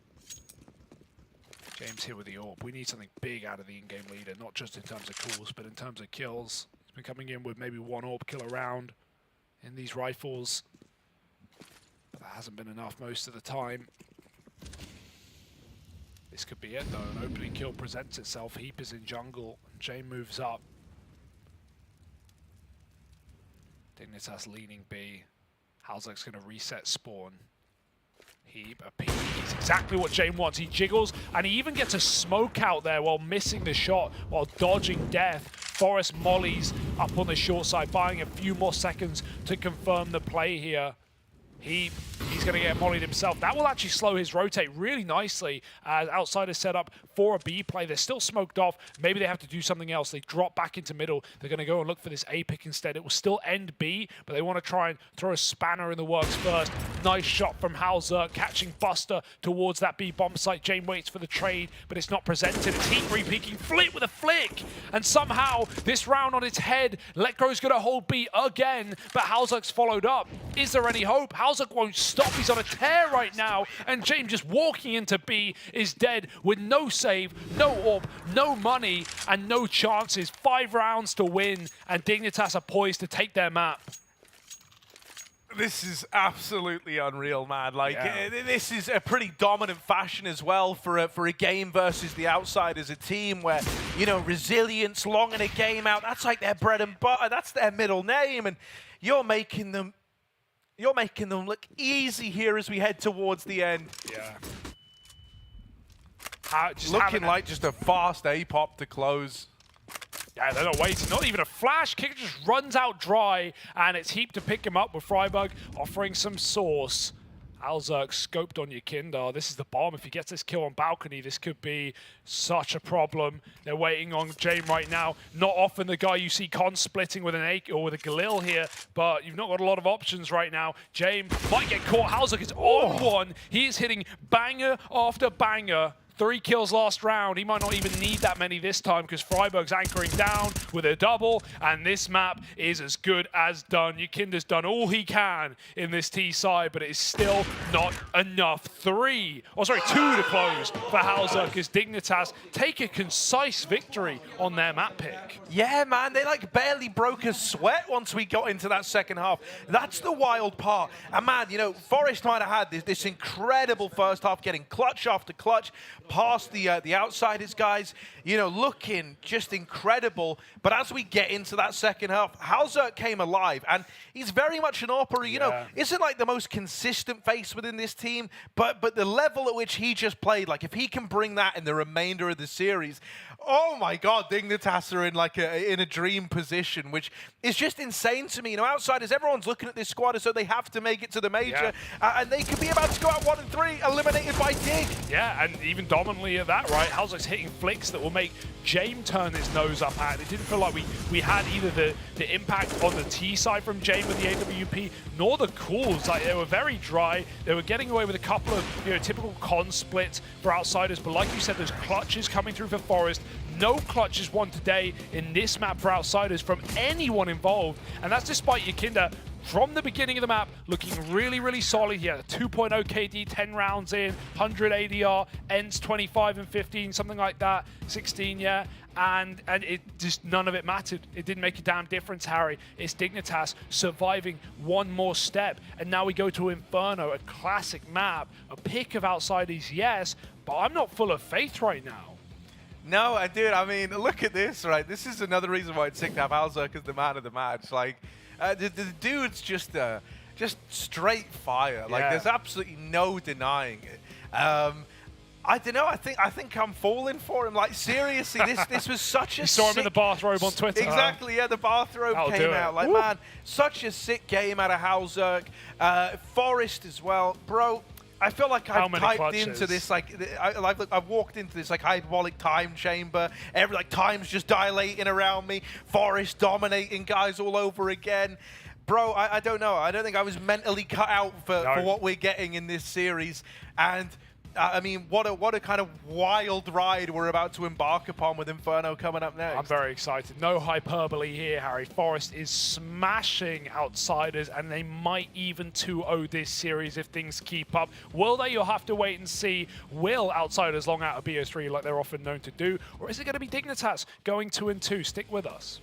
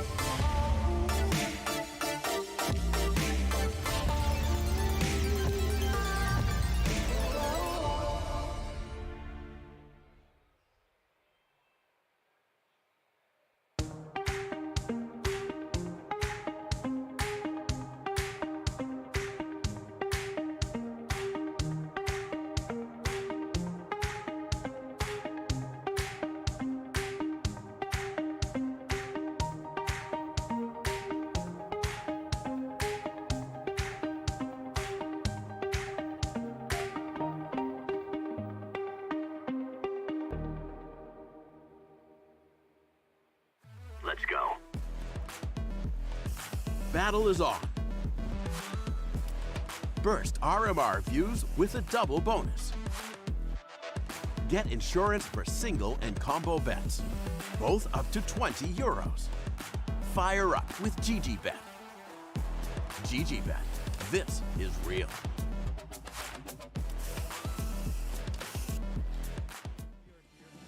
PGL EU RMR. I'm Maui Snake, joined by Yakinder. So what we're going to be doing is we're going to be doing a complete the phrase sort of segment. So I'm going to start the sentence and you finish it with whatever your answer is, okay? You ready? Yeah, I'm always ready. All right, of course. My favorite map is? Inferno. I started playing CS in... Do you want me a year? I can say my age when I started playing CS. I was 6. Oh, wow. And it's 2006 then, probably. But I played 1.6. My biggest rival is?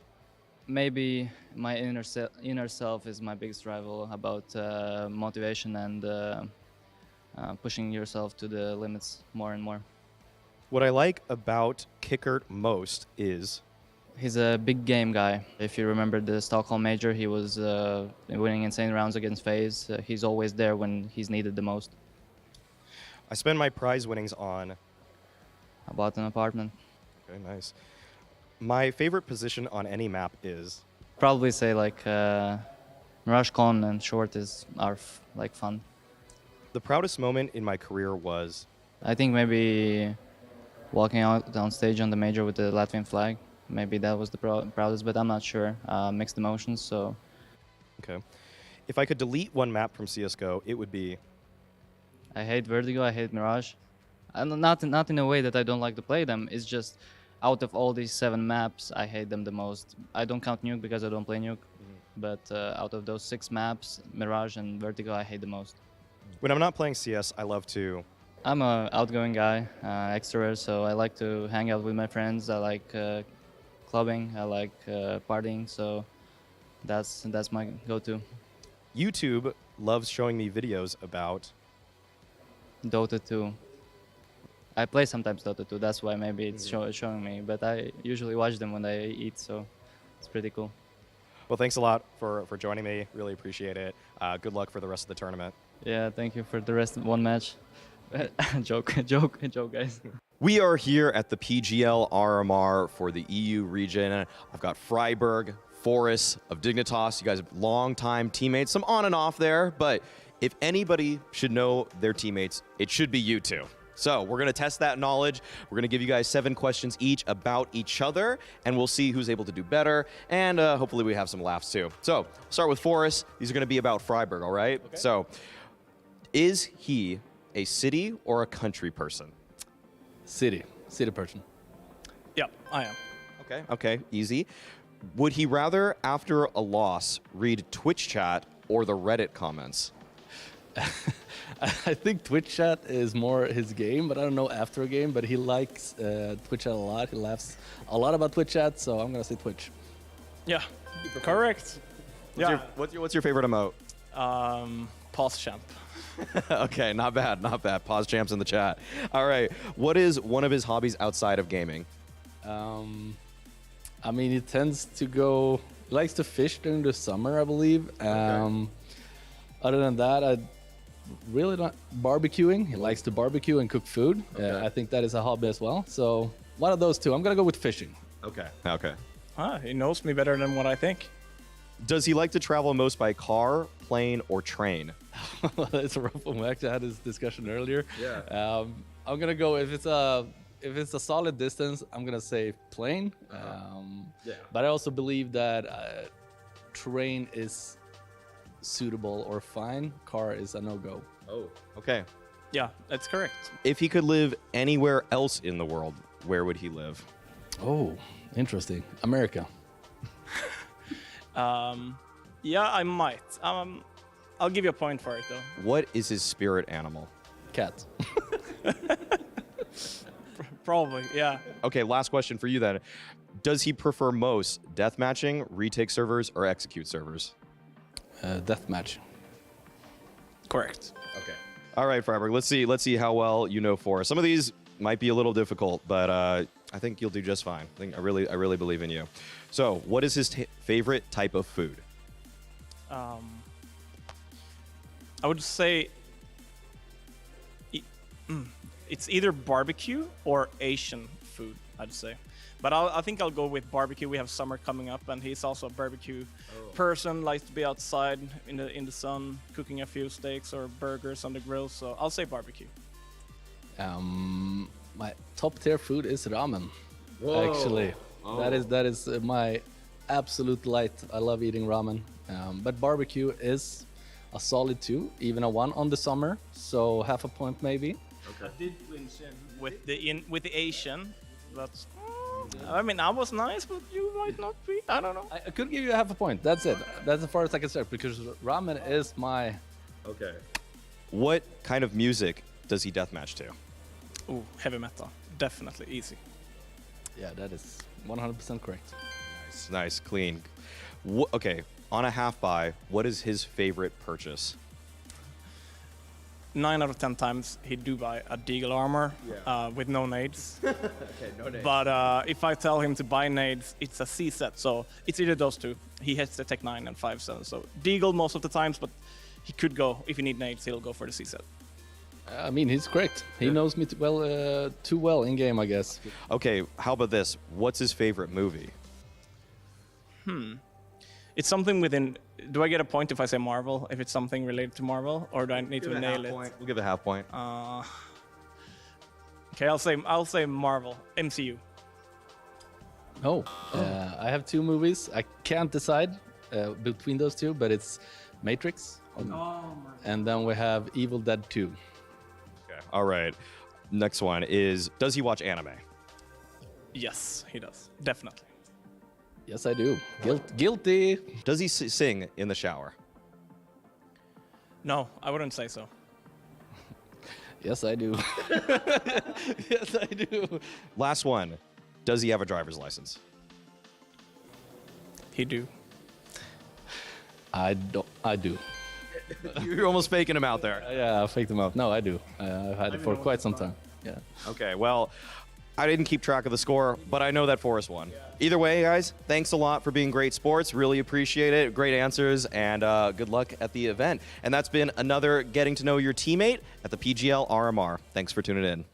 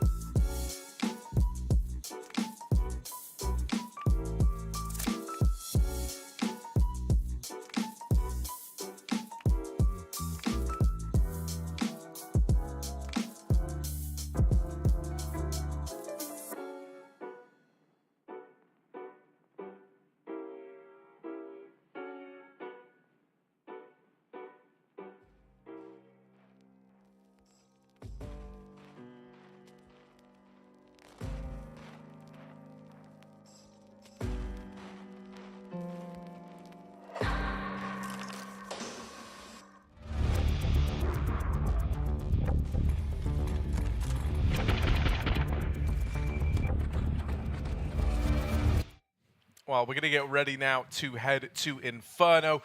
This is the Outsiders map pick in this series, right? We're hoping they can kind of bounce back and make this a bit of a three-mapper. This is one that, you know, it is a bit of a classic for the Outsiders. And if you look back at kind of, I think it was Pro League that they even have wins over like the likes of FaZe there, which is pretty legit, pretty impressive. In more recent memory, that they have copped a couple of L's here and there, right? But for the most part, this has been a very, very stable map for this Outsiders team. I wouldn't say that first map was stable at all, though, for them. So I'm a little worried going forward. Dignitas coming in with clutches aplenty. Forest rolling back the years. Hauser hitting AWP flicks every damn day. And so James is going to need to cook up something naughty if Outsiders want to long out the series and take us to a third. I don't know, Harry. I feel like we're in the Dig era right now. What do you think?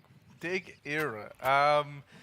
Yeah, man. Why not? Let's go for it. Honestly, it does bring me a lot of joy seeing this team do so well. Like, the closest I can kind of like rationalize it to myself is like this level of happiness that I get from seeing, you know, the likes of like Forest and Freiburg being so sick is how you know, like the Brazilian community already just CS fans feel when they watch the Imperial squad, like have made this run to make it to the major.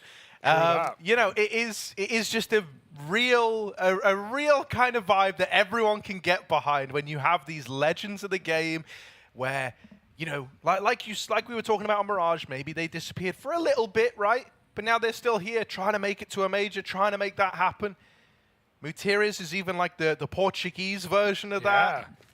A pillar of the scene there, someone who's been around for a very long while.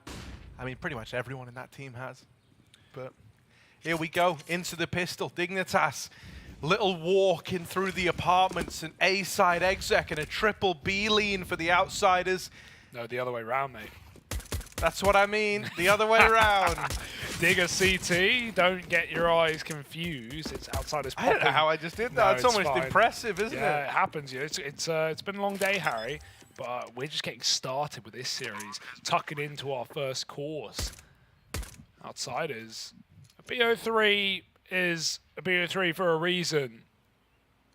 These guys have all day to play. Heap has to clear Apps. Jane turns back and gets that kill. And now it's a short side retake with this late Apps flank. This could be naughty, but two players are stuck at the halls right now. Oh, it's a massacre. Blink and the round is done. Yakinda doubles up in the graveyard and the kills just get hunted down by Outsiders in the post plant.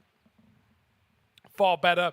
That's somewhat of a, you know, just a wrong stack. We know what Inferno's like. They're leaning heavy B. They've got a bait player at sandbags and two guys hiding at the back of the B by a bomb site. Digger even double long. When Outsiders go, the one counter to that, the Apps pop and the short take into an A site hit.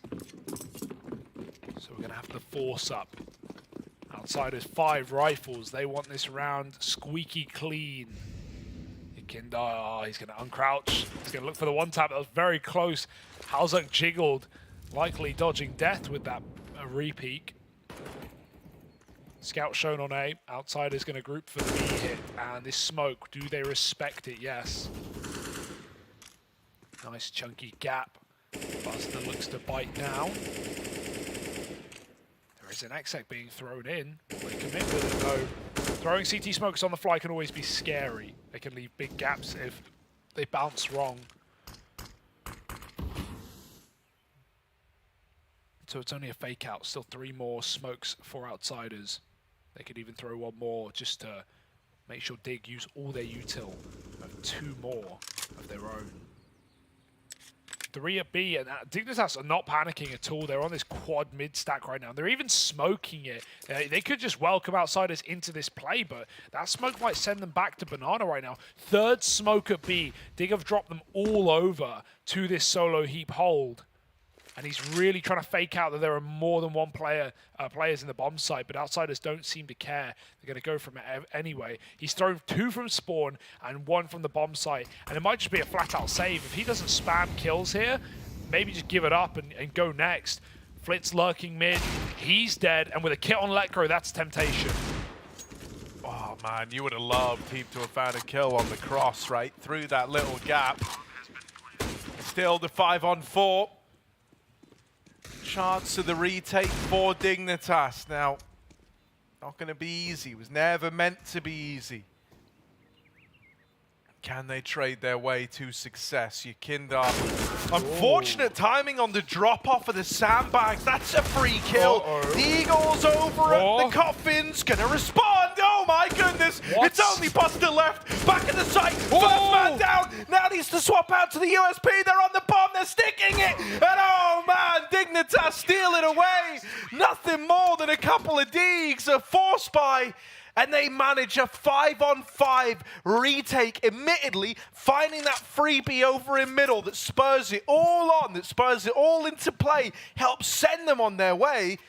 But it still is shocking how that looked like so dominant for Dig. Yeah, I don't know, right? How often are you going for 5v5 retakes in this map? Almost never getting away with it, especially not with the little weaponry. The AK armed by Flit in mid is a big problem. Tears through outsiders in the post plant, and we already saw Flit's troubles on that last map as well. Not the time to go cold with a major spot. Not on the line in this match, but elimination certainly is. Really, really nice try for Buster, but the full stick, they weren't ready for that. Lekko literally bought a kit in round 2. He was all in for that round. Without the kit, maybe a different situation. But my oh my. Outsiders win the pistol. You don't remember it though. Already put down to pistols. Flat Glock on some. James bought up a bit of armor, but no one else. And even then, that's going to delay his T-side AWP. Faking the drop, but Dig don't care. They're holding strong with 4 on this mid-split. They're re-aggroing into middle. That is so ballsy.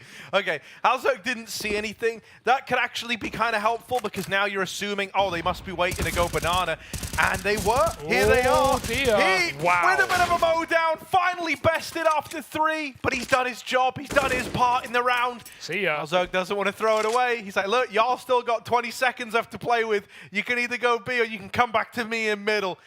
And well, he's going to let them try get into the B site. Freiburg here and holding the line. It's all on Yekindar, who wants the bomb plant, but Dignitas. Team flash. Yeah, he was still crouched below the head triangle. Couldn't stop him, but not the end of the world. Bit of money for outsiders. They'll like that for the AWP if they want it, but Dignitas still get it done. Freiburg. Team player getting that kit over. A 2-1 for Dig. Good start to the map right now. And again, like we said, this is a good map for outsiders. Their pick, they're going to be comfortable.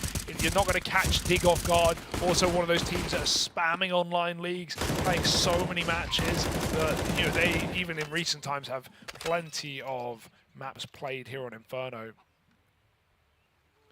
Outsiders, it's do or die in the series. This is time to wake up. Rifle round, no AWP. They had the option, chose against it. Still full AKs and M4s for Dig. No bonus about it. Molly trades, they want to go through though, but there's a second Molly at the top of B. Buster smokes it first, but it's a lot of util used. Oh, he's trapped in the corner. Molly for Heap, and he can't get out. That's really awkward. Nice opener for outsiders. Heap kind of throws himself to the wolves there.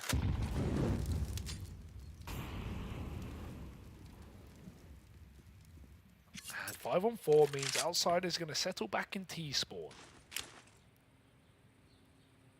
Just you try and regress. Dig have already shown a lot of gambles in this map with these 4A stacks and leaving Heap solo B on ecos, etc. So, you know, already starting to see more of that. The early rotate off of B. Freiburg alone, he has lots of util to stop this play. It's just down to whether outsiders respect it. Smoke goes down, and that's really annoying. They would have loved to go. Good grenade. Look at that damage. Yeah, that's pretty lovely, isn't it? Still, you know, you're leaning triple over towards A. You're in a spot where if Freiburg doesn't multi-kill, this is it. He's going to smoke quad. Now, that kind of sails him down the river. They're like, huh, okay, smoke quad, he's probably dead. Tag damage. Oh, my God. Don't kill your teammate. Almost TK'd. Freiburg just being a nuisance, and he's brought it back into a 4-on-4. Spam damage onto James. Oh my goodness, this is actually a lovely start. Out of all the ways this could have gone, this is pretty nice for Dignitas. A little ways away for Lekro. Slow to the occasion. This nade, going in the dark. Both players there are so low now. But I don't know if Dig are going for this one. Lekro taking a long old while and cut down at Banana. Now they're thinking about saving. Now they're thinking about leaving. Freiburg's got the hardest task on exiting this one. They'll let him go. He's got to run. He's got to really run. But that will be allowed. Yeah, if that nade goes in pool, man, or suddenly Dig just explode into the bomb site. Buster was low there. And the double dog, lots of utility damage, but no finishing kills. And that's all Dig really wanted out of that round. Freiburg's still so clean with the A4, man. That was a really nice shot to Yekindar here. Flit with a round-winning kill, not just smoking off CT in the post plant, saving that util very well, but killing the Banana flank. If Lekro gets it, Buster's position suddenly null and void in pit, and they're left double dark, which is not fun. So, massive kill for Flit.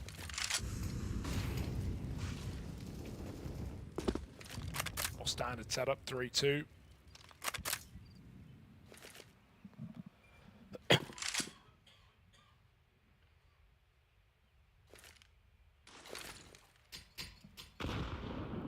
Walking up with that nade close. And while Forrest has Rops in it, Lekro's also Balksai going to get mollied off. Oh, the turning, the timing. Forrest is blinded, and they don't know they're right below him. What? 2 kills for Forrest. Never been so easy. James going to get that kill, but he's still down low, and Outsiders, it's going to be hard to commit. They've got to wait on Kicker. He hears the rotates, but he can't do much about the men in the site with that motor smoke down. Still, if he can win this fight along, he can be responsible for that. That is a big win in and of itself. Now, his site players, they've just got to look ahead. They've just got to look forward. Outsiders, they're looking at the back line. They're looking to go save. Jame and Flit want nothing to do with A.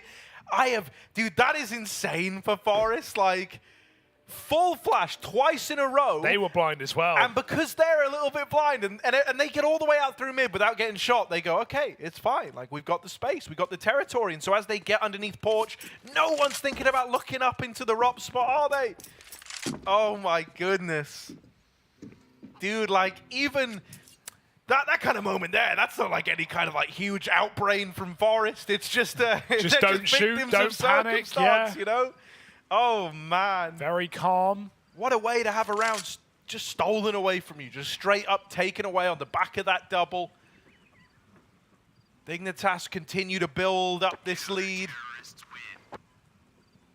And I mean, even the save here kind of leaves you in a bit of a weird way. Thankfully, James got extra cash, so I'm assuming he's going to drop for Yekindar. Yeah, unless he doesn't buy and they save for AWP and they just play for a rifle round later. Wouldn't be a bad call out of Outsiders, right? All inning here does mean you have to win it, or Dig are going to start to build in really fast on the CT side. And yeah, they go for it.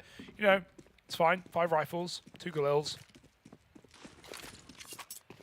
Still got the util to run a Outsiders-esque round. Getting that up B early. Kicker's going to have to respect the Molotov and give them Banana. Dig did start triple B, and that much can be ascertained by the nades thrown. Do Outsiders take quick space on A? Already Flits deep in apartments.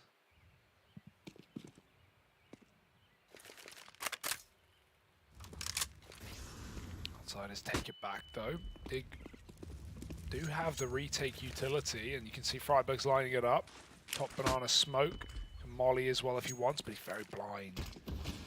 And just the fear that the molly might be coming forces Outsiders to respect the smoke and run away. You don't want someone either mollying or flash peeking off of that. So they realize very quickly that that's not the case with a corner molly. Halzok's even begun to rotate. He's got an HE grenade. Utility damage for Dig has been good this game already. Let's try to fake out 8 on his own, but this is a B pop with 40 seconds. Halzok. Oh, nice moving nade. in to join the line. Oh, good timing on that wow. nade. Everybody brought down low. Now he's up and left. He's gone back to go and help out today. Over here, up on the boost, dropping down again. now. But it's a little bit awkward. The molly burnt him out, and they finish off Freiburg with the smoke spam. Hauser through. looking like he wants to try come through on this. Oh, instead goes for the spam. Good for the 3-on-3. They've always done a good job of bringing these rounds close, but the other two guys for Dig are just so far removed from this retake. They really got baited by Flit's utility. All he did was throw a smoke on long and a flash over the A side about 30 seconds ago. He was even with the team for the hit in the first place. Yakinda holding for this CT push. I think it might just be the save for Dig. Nothing getting offered over, and man, it does feel a little bit sad in a lot of these rounds. You know, even when outsiders get into B, Dignitas are always like equalizing the board, always bringing it back into, you know, a 3-on-3 or a 4v4. But there's always one or two components that have just been delayed a little in those rotations that ultimately decide the fate for them. Yeah, I don't know what this is, you know, what the call out for Dig. Maybe they're expecting more fake plays for outsiders, but you know, they have really solid B executes. So Dig are not getting convinced. They definitely need to, you know, either lean better over towards Arch and Moto side so they can speed up their rotates, or just, you know, leave one guy in pit and be convinced by these XX smokes, because outsiders are just rinse repeating BXX right now, and they're winning them due to time. Or, you know, one of those rounds where they get one kill in the post plant and it's enough to force Dig's hand to save. Maybe that's something they're talking about in this TAC as well, because that's now a couple of rounds that we've had very late rotates out of Dig, and as a result, you just can't even attempt these retakes. And again, it's off the back of, you know, on B, they're always trading equally. We haven't actually had any rounds where outsiders have like double entry B with no deaths. Dig are doing what they must on this B bomb site. Even that HE for Hauser, not known about, but very, very good damage. From the outside, these rounds are so winnable, but Dig just haven't had the positions to do it. Back up Banana, kick it a little quicker now. More utility damage. Oh, the molly spreads last second. Combined with a nade, that's a kill. And nothing Kicker could do about it. Dig just peel back again. Just fiddling with nades, going for the boost, making sure he gives all his stuff, can't throw anything useful from this position. And even if he does, if they're peeking, they can see the trajectory of a Molotov. They know that someone's up here. So given the Dig are, you know, in these awkward retake positions, playing this boost is really nice. They can concede the bomb site, but they can still get value out of it and find maybe a 5-on-4 or a 5-on-3 if outsiders execute. Great spot for a one and done. Hard to trade unless you're hard clearing it. And with the setups we've seen on B, every round Dig have been in the bomb site. So nice change up. Won't matter though.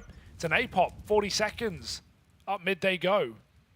Yeah, Forrest over here at long. Oh, wins that first fight. Yakinda gets locked out of the round. And so with just 30 seconds left, outsiders have got to make a play. They've got to be fast here.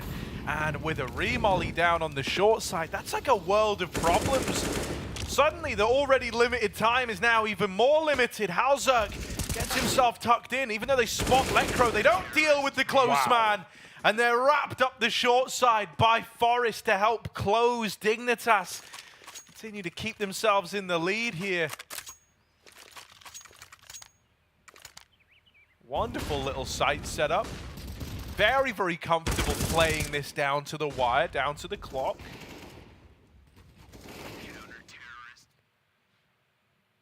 Yeah, Dig, you can see them getting hyped as well. I mean, this is unprecedented. As good as they've played in this event, we kind of said they got robbed with their draw, with, you know, having to play Vitality round one. That Eternal Fire game that certainly was winnable for Dig until the tech problems, and then bashing Gamer Legion.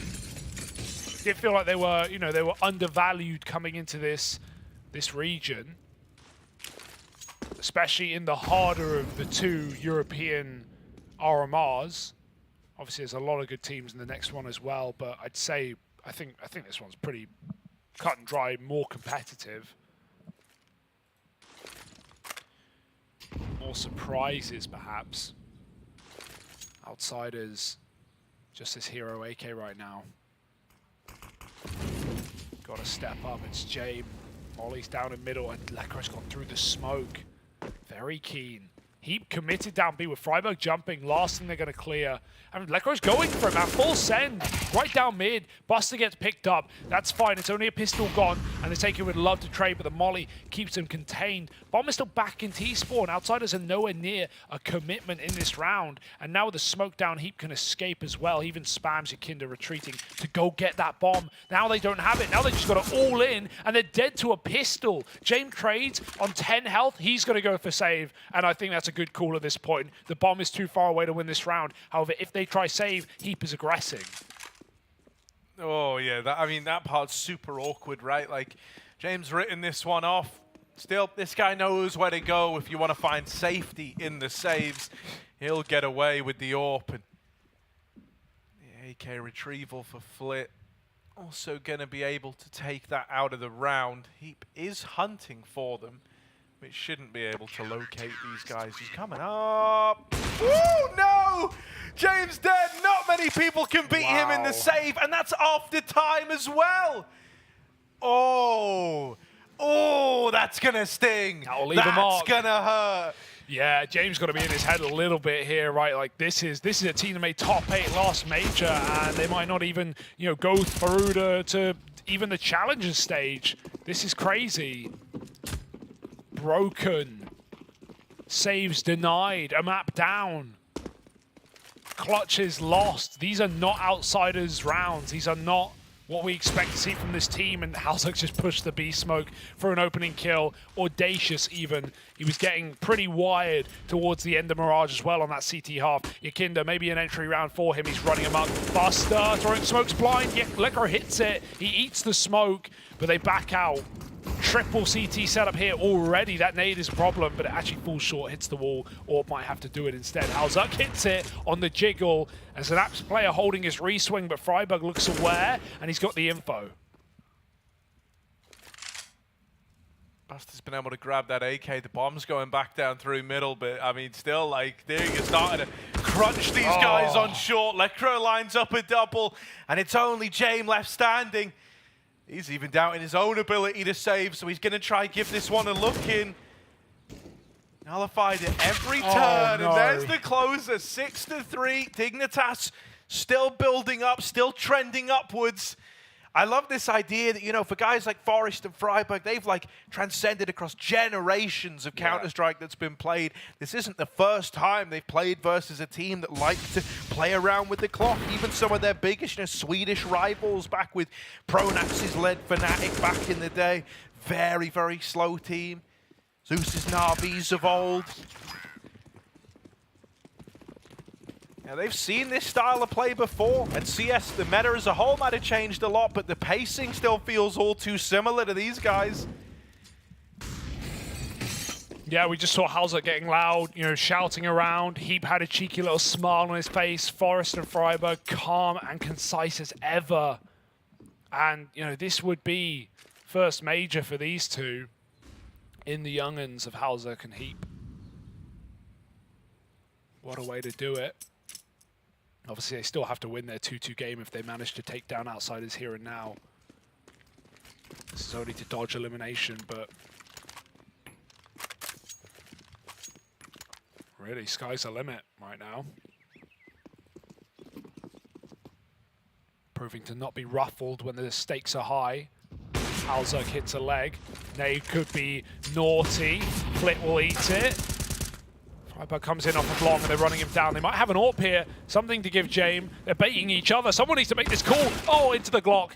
There they go. Now Buster gives the AWP to James. Freiburg's shut the net from behind, and he will give this up. James going to hunt the kill. Good shot. That opens up the B site. There's only Heap here, but he is in spawn, and he hears every single step. They've run right by.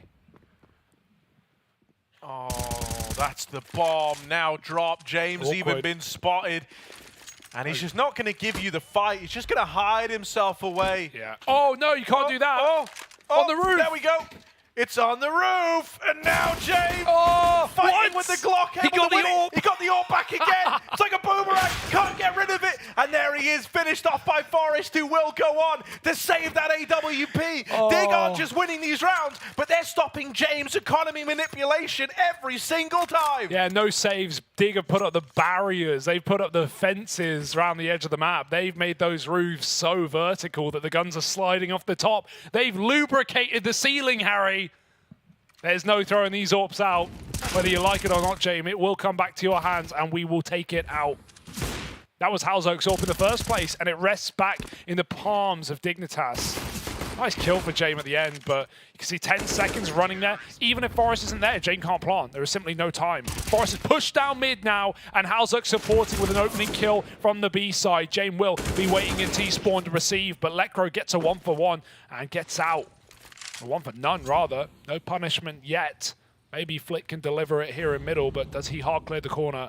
No, still gets the frag, and now late coming up from Apps is James. Molly forces Freiburg wide, but he ticks in the Molotov. They might have heard this. Is James aware? Is James ready? Freiburg here to lock it down. Oh, no one looked ready, yeah. Freiburg gonna deal with them both from down in the pit. Dignitas on fire right now, 8-3. 8-3, they are running away, not just with this map, but with this series. And I mean, what a victory that would be. Yeah, and at least last map we had like a couple of reasons to get hyped. We had Yakinda popping off with lots of entry kills.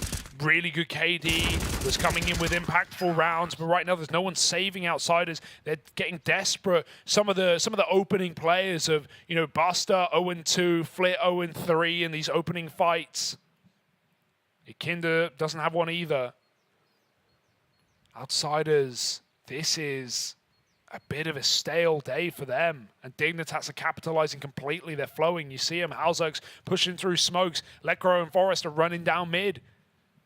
Already talked about the economy denial that Dig have aspired to.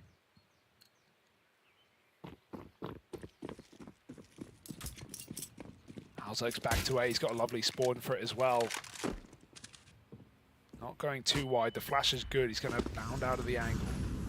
It's only pistols here. This is a good round to run wild. Outsiders, when they switch at the pace, sometimes they can be really threatening if they keep the spacing tight. They are right now 3 running up mid together, going alongside again. There's no one here. It's the gap. Dig have started triple B. Maybe the nades have been heard, and Outsiders seem to have a realization they can come through this Moto smoke on an A play, or they can back up into this heavy CT spawn hold once again. They've thrown a deeper Moto smoke, and they look tempted by the prospect. Flashed out, delayed, denied, but they're going to go. Halzok really needs to be careful. He's not holding on to the apartments. So right now there is a big gap. There's a big problem. Now trying to hold on to the pit. Only one as Flit drops in.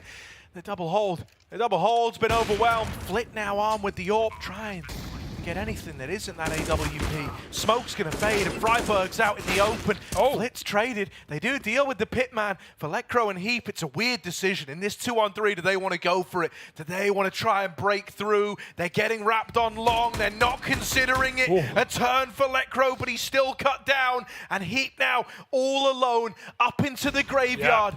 Trying to win a 1-on-3. Oh, it's a dink. But James will lock the frag in, and Outsiders find a fourth with the quick A play on pistols.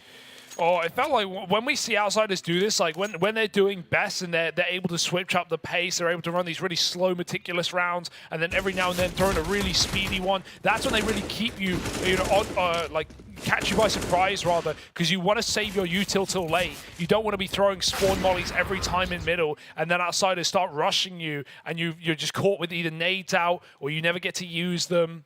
That's more like, for Outsiders, a really quick long take. Dignitas do their best to stall it out through the gutter. But yeah, great trading. James hits a beautiful AWP shot at the end that Flit set him up for after throwing him the AWP.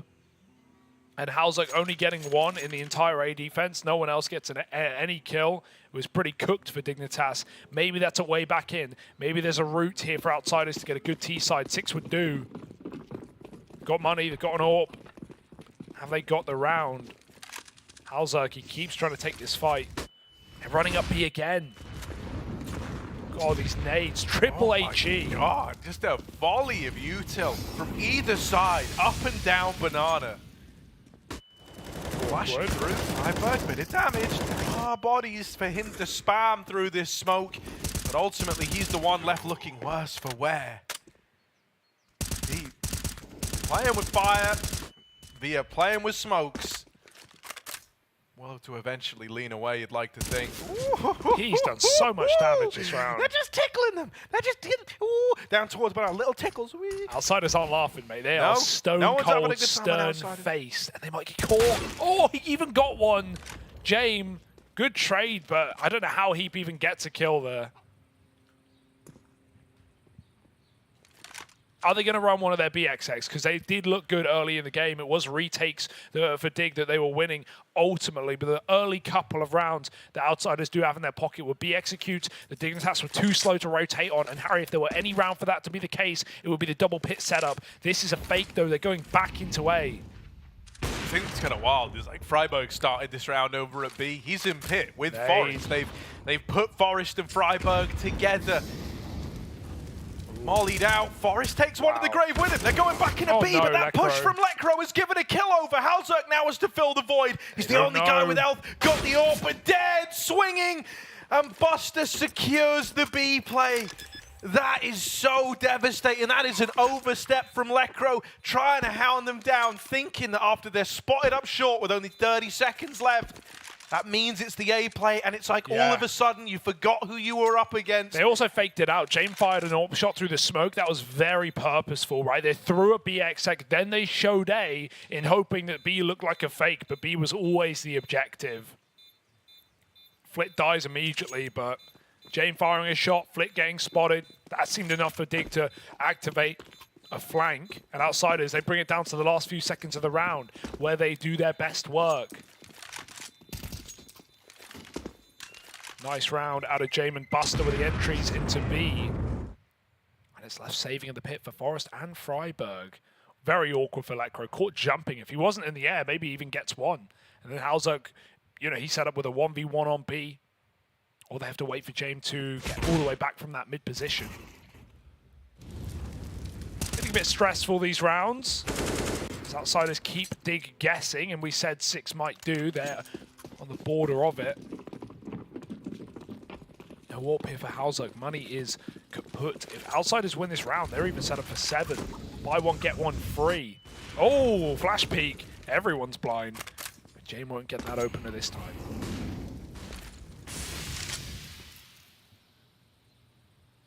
Oh, just wait and Buster will deliver you openers. A rough spot to be in now for Dignitas, right? Man down, gonna force them to kind of spread their resources pretty thin on this one. Gonna divvy it up 2-2 between either bomb site. Maybe even taking a bit of a gamble. You know, Lekro never want to resist calling these. Oh, they're ready. There's more often than not gambles on A. This is a very ballsy call to make, and they're actually going to start to regret it now. Moving Lekro back to that A site. Will he get set up inside in time? Forest is blind. They're going to run him down on long. He can go library, but there's no option back in for Forest. He's cut out of this round for the time being, unless he wants to dive through a smoke like a madman.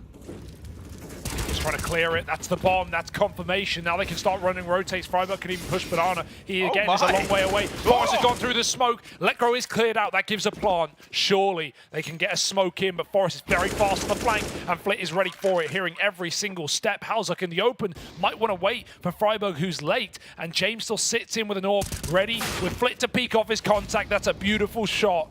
Freiburg can't do it today, and Outsiders not only win the round, but break the money at the end of the half.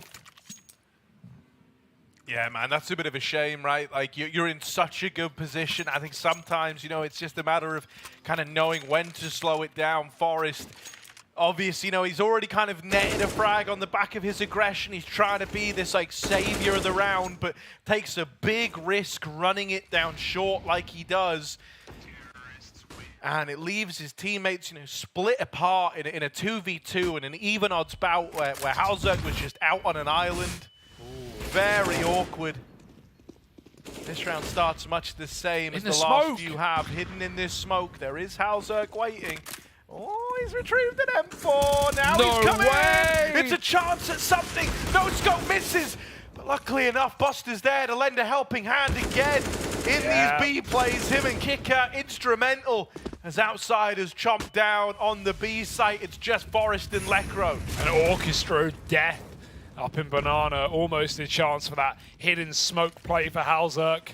Lekro can lob in mollies, but that part's already been allowed, and all he's done is slow down his retake. And I say that like there's a chance. A 2-on-4 for the half. Forest, that's a long-range CZ shot, but quickly replenished with a smoke. More util to buy more time. And, well, that's the name of the game for James. Hits a shot through the smoke from Quad and closes the half. Looking better towards the end for James. Some faster rounds, some fake outs. Banana control 1 out by Outsiders, and now they end with 7. That's more than okay. That's perfect. In fact, on this T side, Dig are not out of the woods yet. They have not shut down this series, nor eliminated Outsiders. Oh, if that first kill for Halzerk is a little cleaner, he's given more time to post up for another kill, and who knows what that could have looked like. So rough. Yeah, he feels it. But that back turn on the first player kind of put him off. It seems like Outsiders are only now just getting started, getting warmed up, getting louder. We saw Yakinda's hype. 5 and 12, but this is a guy who can activate late. And those odds right down the middle. Anyone's game here as we swap sides.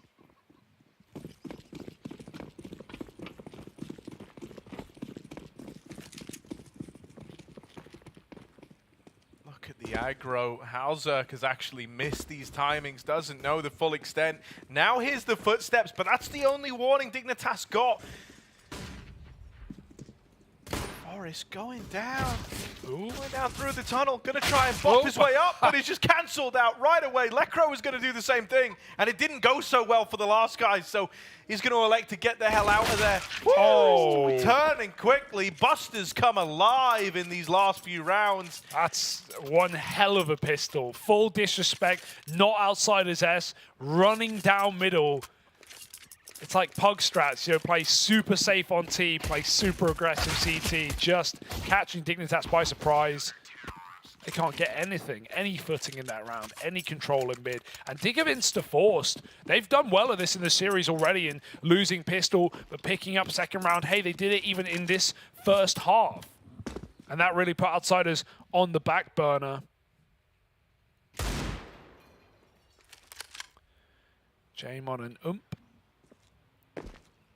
Saving that $50 between buying an MP9 makes every difference as an AWP.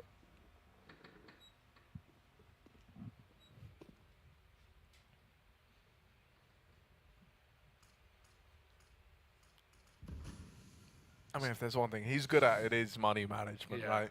He's probably a sick poker player. You can't, his bluffing face is just, it never changes. You don't know. So you're calling him a liar? I'm saying he'd be damn good at it. Okay. Well, here we are. A little apartments take out of Dignitas. Nice try, officer. Yeah, I'll get you next time. 2 on the short side for Outsiders.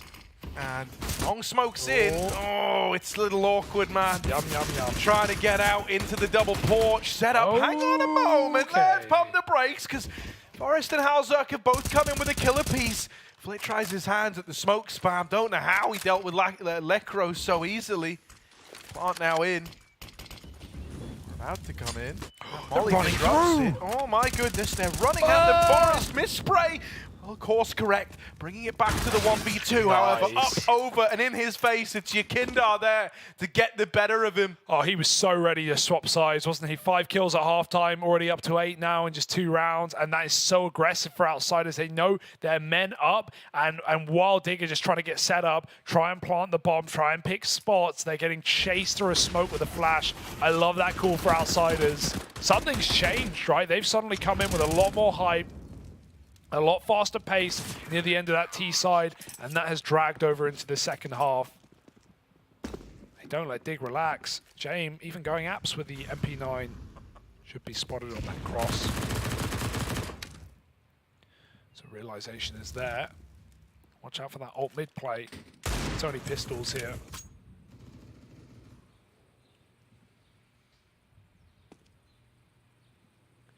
Dig hoping outsiders go one step too far.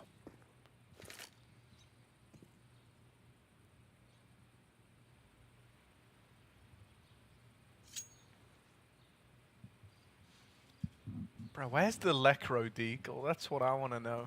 That's true. Pretty quiet day in the office for his Deagle. He didn't pop off against Gamer Legion with it either. In that Eternal Fire game, man, he was one deaking AWPers, winning rounds with triple taps. I think it's about time for Lecro to whip out the old hand cannon. He's up at the front of the pack. Ikendar's taking control of Banana.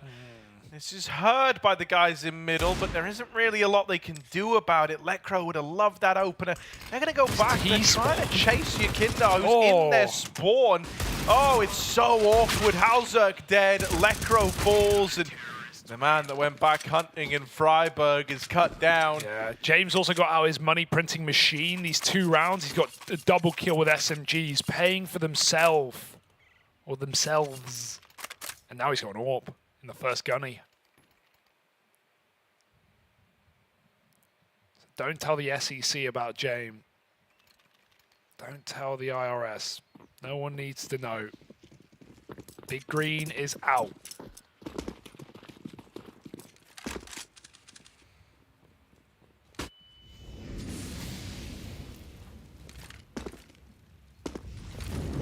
Yeah, these T-side rounds out of Dig have been very, very slow to, get going.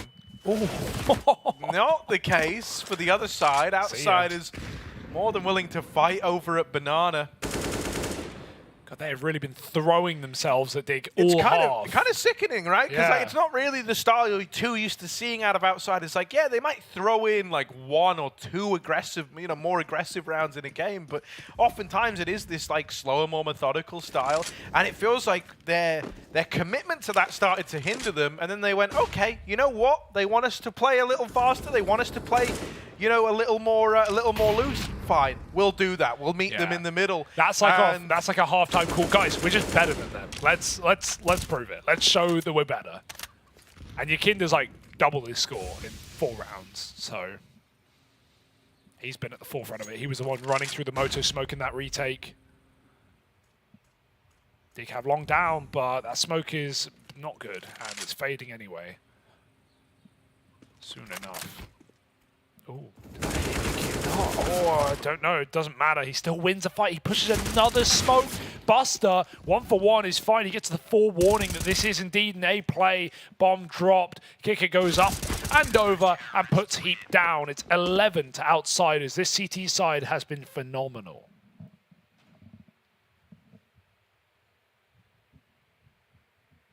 Aggression all across the board, man, and it's just netting success after success for the outsiders. Pressure's on now for the Dig boys. Feels like, it's really started to slow. That pendulum of momentum very much going back the other way. Something needs to change soon, or else it might never change at all, and then we're destined to go with the distance in this matchup.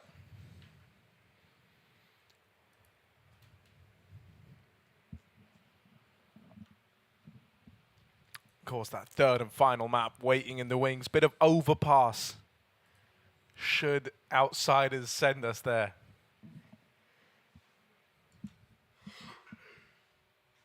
Still a big question. Got to see a couple more gun rounds out of Dig, but right now they've just not had their foot in the door, and definitely got to get ahead of this aggressive CT side start for outsiders. They really set the precedent with that 5-man mid push in the pistol, and they never really stopped.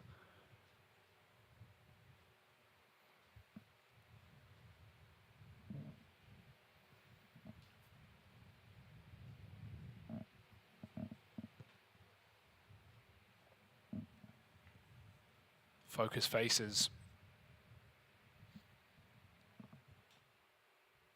And hopefully getting back in now as we have yet another AWP for Jame, but more pistols to run him down.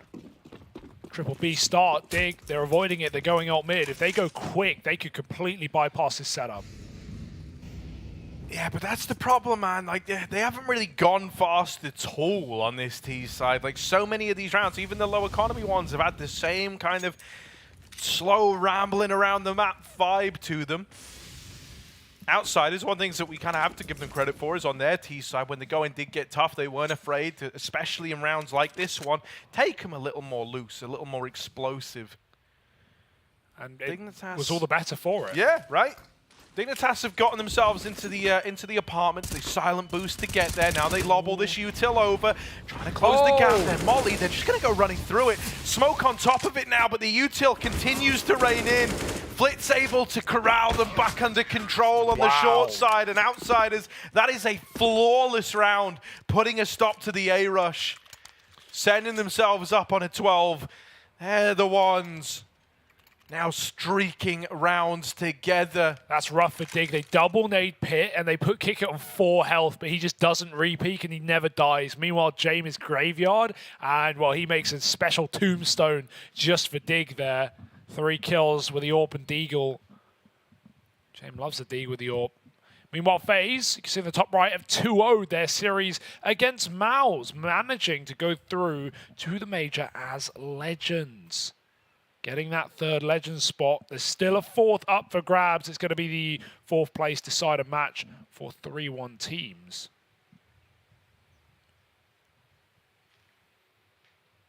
And if you want to attend the major, you have a slightly easier route than the guys in the server. You can just scan that QR code. Wait, really? Yeah. I don't have to play through an open qualifier? No, it's super easy for you, man. Pay to win. Right, Outsiders on fire, a hot streak. Nades down Banana to put a stop to Dig's aggression here. Nothing has been working on this T side. Freiburg getting burnt alive, has to smoke the molly. Oh, okay, Heap through the smoke. And will they look to do something on the back of that kill? They've seen enough Yakina demos to know where exactly to shoot right up Banana. Finally, the aggression on the CT side is punished. This is the first round where Dig have done that and gotten out scot-free. And look at the panic that it's caused. Outsiders, they could just get walked on a mid. Luckily, they're getting respect, but they're trying to figure out who goes where, who takes what nades, how hard do we stack. This is a very Outsiders call, right? Just leaning, going for a full gamble. They still have Flit on A, but he's on 20 health. He can't really offer up much. And if Dig goes short, this round is just over before it's even begun. They are going to walk into him. Flit hits a headshot. Forrest just creeps into the angle. Freiburg's going to follow up on the trade. That's the off angle that Freiburg was even playing on that CT side at times. Oh, no, sorry, it was Forrest. So surprising to see him not ready for that position. Even so, that was the kill they needed. Outsiders made their classic economy-based call. They lent Triple B. They hope for the best. Without that commit for Dig, it is going to have to be a save. Inferno's a map that really leans into those kind of plays, those kind of setups. And so even though Outsiders have money for days off of their 5-round streak, nothing wrong with making that decision. Will offer up Dig around, though. Will break them into the T side as they try and pull this back on Outsiders map pick now.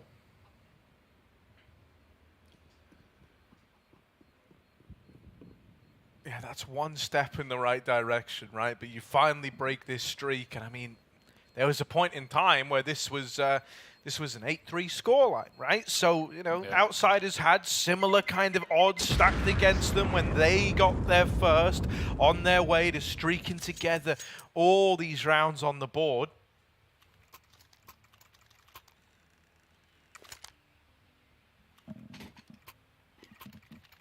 Journey has to start somewhere, and Dignitas are hoping it starts now. There's a little bit of chance helping propel them to that point. The smoke shot from Heap. Rest of the gang following suit. That save means this is a cheaper reinvestment for Outsiders. This is how they have so much staying power in these games. I like that. Sometimes you see players use smokes when they don't have to, and I think it's better to be safe than sorry, but he doesn't panic, and now he still has his utility and full health. AWP fires off a B off the flash, and so now they know where Jame is, but the question is where... the question is it Jame? It's not. Buster's here. It's a second AWP. They've got one per bomb site. No panic rotate needed. But Dig might go, the AWP's B, let's go A. But the AWP is also A. Outsiders having their cake and eating it. Flitz even cheating back over, but only to re-smoke top B. And Dig, while they walk away, they waltz right back in, hoping that outsiders have gained that information or misinformation. Stalemate at 40 seconds. And Dig, it's not clear where they want to end. The bomb's on A, but they're still putting a lot of onus on this B bomb site right now. And they don't really have the util to fake anything out. It's just 2 smokes on B. That won't do much. It's not going to shift outsiders. They're still incorrectly gambling, and they don't even have a flash. Yakinda's just going to make that hero play. And what a play it is. Look at him knife out. This is Yakinda all over, and he might just win the round off this. This is insane. They're setting up util. Oh! Heap turns on a dime. Has dealt with it, but now there's so little time left to make the play into a stacked A bomb site. There shouldn't be anything that Dignitas can do. They burn out the man in the pit, but that's the end of the line, and outsiders win the round. Forrest is waiting so long for Kicker to peek there in pit, but he just sat in the molly and dies in it just to buy a few seconds. He even took a kill with him. Forrest may have hit the jumping AK spray on Flip, but I love that play for Yakinda. And the reason it's so good is because, yes, there's no flash there. It's very risky. If Dig are all there and he dies, he's still got 2 teammates in B, but also with no flash, Dig can't hear it and go, oh, they've cleared Banana. They know we're coming. They're going to be stacked. They're going to be flanking. Yakinda just runs, knife out down Banana, and shoots Dig in the back. Only 1 kill, but the dink on the follow-up and all the info in the world. That's such a sick play. Yakinda had 5 kills at halftime. He's definitely come in with some paramount impact in this second half. James is 20 and 9. I felt like outsiders could do no right on the T side, but it was those couple of sped rounds with Tech 9s that they picked up that reinvigorated outsiders and now have us here. Dig may break the streak, but they won't hold on for long. Jamin will, in fact, give exactly that up. But rotating back into this apps angle for Lekro. Almost caught. Look at Dig. They've walked all the way into A. Right now, it's only Kicker. He has no idea how close they are. Oh, this is so weird for Kicker. Oh, swinging out. He will get the info, but he's quickly dealt with. No. Oh, that's a little awkward for Forrest. James hit it. Uh-oh. James also dealt with Freiburg over at long. Outsiders might have lent into a save on numbers alone, and you wouldn't have blamed them. But now in a 4-on-3, you can more than justify attempting this one. 2 mollies. Plenty of util to make it happen. Hits as well. They've got time. They've got utility. They've got players moving around. Flitz traded out onto the AK. They want to give this a go. They want to give it a try. Up through the short side. Yakinda lobbing a smoke over. That's one to block off pit. It's going to try and deny some of these angles. Oh, they've burnt out the man in Graveyard. Lekro's blinded and cleared. Outsiders times running away from them. The bomb's planted super safe. Forrest has left the apartments, but there isn't time anyway. Good for the double. Outsiders might get a bunch of kills. Dignitas are lucky to have won that round. I think there was time. I mean, the bar is misleading. You can't always tell, but that was damn close. It just took them too long to figure out what the plant spot was. And Forrest is living. It put the fear in them. They didn't even want to try and gamble it, but they may as well put a player on that bomb. Dude, there's some mental aspect of these guys clutching versus Forrest, though. Because it feels fairly consistent that they get in their own head a bit in those moments. Yeah. Is that a 1v4 or 1v3 out of Forest just by living and staying alive late in Boiler? I don't know. I think Outsiders, damn, that's a robbed round. That should be theirs all over. I guess I trust their timekeeping, but would have been nice to see someone just jump on that bomb there and give it a go. Very, very scary round. They took too long, right? I think it was Yakinda running all the way back down mid to throw that pit smoke. It was good.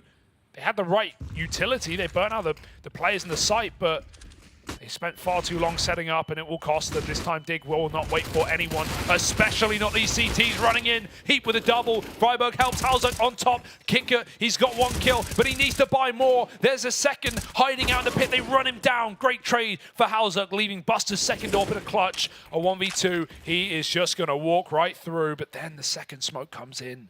He doubts it. They stick the plant.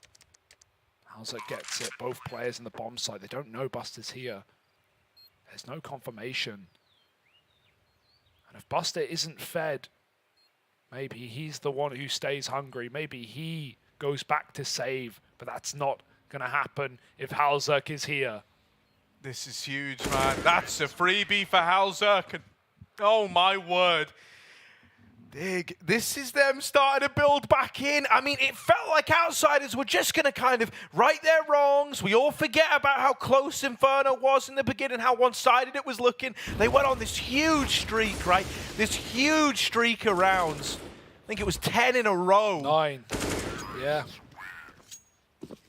And man, like, now Dignitas right at the finish line, breaking the money of Outsiders. Realizing that they don't have to play this super slow style. They can throw a faster round in here and there. Sometimes it's ideal, especially with Outsiders taking these triple B-lean gambles a lot of the time.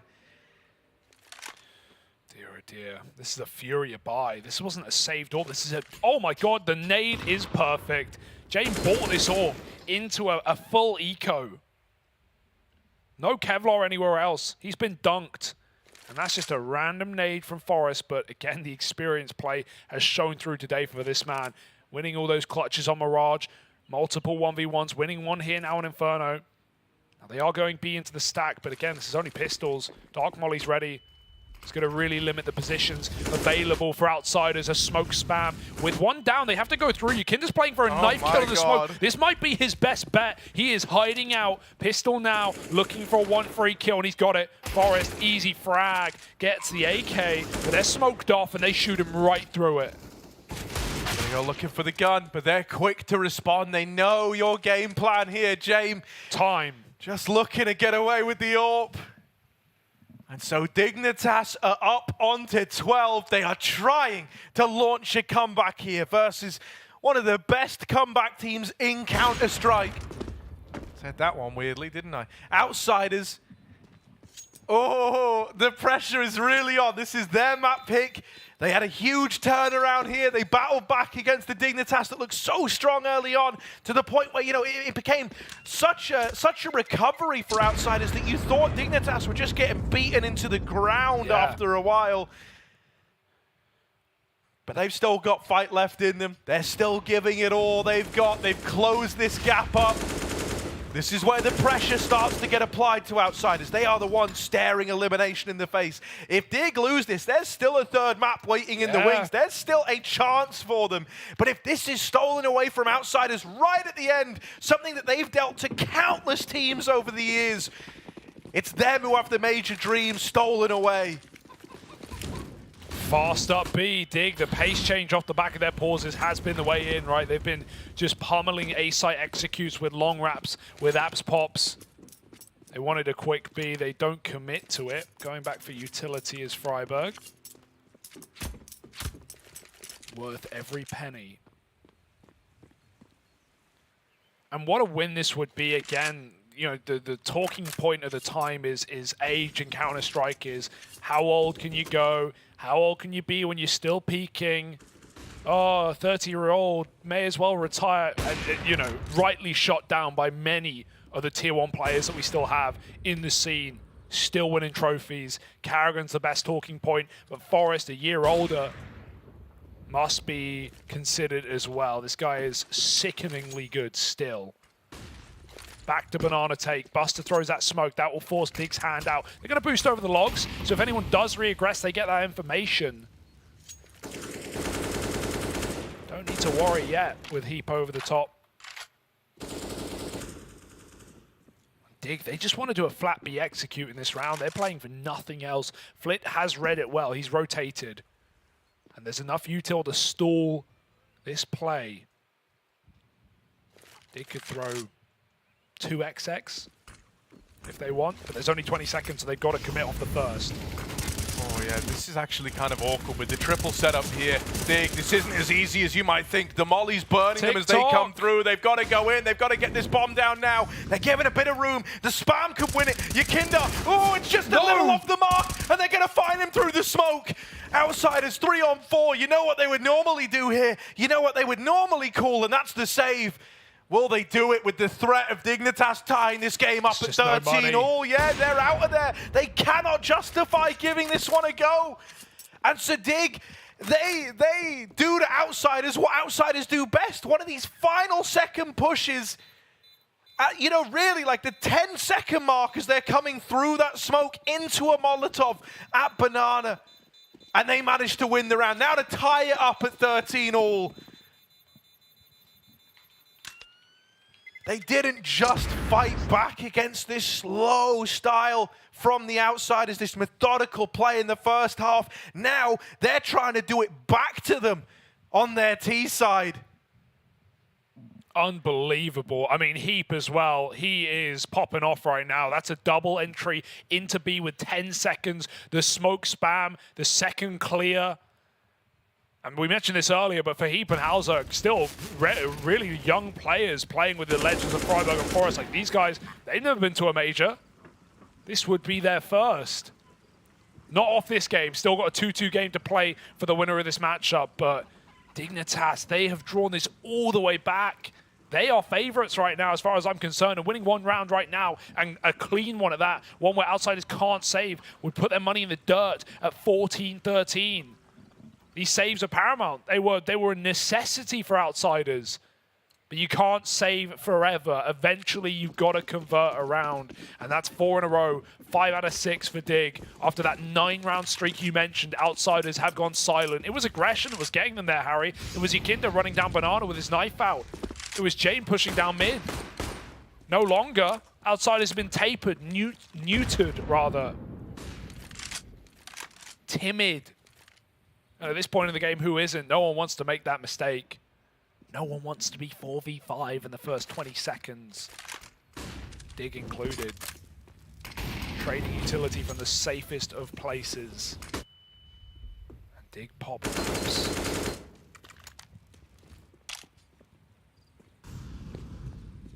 Even a T-Orp. Halzok's working for a mid-pick. And again, Dig, they keep doing this. They haven't really been faking today. Most of these rounds, whether they're fast or slow, they are just 5-man executes into a site, and this is no exception. Yeah, this blanket of utility goes down over A, right? Locking off all these angles at long, giving you the prime area to take and go for this A-Wrap. They're going to go through that Moto smoke. They've got no qualms about doing that with attention being pulled towards short. It's only going to make him stronger. Kicker, this is his time to shine. Bit of support, Kicker with a double. He loses his teammate in the pit, and Freiburg with the transfer brings it back to a 1v2. Yakinda fast through Banana. And Buster on the long side. Freiburg might just get shot in the side of the head here. Needs to go a little bit deeper. Needs to play within the confines of this bomb site. He's going to go hunting for Buster. Oh, just off the mark. And Buster will pick it up. 14 now for the Outsiders. They don't give the lead over just yet. You can meet us. You can tie the game up. But we will not give that lead. Say the Outsiders. Yeah, this is where they do their best work, right? One ahead, right there, 28 rounds deep. Just when you think you've broken their morale, their spirit, you've gotten comfortable, you can never let your guard down against this roster.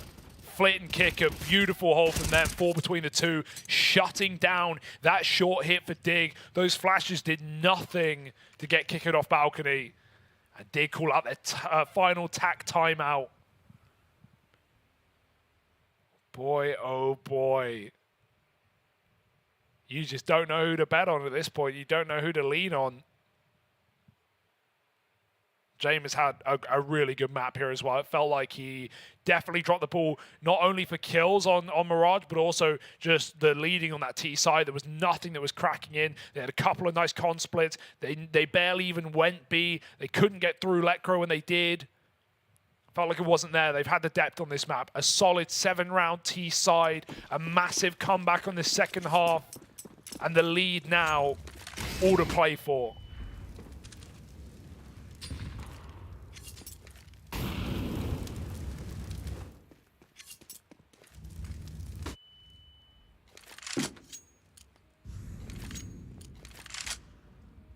Oh, that one little hiccup get to Dignitas. Will this all get settled on overpass as the decider? Do they still have fight left in them? Bombs dropped back at T-Ramp. The rounds have gone back to this slower style of play. Kick out of Forest. Great deal of mutual respect between the two. They give each other a little wave in the boiler, and then both go their separate ways. No one wants that fight, right? No one wants that opening duel. Rather wait for the execute, and Dig have been, as said, full of them on the T side, lining up more of these blanket bomb site attacks. Smokes, flashes, mollies. How announced is this one? That's a good smoke timing. Lekro, he might just have to dive out into the unknown. He does have a cart smoke as well. Smoked out at long though. Dig, they've got to wait longer and longer. 30 seconds now. It's all coming together. It's all appearing clear for Outsiders, and Kicker, now he wants to force the fight. They're peeking out, swinging this one. Forest on the receiving end. Oh. Can't quite get back into the site in time. This time there also isn't a pit component. Flit's in the site, and so he's run down. Jane can't help. He's trapped on the other side of the moto smoke. Oh, if he fired, that would have been dead on. That would have been dead on. Instead, Outsiders are running this one away. They're saving. They're giving over 14. They have to. They have to. This is not the wrong call. This is the right call. This is the worst call to make. And it's so decisive. It's instant. But a bit of you asks, what if James clicked? I can't believe the balls of Dignitas to go back to the exact same call that just failed and that just gave over 14 to the opponent. And they go, no, this time we do it right. This time we make it work. Of that belief that even if they know what you're doing, if you all do your job well, you can still get through regardless. Yeah, and not a great setup either this time, right? Whether it was Kicker, like the push-up was nice, but they were so fast at trading that kill. And when you get that entry on Inferno, as you know, you just steamroll if you've got the chance, especially when that execute was primed and ready to go. James smoked off at Moto, and Flit, not even in pick, couldn't even get a single kill from the boost box in the site. Did go 2 for 1 on an entry, and that may be as good as done for 14. Here it is. Outsiders. They fought long and hard to bring this game back, but is it all in vain? Is it elimination now? Triple B. Lobbing nades. Freiburg responds with a smoke just to keep Outsiders attentive. And Kinder, more than that, pushed all the way down. As is tradition, they spam him! They spam him! And Freiburg, the king of banana, makes his mark. No, as if it can't be this poetic. He's won the first. James is about to re-swing him. Oh, the flash gets him off the angle, but he wants to go back in. He knows that risks have got to be taken. Tucked in the corner. Freiburg still waits. Up and past the smoke.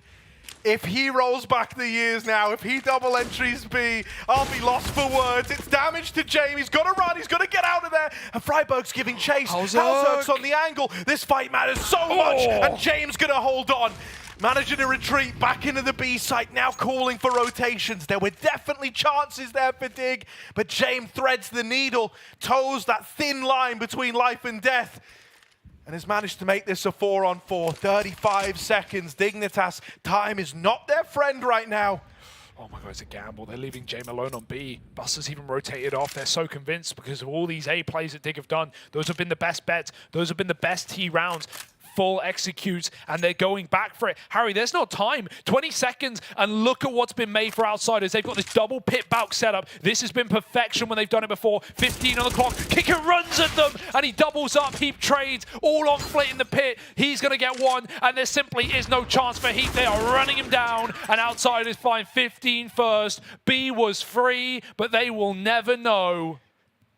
And that is map point over past the end. And a timeout before we get there. Oh my God. There is just a part of you that Man, I find myself asking, like, what if Freiburg did just commit to that fight to James? Yeah. What if he just ran at him? Because I've kind of given him this moniker throughout this event, Freiburg the Fearless. Throughout all of these games, the one thing that he's never really done is show any sort of fear, any sort of hesitancy in terms of just taking fights. And it doesn't always work. This comes with the territory. It comes with the pressure. He was so focused on not being a liability that you're just left wondering, oh, it could have been so much more. Instead, a beautiful gamble out of the outsiders. That decision to leave James, who at that point in the round was like 10 points of health, to solo anchor the B bomb site. It's a hell of a read. You've got to respect it. And it might have saved outsiders in this one. We're going the full 30. Let's see if Dignitas can manage to send us into bonus play. Yeah, bonus play or a bonus map. One that we didn't think we were going to get at some point in this game. But outsiders through thick and thin. They held on. Not done, though. Jane back on B. Back on his BS. Looking for the kill through the gap in the smoke. Freiburg is here. Oh, I don't trust him. Very close on this span again. And Yukinda's nowhere near it. Last two times. Yeah, this is so outsiders, man. This is all they do. And why wouldn't they? It's all Dig have done. A executes, and it's an early one as well. 5 on 5 in a bomb site. Dig are walking to their death, their demise. They've lobbed all the util in. This time they're trying to give themselves time, but it's the sheer number. Freiburg running in, doesn't know about Buster, who will deal with the first. Doubles down, it's all on Jane. No way. 1v2. Can't save now. Freiburg was out for revenge. He's teed up Dignitas. It's Heap and Lekro left versus the AWP, versus the IGL. He would love to save here, but there physically isn't enough rounds. James wrapping the short side. This guy often looks so lethal when he's forced to play a clutch, when he has to attempt it. He's taking so much time walking through the apartments. He's got to have a trick up his sleeve. James, the wizard. Oh, nails the shot. One man still to find. Drops into the site. Heap. Oh, no, it's go down. And James, it's so close. Outsiders, it's all on this. And the time, it just eludes them. We're going to overtime. Oh, my goodness. James and his TARDIS sending us back to more rounds. I cannot believe it. The accountant, the Time Lord, but he didn't account for that. A millisecond away from a third map in the series, but now Dignitas fight on. They're going to throw more and more A-smokes, Harry, even if all of outsiders are there. That one is unbelievable. They did not expect the AWP to go from long to apps. What a no-scope, what an attempt, what a try, but not today. Like, yeah, you couldn't have asked for more out of James there. You couldn't. He just gave that everything he had, all he got. They thought it was done. They thought it was over. Dignitas were convinced, and then the realization dawns on them. Oh. Calculated, they had it the whole damn time. A roller coaster of emotions. What's that got to feel like? Thinking you're going again, but now you get more rounds. Now you get another chance. Anyone's game. Any expectation out of the window. Forget it all. James started. Couldn't finish it, but he's begun. Peeking deep alt mid late as well. Not a spawn play. Not a flash in sight. Just robs Lekro of his round.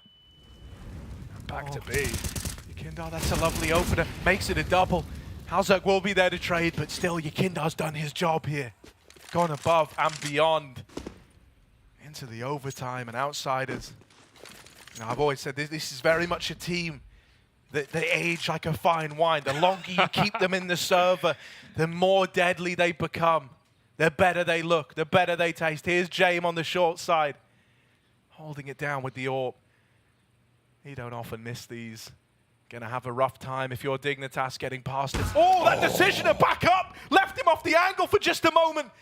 And Halzak was quick to move in. Squatter's rights for this guy as now he's up the short side. Kicker here, always with this aggression, always down to fight his kicker. And even though he's got to reload, Forrest, oh my God, he's pulling a Molotov. Ooh, burns him alive, burns him at the stake. Not a Forrest clutch, surely. And now finds himself in a 1v2, Forrest with the AWP. What is this? Not sure. Maybe try to do that silent drop off. It is possible. But at this point, there's no time to dilly-dally or mess around. Either save the orb or stick the plant. If he does, he's dead. Buster's here. This one is over. Nothing Forest can physically do. And Outsiders take that first of overtime. What a ridiculous round. Kicker even buys just enough of the clock. But his short aggression has been so powerful. Right when Dig get comfortable in mid, Kicker is peeking porch. And we go on. First round for Outsiders, what they would have loved in Reg, but they're not going to get the chance to do. Kinder also double B, right? Often he's either been left back as a rotator or he's been the guy pushing down Banana and often dying. He stopped doing it. Dig started spamming him through smokes. James back on his mid angle. He's got a wide smoke to work with. Gets to fight ult mid.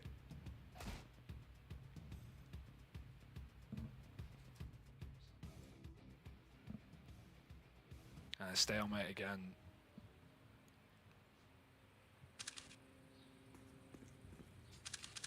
Yeah, easy does it heading into this one, man. I mean, it feels scary for Dig because they're all they've really gotten away with these. Oh, these AXX. Forest earlier in the half was actually looking for that play from James. He was trying to do the bulk to window jump so he could completely avoid that angle. This time James there, finally, as Forest lets his guard down. James picks it up with another opening kill. Yukinda won his B fight back-to-back rounds. It's like deja vu with these two. And I mean, the two veterans are gone right now. We're looking Lekro, Heap, Halzerk, 3 versus 5.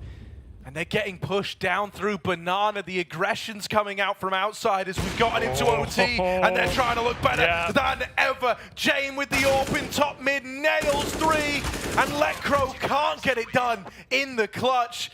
Outsiders up onto 17. Yeah, it just feels hard for Dig, because think about Reg. Think about all they've gotten away with. It's AXX, their B plays haven't looked good. The util's been held really well by Outsiders, and whenever Dig have gone B, they've just got kind of melted by Yukinda. Now they're not even running these AXX because they feel too predictable, too one-dimensional, and as a result, they're freestyling it, freeballing it, and Outsiders just winning all their fights on both sides of the map.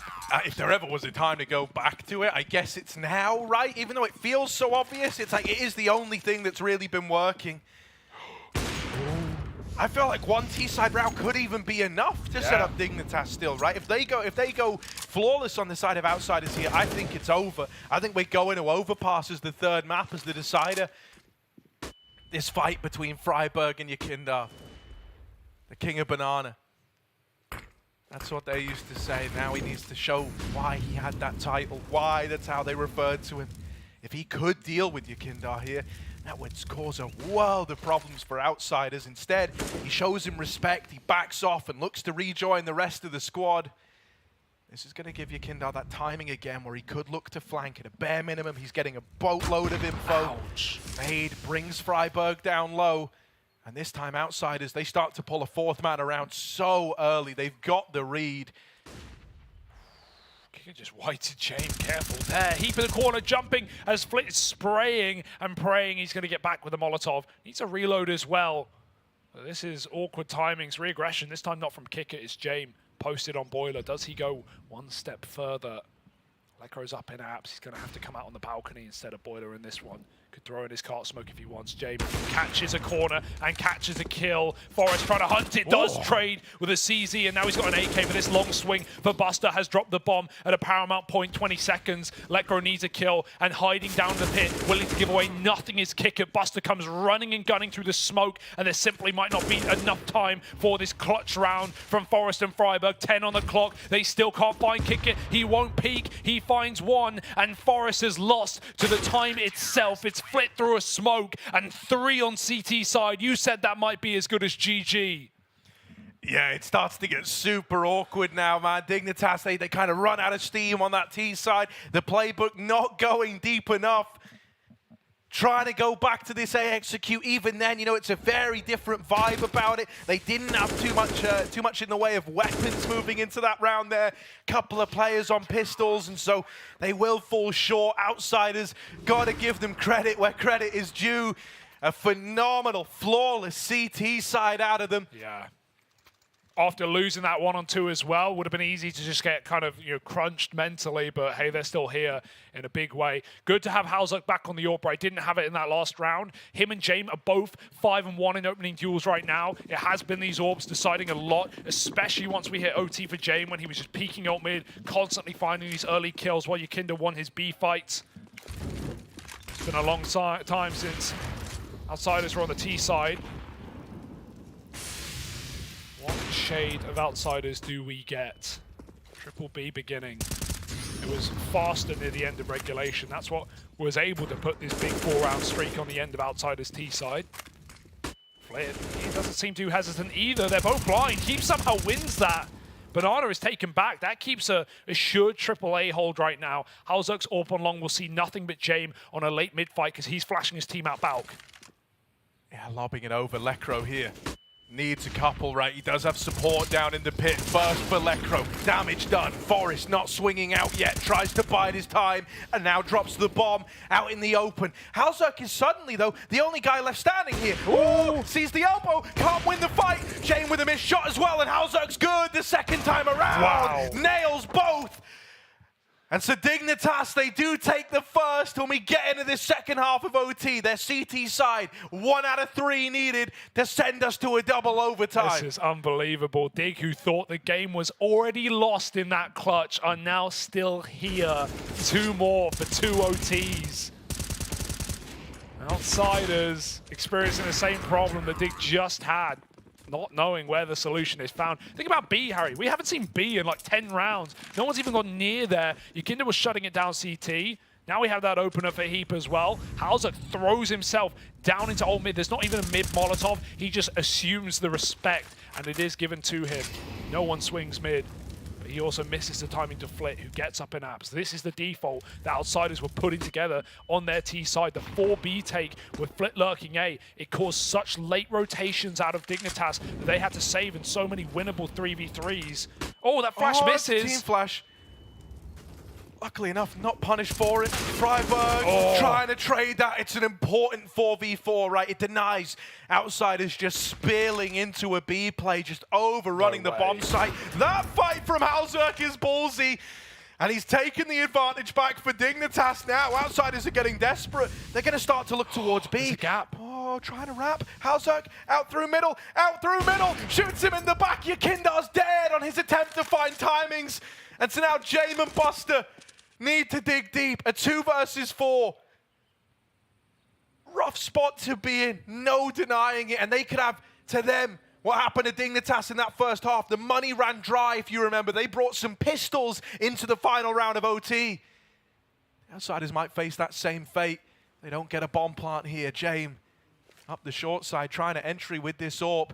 Is he prepared? Halzuk inside. Forest down in the pit. It's a terrifying crossfire to get past. With very little time, he's going to drop that smoke up and over. Looking for Forest, but it's Halzuk to nail the shot. This AWP's come alive once we've hit OT. And there he is with a 4th. Phenomenal shots out of Halzuk.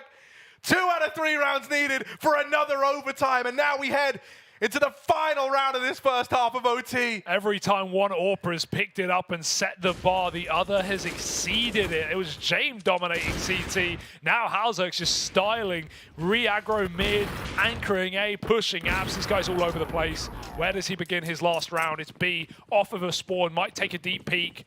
Outsiders, do they want to go back to it? The same problem that Dig just had. They've got no money. Buster and James are on pistols, for crying out loud. They can't even compete. Halzuk won't give them the AWP. He's going to rotate back out after firing just a single shot. Outsiders think they know where the AWP is. They haven't even begun to understand. Lekro holding anti-flash in case they pop in through this mid-smoke. Halzuk, he's towing the line. He can't make up his mind. And how can you? What is the right call? What is the right spot?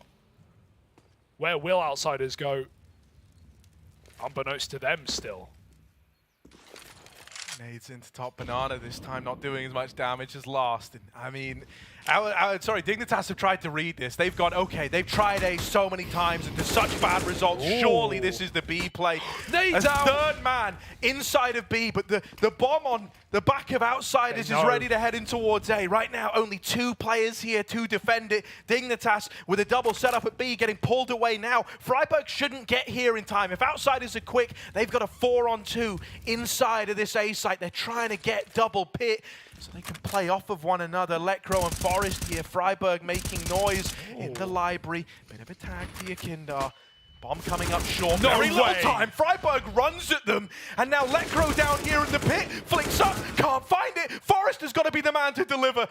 Down in pit, a Tech 9 up close him. It's the Pistols left standing for Outsiders.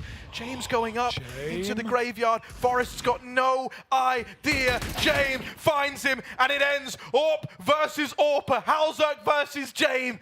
He's come alive once we've hit this OT, but he needs this one now. The bomb out in the open. James can play around that. James can play around that all day long. Halzerk's feeling the pressure. Tap on it. Oh, the peek bait. James sees him. Knows he's not on the bomb. Little jump peek up and over. Halzerk, you are running out of time. He's going to go to him. He's going to look for the fight. It's only the tag. And that there means that James done it. There's no time for Dignitas. He wins the 1v1, but he doesn't get the round. Outsiders lock in a third map. James couldn't close it in reg, man, but he gets it in OT. That is an unbelievable game. Orpa v Orpa to close, and no better battle given the game we just got. Dig tried their heart out, and still Outsiders shut it out in 2 maps. What a series. And we're not even done, Harry. There's still more Counter-Strike to be played. I don't think anyone expected it to be this good. It is ridiculous. Heartbreaking for Halzerk, man. It has to be said, once we got into the overtimes, once we got deep into that, he came alive with the AWP. Yeah. And it ends in such a poetic fashion, James versus Halzerk. Perfect, timing play from James down in the pit. The 2 Pistols as well to do it, right? No money in the 3rd round of OT, and they have a Tech 9 and a Deagle, and they get it over the line. What a ridiculous round for Outsiders to win. It's so them. It's so Outsiders. It's so unexpected at the same time. And I can't even imagine what Overpassing has in store for the end of this series. This is still only for elimination. Neither of these teams guaranteed a spot at the major, but they are fighting like it's a goddamn final. Yeah, I mean, everyone wants the chance, right? No one wants to know they're not going to the major. Dude, Halzerk, yeah, he definitely had some moments of frustration there. Let's kind of talk through this one a little bit. I mean, Outsiders, you've got to give them credit because twice over they were able to kind of double down and raise the bar, raise the level, right? Dignitas, I think it kind of dawned on them at one of these moments towards the end, actually, we don't have to lean into these slow rounds. These A plays are working, and even though they know what we're doing on the side of Outsiders, we know what we're doing in these well-drilled A executes.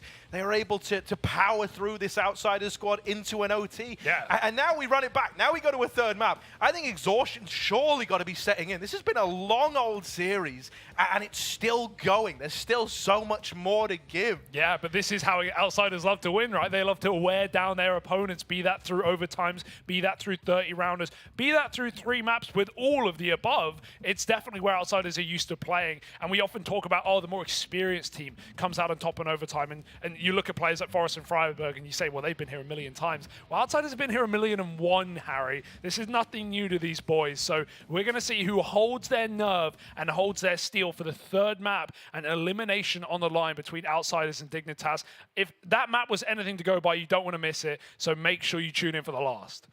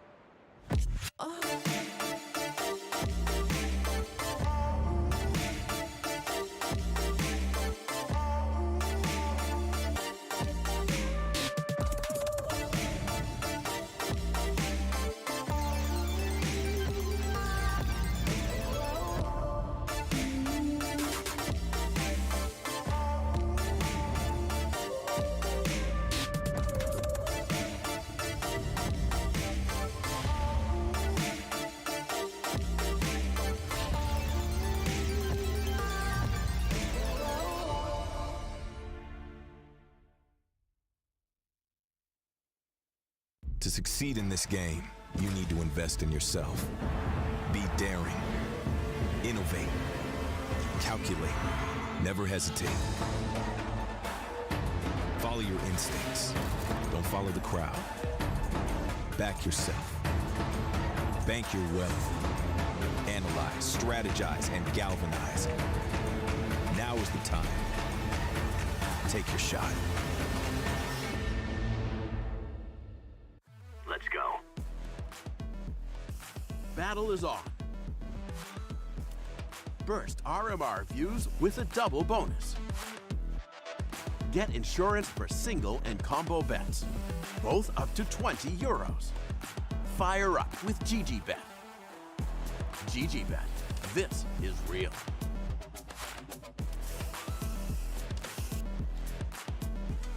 We are here, PGL EU RMR. I'm Maui Snake, joined by Yakinder. So what we're going to be doing is we're going to be doing a complete the phrase sort of segment. So I'm going to start the sentence and you finish it with whatever your answer is, okay? You ready? Yeah, I'm always ready. All right, of course.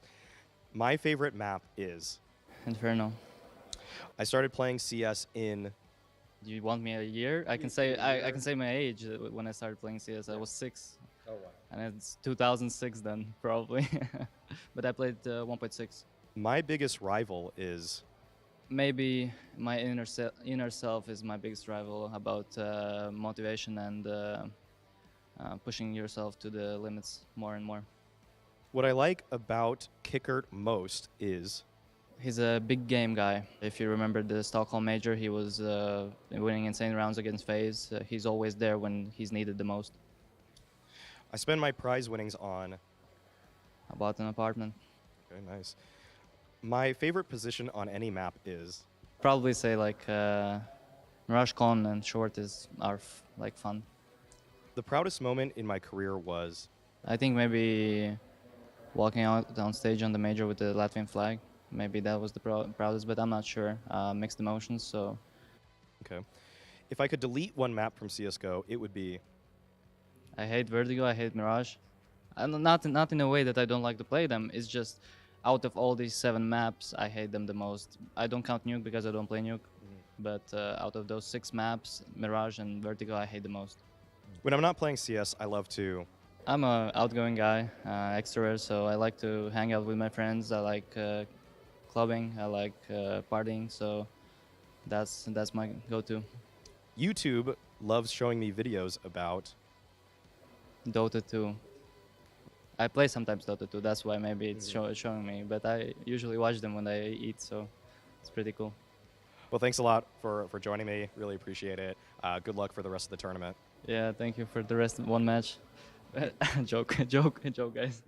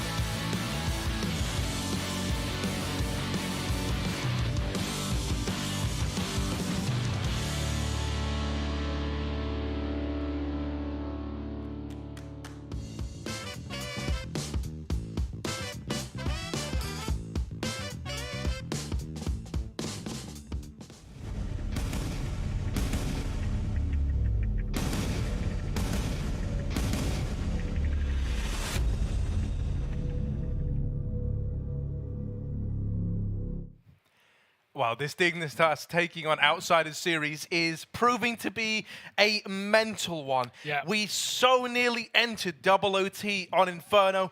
In the end, though, Outsiders are able to long it out, and long it out they do, right? Now we get ready to overpass the Decider, the third map that's been waiting in the wings for a long old time now. Hugo, I'm going to come over to you. You know, like, can you help me make sense of Inferno? Maybe like prelude a bit of overpass Not for really. me? I can't make much sense of Inferno. We all saw it. We all know the madness that went on. I mean, at one point, Dig even thought it was done when they lost a 1v2 to Jame on kills, but not time. And then it's time itself that wins it to Jame, not kills, to close that entire map. Overpass, yeah, a less frequented map in recent times for Outsiders, but one that they've always been a fan of. I don't really know what to expect for Dig. I haven't seen them a lot of times on this map, but similar to some of the other lower tier teams we've had in this event, they've been grinding online. They've played plenty of series on this one as well. So I think at this point, you're not worried about experience, not worried about depth.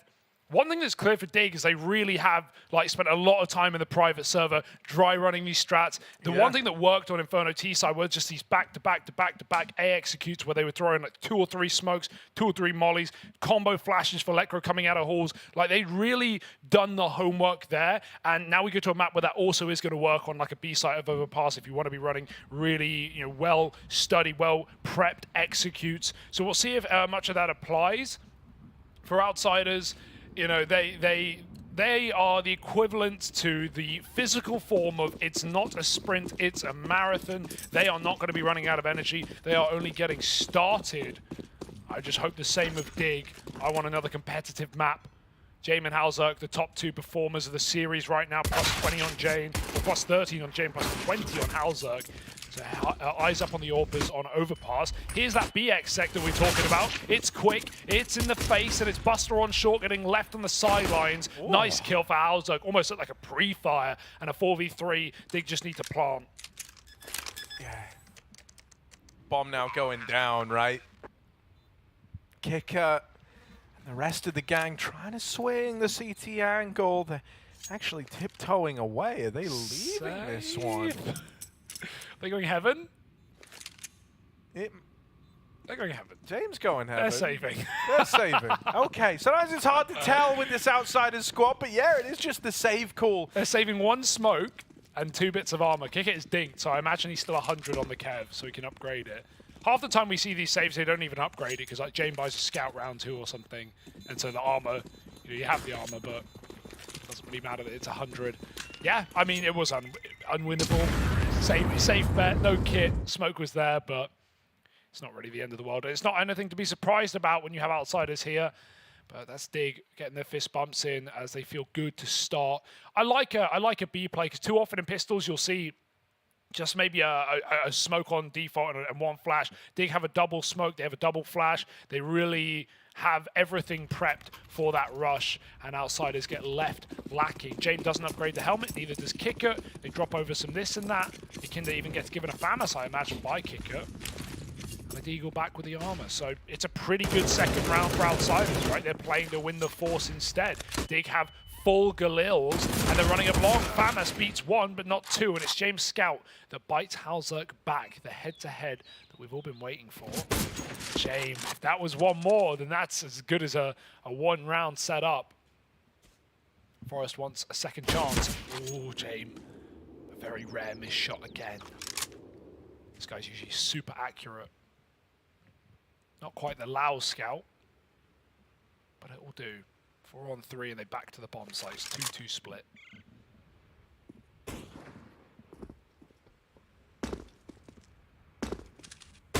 Yeah, this is actually like a really scary spot for Dig to find themselves in, especially with, Lekro kind of being apart from the pack, holding for any sort of B play out of Outsiders.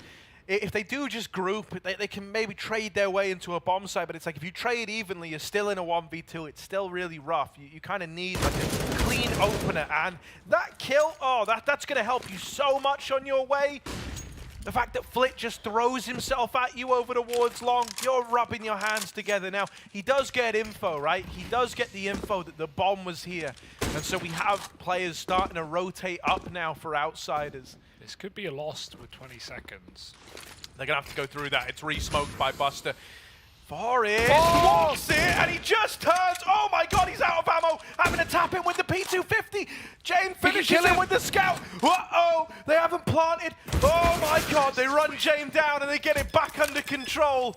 Nice call there. Whoever makes that, just rush him at that point. Don't fiddle around with hoping that you don't get one shot on a bomb plant.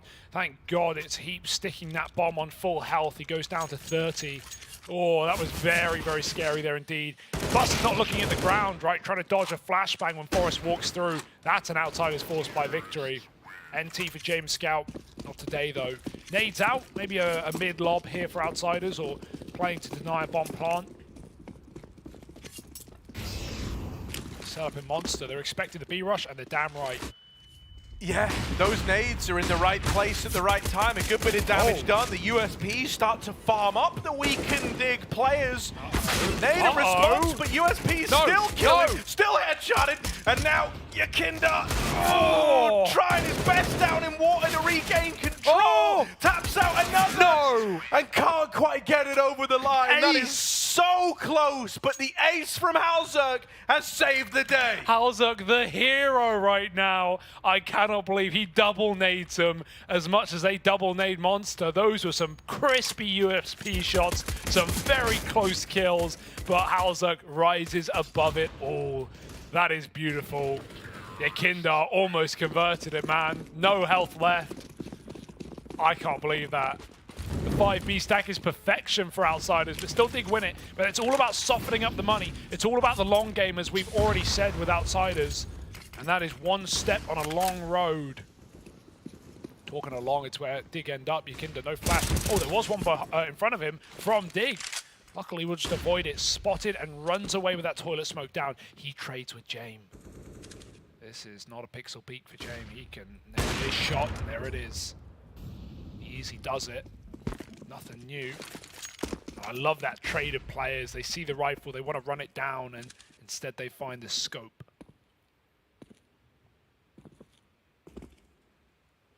Yeah, James is hitting right now, right? You put that AWP in his hands and suddenly he becomes so threatening. Scoped up on the short side now, just begging Dignitas to test the waters, to give this A site a look in. Re-smoke Monster from Flit all the way up here on A. Just going to give that double B hold a little bit more of a secure feeling about it. We'll start to rotate down on the back of how quiet Dignitas have been. They haven't really minded taking what I would consider like not even that much map control here, and then like just kind of waiting to explode into a site here with 4. You know, they don't really have anyone keeping an eye on the B info. For all they know, Outsiders could be right behind them up through Con or T-spawn, and yet they're more than content working within these margins. Jane nails the second shot of the round and is going to get helped out by his 2 teammates inside the site. Heat might tap one of them off the board, but it's still an Outsiders round, whether you like it or not. Forrest going to be left saving a Galil, and that's assuming they let him. If Kicker held that 1 second, he would have killed him after time. That's actually, you know, very respectful from Kicker, you could say, although not a good time to have respect for the opposition in the server. No, I mean, Kicker's just getting the kill when he sees it, but Forrest was not ready for that fight either. He was pretty knife out, so maybe, but not today. Still, nice A-hold for Outsiders. Lots of numbers up there. Beautiful tap for Heat, but it means nothing in the long run. And already, because of that USP round, Harry, we've got Dig on Eco. This is a T side, and they're broken in round 5 off a 3-1 streak. It's all those USP kills coming back to bite. And I mean, Dig is so broken they can justify forcing. That's probably what this tack is about. If they want to force, let's B-rush. Let's figure out who's throwing the heaven smoke on the fly. Heap's already gone for an AK, but that will be the only one.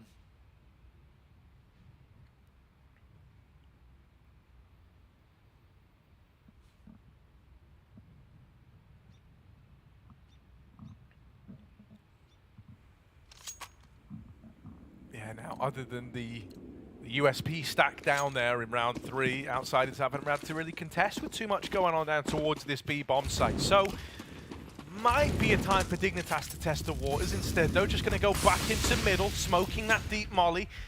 And really, once you've done that, you don't even have to keep committing to this. Just the fear of the smoke being on the Molotov can be enough to keep players leaning towards A.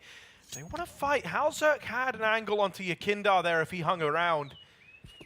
Just leaving it, and Yakindar, oh my goodness. He never quits here. I thought he saw them, but having a drop on down. They are a little closer than I think he was ready for. Still gets back into the long toilet this time and re-emerges on the angle. There's the Lecro Dig. Been a while since we've seen that come through, and honestly, going 1-for-1 there is pretty good for Dignitas. Yeah. There's a gun to be retrieved. They harm themselves. They get a little more scary, a little more threatening. And now outsiders know that middle belongs to the Swedes.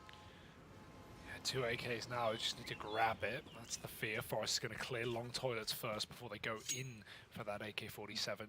Lycora's even checking spawn, but outsiders aren't too aggressive. They just reset up on this long side. Halzerk. How does he want to do this? James AWPing A side. Oh, he baits the shot out close. Now they know James not helping. James not peeking. He will catch Halzerk on the retreat. That's something at least, but scary for a second. Flip was probably calling for help, begging.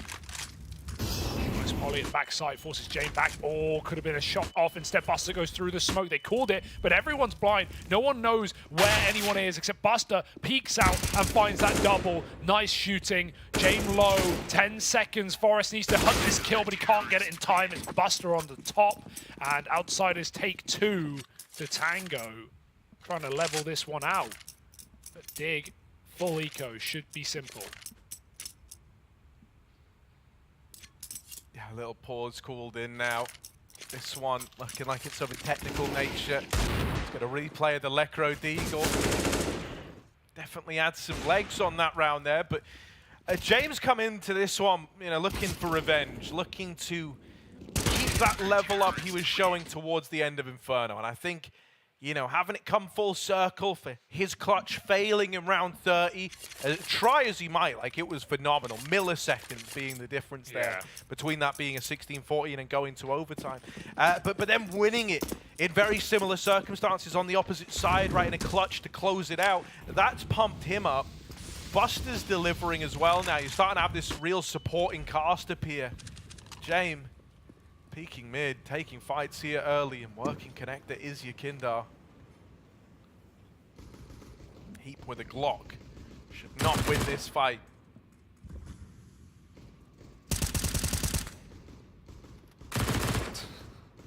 Yakindar just doesn't want to get baited into some double setup, far away.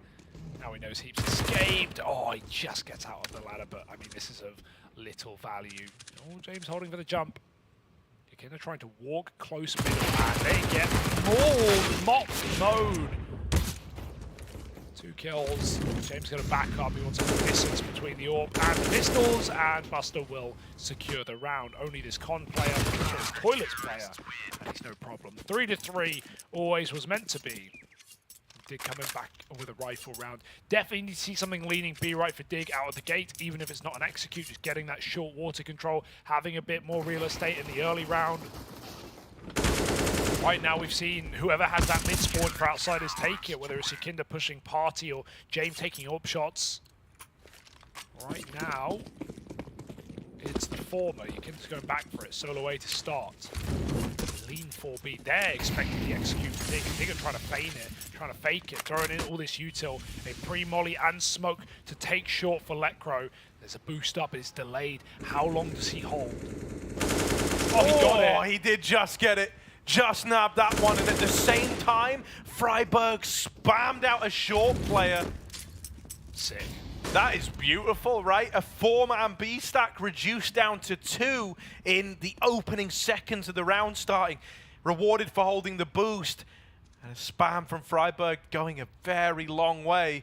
They start to lean out long now. Yakindar blinded by the flash. However, Forest can't convert the kill. Dignitas still need to be careful, especially now that they've given up that 5-on-3. 4-on-3 doesn't quite feel the same. They're going to go looking for Yakindar. They're going to look to try and flush him out. They know that there was at least one more player on B, right? Because you spotted the ball getting assembled. No. And with Yakindar dead, this round looks teed up for Dignitas. Lecro can hear one of these B players leaving. Nice reset. This is really good. Yeah, they know they got them split. At worst, it's 1-1. Obviously, outsiders love a gamble. They love to stack together, but as you said, that audio cue was enough for Dig to reset, and you kind of just saw the bomb along with numbers. So here they come for BXX again. 20 seconds. There is a Heaven player already here. Flit, he can provide Overwatch with that AWP in the pit, and he couldn't pick a target. Too many at the same time. With that Heaven smoke, Flit might just have to save this AWP for James. Being commanded of him. But that's fine. However, already Lekro dispatched to hunt this kill. And when Dig have 4 alive, definitely worth losing 1 man to hunt this kill. And Flit is playing right up in CT. Common save spot is long. That's where Lekro is probably going to look to clear. But the rest of Dig are coming into CT, so this save is not guaranteed. Lekro is in no hurry. And they're walking as well, so Flit won't even hear this. They'll start running when the bomb goes off in those final few seconds. This could be problematic for Flit. Oh, they're running at him, Nice but he holds on. shots. Flit. Lovely AWP save. Oh, another? Lovely. Just gets out of there with it. And, I mean, Jane will really appreciate you for that one. Yeah.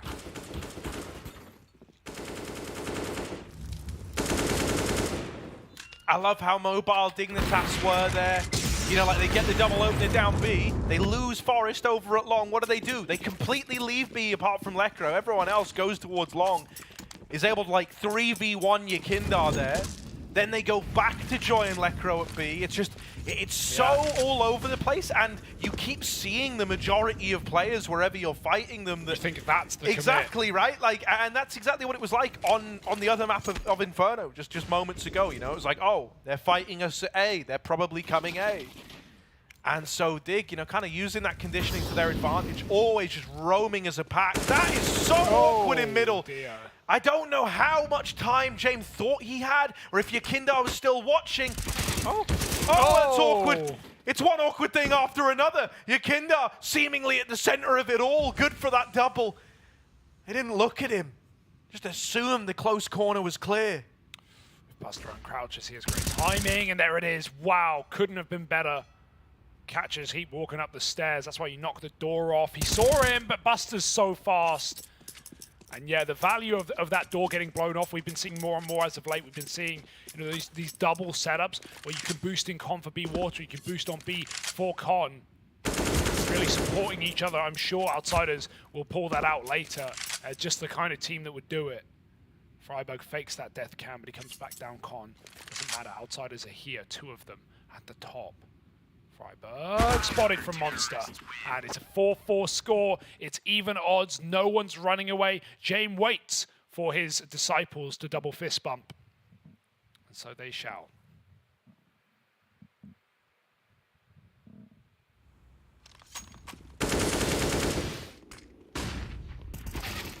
Yeah, it was Yakindar dealing out double fistings though in the toilets, wasn't it? That is just wild. Like, he was side by side with Forest for the longest time there. Might have been a nice opener, but it turned sour very, very quickly. Freiburg literally doesn't have a scared bone in his body. He runs through the double molly setup in mid, admittedly to his demise. The Orc push on Long. Not every day you see this gun, but it's always a welcome sight. Talking of sights, James. Right down the scope picks Forest, and there's more where that came from. Got to care the con smoke. Trying to cover his Flit. Yakinda's still in the same position, and still re-aggressing even now. No getting out mid. Well, this is scary scope up. Blocking your vision of middle. Flit will take more and more heads, though, and this Eco has no hope for Heap. Oh, that's nice. Oh, but that's the end of the line, A little right? concerning. So Outsider's going to grab the lead. Going to go up 5-4.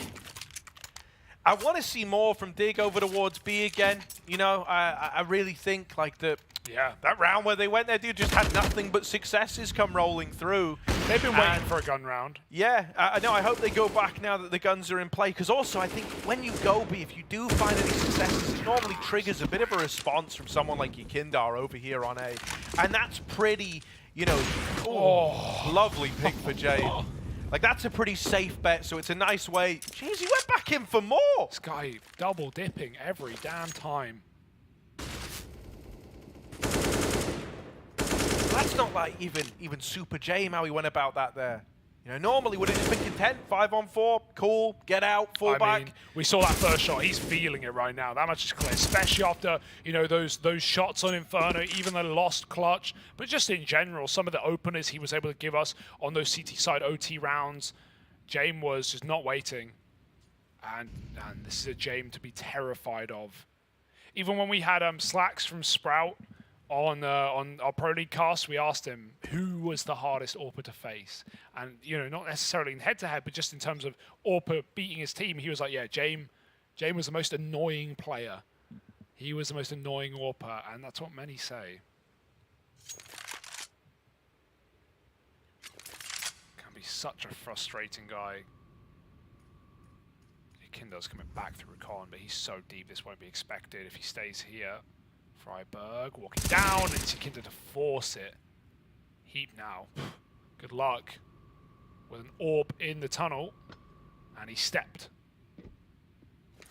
Sharks will come in, and they found blood. Yakinder 3 in the round, he's at 13-6. And this isn't like Inferno where he was 5-12 in the first half, having a really rough time of things. He pulled it back, he got confident, he got some aggressive CT rounds, he knifed out down Banana, he was forcing fights with MP9s, and he came back into the game in a big way. No, this is Yakinder starting strong, and that's a whole new beast. That's even more scary for Dignitas.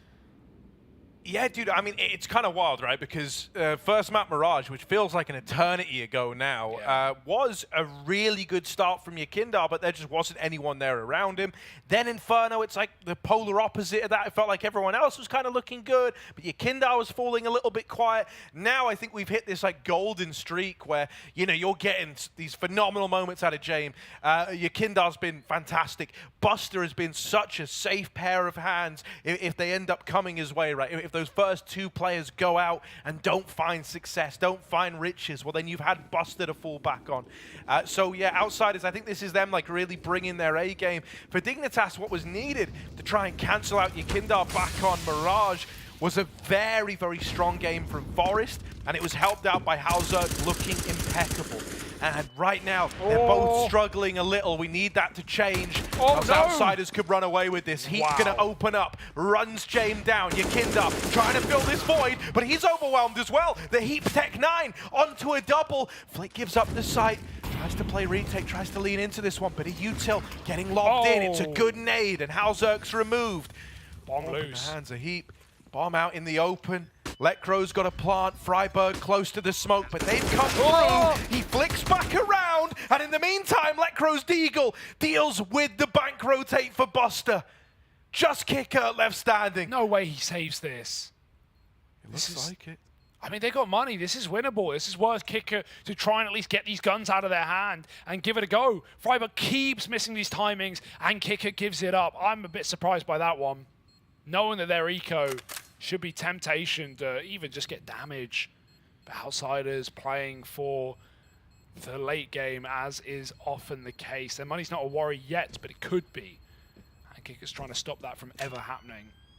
6 shots for Heap, right, running down the first guy. I think the reason Yakinder doesn't just take one and done and just commits to that spray there is because he doesn't want to give up the site and therefore give them the AWP, right? That's the danger. You get an AWP and an eco and a post plant on this A site, you go back toilet, you play the bomb, you win the round just by being a little rat and not re-peeking or scoping up from far. So yeah, that's awkward for Yakinder. Really tried to die on that hill, but it's Dignitas who get armed as a result and shut out the round. Nice nade to stop Planter, but it won't save Outsiders. Jane got run boosted, he's got great spawn, and he knows it. Peeking deep to Heap, hits the shot. No kill, but every little helps. Outsiders will just go back to long. Oh, look at this double long setup, man. Like, you just saw Jame in con. You just saw him there. And now he's up on the boost on the long side. Yekindar playing close. This is a horrible setup to run into. This is like the two guys who have been tearing through your A plays, now doubled up in the same spot. There's a chance that Dig can bypass this entirely, making noise in middle. Oh, what a fake. Outsiders might get a little bit nervous, might start to freak out here. They're going to pull Flit up because they're saying, we don't know what's happening on short, bud. You've got to keep an eye on it. And so this is going to leave just 2 players down in B, doubled up at Monster, tucked into this corner. Buster playing anti-flash. They're going to need to step up. This is a terrifying setup, but Yekinda's just got the info. He's just pushed long. He's cleared all of middle. It's a ballsy call, but the flashes off B have at least confirmed his suspicions. Flit's come back in. He's on heaven. He sees to jump up as they throw in Molotovs for the barrels. The train box of flash. They go through. Kicker and Buster combine for 2. And Halzuk with York and the bomb at Monster. This is not the spot you want to be. Forrest tagged up as well. And even Yekinda in the T-spawn flank. He's finally here to put the knife in the back. 1, 2, and a third. Yekinda shuts out Dig. Now they know the Outsiders have that info. Now they know just what's going on this top site. Yekinda has switched on this series, especially in the 3rd map. 17-7, and no better time to activate on that flank. Yeah, mate, no, that is brutal for Dignitas. You know, it was such a well put together fake. It worked in terms of bringing everyone from Outsiders over towards that A site, or at least 3 of the 5 players. Then that re-smoke at Monster giving a little bit of pause. That was where Yekindar found his gap. That was where he comes in on this big wraparound, gets the early info that it's the B play. And so just a great bit of maneuvering from the front man of Outsiders. Yeah, he's doing more than shaking maracas right now. He is not Bez. Trapped in toilets by that smoke, Yekinda's got to pick a side, and he's so often just committed, lived and died on these long toilets. This round again, they're going to try and crunch him. They're coming up long, they're loud. Not just a flash, but running. Jane can flash for Yekinda, he's offering it. Yekinda says, no, I'm fine. And a man made to multi-kill in this position, but even so, flash finally hits, and Yekinda gets 2. More than that, he sees almost everyone in middle. That can scramble rotations. Outsiders push up on B, they take more space. Yeah, B hold's getting locked in. A hold is reinforced. Too strong here with the 3rd man rotating up. Gap looks almost purpose. They've thrown that before. Just trying to give Halzuk an option to AWP into A. James aggroing over on the short side. Lecro's here, but that flash kind of gives away that info. Peeking with it. Hello. Can't find the kill. He's deep out low. Flit with the turn. And Halzuk never even knew about the dice player. How did Flit hit that?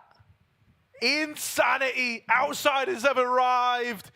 This is the team that we were hoping to see, right? In all their glory. It feels like everything's just clicked into place. For Dig, it's heartbreaking. Yeah, this is a team that can take down anyone, right? They can take down the best in the world. If they're on one, if they... Wow, that's a headshot. If they're having a good day, if they've longed it out to a BO3 and they're warm. And yeah, just one of the most threatening rosters in Counter-Strike. Through thick and thin. Oh, Lecro Dig, baby, it's back. James, say goodbye to your AWP off the boost. Lecro! Oh! What a shot! Double opener.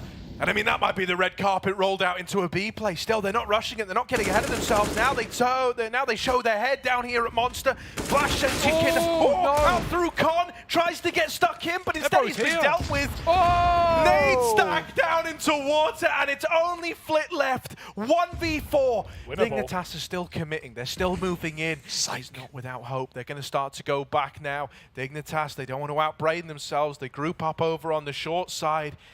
Gonna send Lecro in. He pushes, he prods, he probes, and he spots Flit at the barrels. The rest of the gang now gonna double time it up through connector into the A bomb site. Flit worlds apart has also got his running shoes on. Up he comes, running the entire way. They know about him. The nade does good damage. Flit with a peek.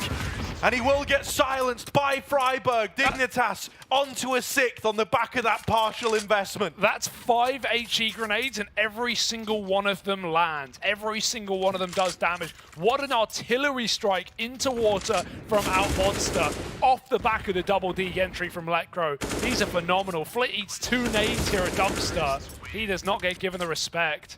And that is a sick round out of Dignitas. We have been waiting all damn series for the Lekro D to make an appearance, and now it's a full stack. It's a 5-man boost. They're going over the tippity top. This one's a bit late, though. They got to hold for the boost. Oh, almost! So close, but it won't cut. Can't cut mustard, it can't break skin. Down through the short side now with this AWP is Halzerk. Oftentimes they caught these boosting players. It's so close to being another one of these openers. Flit still jumps that, knowing they just employed the 5-man boost. Mad. I do like Yakindar's response though, right? He's a slippery fish, is this guy. Yeah. And on the back of seeing that boost getting employed, he's taken all this room down long. At a bare minimum, he's an early warning sign, but he could be so much more than that in this round.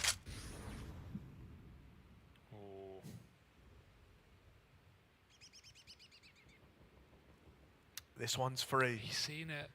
Next one might cost him, but that one's free. Forest on the receiving end of that aggro. Short's also been stolen away. Even though they're mollying Con, like, you know, they don't have a man already in this position. They've got Buster posted. Yakindar and James falling back into this A side setup. Dignitas grouping for what looks like a B hit. And as mentioned, Buster still waiting outside of Con. Kicker winning the monster fights. He was effectively in the site all alone, and well, Heap is shut out. There's the late realization that Buster's been here behind enemy lines the whole damn time. What a beautiful CT site. What a great game we're getting out of Outsiders, right? You go top, you run into James, who is hitting pixel shots every round, and Yukindo, who just won't stop with his mid and long aggression. Then you go B into some of the best anchors that CIS region has to offer. Buster has just been nailing folks to the wall, and Kicker has not let people through Monster yet either. Just an excellent game. Flit floating between the two sites too. That's a 9-round CT side. Nothing to turn your nose at. Smells fantastic. Put it in a candle. Bath bomb, maybe. And Dignitas, they now need to turn it all around against the best 3-map team that we've ever seen.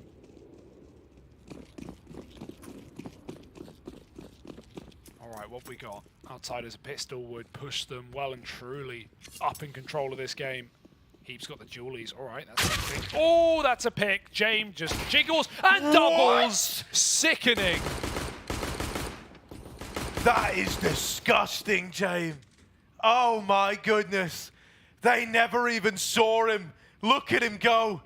2 to the good already and wanting even more. There is a bounty of kills on the other side of Connector. Lekro takes that first fight. Door swings open and here they are. Buster and James side by side fighting for the short control. It's so clean. Only Freiburg left. And he's so far removed from this B play, he won't even have a chance in the 1v5. Outsiders are winning this T-pistol in incredibly clean fashion. 10 on the board, and there's nothing that Freiburg can do. But die, and Yakinda will give him that at least. And yeah, James, that's just insanity. That is something else. Those taps are so... From Heap's perspective, you don't even see James. He just peeks, and you're dead before you've even gotten away with it. That's a land peak somehow, some way. Wow, this follow-up even better. And he found a third with the USP too. Why would he even trade pistols after that double kill? Yakinda also 6-0 in opening duels right now. Closes this round, but he was just all over CT side with that aggression, with those party and long plays. Outsiders just got to convert it now, step by step, round by round. They are locking it down. Deep long push. And it's being held by the man himself. Missed shot for Halzerk. Not going to get given many more of those. I'll lean away from long now. Only one man down here towards B for Dignitas. Everyone else set up on long. With Halzerk making contact so early, Outsiders, they do want to try and clear this. They've lobbed the deep flash, and that's not going to save Heap. We'll trade it down here at B. Buster's holding on. And Freiburg getting aggressive there. That is a bit of a problem area. He's the only man on that B hold, and so him falling rolls out the red carpet. Oh, the running. They're going for the bomb. Oh my god. Forest can win this round right now off this kill. Flit jumps it. What an escape. And now Flit has support. Flash to try and hunt this down, but there's a double peek not needed. Flit gets his kill, and Kicker gets his bomb. First class delivery to the B bomb site, and Forest tried, but Flit's too fly. Now the rest of the round, just a formality. Halzerg wants to go get that AK, probably to save it. Outsiders finding this conversion. Making quick work of the force bite out of Dignitas.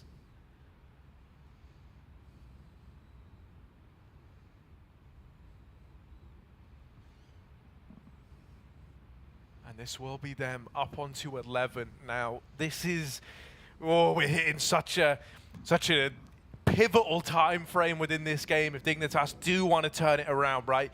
This will otherwise be remembered as the game, the series in which they almost eliminated Outsiders. They almost brought them to their knees 2-0. But in the end, Outsiders did what they do best. They longed it out. They made it a competitive, OT affair, going the distance, going 3. But by the time you arrived at that third map, you were battered, you were bruised, you were exhausted. You couldn't keep it up anymore. Yeah, it's really, if it's not that story, Harry, it has to be picked up in the first gun round at this point for Dignitas. They got one more eco, then that exact attempt, and without it, it just feels too much of a comeback, too much of a task on this CT side. This is the first time in the series where one team has stepped above and just looked better and just looked like they were more in control of this entire map. Nice deke for Lekro. They've at least come through at map 3. But is this going to be another almost round? Can Dig win a very difficult eco? They don't have a lot behind that Dig. Not even Kevlar. Con is cleared after that kill. Monster naded. And Outsiders set up outside of B, but that bomb's still milling around in Con. And there's no one here right now. They're going for a boost. They're already walking out Monster. Outsiders are going to catch Dig setting up. They've got to be super careful, but that's a bomb. Heap hits a Dig now, inspired by the eco. Oh not again. God. Not like this. Dig are doing it somehow. A 5v2, and they've only got pistols.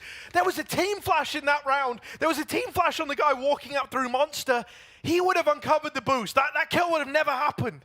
But instead, the delayed peak has only dug this hole deeper. Yakinda going to clear him, going to flush Forest out, trying to carve a path for kick out with the bomb. The Deagle Electro, going to tuck himself in behind Dice, getting run down. Shots are missing. They're getting closer. You need to hold on, Electro, and he will get overwhelmed. Heaps Deagles here to try and fill the void. Bombs dropped on the wrong side of Dice, the wrong side of a dice roll. Snake Eyes on Yakinda, and he's finished off. Dignitas with just vanilla pistols, a handful of Deegs. They're able to win that out. This series is not done yet, Harry. We're counting it out. We're talking about the first gun round. Dig don't wait.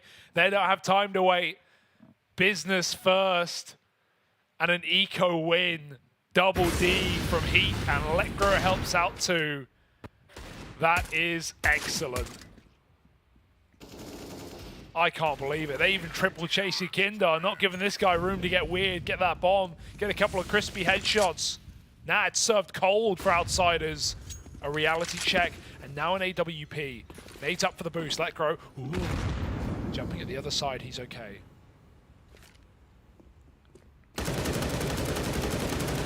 Suddenly everything changes. Yeah, this confidence, this swagger, this bravado that you've had if you're Outsiders, you need to taper it off for a little bit now. You're saying to yourselves, okay, we lost that one. Let's not let it go any further than that. You might not have a say in the matter. Dignitas win this round. They go 8-11. They break the money of Outsiders, and at that point, the gap is starting to get closed. It's starting to shrink on down. cold pool.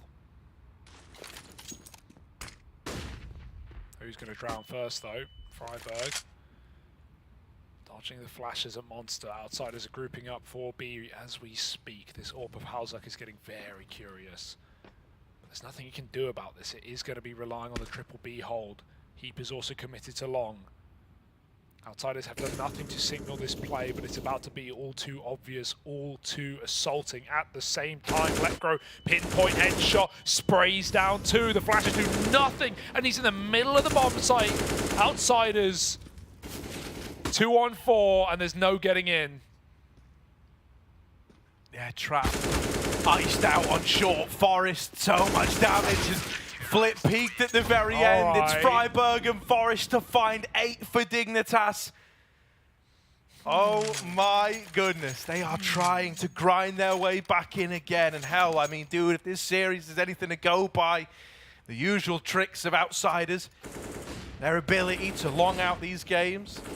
You thought it was coming through, right? You thought it was like a return to the norm. But there's just something about this Dig squad seems to get under the skin of James, of the Outsiders. Nades over into middle.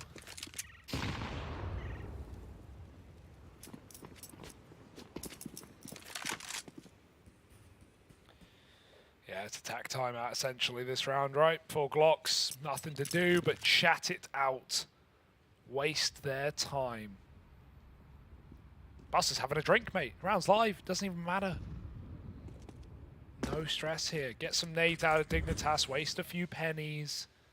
It all adds up in the long run. And absolutely no one with focused faces, just chatting it away. Meanwhile, Dignitas have to pretend that this could be a hit at any time, any second. Kicker gets mollied out of his spot.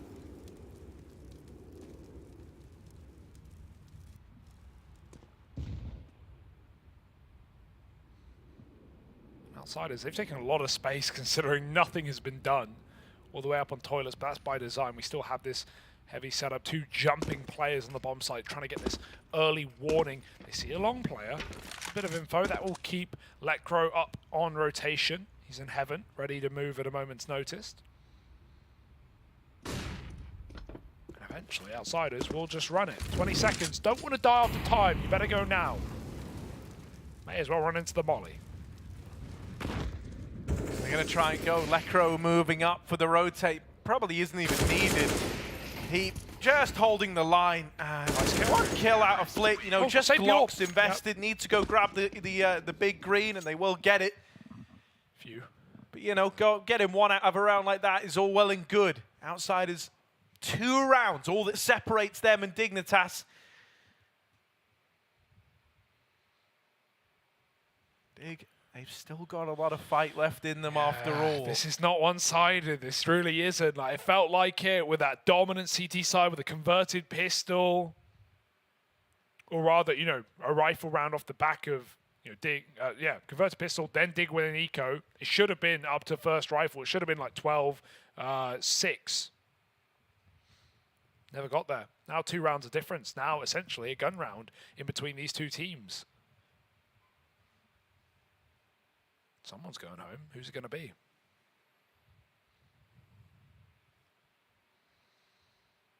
Everyone's antsy to play at this point, but we got to hold on. We got tech problems. Yeah, these are never ideal. Looking good to having go. A log back in. Yeah, get the Steam code. Never ideal to have something like that happen now, right? This moment of pause. Maybe, though, Outsiders having to just sit there and stew in this situation. The fact that it is coming down to the wire, you know, will that get to them? Oftentimes, this team is one that gets better. The longer they're in the server, the longer they're under the pressure. Dignitas all kick-started with that eco win in the 3rd round of this second half. Now believing again, and I mean, there really is like no equating how a round like that can pump you up. You know, what it can do to the mental game when you squeak one of those past the opponents.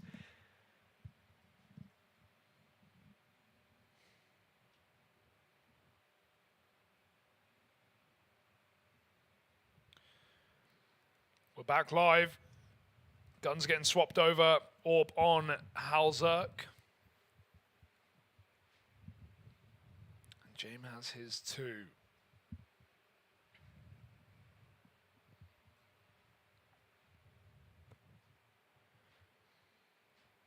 It's been a long day here, otherwise known as a quick match for Outsiders. Or maybe I jumped the gun here. No, I didn't.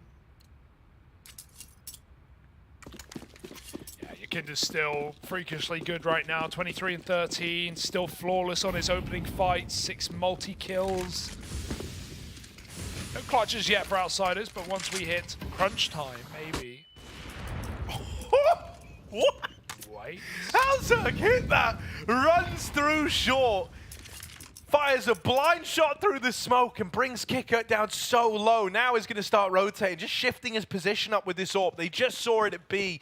Outsiders respond by trying to take long quickly. Heap is here. Heap is on the angle, but James will get rid of him.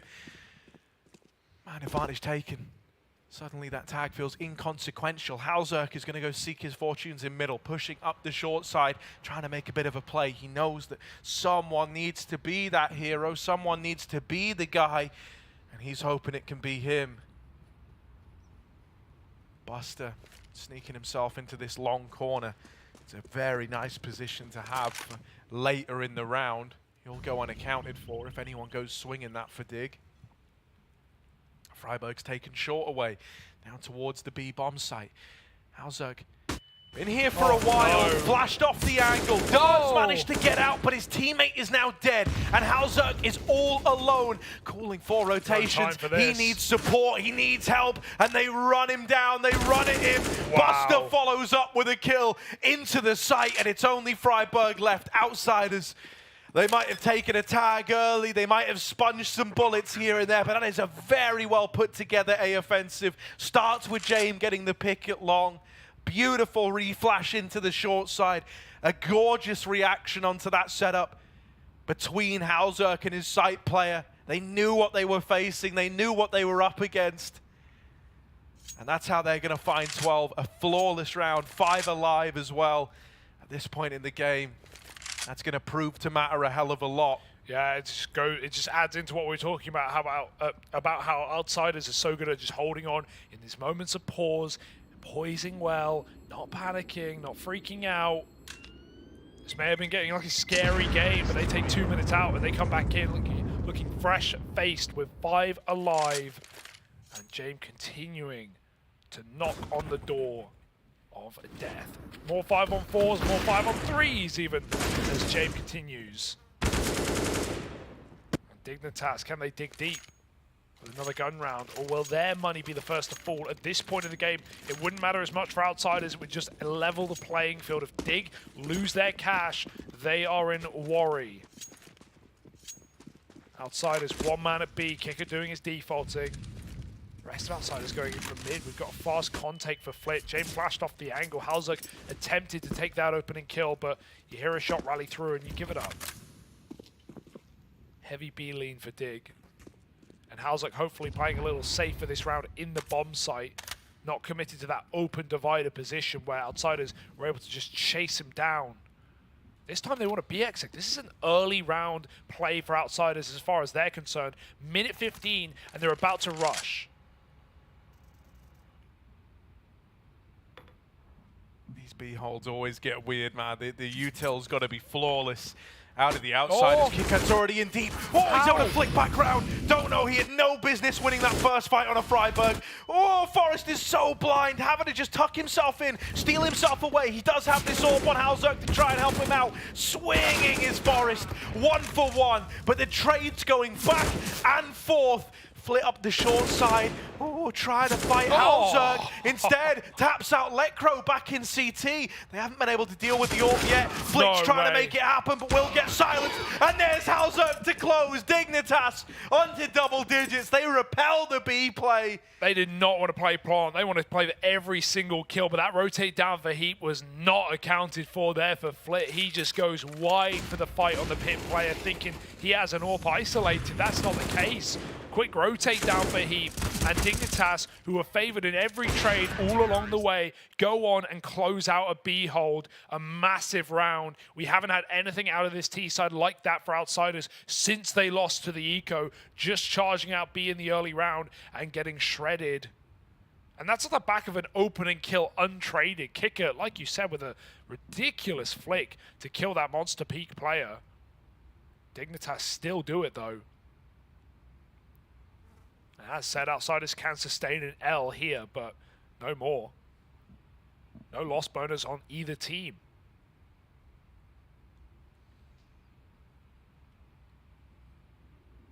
And that's a really reassuring round to see converted by Heap and Halzog when it is Freiburg and Forest, the solid B anchor players in this map right now, who are having a bit of a troubling time. Have been a lot quieter. Haven't been afraid to make moves, right? Taking a lot of short water control, because Outsiders have been doing heavy AD faults in most of this T side, but even so, it's something to keep in mind. 2 veterans of the team under 10 kills still.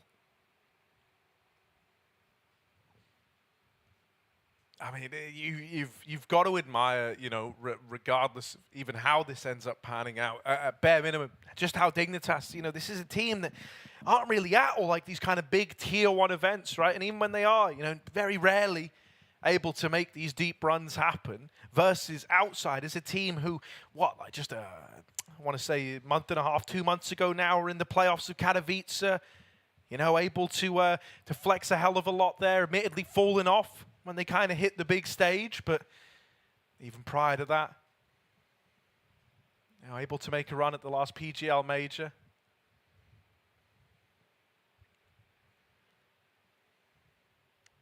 Dignitas remaining as resilient as one of the most resilient teams in Counter-Strike today. It's no easy feat.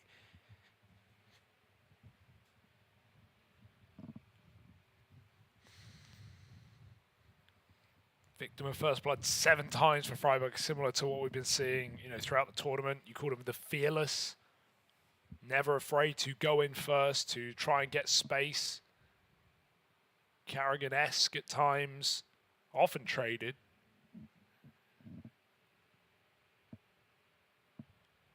However, 1 and 7 on those opening duels doesn't scream anything pretty in that regard. Luckily, T-side's over for him.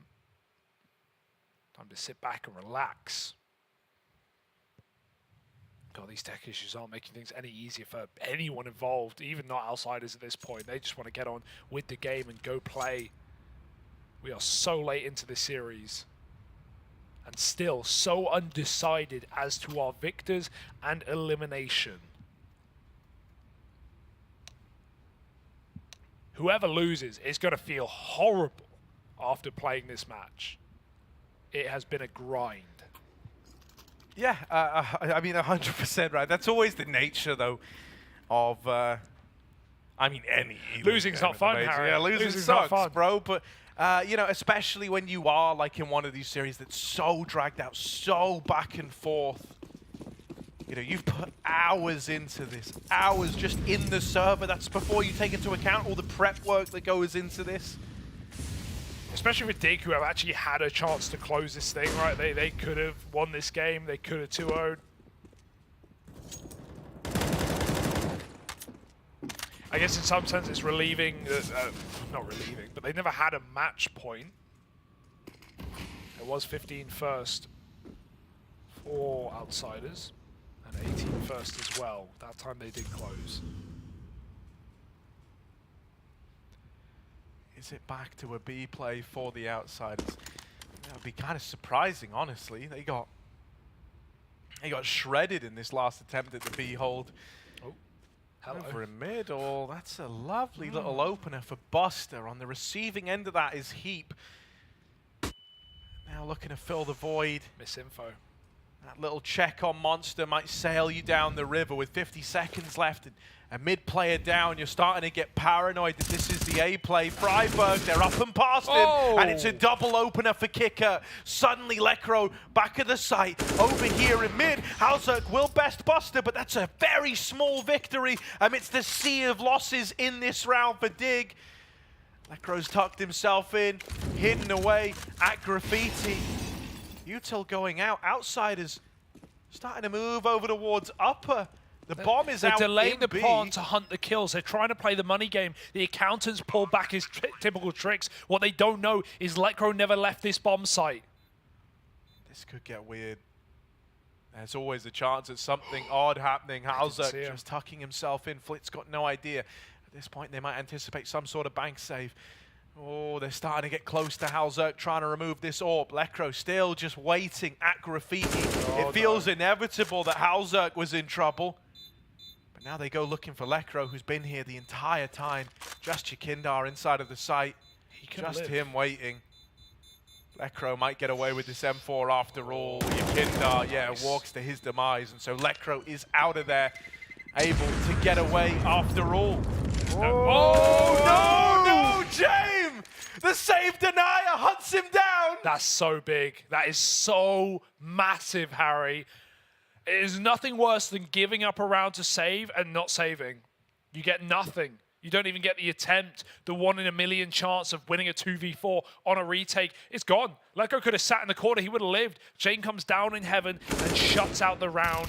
No one does it quite like him. And I love the delayed quad. It's scary from our perspective, but at no point is Lekro ever going for that. And that is high impact. Right there at the end. Money means everything.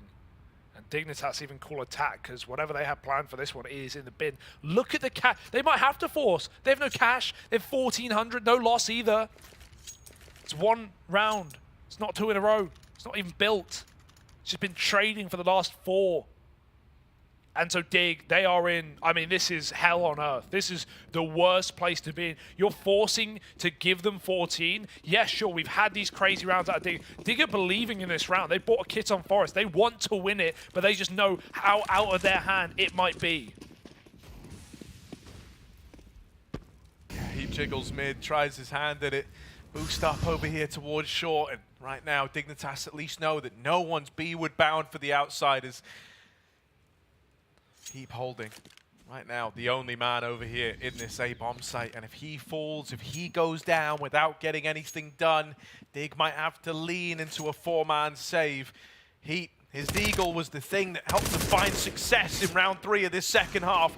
Can he do it again? He's getting wrapped. They're in the site. Yakindar's found him. There's a response for Halzerk. Oh, no. Makes it a double. Trying to face even more with the Deag. Trying to take these fights.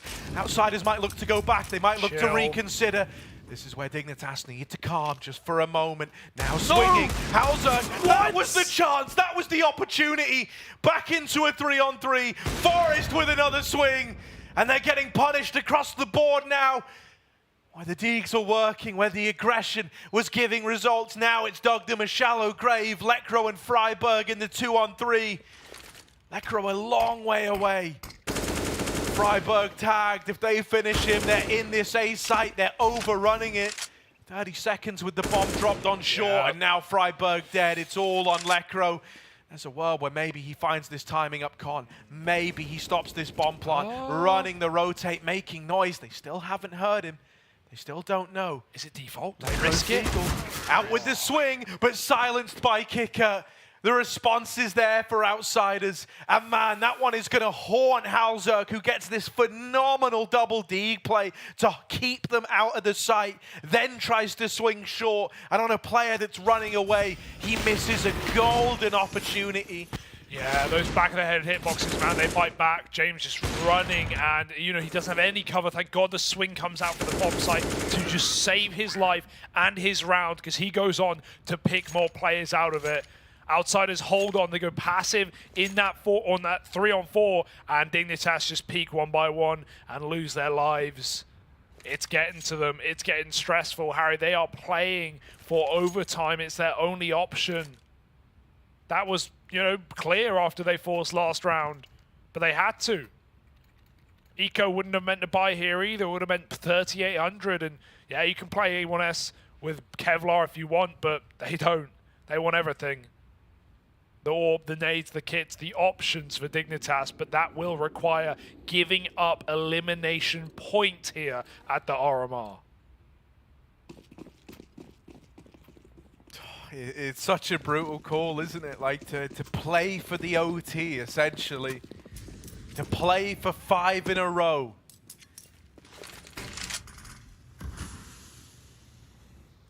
They've won this sort of round before, but that's not something you can actually replicate, surely. He's dodging Flash it. over, kicker, playing anti. They run right by him. Good for the double before he's traded. That is an AK now in the hands of Heap. Maybe that gives them something to go off of inside of this A site. Tucked on in. Freiburg here. Or Lekro rather. Freiburg already deleted down lower. Heap keeps up the good fight, and now they just got to get past one man over on A. Lekro tucked in, only armed with the USP. That's always going to be his crux. What on earth is he meant to do? Cleared, first man gone, tapped from the USP, but the trade is found. And Heap now up through the connector.